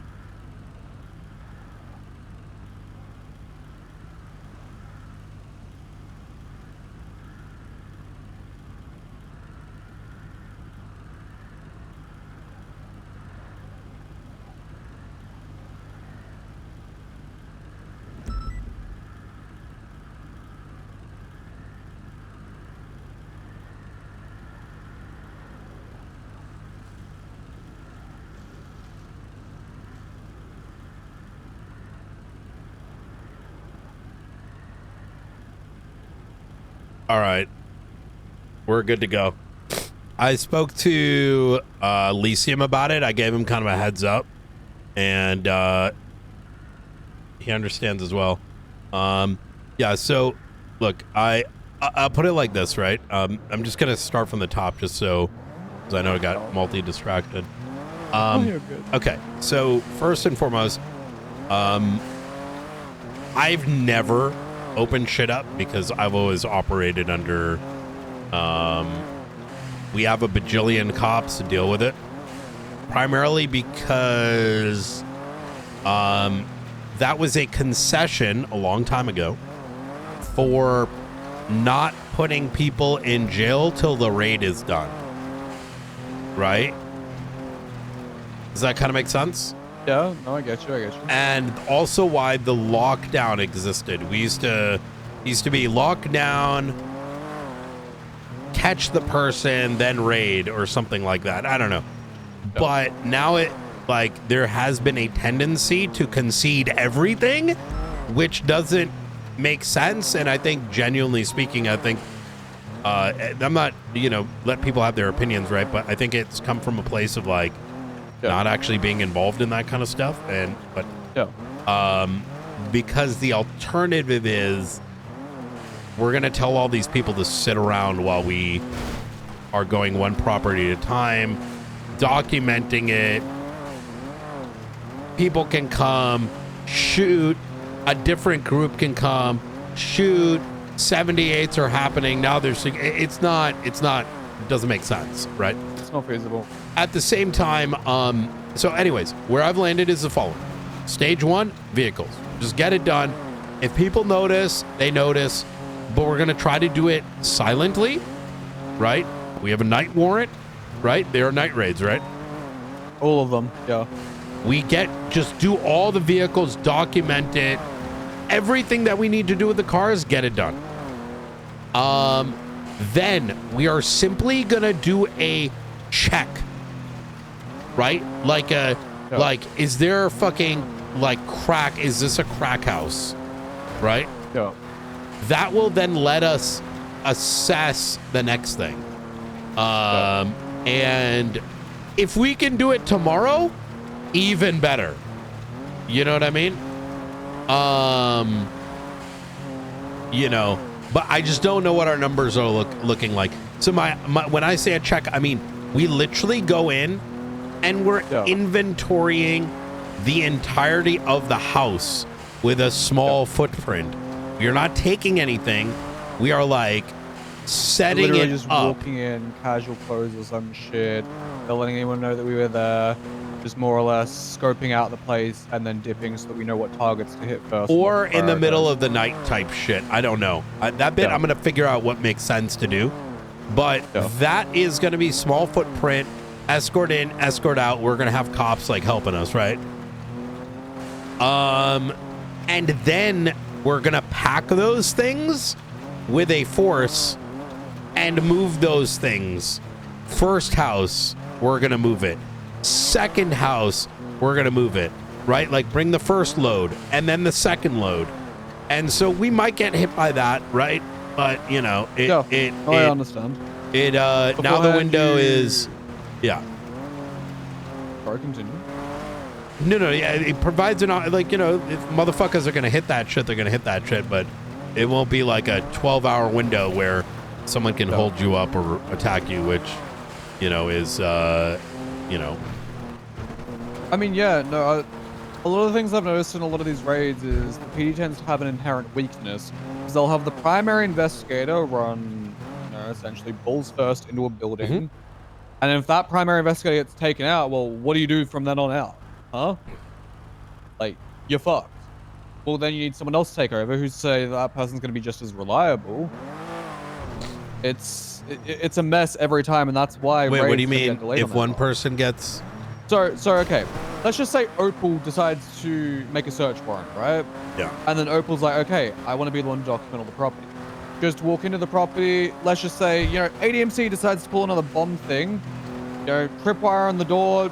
She gets blown up, right? Yeah. You then have the next in command take over. What? Let's just say it's fucking Lucas Miller. Imagine what happens then. They haven't briefed anyone beforehand. They have no information on the properties beforehand. They don't know what's in the properties beforehand, and they're just offloading everything into a fucking speeder next door. Part of the exacerbation has come from a handful of people have a shitload of properties, right? Yeah. I have no idea what he was saying. And every house has a lot of, you know, things you can put things in nowadays. Yeah, you're not. I mean, you can put things into a fucking boot, man. So now the process, there is aspects that I want to get cleaned up. Oh my god.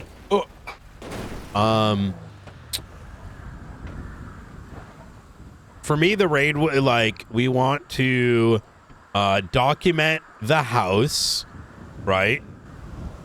Interior. And then a second person documents. Look, I'm gonna shoot straight. I rather we over document than under document, because there's so many like weird things that you don't know is gonna be entertained by what judge, right? Like, I'm gonna give you a hypothetical. If you threw everything inside a box, that doesn't mean anything if it's just things, but it means something else if it's in certain things, right? Yeah. Like, is this stuff being planted? Is it not planted? There's a lot of, you know. Oh, I understand. I mean, give me a second. So I haven't actually looked at Ramos's properties yet to see as like what they are exactly. So give me 1 second. Wow, there's a lot of auctions going off right now. I didn't realize. Yeah, I was gonna buy one actually. Good. Especially if you have the money for it. Holy shit. Well, Ooh, I was thinking about the Avatar one, yeah. Yeah. I was thinking about putting like a $5 million bid on that. Good. Let me show you what it is. Oh. Hey, I'm gonna be on, what's up, guys? Howdy. Hello.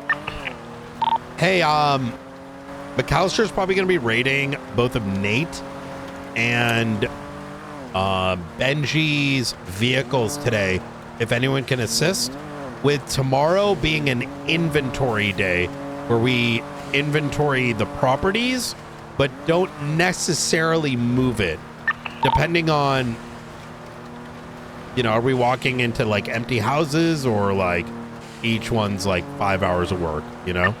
Think of it like an assessment. we doing that today or tomorrow? The vehicles today. Yeah, because that. I mean, I'll be honest, if it's just the assessment, we'd probably pop in the properties and just get an idea of whether we're gonna need resources to hit them tomorrow or not. I want to start with the vehicles first and just like move that block, and then because I'm still trying to figure out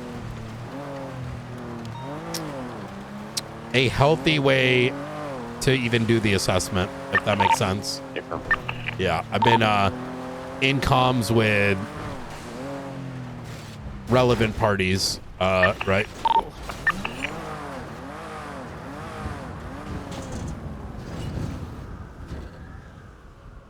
He owns properties literally fucking everywhere. Mm-hmm. McAllister, you're on free. Under. Well, that's the other thing I was thinking, right? Is that we do half tomorrow, the other half after, the day after? Locations, yeah. Negative, just hold for a few. I'm just preparing something before we go and do anything. Give me like 10 minutes at most. I should be ready after that. Make sure you guys are like, you know, equipped for war, I suppose, just in case. Well, I don't think anyone's going to be doing anything over cars. I think you need let's get a report going with every single vehicle. I will, yeah. And every single location so we can plan it out. And that even local PD's aware, just in case something happens. I'm grabbing the garage locations now. Oh, even though we're full blown night raiding the vehicles today, that doesn't mean that someone won't notice and react, right? He owns multiple. Oh. He owns quite a few warehouses. Who does? Benji. He owns 3. Wait, they're warehouses? 3 of them are warehouses, yeah. Oh yeah, 3 of them are Ruby told me industrial, one of them is... Oh, I forgot to mention to you guys, people know Benji's getting raided, so... I got a call from an unrelated party, and they were like, knew about it, and I'm like, what? Like, what the fuck? So... To be fair, it's been like, you know, we had like two days of Christmas stuff, so Hey, could you do me a favor? What's up? Oh yeah, I gotta This get is you gonna the sound car. very, very, very odd. Could you put some headphones on for a moment here?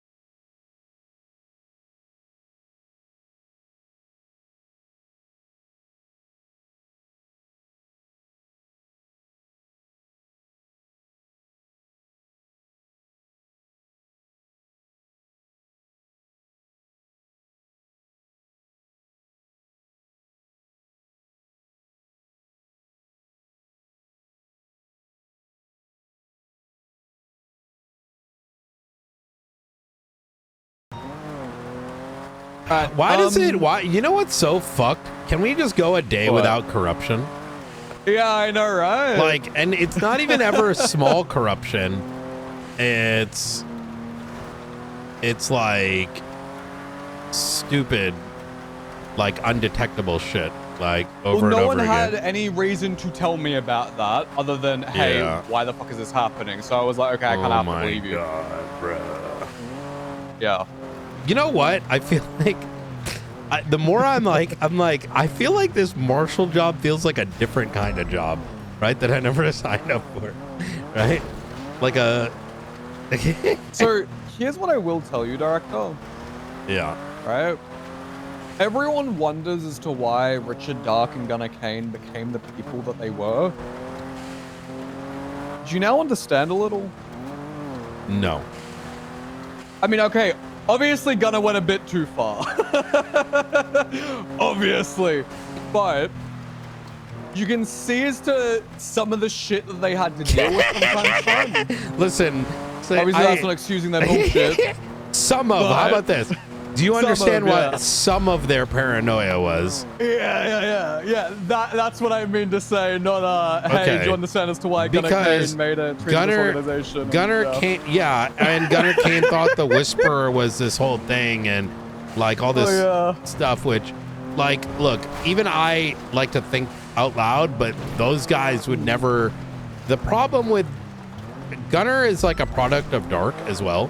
And look, I have my moments of conspiracy theory, which there's like basis is by definition a conspiracy, right?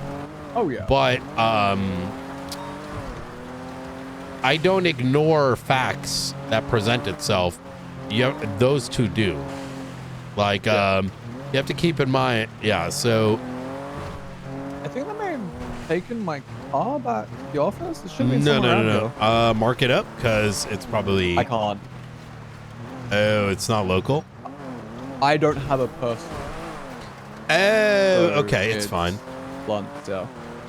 All right. Should be all good. I can get him, track it down later. Worst comes to worst. Easy. All right, start cooking on this and and figure out the next step. Yeah.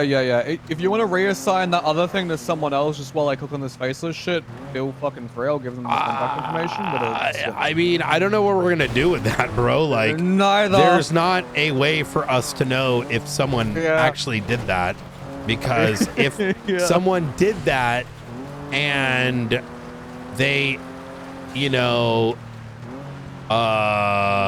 if someone actually did do that. Then,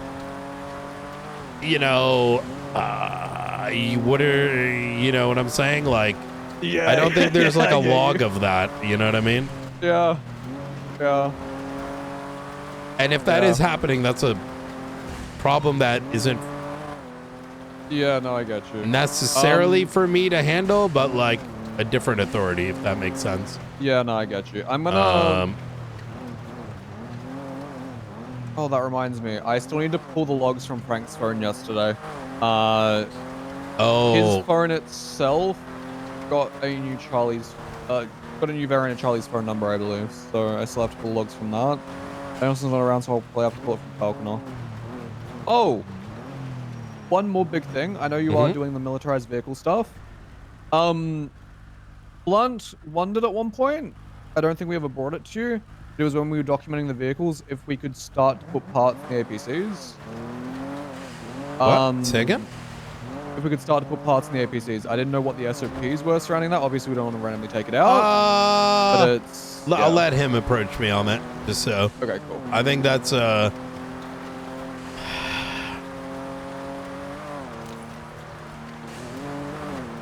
I'm slowly realizing I'm like the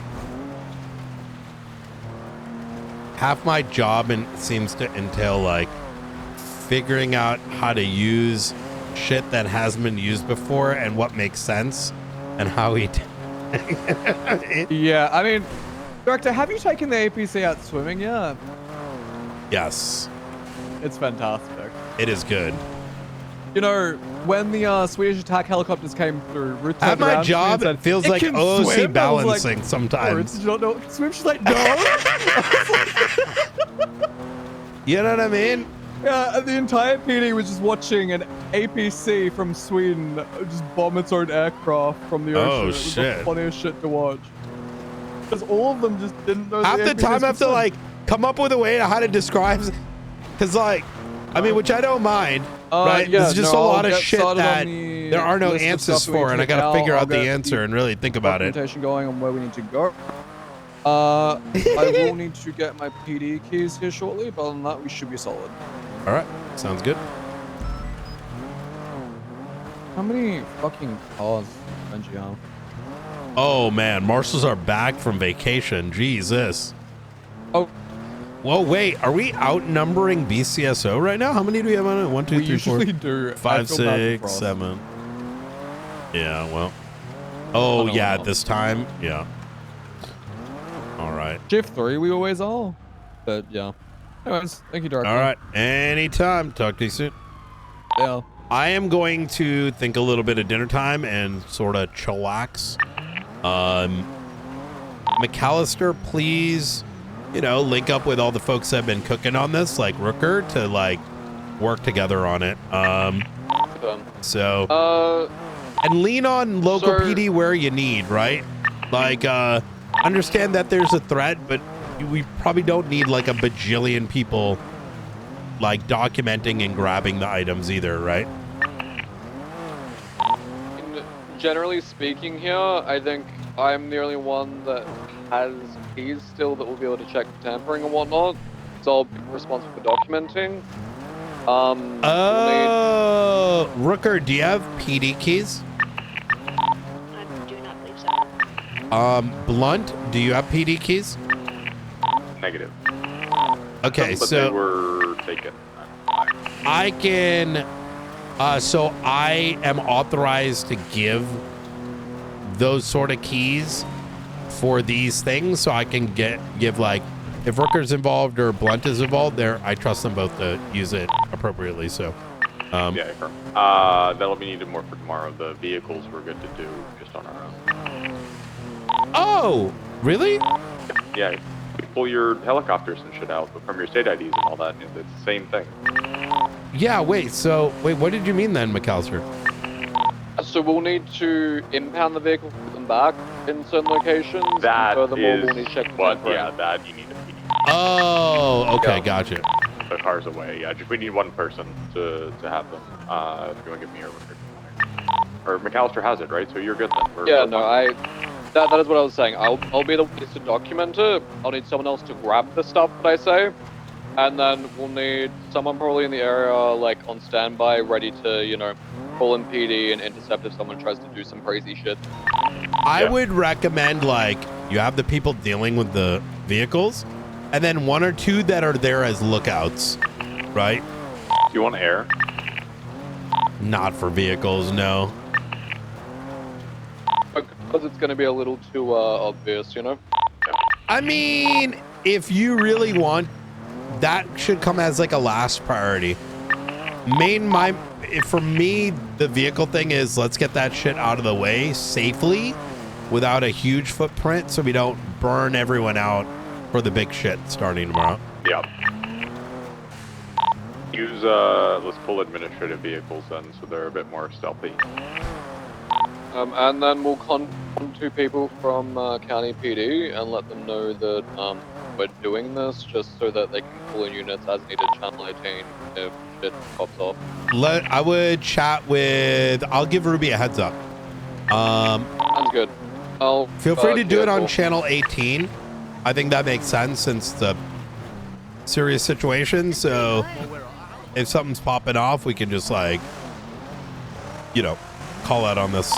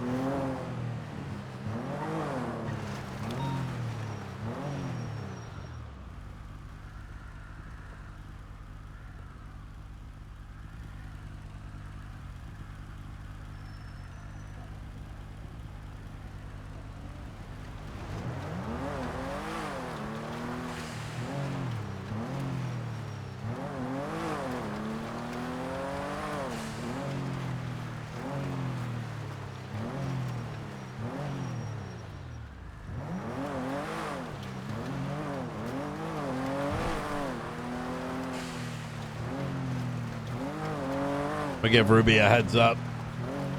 Okay. Oh my god. Let me do footage.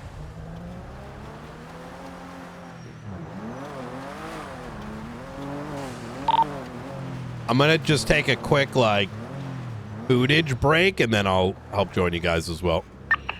Okay, 10-4. So I just called up both Key and Maeve. They're both being made well aware. They're gonna put people aside just in case. All you guys need to do is say 77's like channel 18, blah blah blah, and people will come running. Okay. Easy. Key wants me to let him know the second that we're about to commence it, just so that those people can be somewhat decently nearby, like in case we need to do it up completely. Firm. I would do Nate first and then do Benji, just so there's like a logical separation and not a, unintentional like mixing of evidence, right? If you want to be a part of the raid, can you guys please come to the marshal's office just so that we can like have a quick briefing beforehand?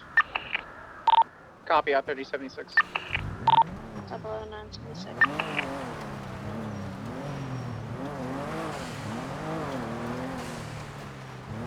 I pulled out cars out here for us to use accounts here.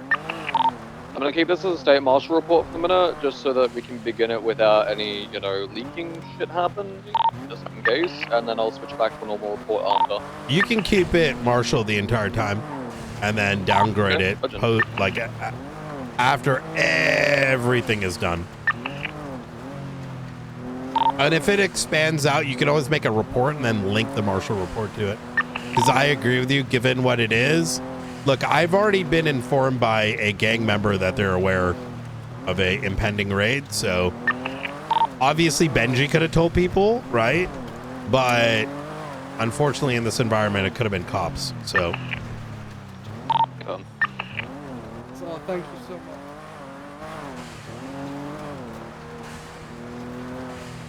I think that was Junior Huntley.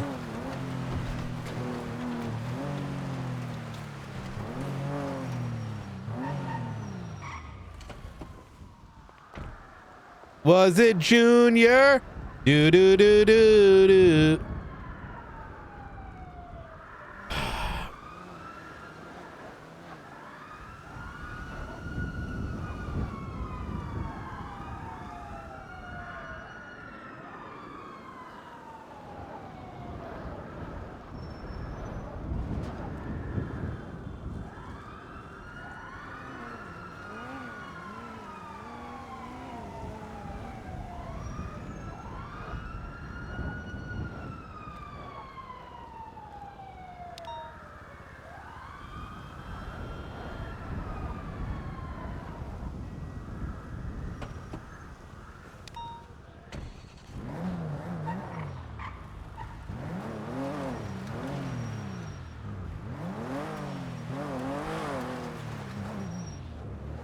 Oh my God, ma'am!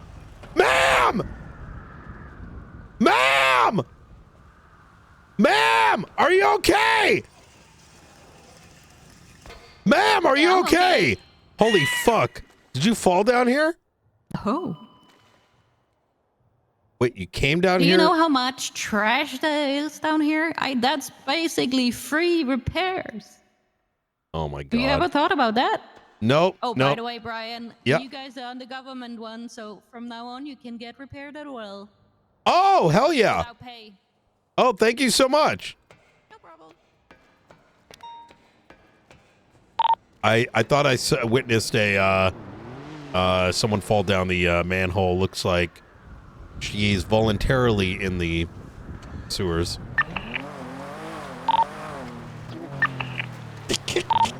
I guess good. Yeah, I guess. Yeah, she repairs our cars, so just might want to double check who's doing our, vehicle detailing. I think brown isn't one of the colors that we do, so. It's just that we use cloth seats too.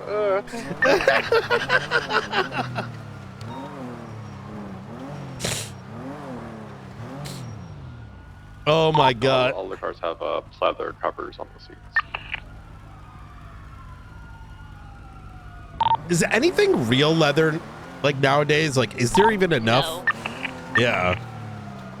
It's all fake. Leatherette. That's what they call it. Oh, is that the word now? Leatherette? Yeah. I've always known it as pleather. I sold cars for a little bit before I got hired as a marshal, and leatherette.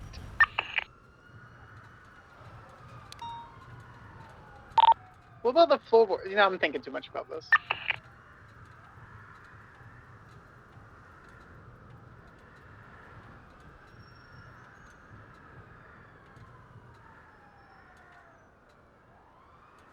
So like, what is pleatherette? Do they take like legit leather and mix it with bullshit?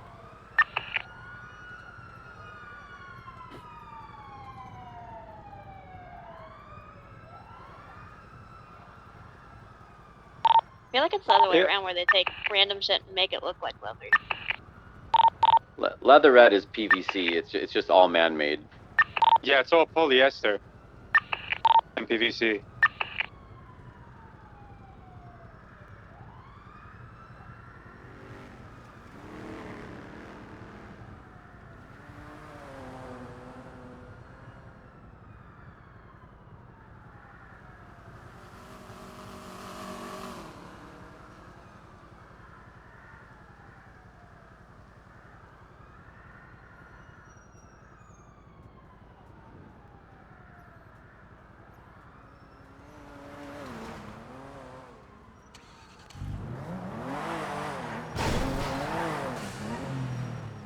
Hello? I am free to come on down and have a chat about the situation. Okay. All right. We coming down in a moment. All right. See you in a bit.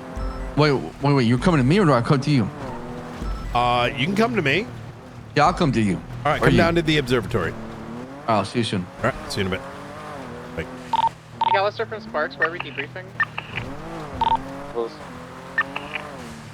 I would recommend y'all use observatory since it's like. Oh, I'm not fully briefing here. I'm just making sure that they're like equipped, you know. Oh, gotcha. Easy.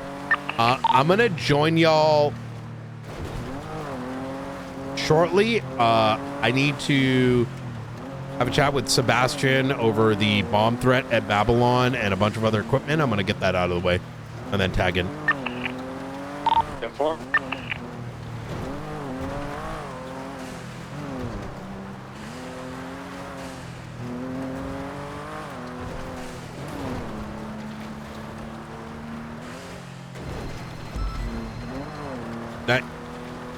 Well, Brian, you Hey. should have a document with all of the photos we have from yesterday.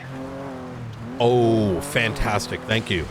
Just double check and confirm it's there for me, and I haven't sent it to some random person. Okay. All right. Perfect. Hey, I appreciate it. Okay, no problem. Enjoy. Thank you.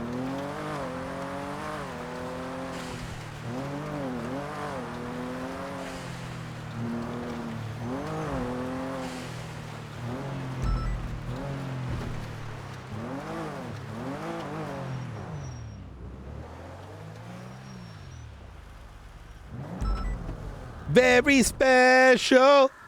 Doodly beep. Who's that? Is it Shaggy who sings that song? It's got to be Shaggy, right?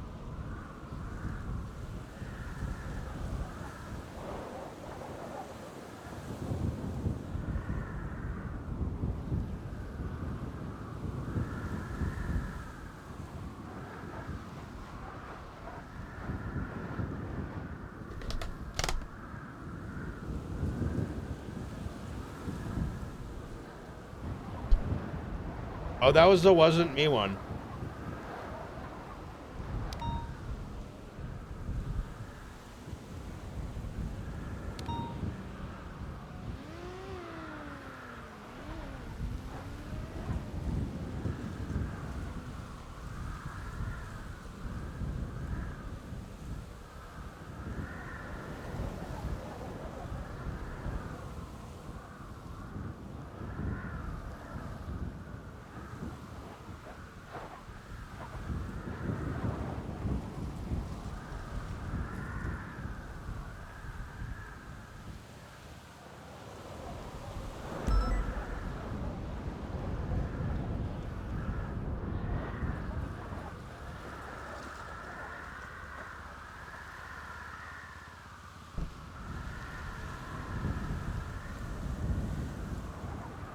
I think Snow so desperately needs to be in the marshals.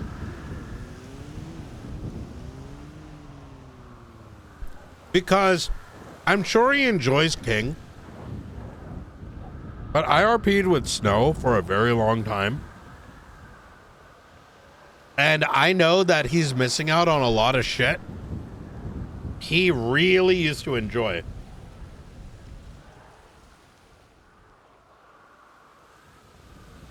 Because a lot of the stuff we deal with very often is like Puppet Master type shit or Michael Simone type shit. And it requires, and I think this is where the vibe difference is, everyone in the department really takes that RP stuff like really seriously.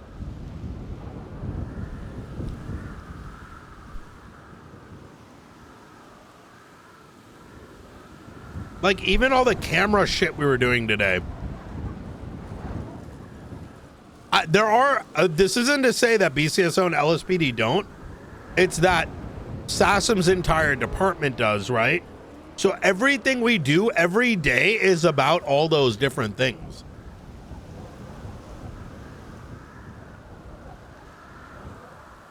Right? So you're always surrounded by it.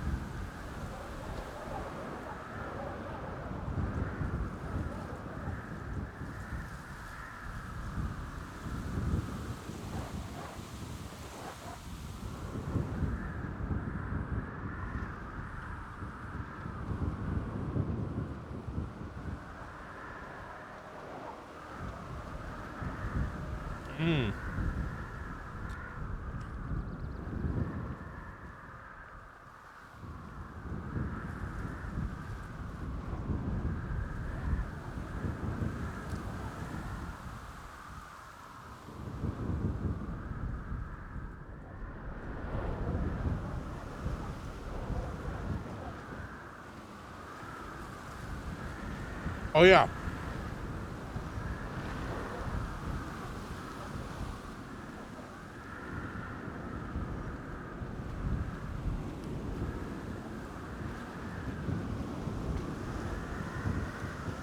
Oh my God. I fucking knew it.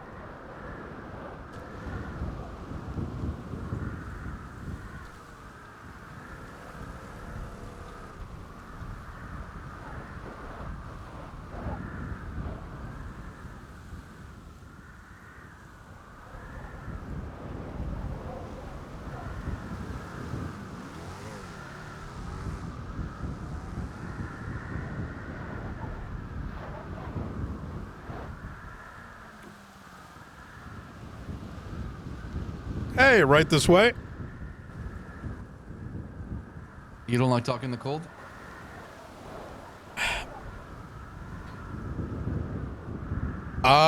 No. Wait, you want to sit in the... No, I'm just wondering. No. I'll be on radio, but I'll probably be like 30 minutes. Oh, hey, fam, I mean, look, we could probably just get this one started without you if you'd like. Yeah, go for it. Give me a call directly if you find any, like, big shit.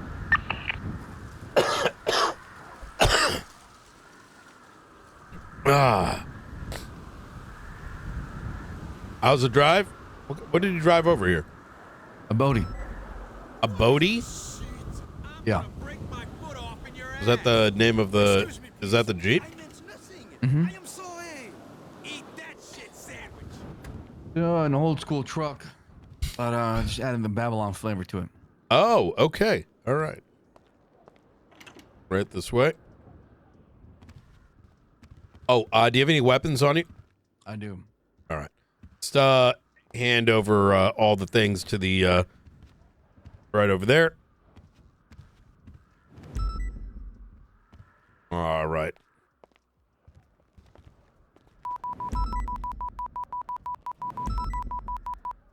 You have anything on you that you got any metal things? That you Oh, yeah, the crowbar. Goddamn. Yeah.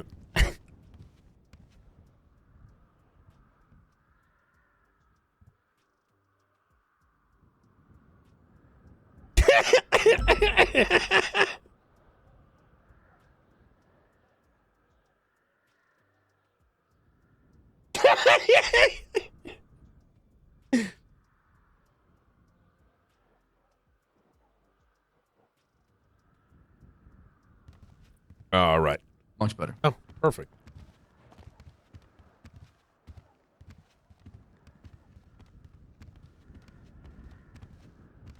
All right. I've never been here before. Really? Here, let me show you this section.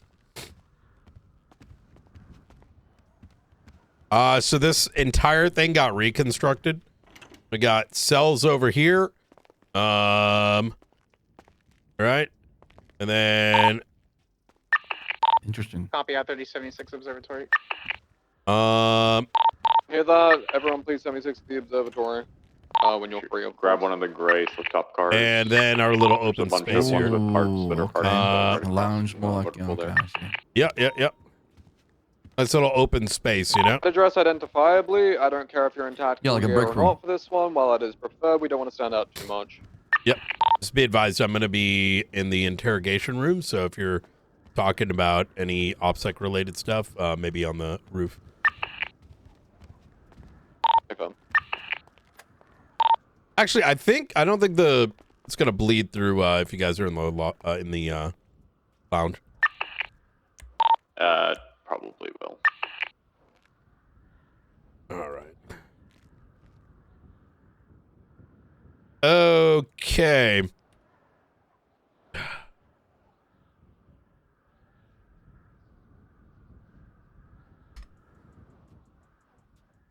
There we go. Let's go turn that on. All right.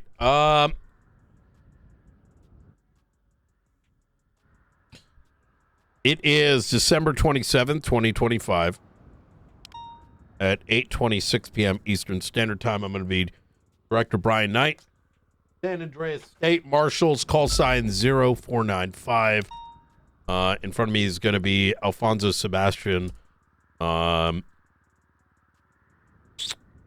going to, Mr. Sebastian, you're not going to be facing any charges today, but just for the sake of completion, I'm going to go ahead and read you your rights. At this time, you have the right to remain silent. Anything you say or do will be used against you in a court of law. You have the right to an attorney. If you cannot afford an attorney, one will be provided for you by the state if one is available. You understand your rights as they've been read to you today? I do. Okay.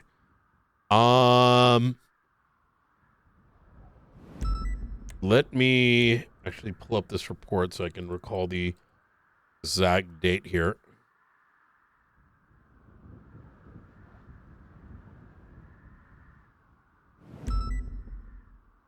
Here we go.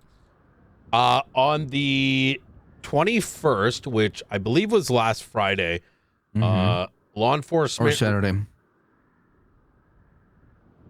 No, it was Friday because this says the 21st, and it's the 27th, so -6. I see. Yep. At 7:28 p.m. Eastern Standard Time, perhaps a little bit prior to that, since that's the date of the report, law enforcement responded to a 911 call related to you. Really? Who was the caller? Well, and we're gonna get to that. But let me first start by asking you a very direct question. Mr. Alfonso Sebastian, have you planted any bombs in the last 7 days? No. Okay. By the way, I said Friday. It was Sunday. Yeah. Sunday. Yeah. Yeah. Okay. 21st. 4 days ago. All right. Are you aware of the Eastern Tower in New Babylon having collapsed? Yeah, we were under attack. By? I don't know, but I suspect, well, you know who's been dropping bombs on New Babylon constantly. I can tell you with pretty high. So I can't say for certain, right? So you're inferring it's the Faceless that planted the bomb. Yes. If anything, you should know exactly how it feel. I would, yeah. I mean, I just got These done. people have access to explosives. They do. They're not afraid to use it. You're not wrong. I mean, they blew up the courthouse. It took a while, but we did prosecute Chavez Moreno, who's now in for God knows how long, very long time.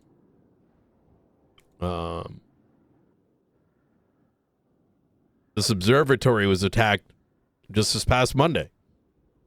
And the Davis Police Department, not once, but twice. We've been dealing with a robot that has been reprogrammed by the Faceless and the Archivist. I believe it, yeah. These people have military-grade technology. But They here's the also have thing, a so nuke. do we.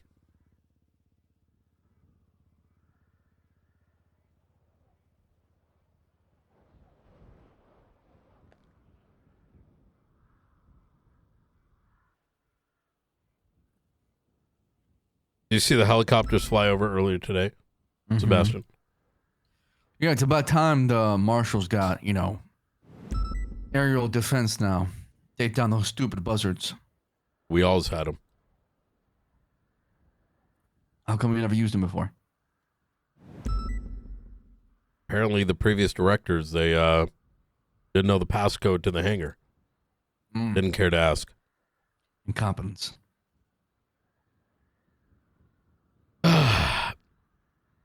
My point for bringing that up is I am very well aware, and the threat is being taken as seriously as it can, and measures are we are moving as quickly as we can to combat some of the force that the Faceless brings.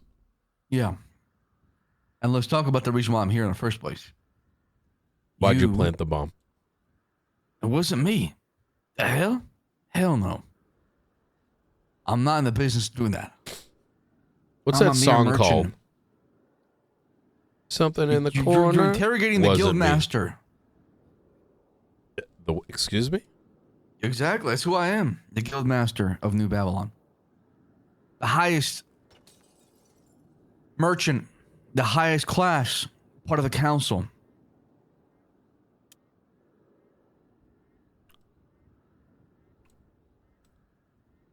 You gave yourself a title. You think I'd bother with the politics and the bullshit of Los Santos? Well, I got a merchant guild to run. Is your merchant guild different than Dante's merchant guild? Yes. Dante's merchant guild is far It's beneath gone my because I merchant guild. took it. What? What do you mean it's gone? How could it be gone? Did it disband? No, it was all under Bruce Baylor's series of properties.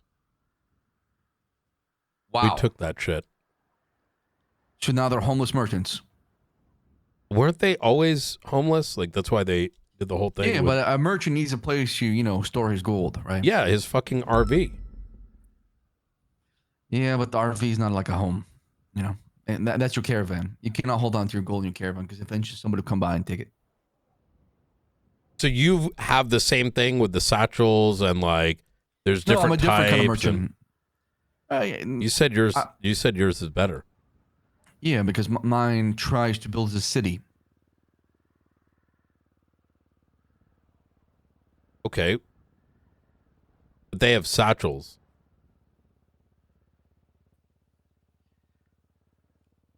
And I have contracts. I've seen them. Ledgers. I've seen those. Connections. Within New Babylon. And outside of it. You know, Brian, I've been in the city for a long, long time.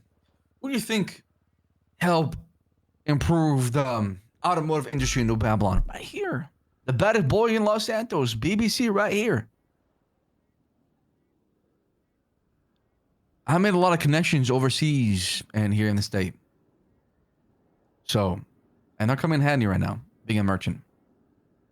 Finally, being a successful... Do people show up at those advertised days? Yeah. It's like the bazaar. And people everywhere. It's like ants crawling. So. Is that how you got the bomb? No. Look, I don't believe you let's blew talk up your about the own. reason why we're here in the first place, Brian. It's because you stole from us. I seized it. Illegal seizure. No. You are lucky we don't have property laws. It wouldn't matter if there's property laws. Yeah, that 911 call was fake, okay? That's bullshit. Well, even if it was fake, we still need to respond to it. You had an opportunity not to flee. And in addition to that, even if we didn't catch you in a photo in 4K, your Twitter post reads, cops thought they could catch us.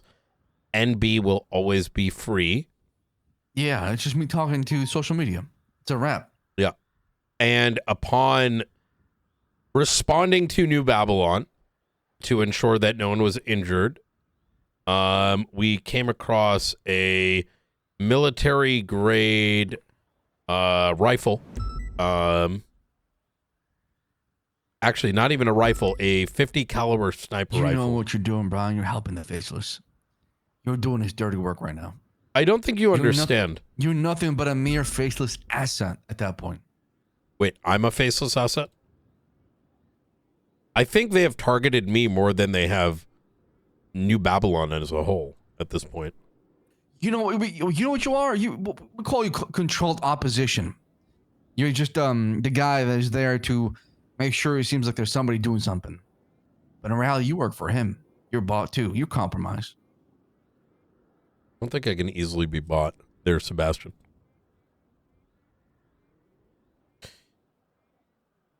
You know, a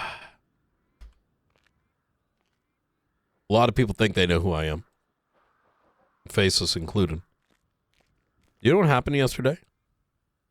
You got bombed? No, that was earlier in the week. But it was a part of it. They bombed the marshal's office in order to attempt to distract us away from this observatory. A place where our technology was preventing communications similar to the faceless from transmitting signals. We didn't take the bait. And so out of a fit of rage, they took out an Apache helicopter and started firing missiles at a bomb that had planted earlier. Yet we didn't stop. We almost did. Some individuals wanted to go to the bomb. That's not how we operate. Not under our leadership. We split our forces. Did you get hurt? No. See, it could be all theater. And then yesterday evening, Life Invader was attacked to release an article about me. You see, the faceless believe that I'm all ego. And yeah, I do got an ego. Yes, you do, yeah. It's very easy to have one when you're surrounded by everything out there. It's like LeBron James having to go back to his old high school team and playing a game. It just... So you're saying you have a lot of incompetent people surrounding you. No, I wouldn't say incompetent. Naive, new, inexperienced. Yeah, but isn't your job to lead them since you're the experienced one, you're the vet? And that's why Show we're 'em the winning way? the war. You're not winning the war, Brian. Because you're also attacking your allies, the people trying to help you. The people are fighting the same trenches as you are. No. Because holding the line between right and wrong, between lawful and unlawful, is that very thing. Holding the line. Now, New Babylon and I may see eye to eye. Share a common enemy when it comes to that topic. However, you still need to abide by the law, because if you don't, eventually you become the very same thing that you call an enemy. We're not an enemy of the state. The law is bullshit. This city has to go through so much cleansing, let's be honest. If eugenics was a thing, I would recommend at least 50%. But I'm not God. Our elections are screwed. We got mayors that constantly get elected and become corrupt and don't care about the city. We got $40 million in grants are going to business owners that probably just don't do shit with it and take that money and steal from the state. I mean, it is corruption and theft and greedy motherfuckers everywhere. And we have laws our ass backwards too, so might as well get rid of everything. That's because that's what the city is. Who in their right mind would ever come to San Andreas for a better tomorrow? People come to San Andreas because it's the only fucking option they have left.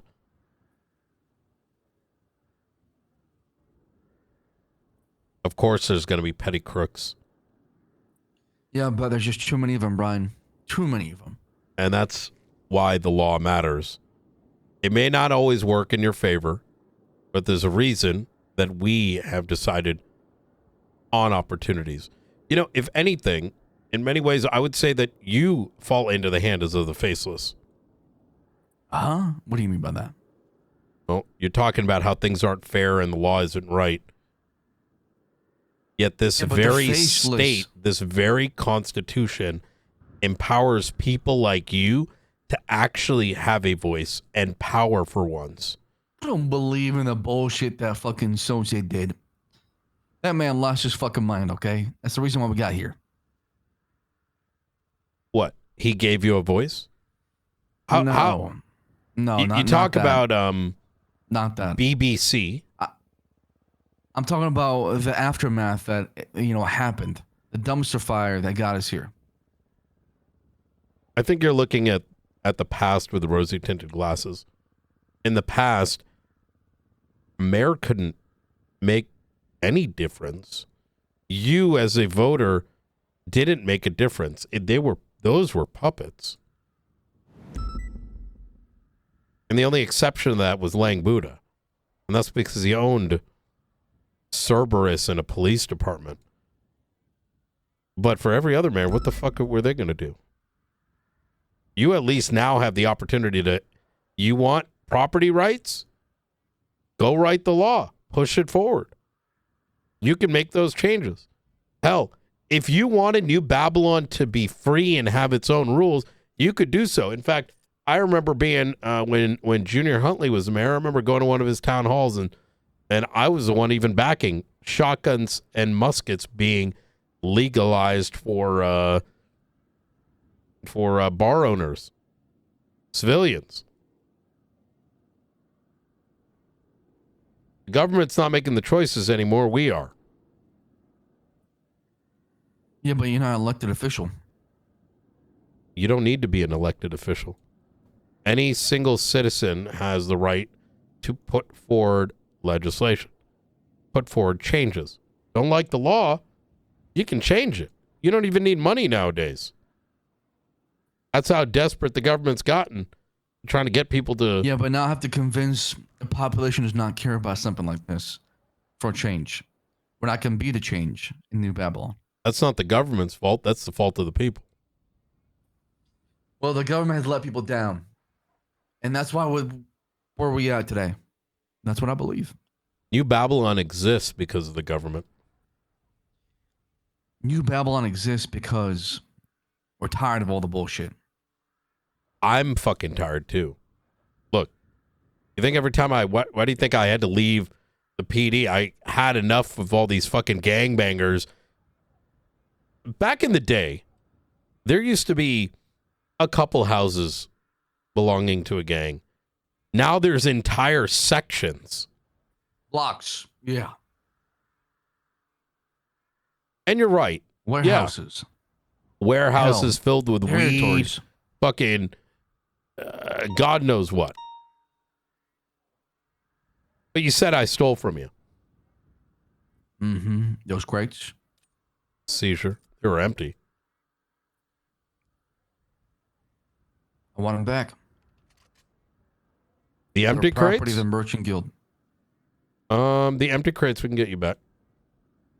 What about the LMG? LMG, that's a class 3 firearm, military grade. I've already put in the paperwork to seize it, and I have it likely going to get attached here somewhere. In fact, I might get it attached up there somewhere. Maybe in a little nest. Protecting the observatory? Mm-hmm. That is theft. It's seizure of the government. It was out in the open. It was found while we were doing a search for life, which we can enter with exigency. So even if that was private property, New Babylon, which it's not, but it could be.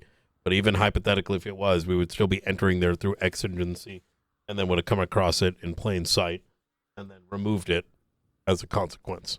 And you couldn't look the other way? No. You know how many? Come on. You know how many people think that I let you and Lang go? People that truly believe that. The reality is that I have seen what has happened to y'all over and over again, and sometimes those matters are wrong. And it's rather obvious. However, balance of the law and fairness also means that when you cross the line, I'm going to do my job.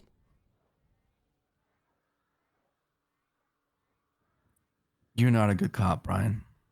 You're not ready for this fight. I know I'm not a good cop. You're a bad guy. No. I'm the director of the fucking marshals. Yeah, you piss me off. I wish I could just jump you right now. Yeah, well, I don't know if you have enough protein in your body to really do much. Yes, I do. Yes, I do. You want to find out? I just don't want to spend, time in that jail cell. I got things to do tomorrow. Yeah, well. Brian, there's a war coming. Do you want some, cake or something? You look like famished, I'm going to be honest. I'm fine. I get plenty of protein from my fish. Brother, Brian, there's a war coming. You barely have enough fat around your eye sockets right now. Don't worry about me. I know you fought in St. Queen, but this upcoming war is not even remotely close to what happened in St. Queen. This is going to be a battlefield where the whole entire city of San Andreas turned into a battle zone. By who? Ray Romanoff, Brandon Valentino, Sykes, Sykes, fucking Frederick White. Yeah, okay. What? Yuno's a good guy. What are you trying to say? What do you know about Yuno's involvement with the Faceless? You're joking, right? Brian, quit the bullshit.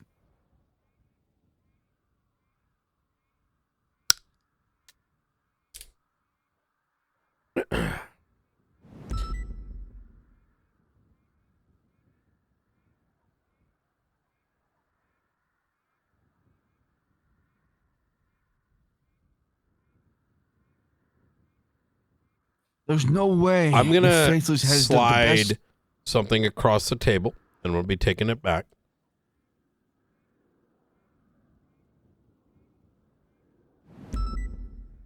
has got to be a joke.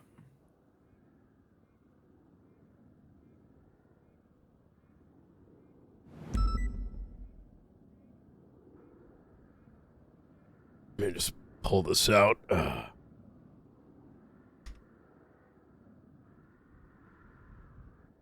Take a look at that photo on the table. What do you know about that? Just a guy in a helmet.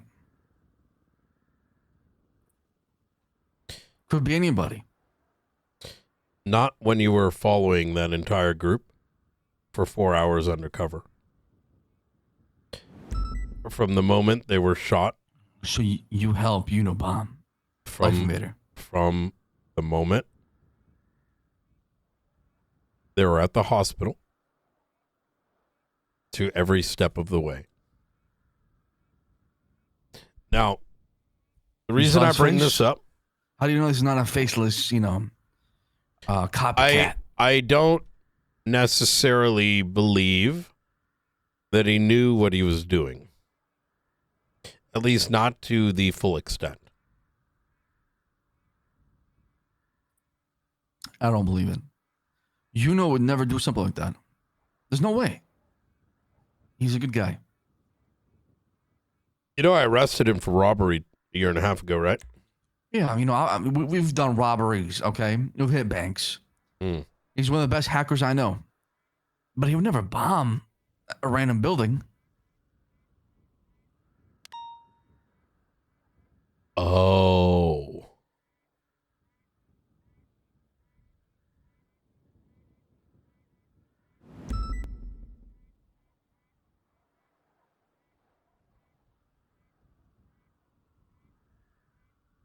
He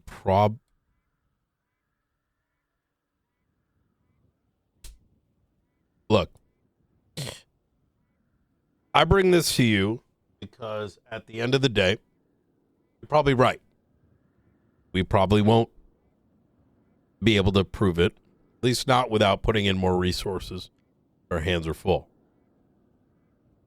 But I know you have a long history with him, as does Lang, which is why I pulled up next to him not long after he had discarded some of his old clothes.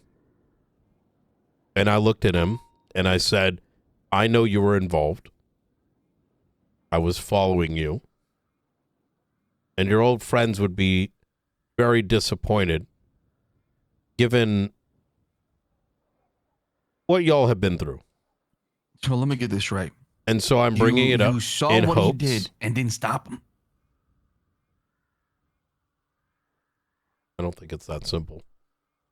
I know what you're up to, Ryan. What do you hold on? You hold want on? these bombings to hold happen. Hold on. He so didn't. You feel like you have a purpose No, as state marshal, so you can get more power. I think you miss. He didn't bomb anyone.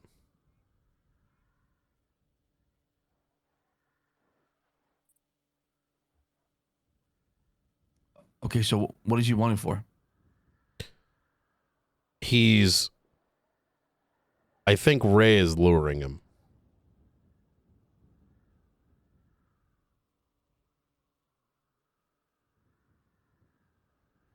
And the reason I bring it up to you is because at the end of the day, I don't necessarily believe that,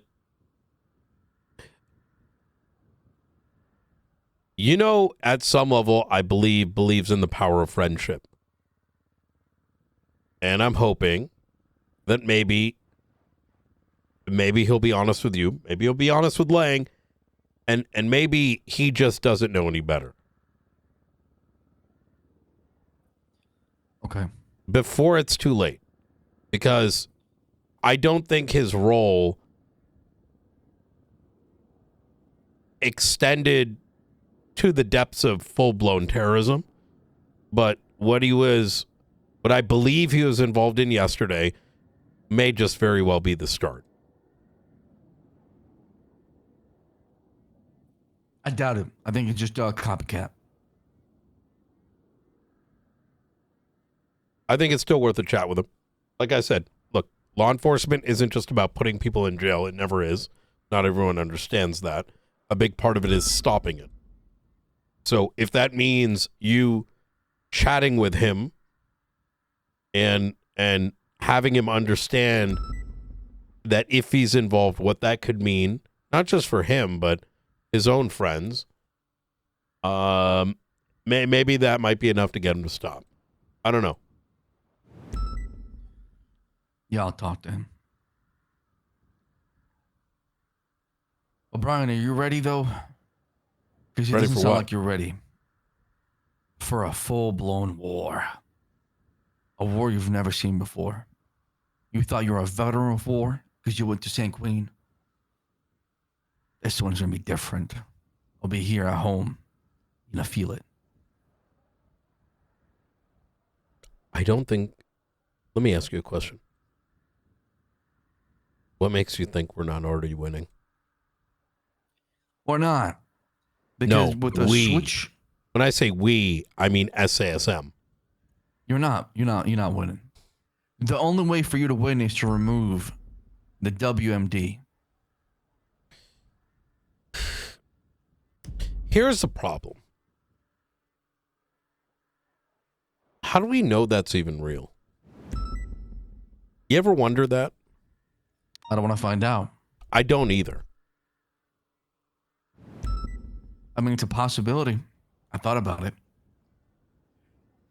But when somebody has something like that, and there's some credibility behind it, and they've shown their power before and influence, you believe it.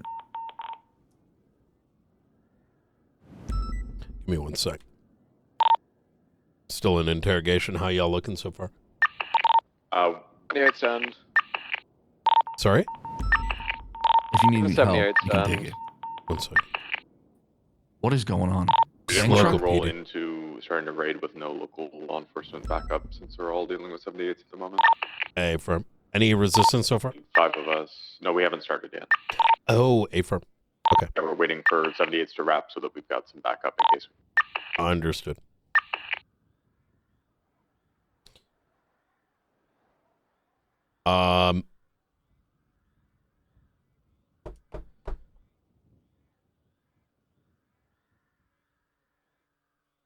I think the tides are very quickly changing. You see, Operation Shitstir has been very much successful so far. You know, the truth has done more damage to the faceless than any lie ever will.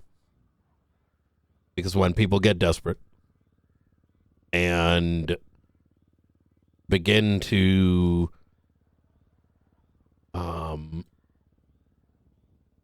make irrational decisions, I needed to make a lot of gang leaders happy. Someone's going to get upset. And some are going to start just removing themselves, going on their own way. Some of these recent events that have taken place, and I'm sure you've been appraised to some degree, did not happen by accident. Sometimes people just need to be reminded that if they're not going to be the top dog and work for someone like Brandon Valentino, that ego hit, that's how you get them.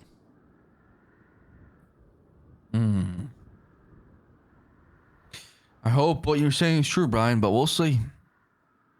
We'll see, because I don't see us winning for a while. It's going to be Armageddon, and let's hope we win that war. Oh, for you right now, it sounds like making sure that, Sykes isn't the one that joins them. Well, I'm not. Listen, at the end of the day, if somebody like you wants to join, it is what it is. I'm gonna hold on. You're just gonna fucking give it up like that? The fuck is that? I'm gonna talk. Oh, to if him, he but wants to join, that's fine. What the fuck am I listening to? he's a grown ass man, Brian. And I'm Babylon first. How are you giving up already? You haven't I'm not even giving talked up. to him. That sounds so I'm just telling defeatist. you.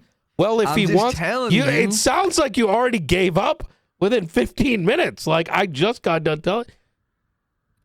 Brian. If he wants He's to a grown-ass join, man. he's a grown-ass man? Yes, my responsibility is lie in New Babylon. So what are you going to wait until he cats. fucking hacks the fucking nuke and blows it up?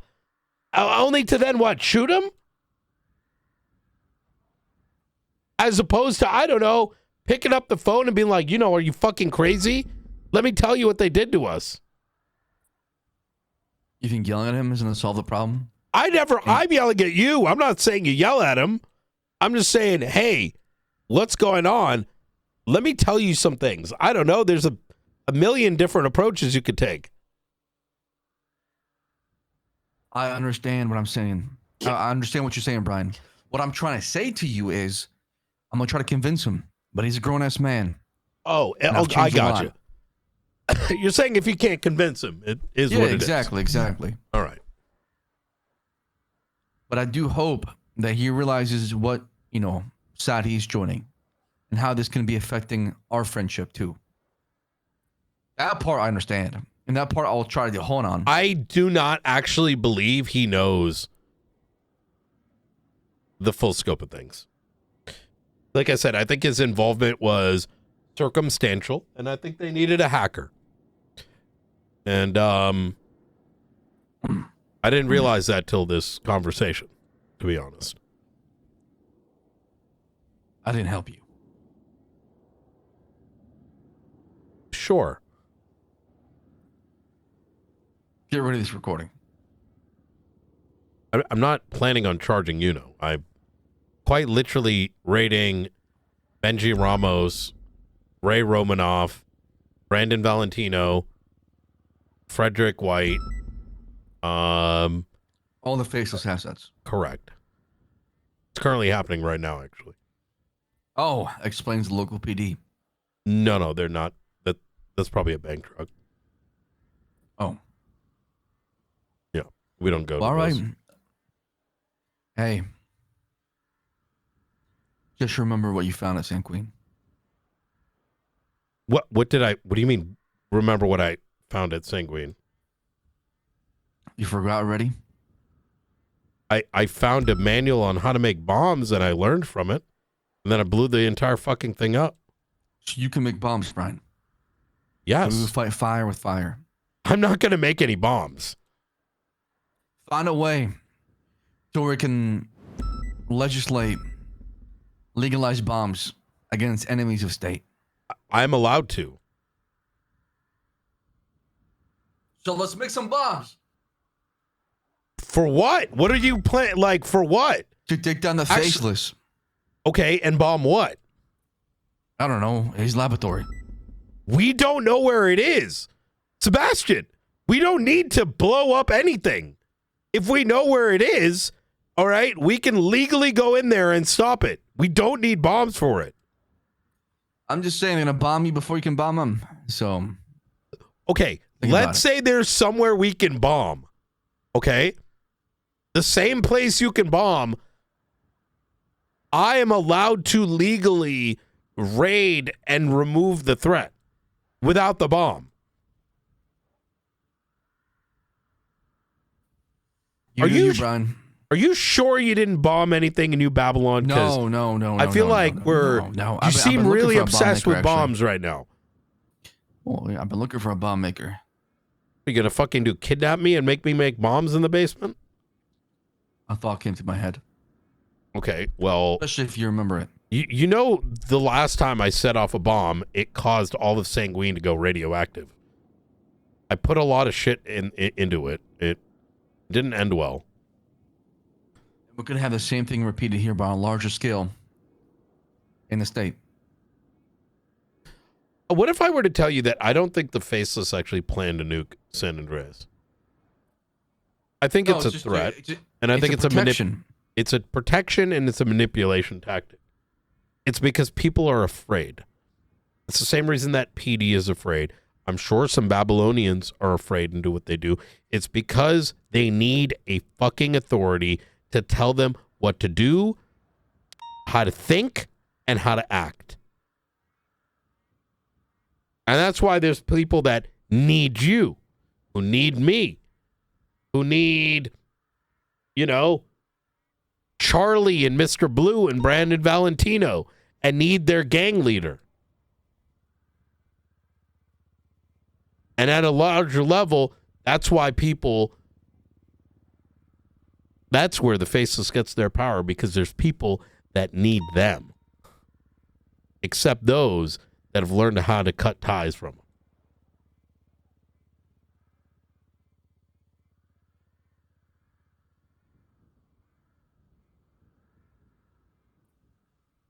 I just hope you're ready.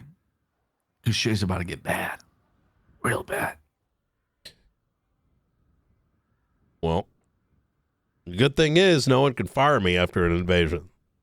At least not this time. How many marshals are you willing to lose? You willing to sacrifice? Are you willing to die? I know I'm willing to die for Babylon. Might be my last chapter.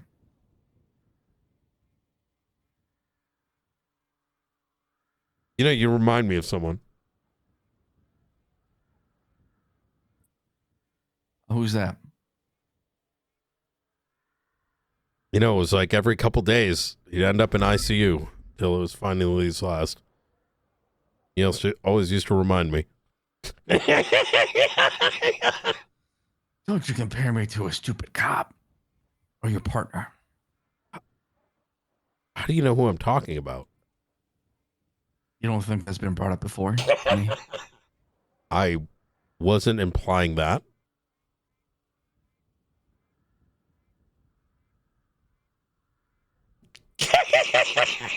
Just be ready, Brian. You got any more questions for me? No, that should be all. Go ahead and end the recording here at 9:06 p.m. Eastern Standard Time. Look, if I wanted to charge you for all that equipment, we can't do it anyways, because technically it's out in the public, right? We can't charge everyone New Babylon. Mm-hmm. Well, we can, but there's only like 4 of us who can do that. So consider that helping New Babylon. All right? If I wanted to, I could bend you guys over sideways and have my way. Right? I don't think you understand the power of New Babylon. You underestimate who we are, Brian. No, I don't. I think you guys are very capable. And I think you are very valuable, but I think these weak threats from a Stone Age civilization Stone Age isn't my it. ass, okay? We have alien technology now. What, the power to impregnate yourself? Like, what are you going to do? You're going to, like, talking about that. Reproduce us out of existence? Like, Not talking about that.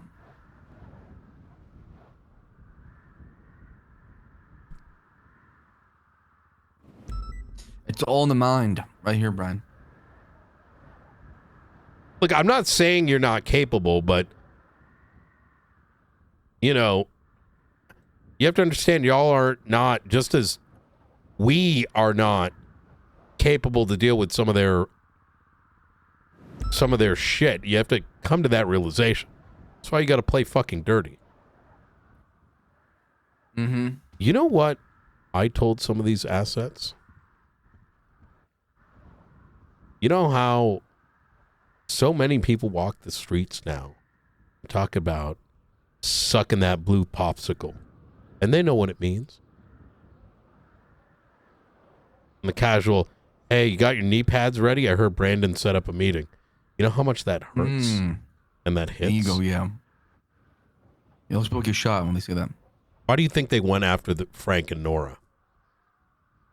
Because back in the day, people won wars with guns, missiles, and RPGs.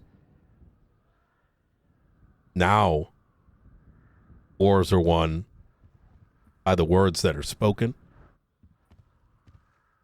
And the people that control the narrative.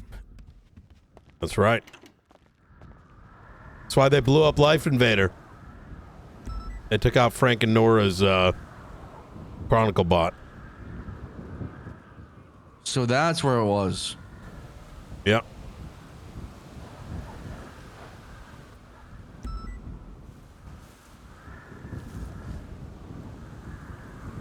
That video that AC is working on,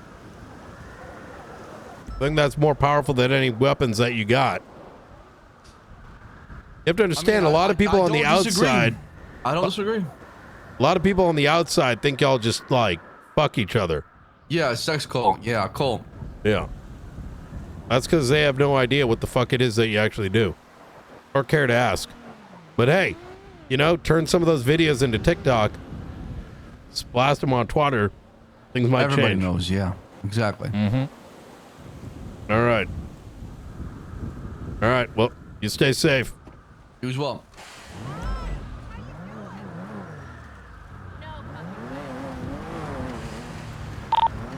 All right. Interrogation concluded. Where did you need me?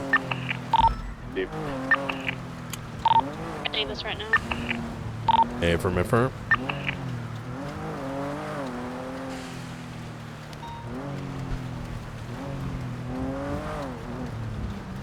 That was a fun interrogation. 030 code 6. I like that conclusion.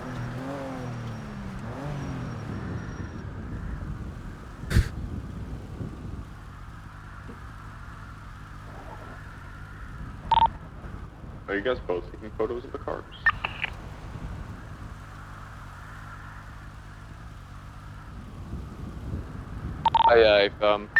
I'm taking a photo of the car with like the dispatch pin, etc., and she's taking like a separate photo just because. Gotcha. We're all good here. Garages have been locked back down. Nothing was found of note other than a few keys, but you know we can't really do a whole lot with that. There was a tape that was also found, but I'm not going to randomly take a tape, you know? It was just like a news tape. Location is LSIA.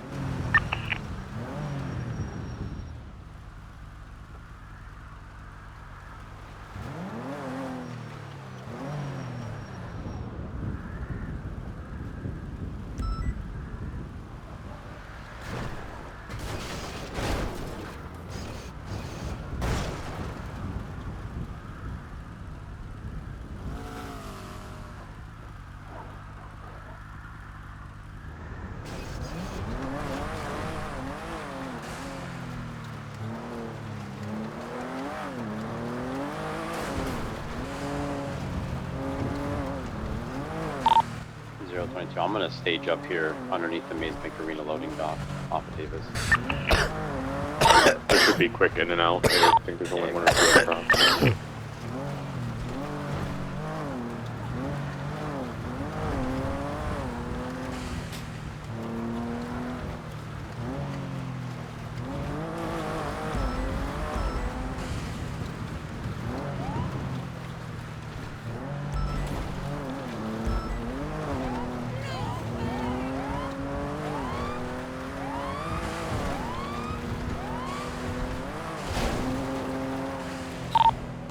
I'm gonna stay sort of hovering in my whited out vehicle. I'm gonna put on my black outfit as well, so I kind of blend in the seat. If throughout the raid at any point you get something of significance, firearms, significant amount of guns, anything that makes it puts us like in a critical position, just call out on radio, so that way we know like to lock it in more.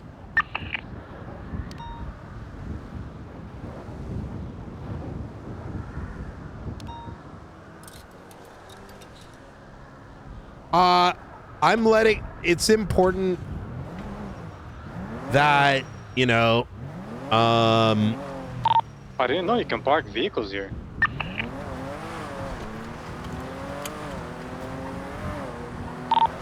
Oh, also when running plates, we want to be double checking if any of them match description, type, etc. of vehicles involved that day. I mean, we can always do that like post facto, but it's kind of something to keep in mind. Yeah, photos of the plates and color. Ooh, good shit.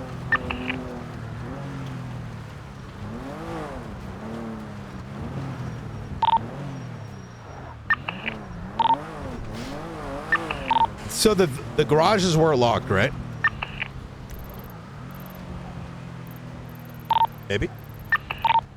Yes, they were all locked down the day of the incident. A firm, perfect.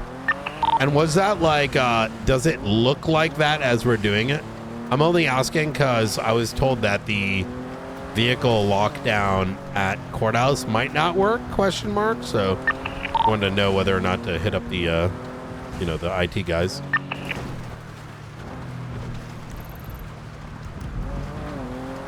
Oh, wait, you're getting vehicles there? What the fuck? They do have a few crews here. Oh, A firm. I thought y'all meant a... No, it's just gonna be Nate's plane down here. A firm. What's on fire? Brian, can you come down here? Yep. Thank you. By the way, if a glove box or a trunk is empty, I would still photograph it just as a... If we're like, yo, did... Oh. Ocean King.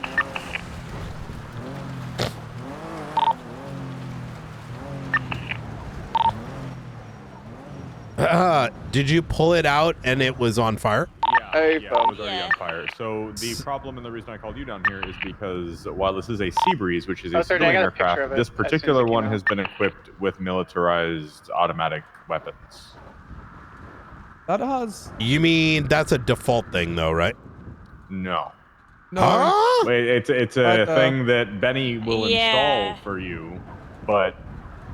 Sees it. Yeah. I think that is like we'll seize it. Decommission the weaponry. Correct. And yeah. Yeah, and that's we'll see how to handle I have that. photos of them mini gun on the set. Yeah, I took photos before it exploded. Out of Yeah. curiosity, how am I meant to document it when it's in this condition? We need to get a hold of somebody that can get us Well, yeah, so, okay, so, local airport pulled it out of the ocean, a part of the insurance plan. Oh, it was blown up already previously. Oh, that makes sense. You guys hear them, right? Yeah, I heard it already. Yeah. Okay, we can... I understand. Just to ensure all the things that were burnt to a crisp are put into an ash bag, yeah, we can probably get that sorted. Yeah, we probably won't make sense of what was burnt up, but we'll definitely put it into a bag anyways, you know? I'm more rumored to get the information. Hopefully somewhere on one of these panels I can find the VIN scratched in somewhere. You also have the black box, sir. Yeah.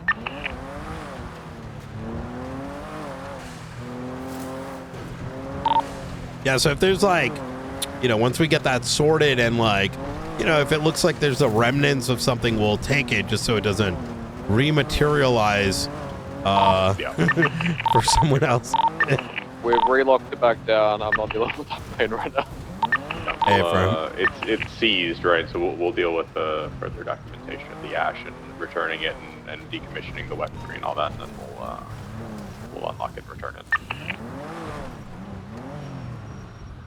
All right. Okay, next up would be the sanitation garage. Yeah. Gonna be the recycling yard on Alta Street.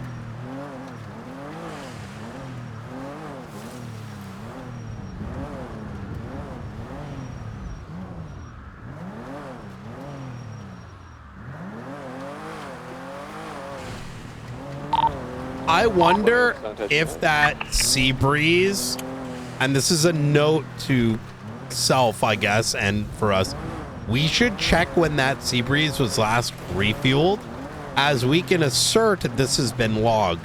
And if we find that sea breeze was refueled the day of the incident, we may not be able to do too much more with it, but it'd be nice to know if he used it during the whole bombing day. 030 stage south of sanitation. 022 stage to the north behind Larry's lean port. 99 stage main entrance.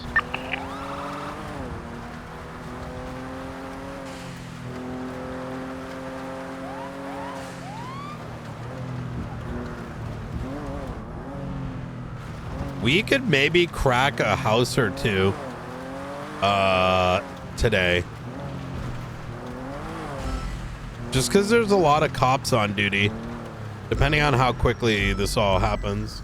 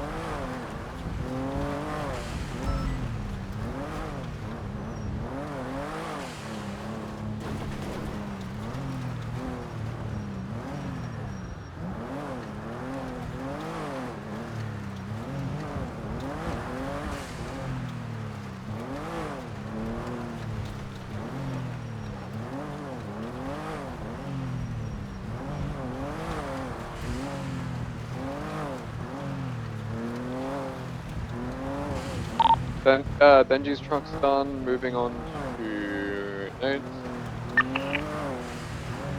Import. Southwest still clear.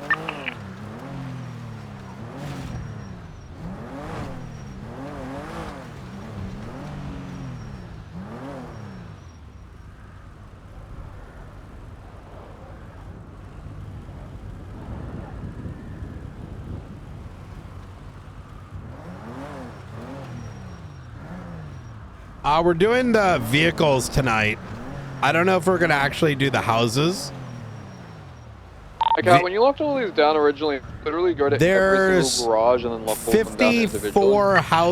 54 vehicles in total we need to go through. So that shit's gonna take a minute.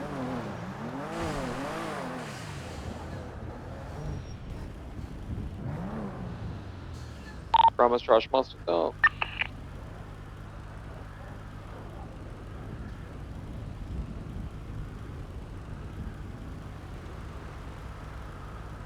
Yeah, let me actually take a look. So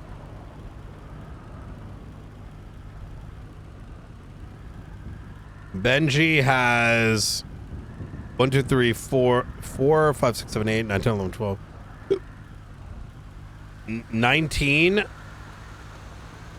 We got a vehicle plus northbound by the gas station. Just pulled out to the side. I don't think that's one of us, right? 9. Oh my, yeah. We probably have like 50 vehicles. That's why it's better to get this stuff done. This is gonna be 50 vehicles at 1 minute per vehicle is an hour. This is gonna be, yeah, there's probably like 2 to 3 hours just for this.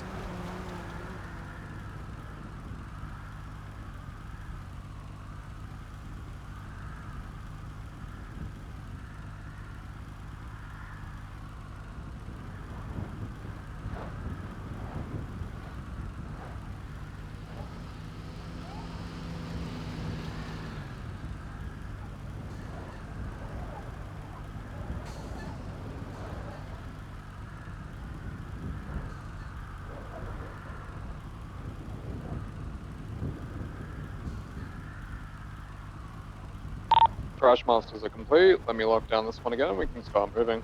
Hey, firm. Are we doing just Nate's right now, or is it both on these shared locations? Doing both. Locations, we're doing both. A firm. We got the tow yard next. And then we're doing a whole bunch of Benjis. 030 mounting.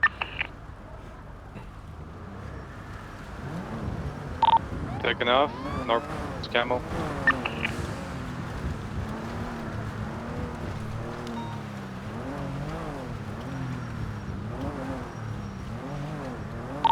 Stage at the south entrance. 030 east. 030 remain mobile.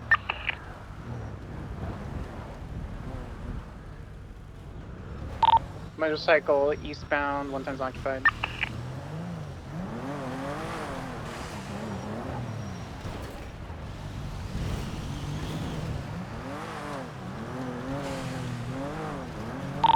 Now westbound. Could be female occupant Vince Payne. Oh, it's Raven. Brahmas is first.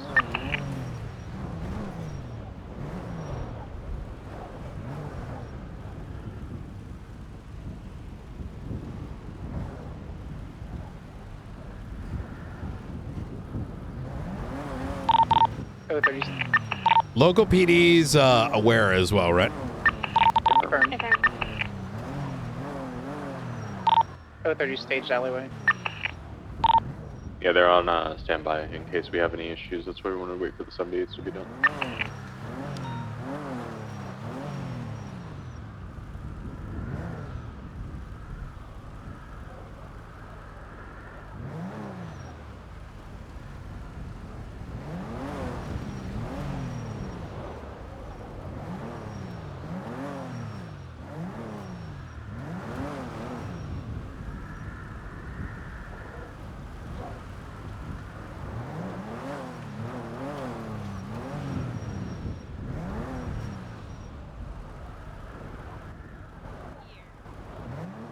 As sort of a case in point, anyone who attempts to fuck around, let them know that if they interfere, they are, you know, they're like, this is related around terrorism and treason, and they could get an accessory.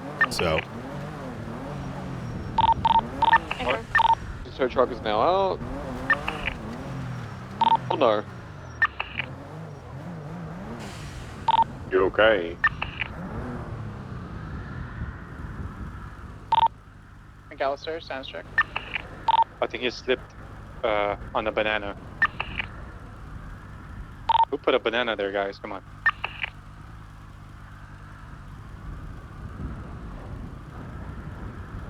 Alright, stand by. We're you help McAllister here.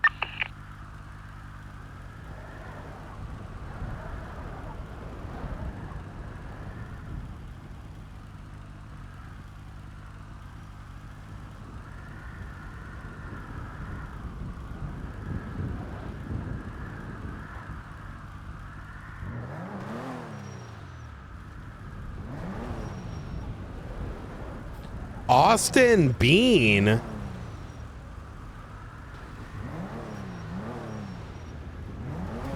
Vehicle pulling up to the side. They're going inside. That should be okay, right? As long as they don't. It's gonna be Stephen O'Connor. Interesting. Property. It'll be the tow truck. Alright, we're gonna be on a quick standby. Or it could be a car that's an impound. Inside is talking to the person that works here, possibly purchasing something. The car's an impound. In theory, it should have like been cleared out already. No, the tow truck driver's done it though. Okay, she should be coming up there in 3 seconds. Looks like Back in the car. it has red and blue on the grill. Oh, it does. Oh yeah, it does. Oh yeah. And they're leaving. From the south exit. We're gonna not secure this as much anymore. There's nothing in the tow truck. We can just park up over here and then a bit more to us. What?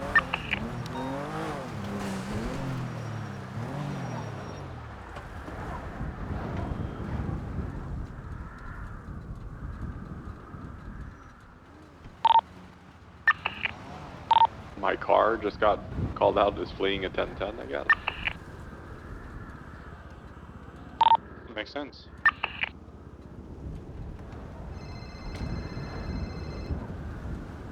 Night.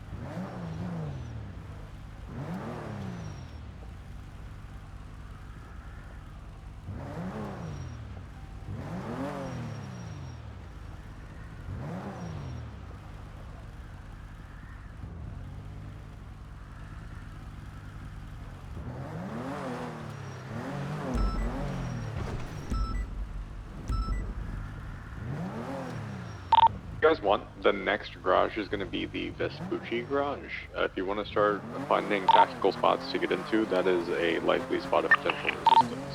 Where is that going to be the big main one that they use? Correct, yes. Okay. We're going to be there for quite a while as well. There's probably going to be a lot of vehicles I there. think that one we should bring in additional units. Yeah. I'm going to go ahead and scout in advance. Do we need that building? Yeah, you want to get on the white building, or actually, you only have an SMG. Just ideally somebody with a rifle on the white building. I'd say with this, you want to balloon up the twofold, you know, or we come to this one after we got like another like 6 units. You know what I mean? I mean, unless they're completely. Let me take a look here. Let me see. Yeah, see what kind of activity levels we're looking at down there. I don't even know if anyone lives down here anymore. I'm gonna be real. You know what I mean? Let me pulling up right now. McAllister was saying they all disbanded. They did, but it doesn't mean that they're not like holding it down. It seems I don't see anyone here. I mean, I'd still how many hot spots are there? And then at the end there's Grove Street. Oh, what the fuck? The faceless jet just flew overhead. They got It's turning around. It's in a circle back this way as well. Yeah. Let's bring another like couple. Yeah.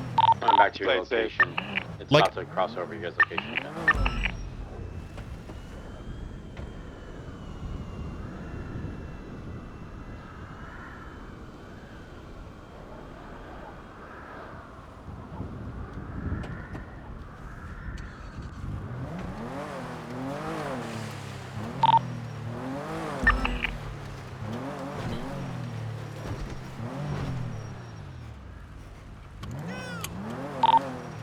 Could you do that one more time Sparks and say raid faceless jets like overwatching, right? Or something like that so they know it's oh yeah, perfect. That is perfect.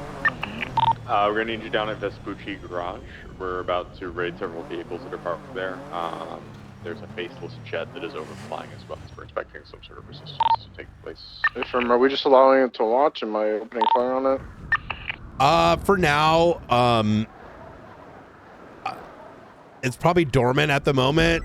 But you know the ex-Hades garage? We're just going to be lining up around it, giving cover, ensuring that people don't come through.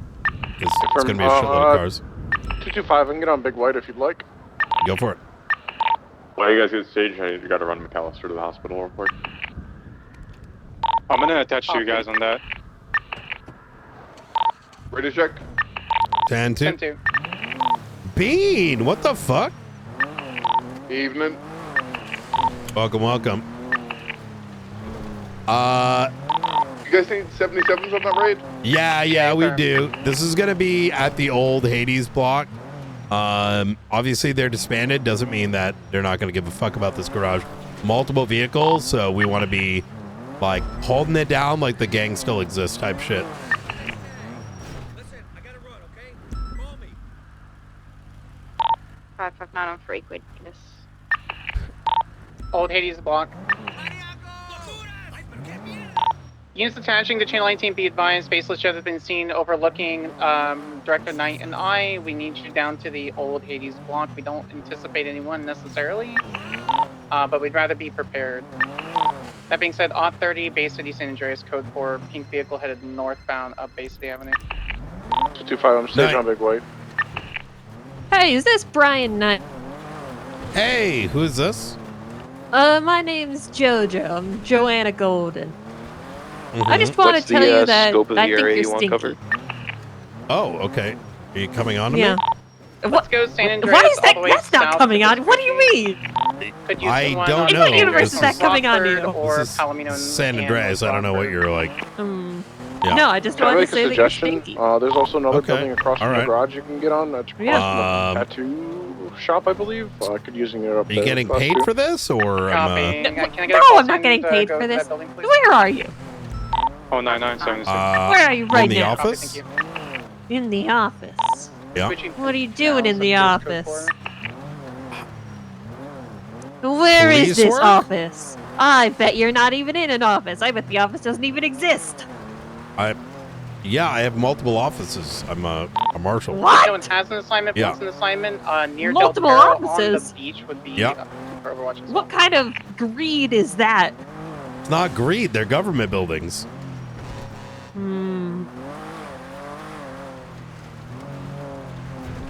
Alright, some McAllister. alright. Who is this? Joanna Jojo Golden. Listen. Joanna. Joanna Jojo Golden. Okay. Yeah, I'm just someone who's trying to make conversation, that's all. Okay. You know, you ever get bored out there in the world? You ever think that there's no one out there who understands Gravy, were you? you talking about the green building or the brown building? I'm not sure if I can help with It's that. gonna be now. on like the north from the garage. No, like no, northwest. I'm just Yep. trying to help you, Brian. You don't even know me. Are you sure about that? I think so. Listen, do you want to have a therapy session, Brian? Copy. What's the location after that? I think we could really talk about your feelings. Location after this? Yeah, we is can. Del Perro. Yeah? On what though, particularly? Units that are attached, well, you want to stay attached what to are you Del Perro, feeling be right appreciated, now? Same area of operation. Confused? I see, and why is that? Well, I have Copy, thank you. someone who got my number, hitting on me and asking me Got to Overwatch on the Palomino Guja do therapy with them. merge here. I see. And I how's don't your think- relationship with your parents? The dead ones? Oh, they're dead. Okay, okay. Yeah. I'm gonna Hold on, write I that can repair the down. car real quick. All right. Did your parents love you Do growing we have up? any known vehicles or why I hate affiliations we should watch for? Faceless jet, possibly, so look in the skies. Okay, okay. So would you say you were neglected as a child? Yeah, I Otherwise, was grab abandoned plates, pictures, at anything. the age of 1. Oh, Oh no! Why do you think that is? It's also a number of reasons. Can we do this a little later? Yeah. Okay, awesome. All right, easy. All right, ma'am. I'll chat with you soon. All right, All right. talk to you soon. You take care. Bye. Bye.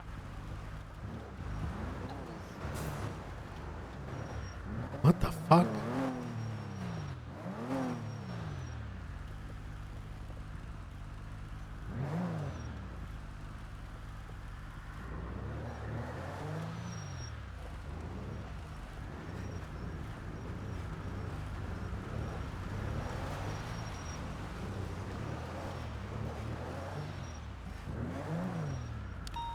It's Saturday, right? Affirm. Affirm. Anyone who says otherwise is wrong. Excuse you? Excuse you?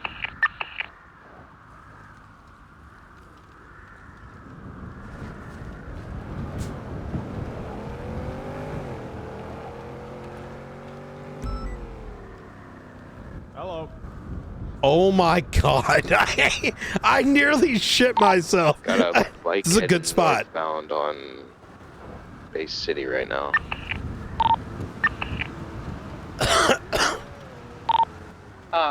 Arabella Grande. I wasn't able to grab a plate on it. It was black and cyan in color.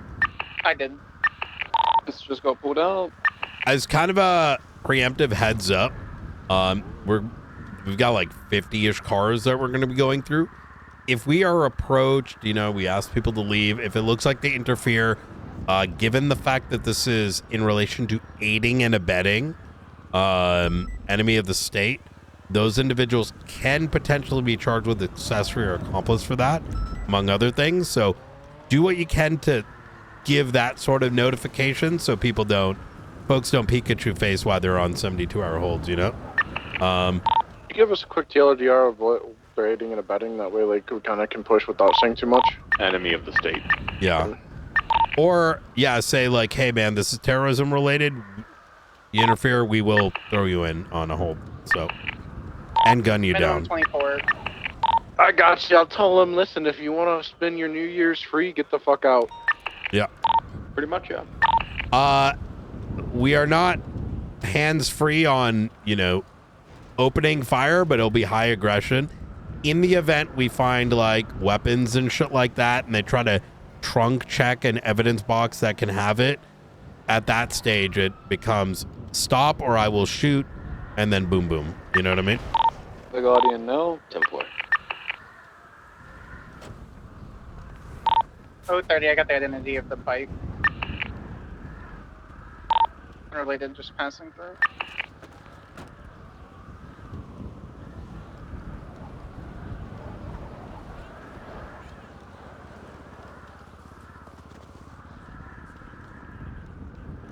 What's the next location, guys? Del Perro Pier. Del Perro Pier. 4. After that, we'll be taking a long journey up to the Lumberjack Garage. You probably could have a couple units break off once we get to the next location, but this next one will still need units.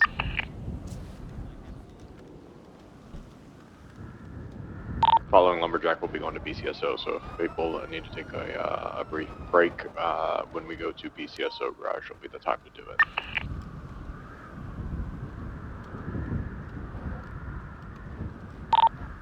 How many are we through so far? Actually, I can check report.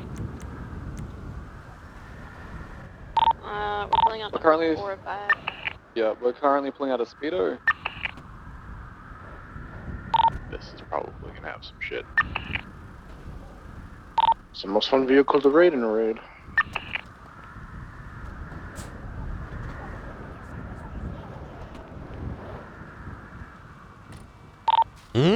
Anything, McAllister?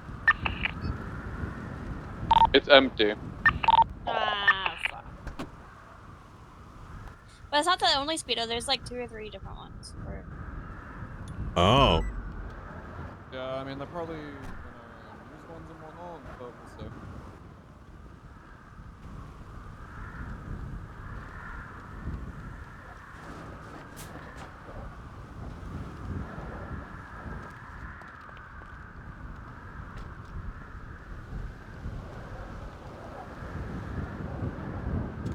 Oh, looks like we have a tow truck northbound running from the tattoo store.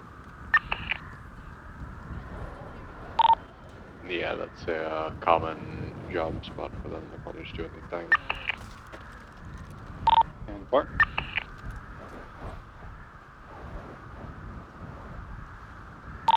Magellan or Bay City?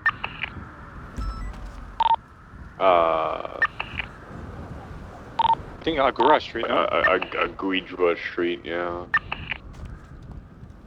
Aguja? Like a car fell down in the ditch over there. They're just towing it out.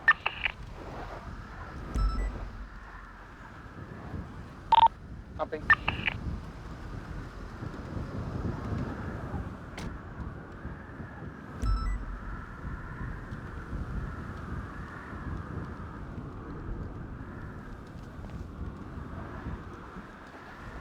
Do you want us to move to secure the next area?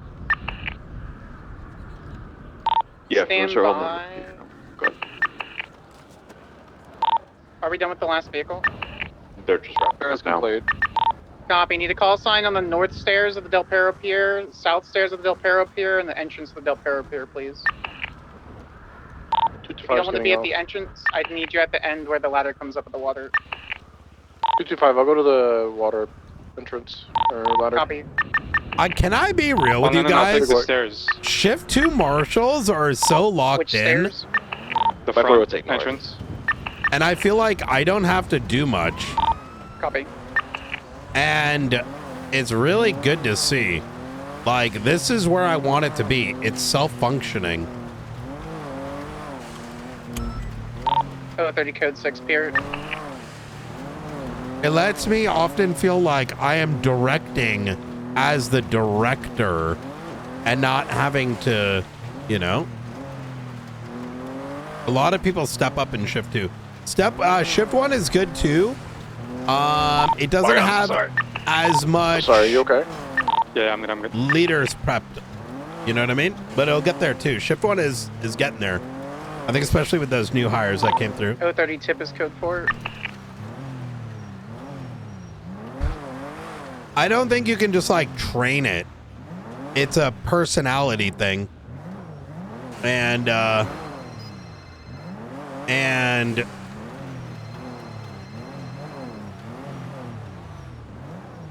Hey, Brian. Can I get someone on the south stairs on the please? hey, who's this? What? Oh, Ember. How you doing, Ember? What's this Yeah. RX 350 How right about now? you? Pretty good. Is this one of ours? I'm sure. I gotta go. What? Hey, fucking it. The attack helicopter, take it down! Southbound. Turning around, careful, guys. Yeah, try to get cover here. Remember, there is an area under the pier you guys can ditch to. Brian, here. are we clear to open fire on the attack helicopter? Not at this time. Let's get to cover and see what happens here. It is circling around to us. Yeah. I know. Just wait. I'm trying to assess whether this thing's just trying to scare us or get aggressive. Going in, sweet.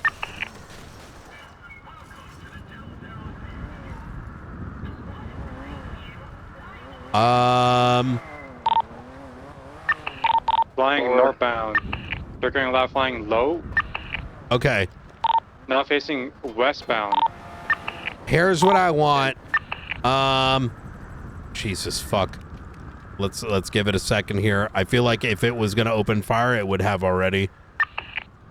Flying westbound now. It's gone. Block Okay. ahead, northbound, out of visual, away from everything, code 6 northbound. Here's what I'm thinking here. We're gonna need someone to get on ATC, to monitor.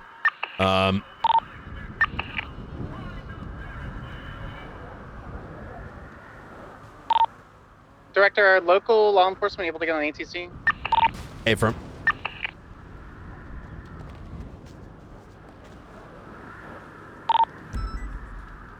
There are a couple cars on the bridge. One green car coming in fast to southbound towards you guys. I believe a 4-door black sports car. Hey! Towards the pier. Dominator leaving the pier now. All right. I couldn't get a plate on it. All right, so here's what we're gonna do. All right, we're gonna give it a minute here, see if it makes a It's way back. If it wanted to open fire, it would. I think this is a scare tactic. We should monitor anyways.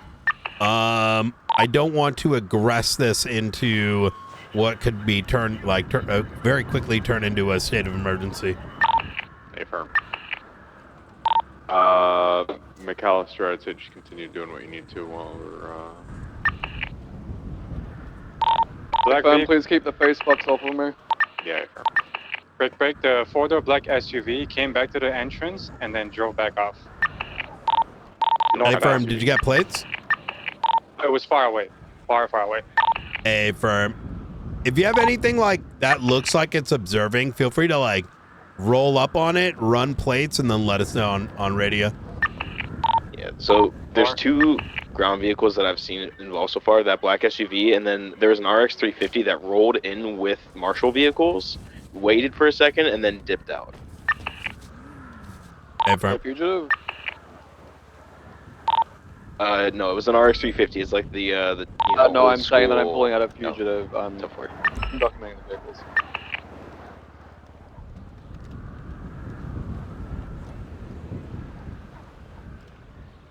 Was the ID of that green vehicle, Skylar? Treyarch, I got a picture of him. Affirm, could you run profile? See who that might be related to. Stand by. I hope we didn't already go and nuke all the tags, which probably did happen. Wait, someone said the gang is disbanded? Let's remove all the tags. You know? That is very dumb. Oh, yeah. Stand by for previous arrests and affiliation. Affirm. Yeah, ideally it would have been take the old tag and put X on it, you know? Bring that speeder.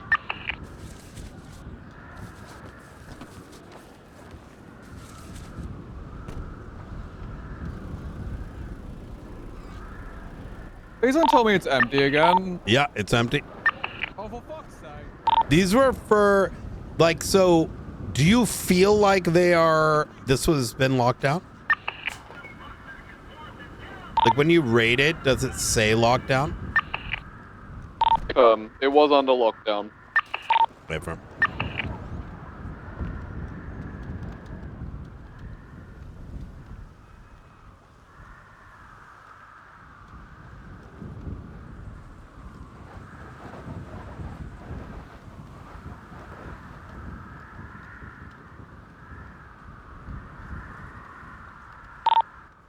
Uh, 459 from 030, no affiliation, basic ass criminal. Affirm. So he's never been. Treyarch? Yeah, I can't find any affiliation directly. He hangs out with Habibis. He's like a Habibi affiliated heavily. Oh, so he's indirectly sucking on that blue Yeah, card. I don't really know if like he is Habibi, but I know he's on their block and he hangs out with Habibi members. He could be, he may not be, who knows. He's not been arrested with Habibis as far as I can tell. Is a vehicle underneath? I can hear Get an him stopped, identified. It's coming the east side stairs. We're done here, we can pull out whenever. Alright, McAllister said it. Go ahead and pull out, everybody. Every car has been emptied thus far? Affirm. Copy. For all units, be advised, headed to Toledo, then BCSO in that order. If necessary, I'm unsure on the calls. You may break 1 or 2 off. Would appreciate to stay, though, based on the aggression of the face of the show. Hey, firm, if you guys want to like hold for a second, I need to refuel, out of fuel. I'm gonna refuel a little so real fast. Swing at Great Ocean Highway gas. Black and colored vehicle, eastbound Red Desert, Yeah. left northbound. If we northbound of Rockford. any single one that's sus, I would just preemptively take photos. So if something does happen, we can tie it all back in, you know? The EC rally comes back. Mina Flatstone. None affiliation. I don't think they're even in the system. I haven't heard that Another Habibi vehicle just went up Great Ocean, registered to HS Perez. That's also going to be potentially related. They are in the system. This Mina Flatstone, they don't have an affiliation. Minor crimes in their history. Street racing. vehicle crime, stuff like that. This Brez has definitely been involved in previous situations that are basis related. Yeah, he was, in fact, I believe, very likely involved that day.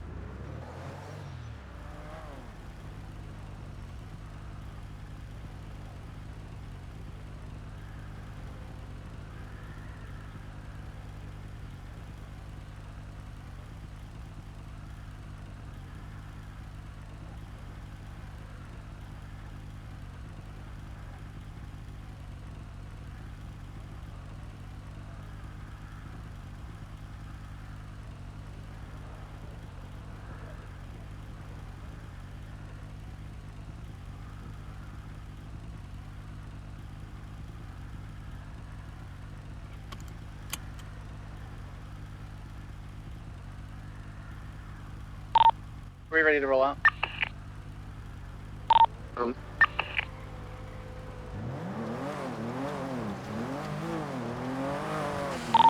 McAllister, you said the lumberyard, correct? Yeah. Copy. 540 will preemptively start heading to the upper part of the slopes on the north side of the lumberyard. Copy. I need a call sign to go to the southern slopes where the hunting area is, and then a call sign on the west side. 225 can go to the hunting area, southern slopes.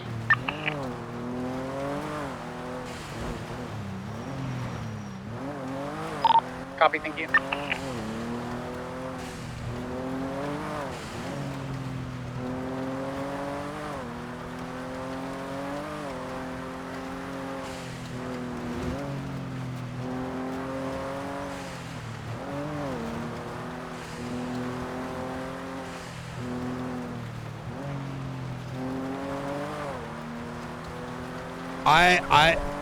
Anytime we raid cars, I always say this. In 5.0, there should be a button that says local vehicles move to a PD like lot, like a special seizure part of like a tow lot, either in the north or the south, and you raid the vehicles there. Like you turn it on, and after 30 minutes, all the vehicles are there or whatever, and then you raid in that one spot. If someone wants to attack vehicles, it's that one location or the other location. But, you know, and then it depletes it back because though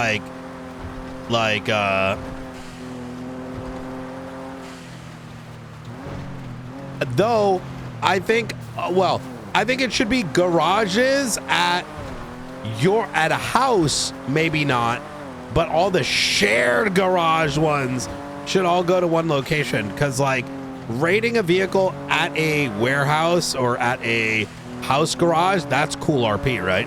But like at a bajillion different like random, like of the like 30, 40 public parking garages, it's just like time waste, you know what I mean? 23, never mind. Yeah, the more things we can like find a way to make the raid swifter, the and less. Only one vehicle here. During the raid paperwork, the better. Because like whether someone's gonna attack or counter or whatever, like that's the cool shit, you know. The rest of it's kind of like a slog. That's why most people don't even raid vehicles, which makes... There is a local, it looks like a local, but it's driving really weird. A local Ranger vehicle. I'm gonna tell it. Occupied? It is. Number. Does the driver look like a ranger? They usually have like pretty distinct uniforms. It is. It's just driving weird. It's local. Okay. Really strange. It looks like a, you know. Yeah. No, I get what you're saying.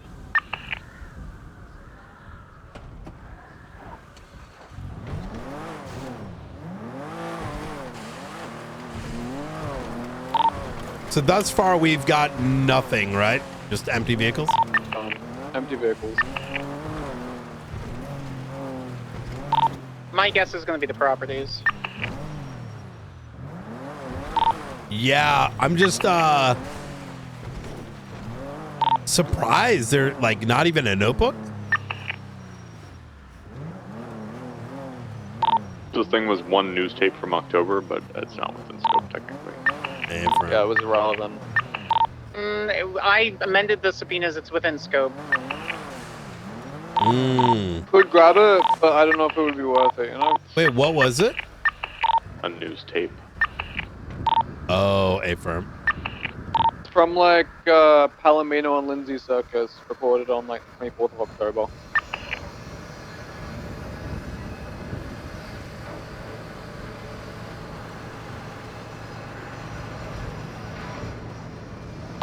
Our scope is electronics, question mark, documents, question mark.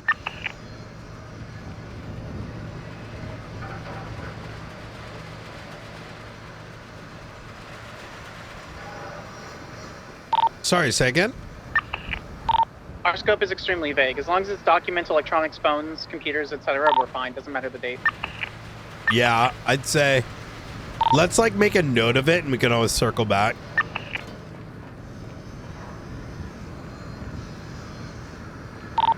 And Nate has no properties, right?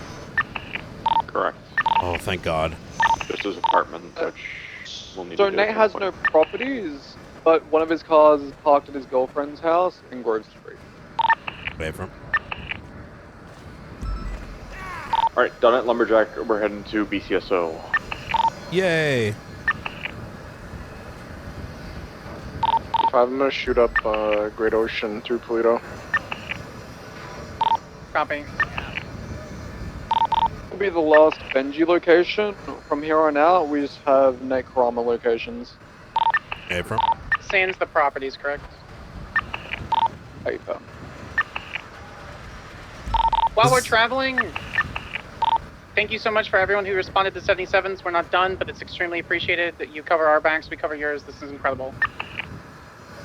The next likely place of resistance is going to be Grove Street. We're going to hit both the Grove Street public garage as well as a property down in the middle of the cul-de-sac there. Not the actual property, but a vehicle in that garage. It is too late for all 2.5 members of the manor, fortunately. Well, so funny way you say that, right? I saw Steve's vehicle and it sounded like X Manor in there when we were at the tow lot. I might be pulling late night. Copy. Yeah. 030 Mike out, BCSO.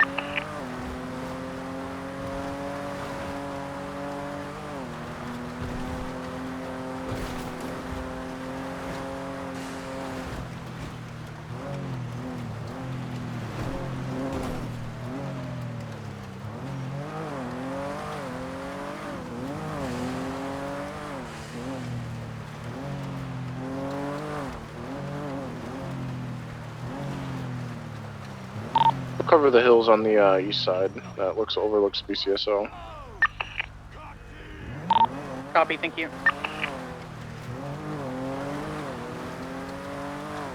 Howdy, Brian. Hey, we've started kicking in the garages today to get all. How many cars do you think we're going through right now?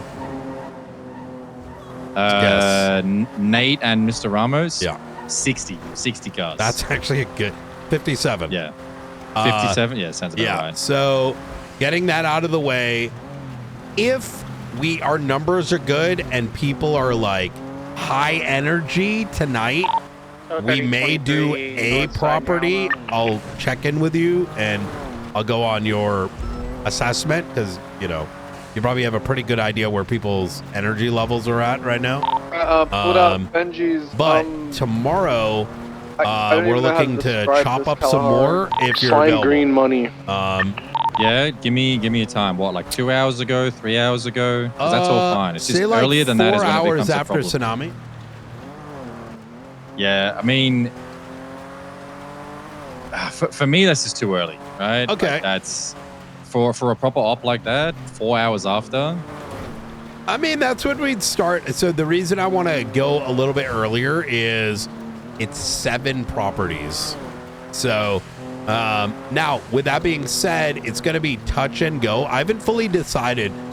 It's going to be one of two things. Either we're going to do a investigatory raid, which means we like assess everything first and then move everything in like convoys the day after, right? So assess everything, document it, and then convoy each property. Or alternatively, if we have the units and there isn't a lot, then we just kind of, hit them back to back. Yeah, I mean, understood. The way I'll put it is when shift 2 starts, like I'll be on duty. Like start of shift 2, I'll be there. Any earlier? Shift 2 is what? 4 hours ago. Okay, yeah, we can maybe do some and then wait for a transition.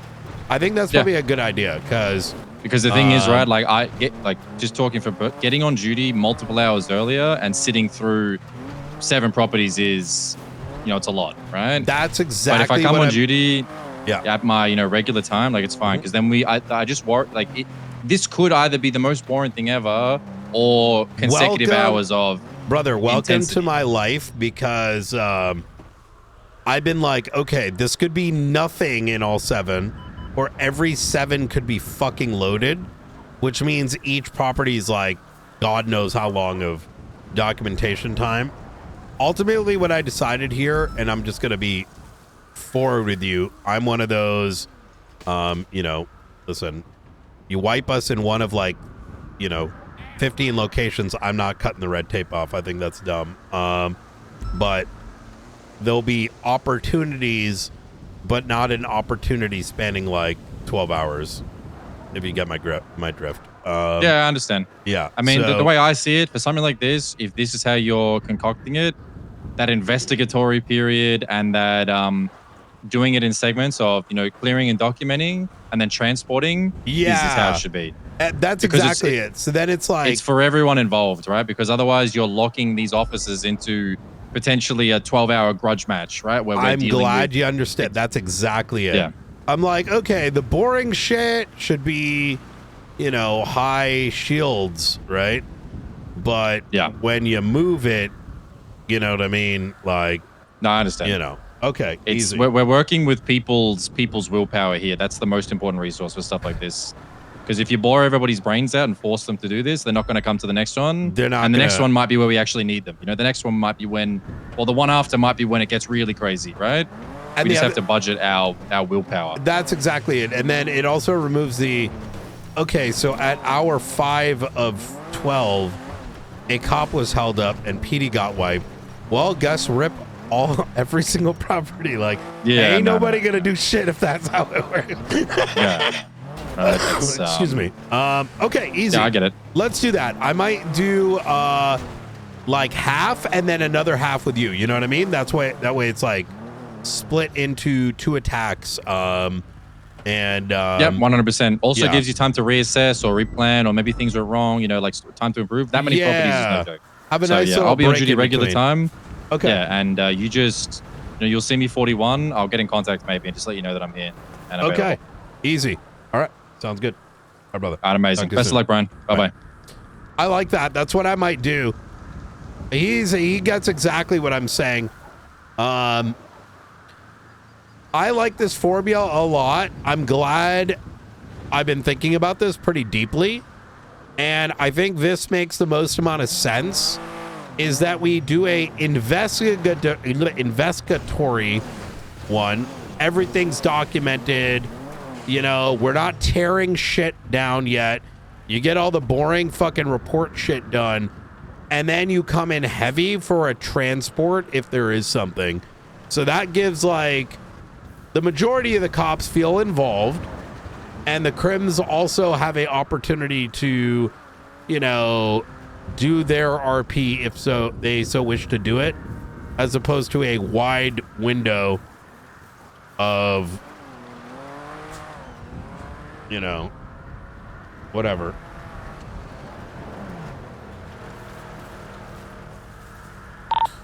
I just got off the phone with Key just to give him a heads up. Also, tomorrow, part of me is contemplating doing like half and half. So like half the raid in shift 1 and then half the raid in shift 2. That way giving us a break depending on like how jam-packed these properties are.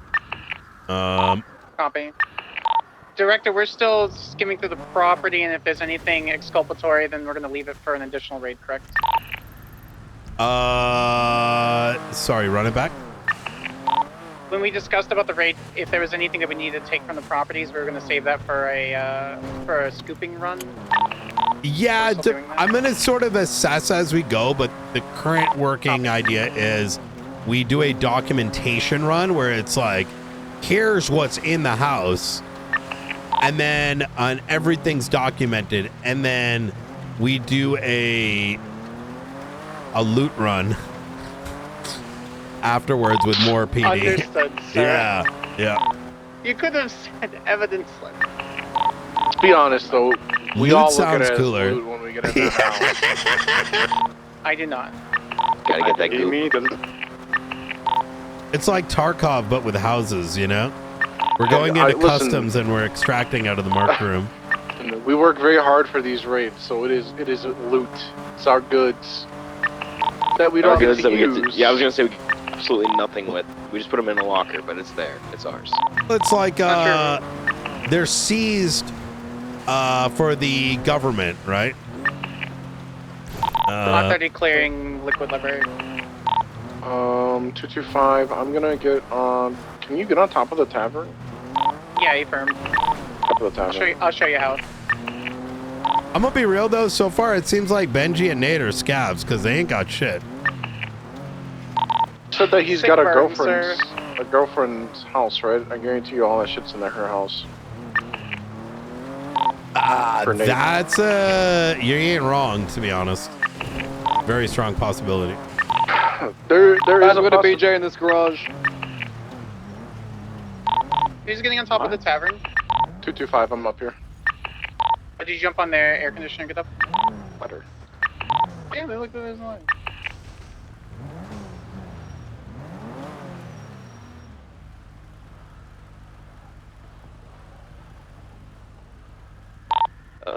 There's a helicopter parked in the yard of one of these Nick Low Place houses, but it's probably Hydra. Yeah, I don't think it's related to what we're doing. What's the 20 of the helicopter? It's just off of East Mirror Drive in Nick Low Place. Can't miss it. Copy. I'm missing it. I guess it is green, but yeah, it's right next to the house on the western side of it, right where I'm at. Oh, man, look at that. I have a tree blocking me. What's going on right now, McAllister? Hydra hug. Just 2 weapon magazines. Oh. That's not anything like huge. Yeah. Okay, we got something, you know? Something's better than nothing. Progress.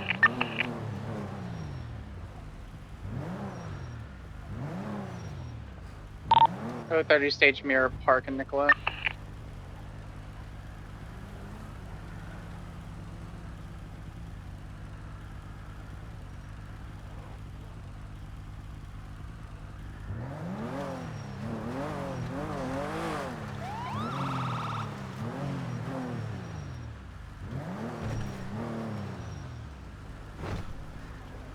Hold on, doing the drive-through run real quick at Harney's.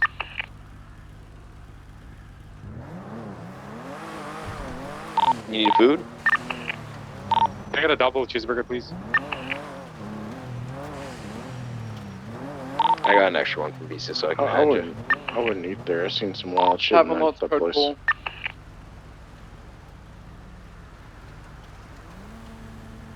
Okay, are we ready to move?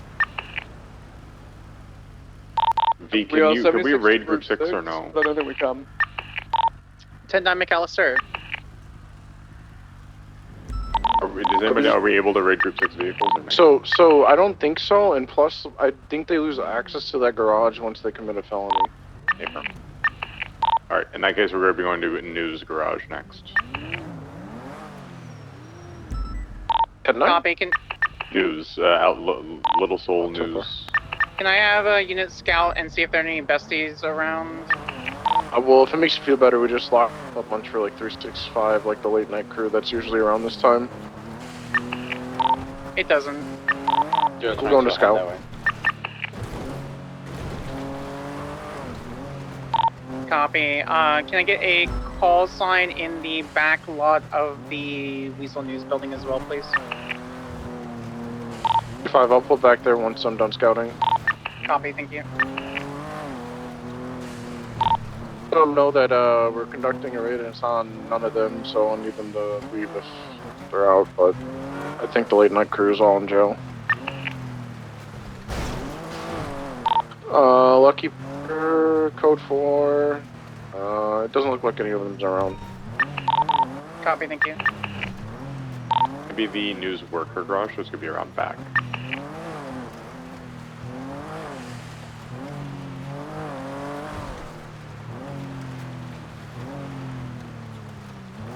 I'm actually gonna position if that's the case and go on top of La Porta.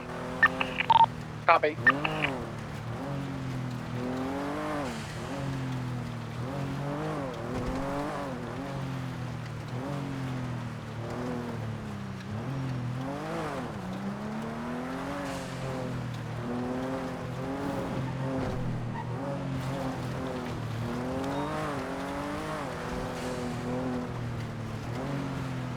And on stage, first floor of the construction building.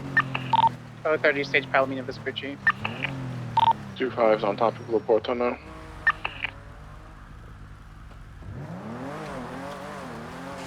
Five 4 will stay mobile. I've been really any.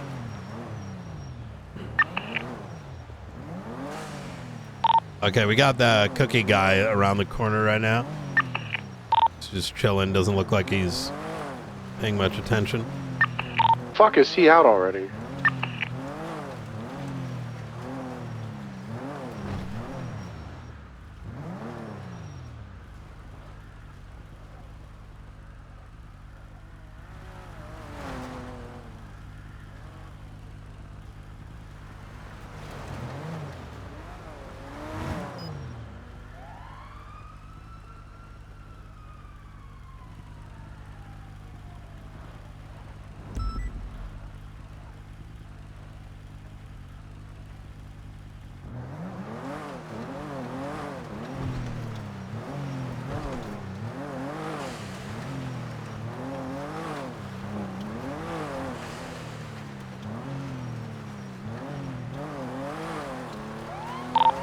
Alright, we're moving to the apartments now.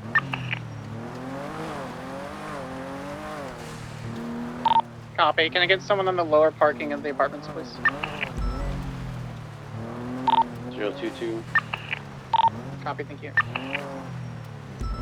Damn, we're already 2 hours into the raid and we're still on vehicles.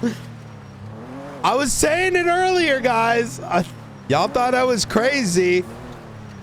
Y'all thought I was crazy. 5 vehicles here. I was like, nope, I don't. Listen, man. Shit seems obvious, but it ain't. The Sanctus. I got Frank Skinner's vehicle back here as well. Some media might be present. Are there any individuals here or just the vehicle? Not just the vehicle. Y'all thought I was crazy. Stay mobile in Uru Cafe.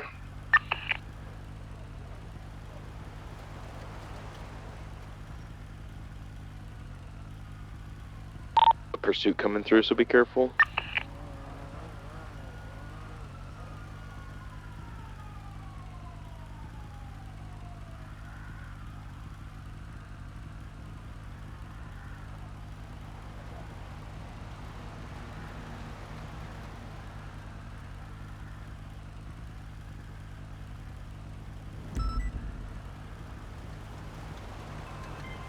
Yo, bitch, that ass missing me?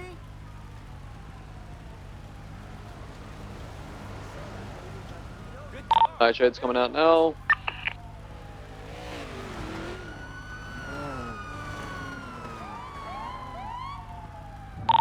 Hey, yo, that chase was probably like, oh fuck, they led me into a trap. Fucking.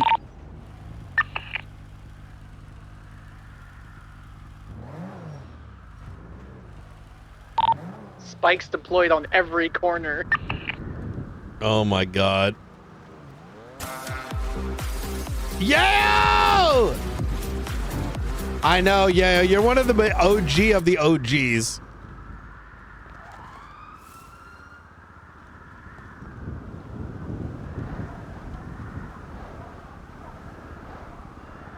Yum dum da lum ba dum ba dum bum. Zim bum bum ba da dum ba dum ba dum. Zim bum bum ba da da da da da dum. Chat, I'm gonna be honest. I'm wondering if We do have items. I genuinely wonder if like Bobby, how many units do you have with you, Ripper? 2 ground units. I actually genuinely wonder Can we get someone else if with Ripper, please? 9-9. I genuinely wonder if the vehicles were scuffed and people have been able to take it out, because there's a surprising lack of things. I wouldn't blame anyone for pulling the vehicle out, to be honest, but there's a part of me that's like wondering, wait, do vehicle lockdowns? Because like that's a lot of cars only to not find a single dirty weapon by 2 very different gangs, you know?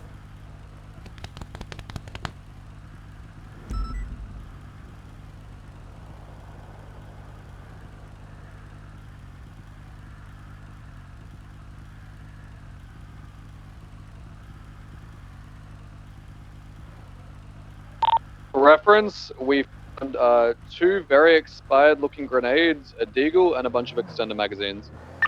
Hey, firm. Look, I was literally just wondering how the fuck have we not even found like crumbs yet? Even if the grenades are expired, they still count. Mm-hmm. Hell yeah. I always knew. Wait, which one is it? Is it Nate or Benji? Nate. Jesus Christ. Black nightshade. Yeah, all of Benji's are completed. You don't have shit. You know, I always knew there was when clowns say that they're, you know, sweet and innocent. It's been a lie. Sir, one of the clowns has SNK and 7 times murder. Wait, who? Which one? What the Ember fuck? Quinn. Ember Quinn. Oh, true. I think she pressed was for some more on Tuesday. We're pressing SNK again.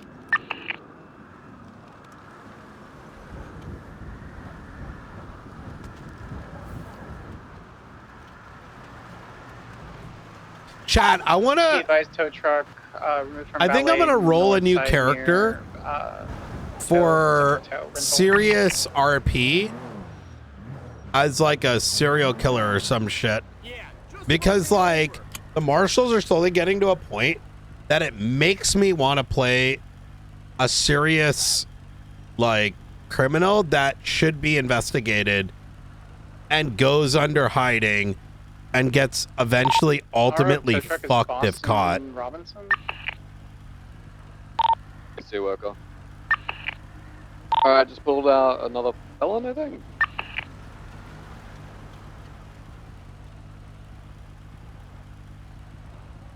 People don't realize I'm a crim role player at heart, and I promise you, my brain, when it comes to doing martial stuff, is what would I have wanted if I was playing my criminal and wanted people to give me pressure. And it's 2 principles. Is 1, go hard and give a lot of pressure, which is why I give people breaks. But if you keep going down that line, I will fuck you in the ass.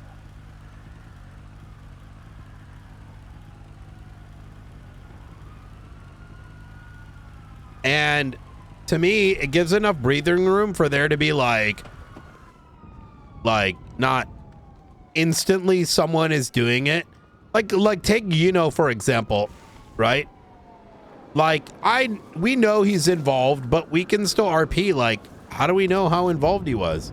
He only just showed himself. Maybe he was manipulated, right? But if that pattern were to continue, then the tune changes, right? Until it's like, you know what I'm saying? Like it makes it, it's almost like you're helping co-write the story where there is a buildup.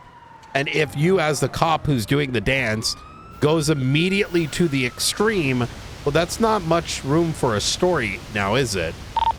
He's approached. But in the same vein, if you never have pressure, then what is that? I get really sticky pockets right now. Yeah, same. It's making this very, very difficult.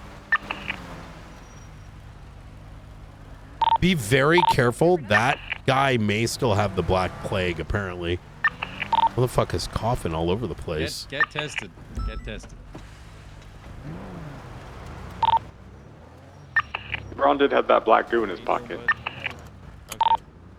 Do we as Marsh get like time off for plague? That's a good question.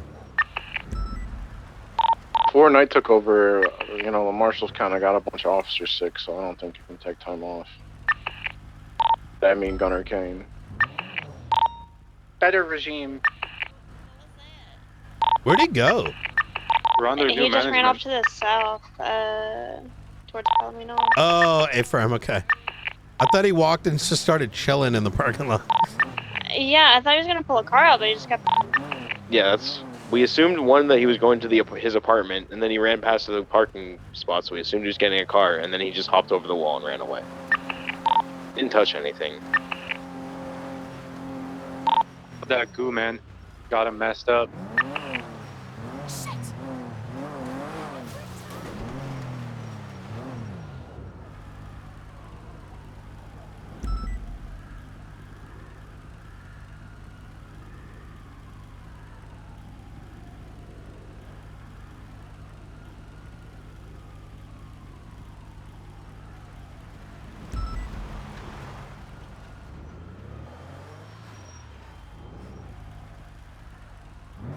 Pull out a voodoo.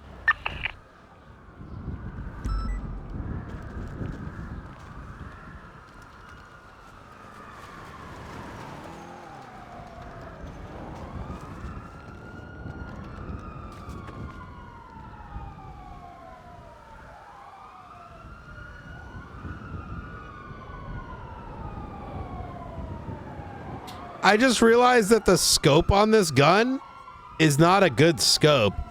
Like, this is like a 2x scope at best. Very shitty picture. Forza?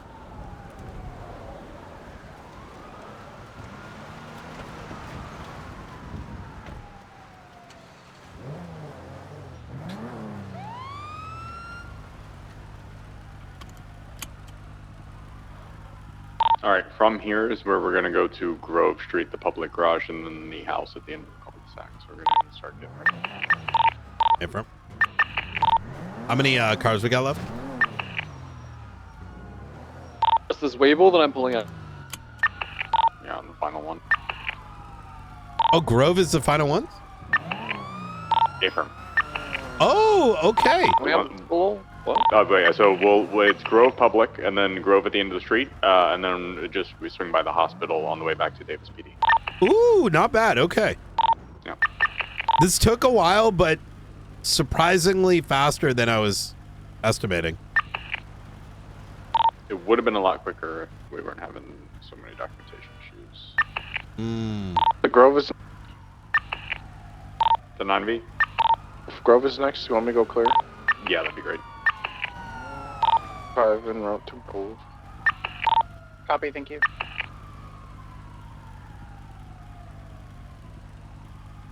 I have a pink-haired Irishman walking by towards Weasel News northbound. BCSO, can you cycle your sirens, please?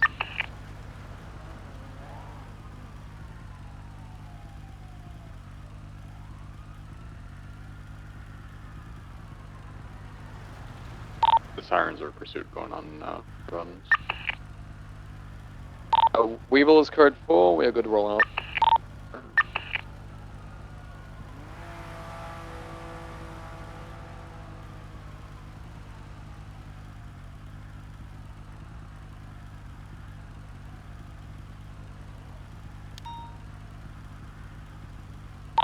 Oh, 3076 Grove.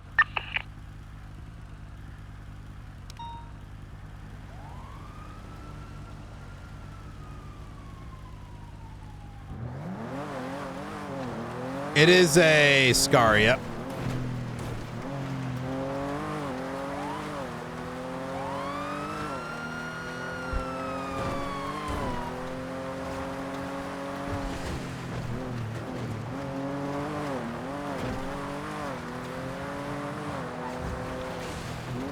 Do you have some vehicles out in the lot here? One of them is actively in front of the house that, you know.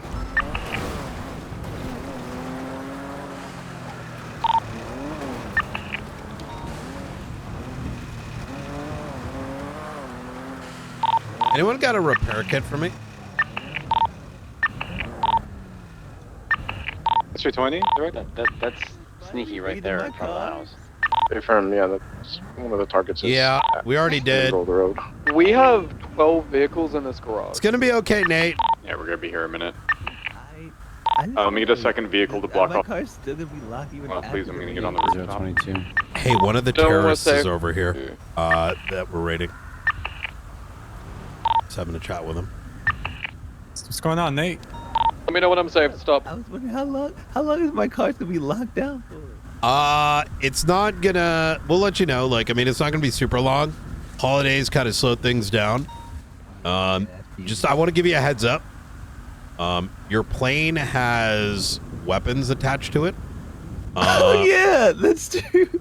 Yeah, I don't use them though, unless I got you. for, like, So just for transparency's sake, we are seizing the plane. It doesn't mean we're going to keep the entirety of the plane necessarily, but we're at minimum going to be seizing the weapon system on it. So yeah. Yeah. It was mostly the Mosey guy threw them on. And I was like, hey, it looks cool to me. So, yeah, yep. I feel that. But hell yeah. Who's your friend over here? Oh, that's Lily. Oh, how you doing, Lily? Lily. 3002. Wait, Lily, the fireworks lady? Fireworks. Possibly. Fireworks lady? Possibly. I might have done it. It might have not been fireworks. She was the queen of dogs. Allegedly. Guilty, to be honest. Yes. Oh, okay. I miss Doc down. Gosh, I do miss it. All right. Well, anyways. Moonbeam. All right. How you doing? Well, pretty good. Did someone fall down the sewer? Negative. Okay. Disregard. All right. Oh, Sneaky sees me pulling out the moonbeam. Yeah, he was wondering when shit's gonna be over and done with here. He jumped on the. Yeah, it's on the wall. Do not step into the lawn. This is as far as you can go, my dude. Sneaky, just so you're aware, right? The only reason we were able to let you go is, you know, just Someone coming up now. don't get involved. Otherwise, we got to throw you in for 3 days while we investigate. Of All right, course, just want you to know. All right. We gave you leniency. We're asking that. Thank you. I appreciate it. I won't do anything All right. dumb. All right. Thank you. Same goes for your friend. Hello, ma'am. Hello, how you doing? Good. How are you? Pretty good, pretty good. Are we hanging around. interested in seizing any IDs? Because there is an ID here for Avery. Yes, but you- 100%. Anything that could be perceived, yeah, 100%. Be very careful pulling your cameras out here, by the way. Oh, did they get pissed off? No, there's just, you know, there's so much in the lens that it can crash your camera software. Oh, gotcha. Hey, firm.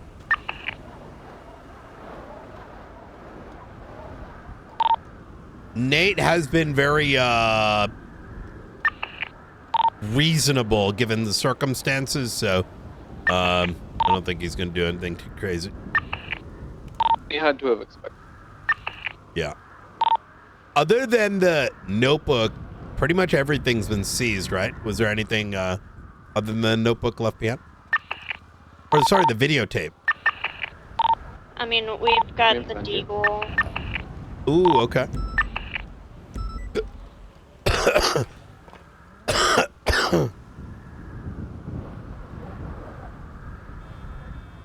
Nothing left behind other than like completely non-illegal stuff like vehicle parts and stuff. Pulling out of Furia.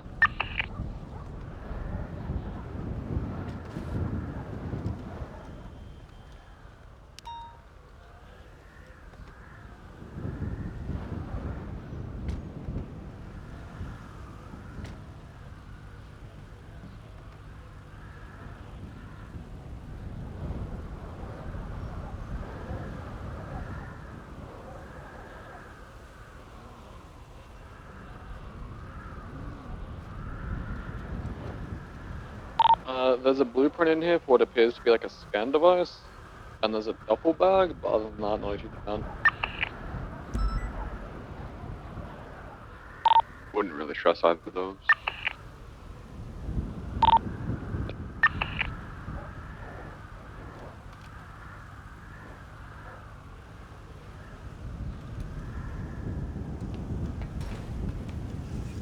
They're almost done.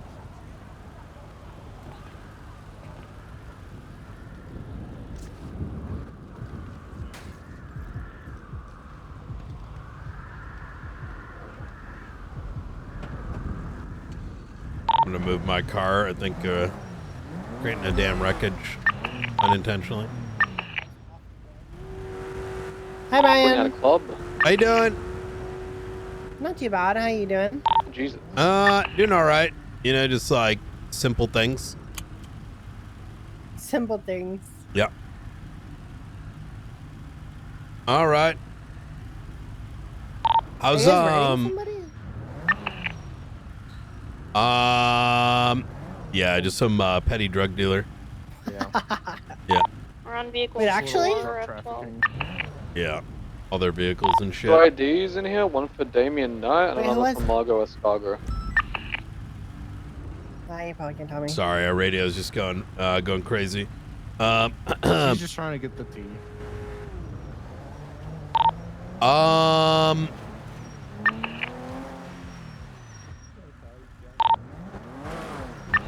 What was I gonna say? Never mind. Where are all the properties? Where's the spread? The Benji properties? Yeah, for.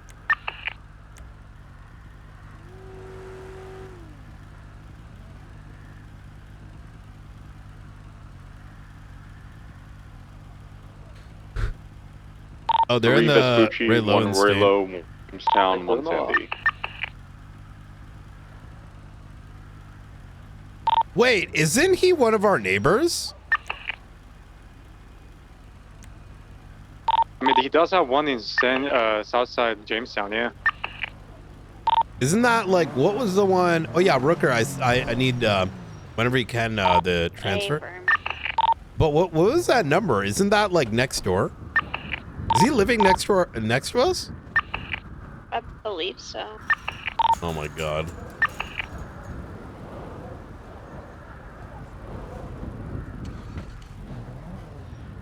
Prince code 4. Just open the doors next to each other. Just move it into the marshal's house.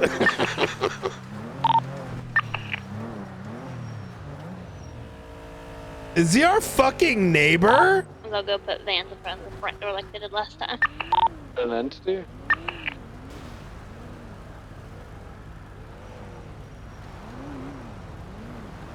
Hey.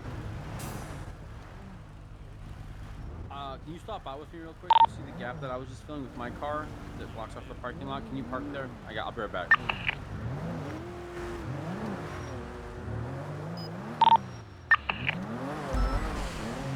I have a hunting license. Let me check.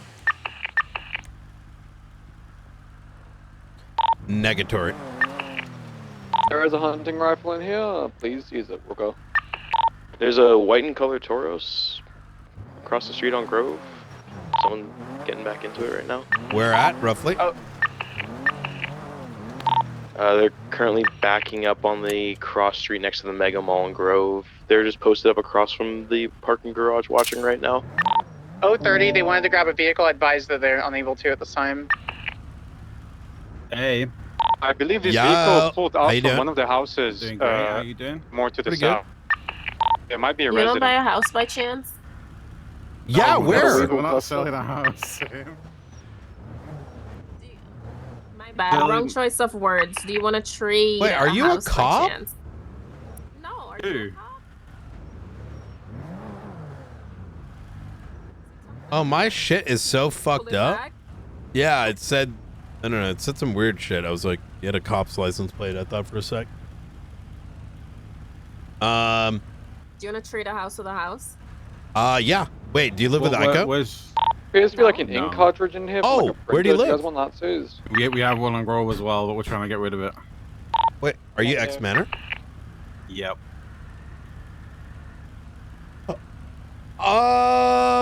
Maybe. Where is it? It's the one opposite Brogue.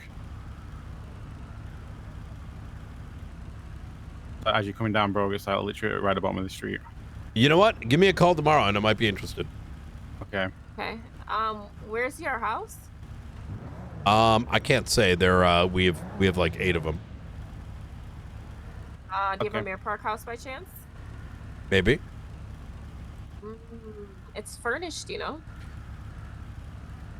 How do you know my house is furnished?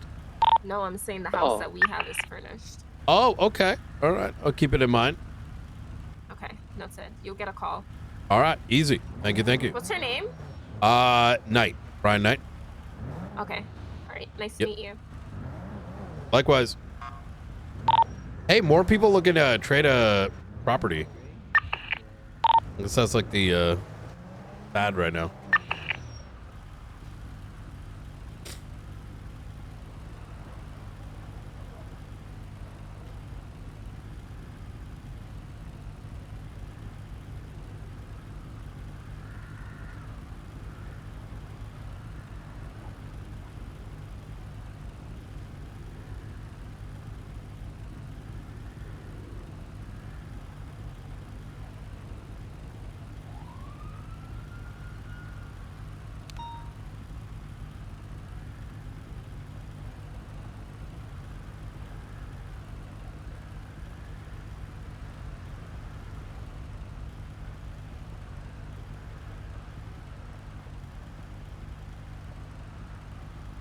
McAllister, be advised, after this, the house that we're going to is not on the SAC.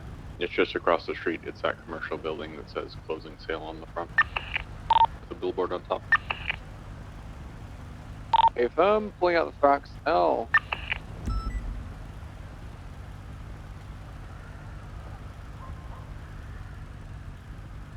Car is severely damaged.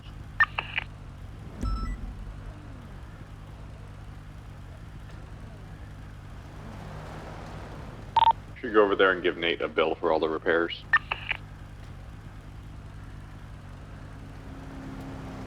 No, I think I should after this.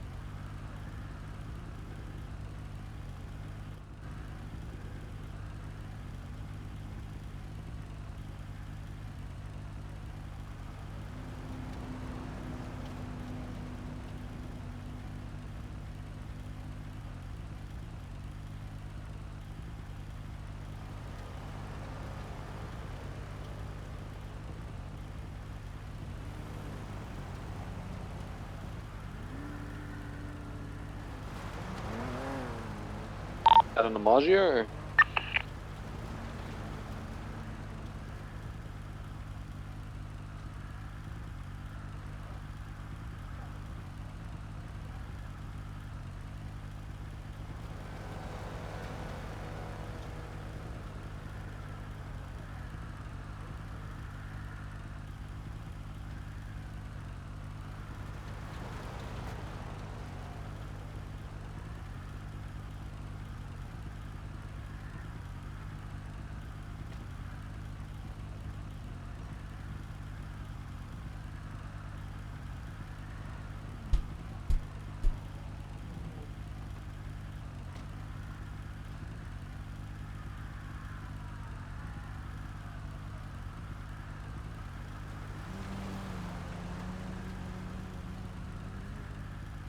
Nice neighborhood.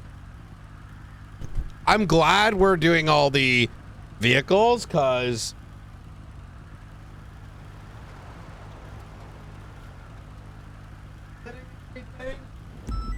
splitting everything, like, I think really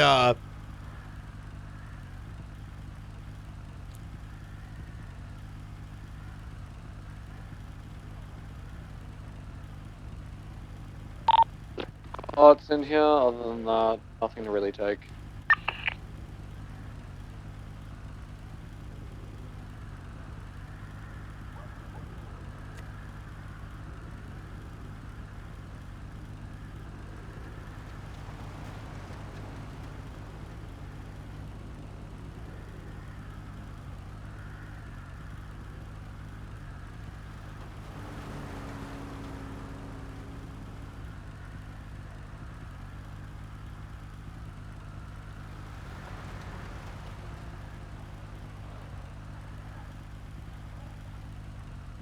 the way you prioritize it.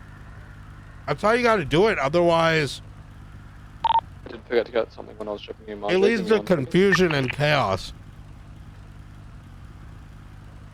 which unfortunately doesn't fit with documentation stuff.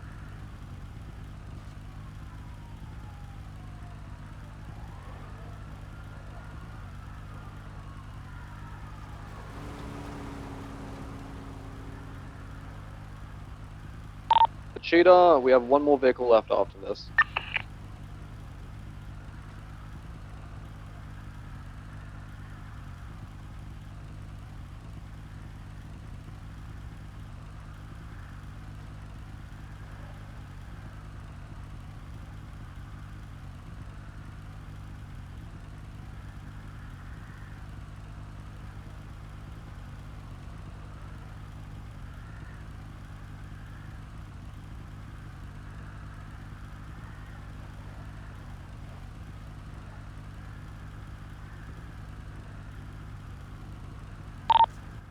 Be advised, water.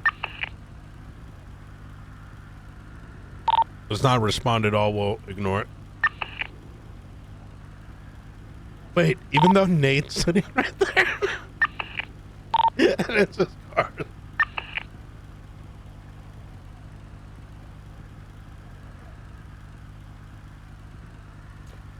So funnily enough, Wendy Thomas, it says probably me, is the person that owns the house where the car is parked rating next. Not wrong. I don't know if I've ever seen a property get raided while the person getting raided is sitting there watching. It's kind of for the need for a night raid. He's sitting there so patiently too. It's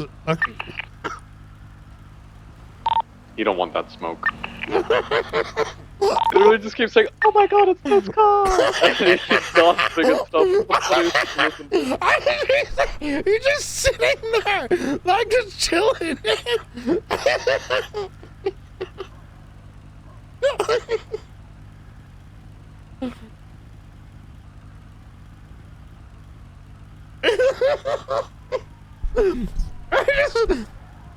I forgot he's just like sitting there, just like it's actually kind of hilarious. This is how a raid is, you know, like.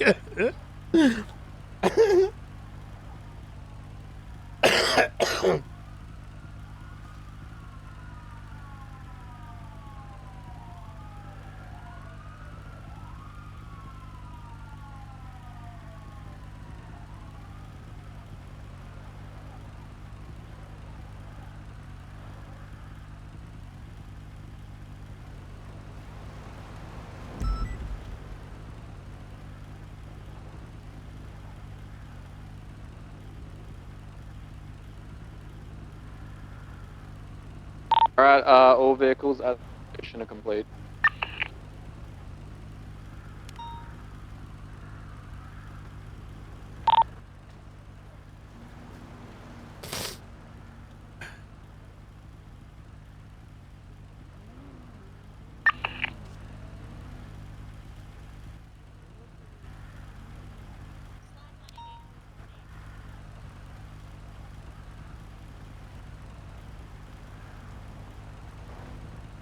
Oh, 30 mounted.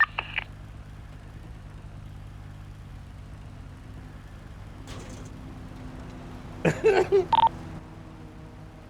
we want to unlock this garage, or what do you want to do? Do you want all of us to move, or? I mean, you're literally just going straight out and to the left. I'm just gonna stay on this rooftop here. Not sure exactly where the garage is, honestly. They can probably tell you where the garage is for that property. I think it's somewhere in the parking lot there.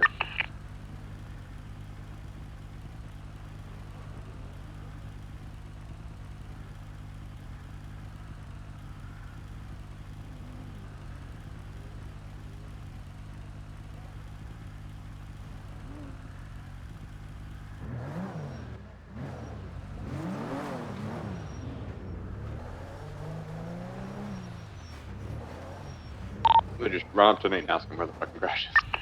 Yeah, I'm about to.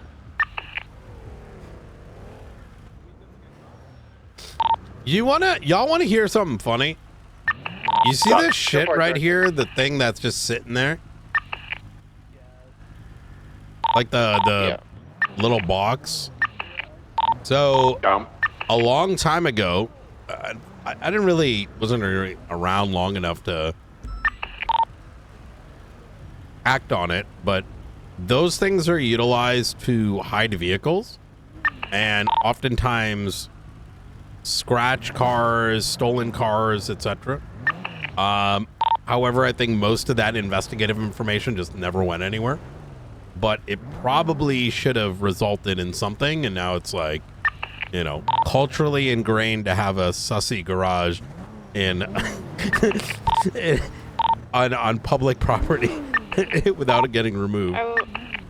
Are we clear to let these people back into the public parking? That's fine. We're not doing anything in here anymore.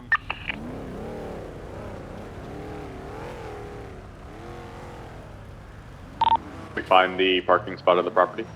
Hey, firm, it's right here. It's the Roosevelt. It's on the side of the house. Is it just the one car in there? As soon as we're done with that, we'll be good to demobilize. We'll be swinging by the hospital real quick, and then back to Davis PD to secure all the evidence.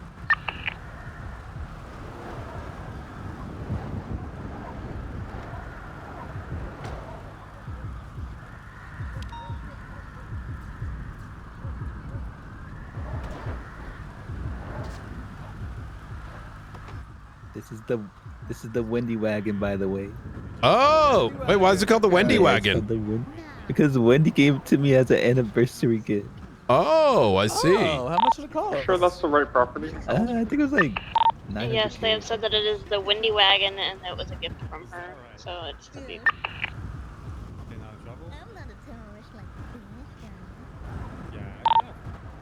The GPS is very adamant the property's on this side of the street. The plate comes back to Nate Karuma. Public, yeah, garages are like special. It's probably the best word.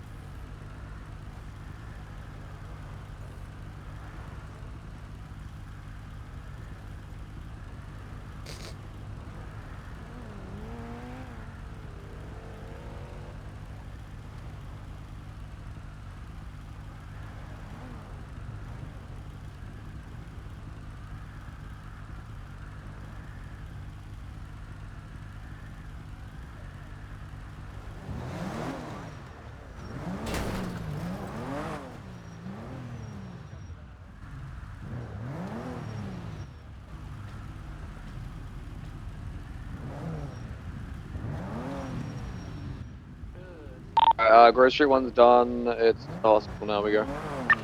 Hey, front. 10-9 location. Hospital. Copy.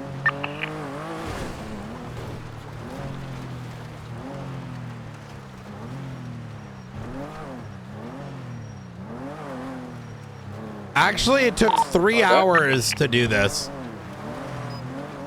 3 hours. Listen, guys, I'm good with estimates. I told you. I told you.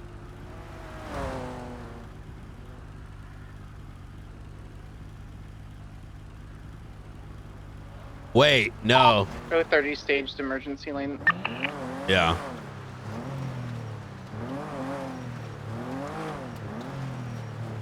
The Alright, one local vehicle PD left, units and it's that a attached, you guys should be good to break off. We appreciate the backup. Oh, 99 stage on the rooftop. While y'all do this, I'm gonna go scout the Southside properties for tomorrow.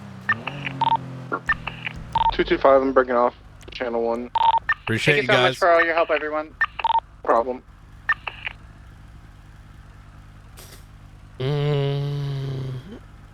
Jamestown 354.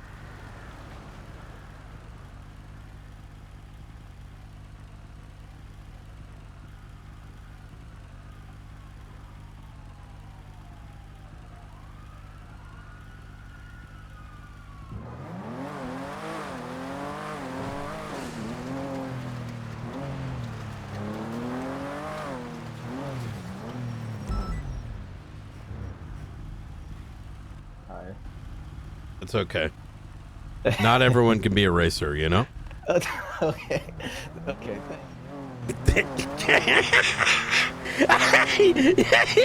I'll get his code 4.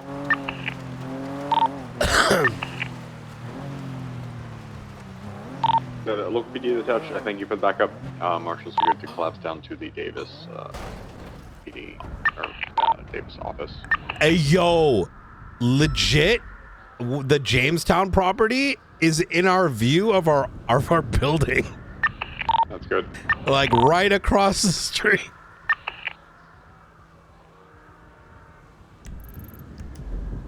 Don't body bad.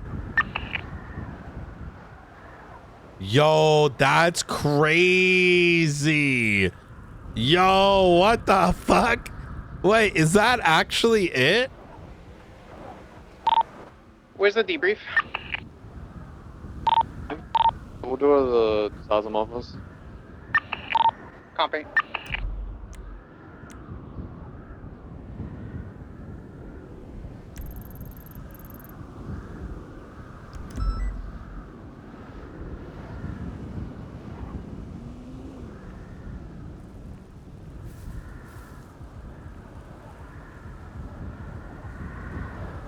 I don't think it's this one. Let me just make sure.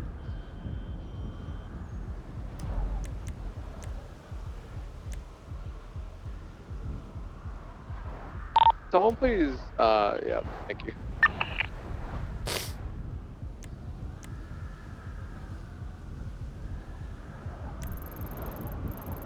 Yeah, it should be this one.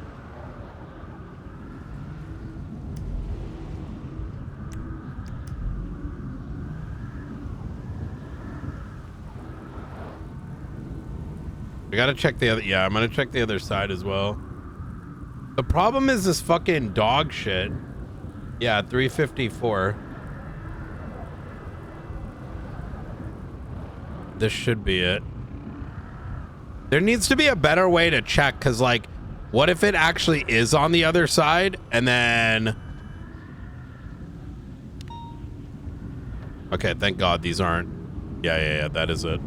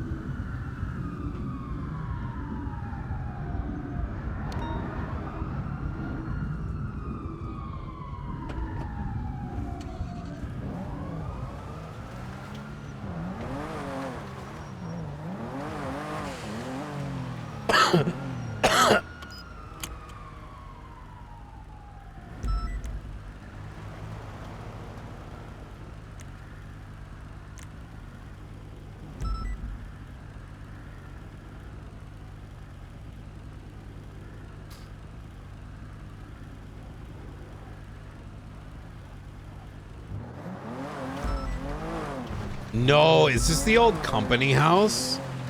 That'd be funny.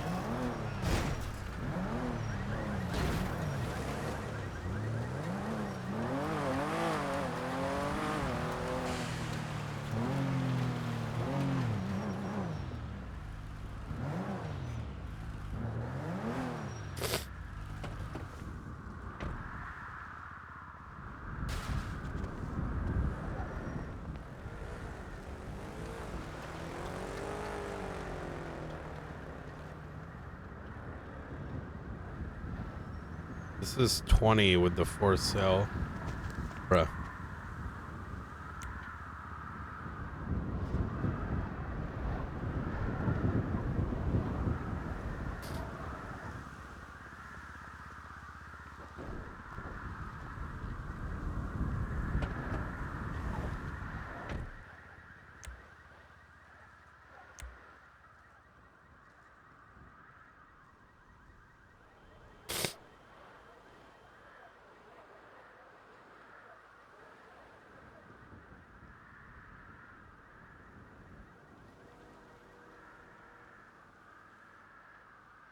$19, it's got Ray Lowenstein. 19's got the graffiti. Oh, it's this one over here.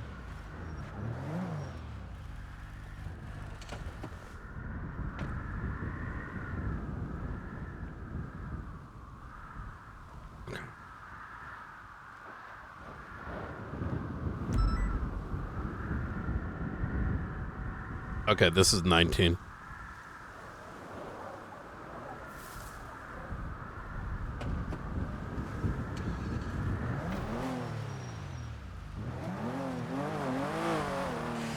Wait, it's literally right next to the marshal's office.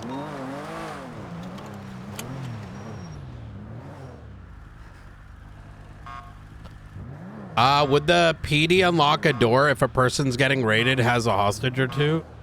No.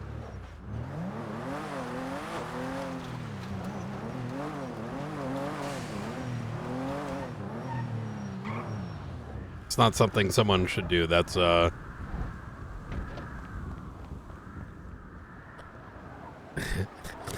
we're not touching that topic. Put it that way.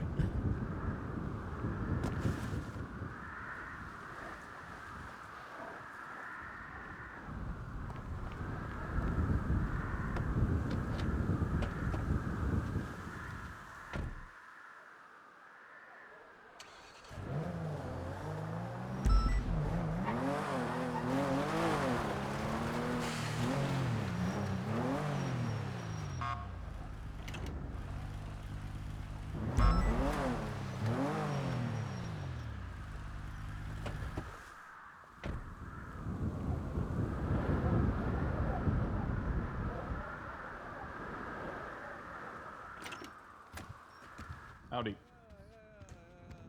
Hey. Something light. Something light. Something light. Something bird. Something bright. Something Hey. blue, something, yeah. So, some good news. One of the properties is literally right there. And then the one down at the Barrio is pretty easy clap. So, okay. Yeah, the 3 in Vespucci I mentioned are gonna be the ones that Command have has a been bunch of shit. successfully removed from the free. Oh, there's no way down. those don't have a bunch of shit. Yeah. Now, truth be told, I'm not going to be around until the start of shift 2 tomorrow. Don't know about you guys. The photos from the vehicles today are all going to be uploaded sometime in the next 24 hours, even if it's after the property raids. Knight, do you want me to release the lockdown on Ramos and Karama's vehicles? no. Let's do. Let's assess and then go from there. Because I don't know that we still have PC to keep the vehicles locked down now that we searched them and know that there's nothing in them. I don't like the idea of like doing a partial unlock. The raid's still ongoing. I don't want to, you know, everything's got to be stepwise. Otherwise, we make a decision now and then, you know, mechanically the fucking NPC does some, you know, weird shit. Let's just wait till we're sorted with one before releasing everything. Rama's raid's complete other than his apartment. Yeah. So Karama, what are we doing with the airplane? That's being seized. So that would stay locked down unless you want us to like physically get a So judge to seize I don't it. want to lock down anything until so how does the seizure work? Like, can we seize So I that can get there's two specific options. vehicle? I can either get a judge to seize it, right, and you know, transfer it to you essentially, or hold it pending the outcome of the matter. The second alternative would be that we keep it on lockdown so that he cannot access it. We have, you know, get it repaired and get the guns uninstalled from the aircraft, and then we just unlock it and essentially give it back to him after the weapons are decommissioned. Is there any way that we can take possession of it? Like, you know what I mean? I can get a judge to actually take actual possession of the vehicle. Yeah, is that something we can do? Because then we can go forward with it. I think we'll have to file something on the docket to do that, but it can be done. Yeah, this is why I'm like, this is why I want us to kind of let's see where this goes tomorrow. Yes, it's all been given the fact that there's still an action that still needs to be done to a asset that is in there. Let's get clarity as to what those steps are. Like, you know, with the local PD seizure guys, and then, you know, go from there. That's the only action that needs to be taken place, right? With the airplane? Correct, is the weapons need to be, you know, dismantled or removed, whatever. Okay. Let's get guidance on that, and then after that, you know, we can unlock Nate's property. I want to give you some insight as to why I'm making this decision, so this kind of makes some sense. We're dealing with a couple things like the, you know, the guy at the office potentially doing something we don't want him to.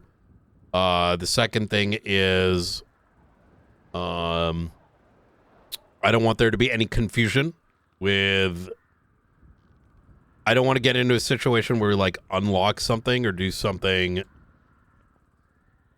I don't think Nate's going to go take the plane and go and sell it, but I want to make sure we got our steps lined up and the DOJ understands what those steps are from a legal perspective before we. How I would phrase it is that there is a concern for a destruction or spoliation of evidence, and we are keeping it temporarily locked down for another 48, 72 hours.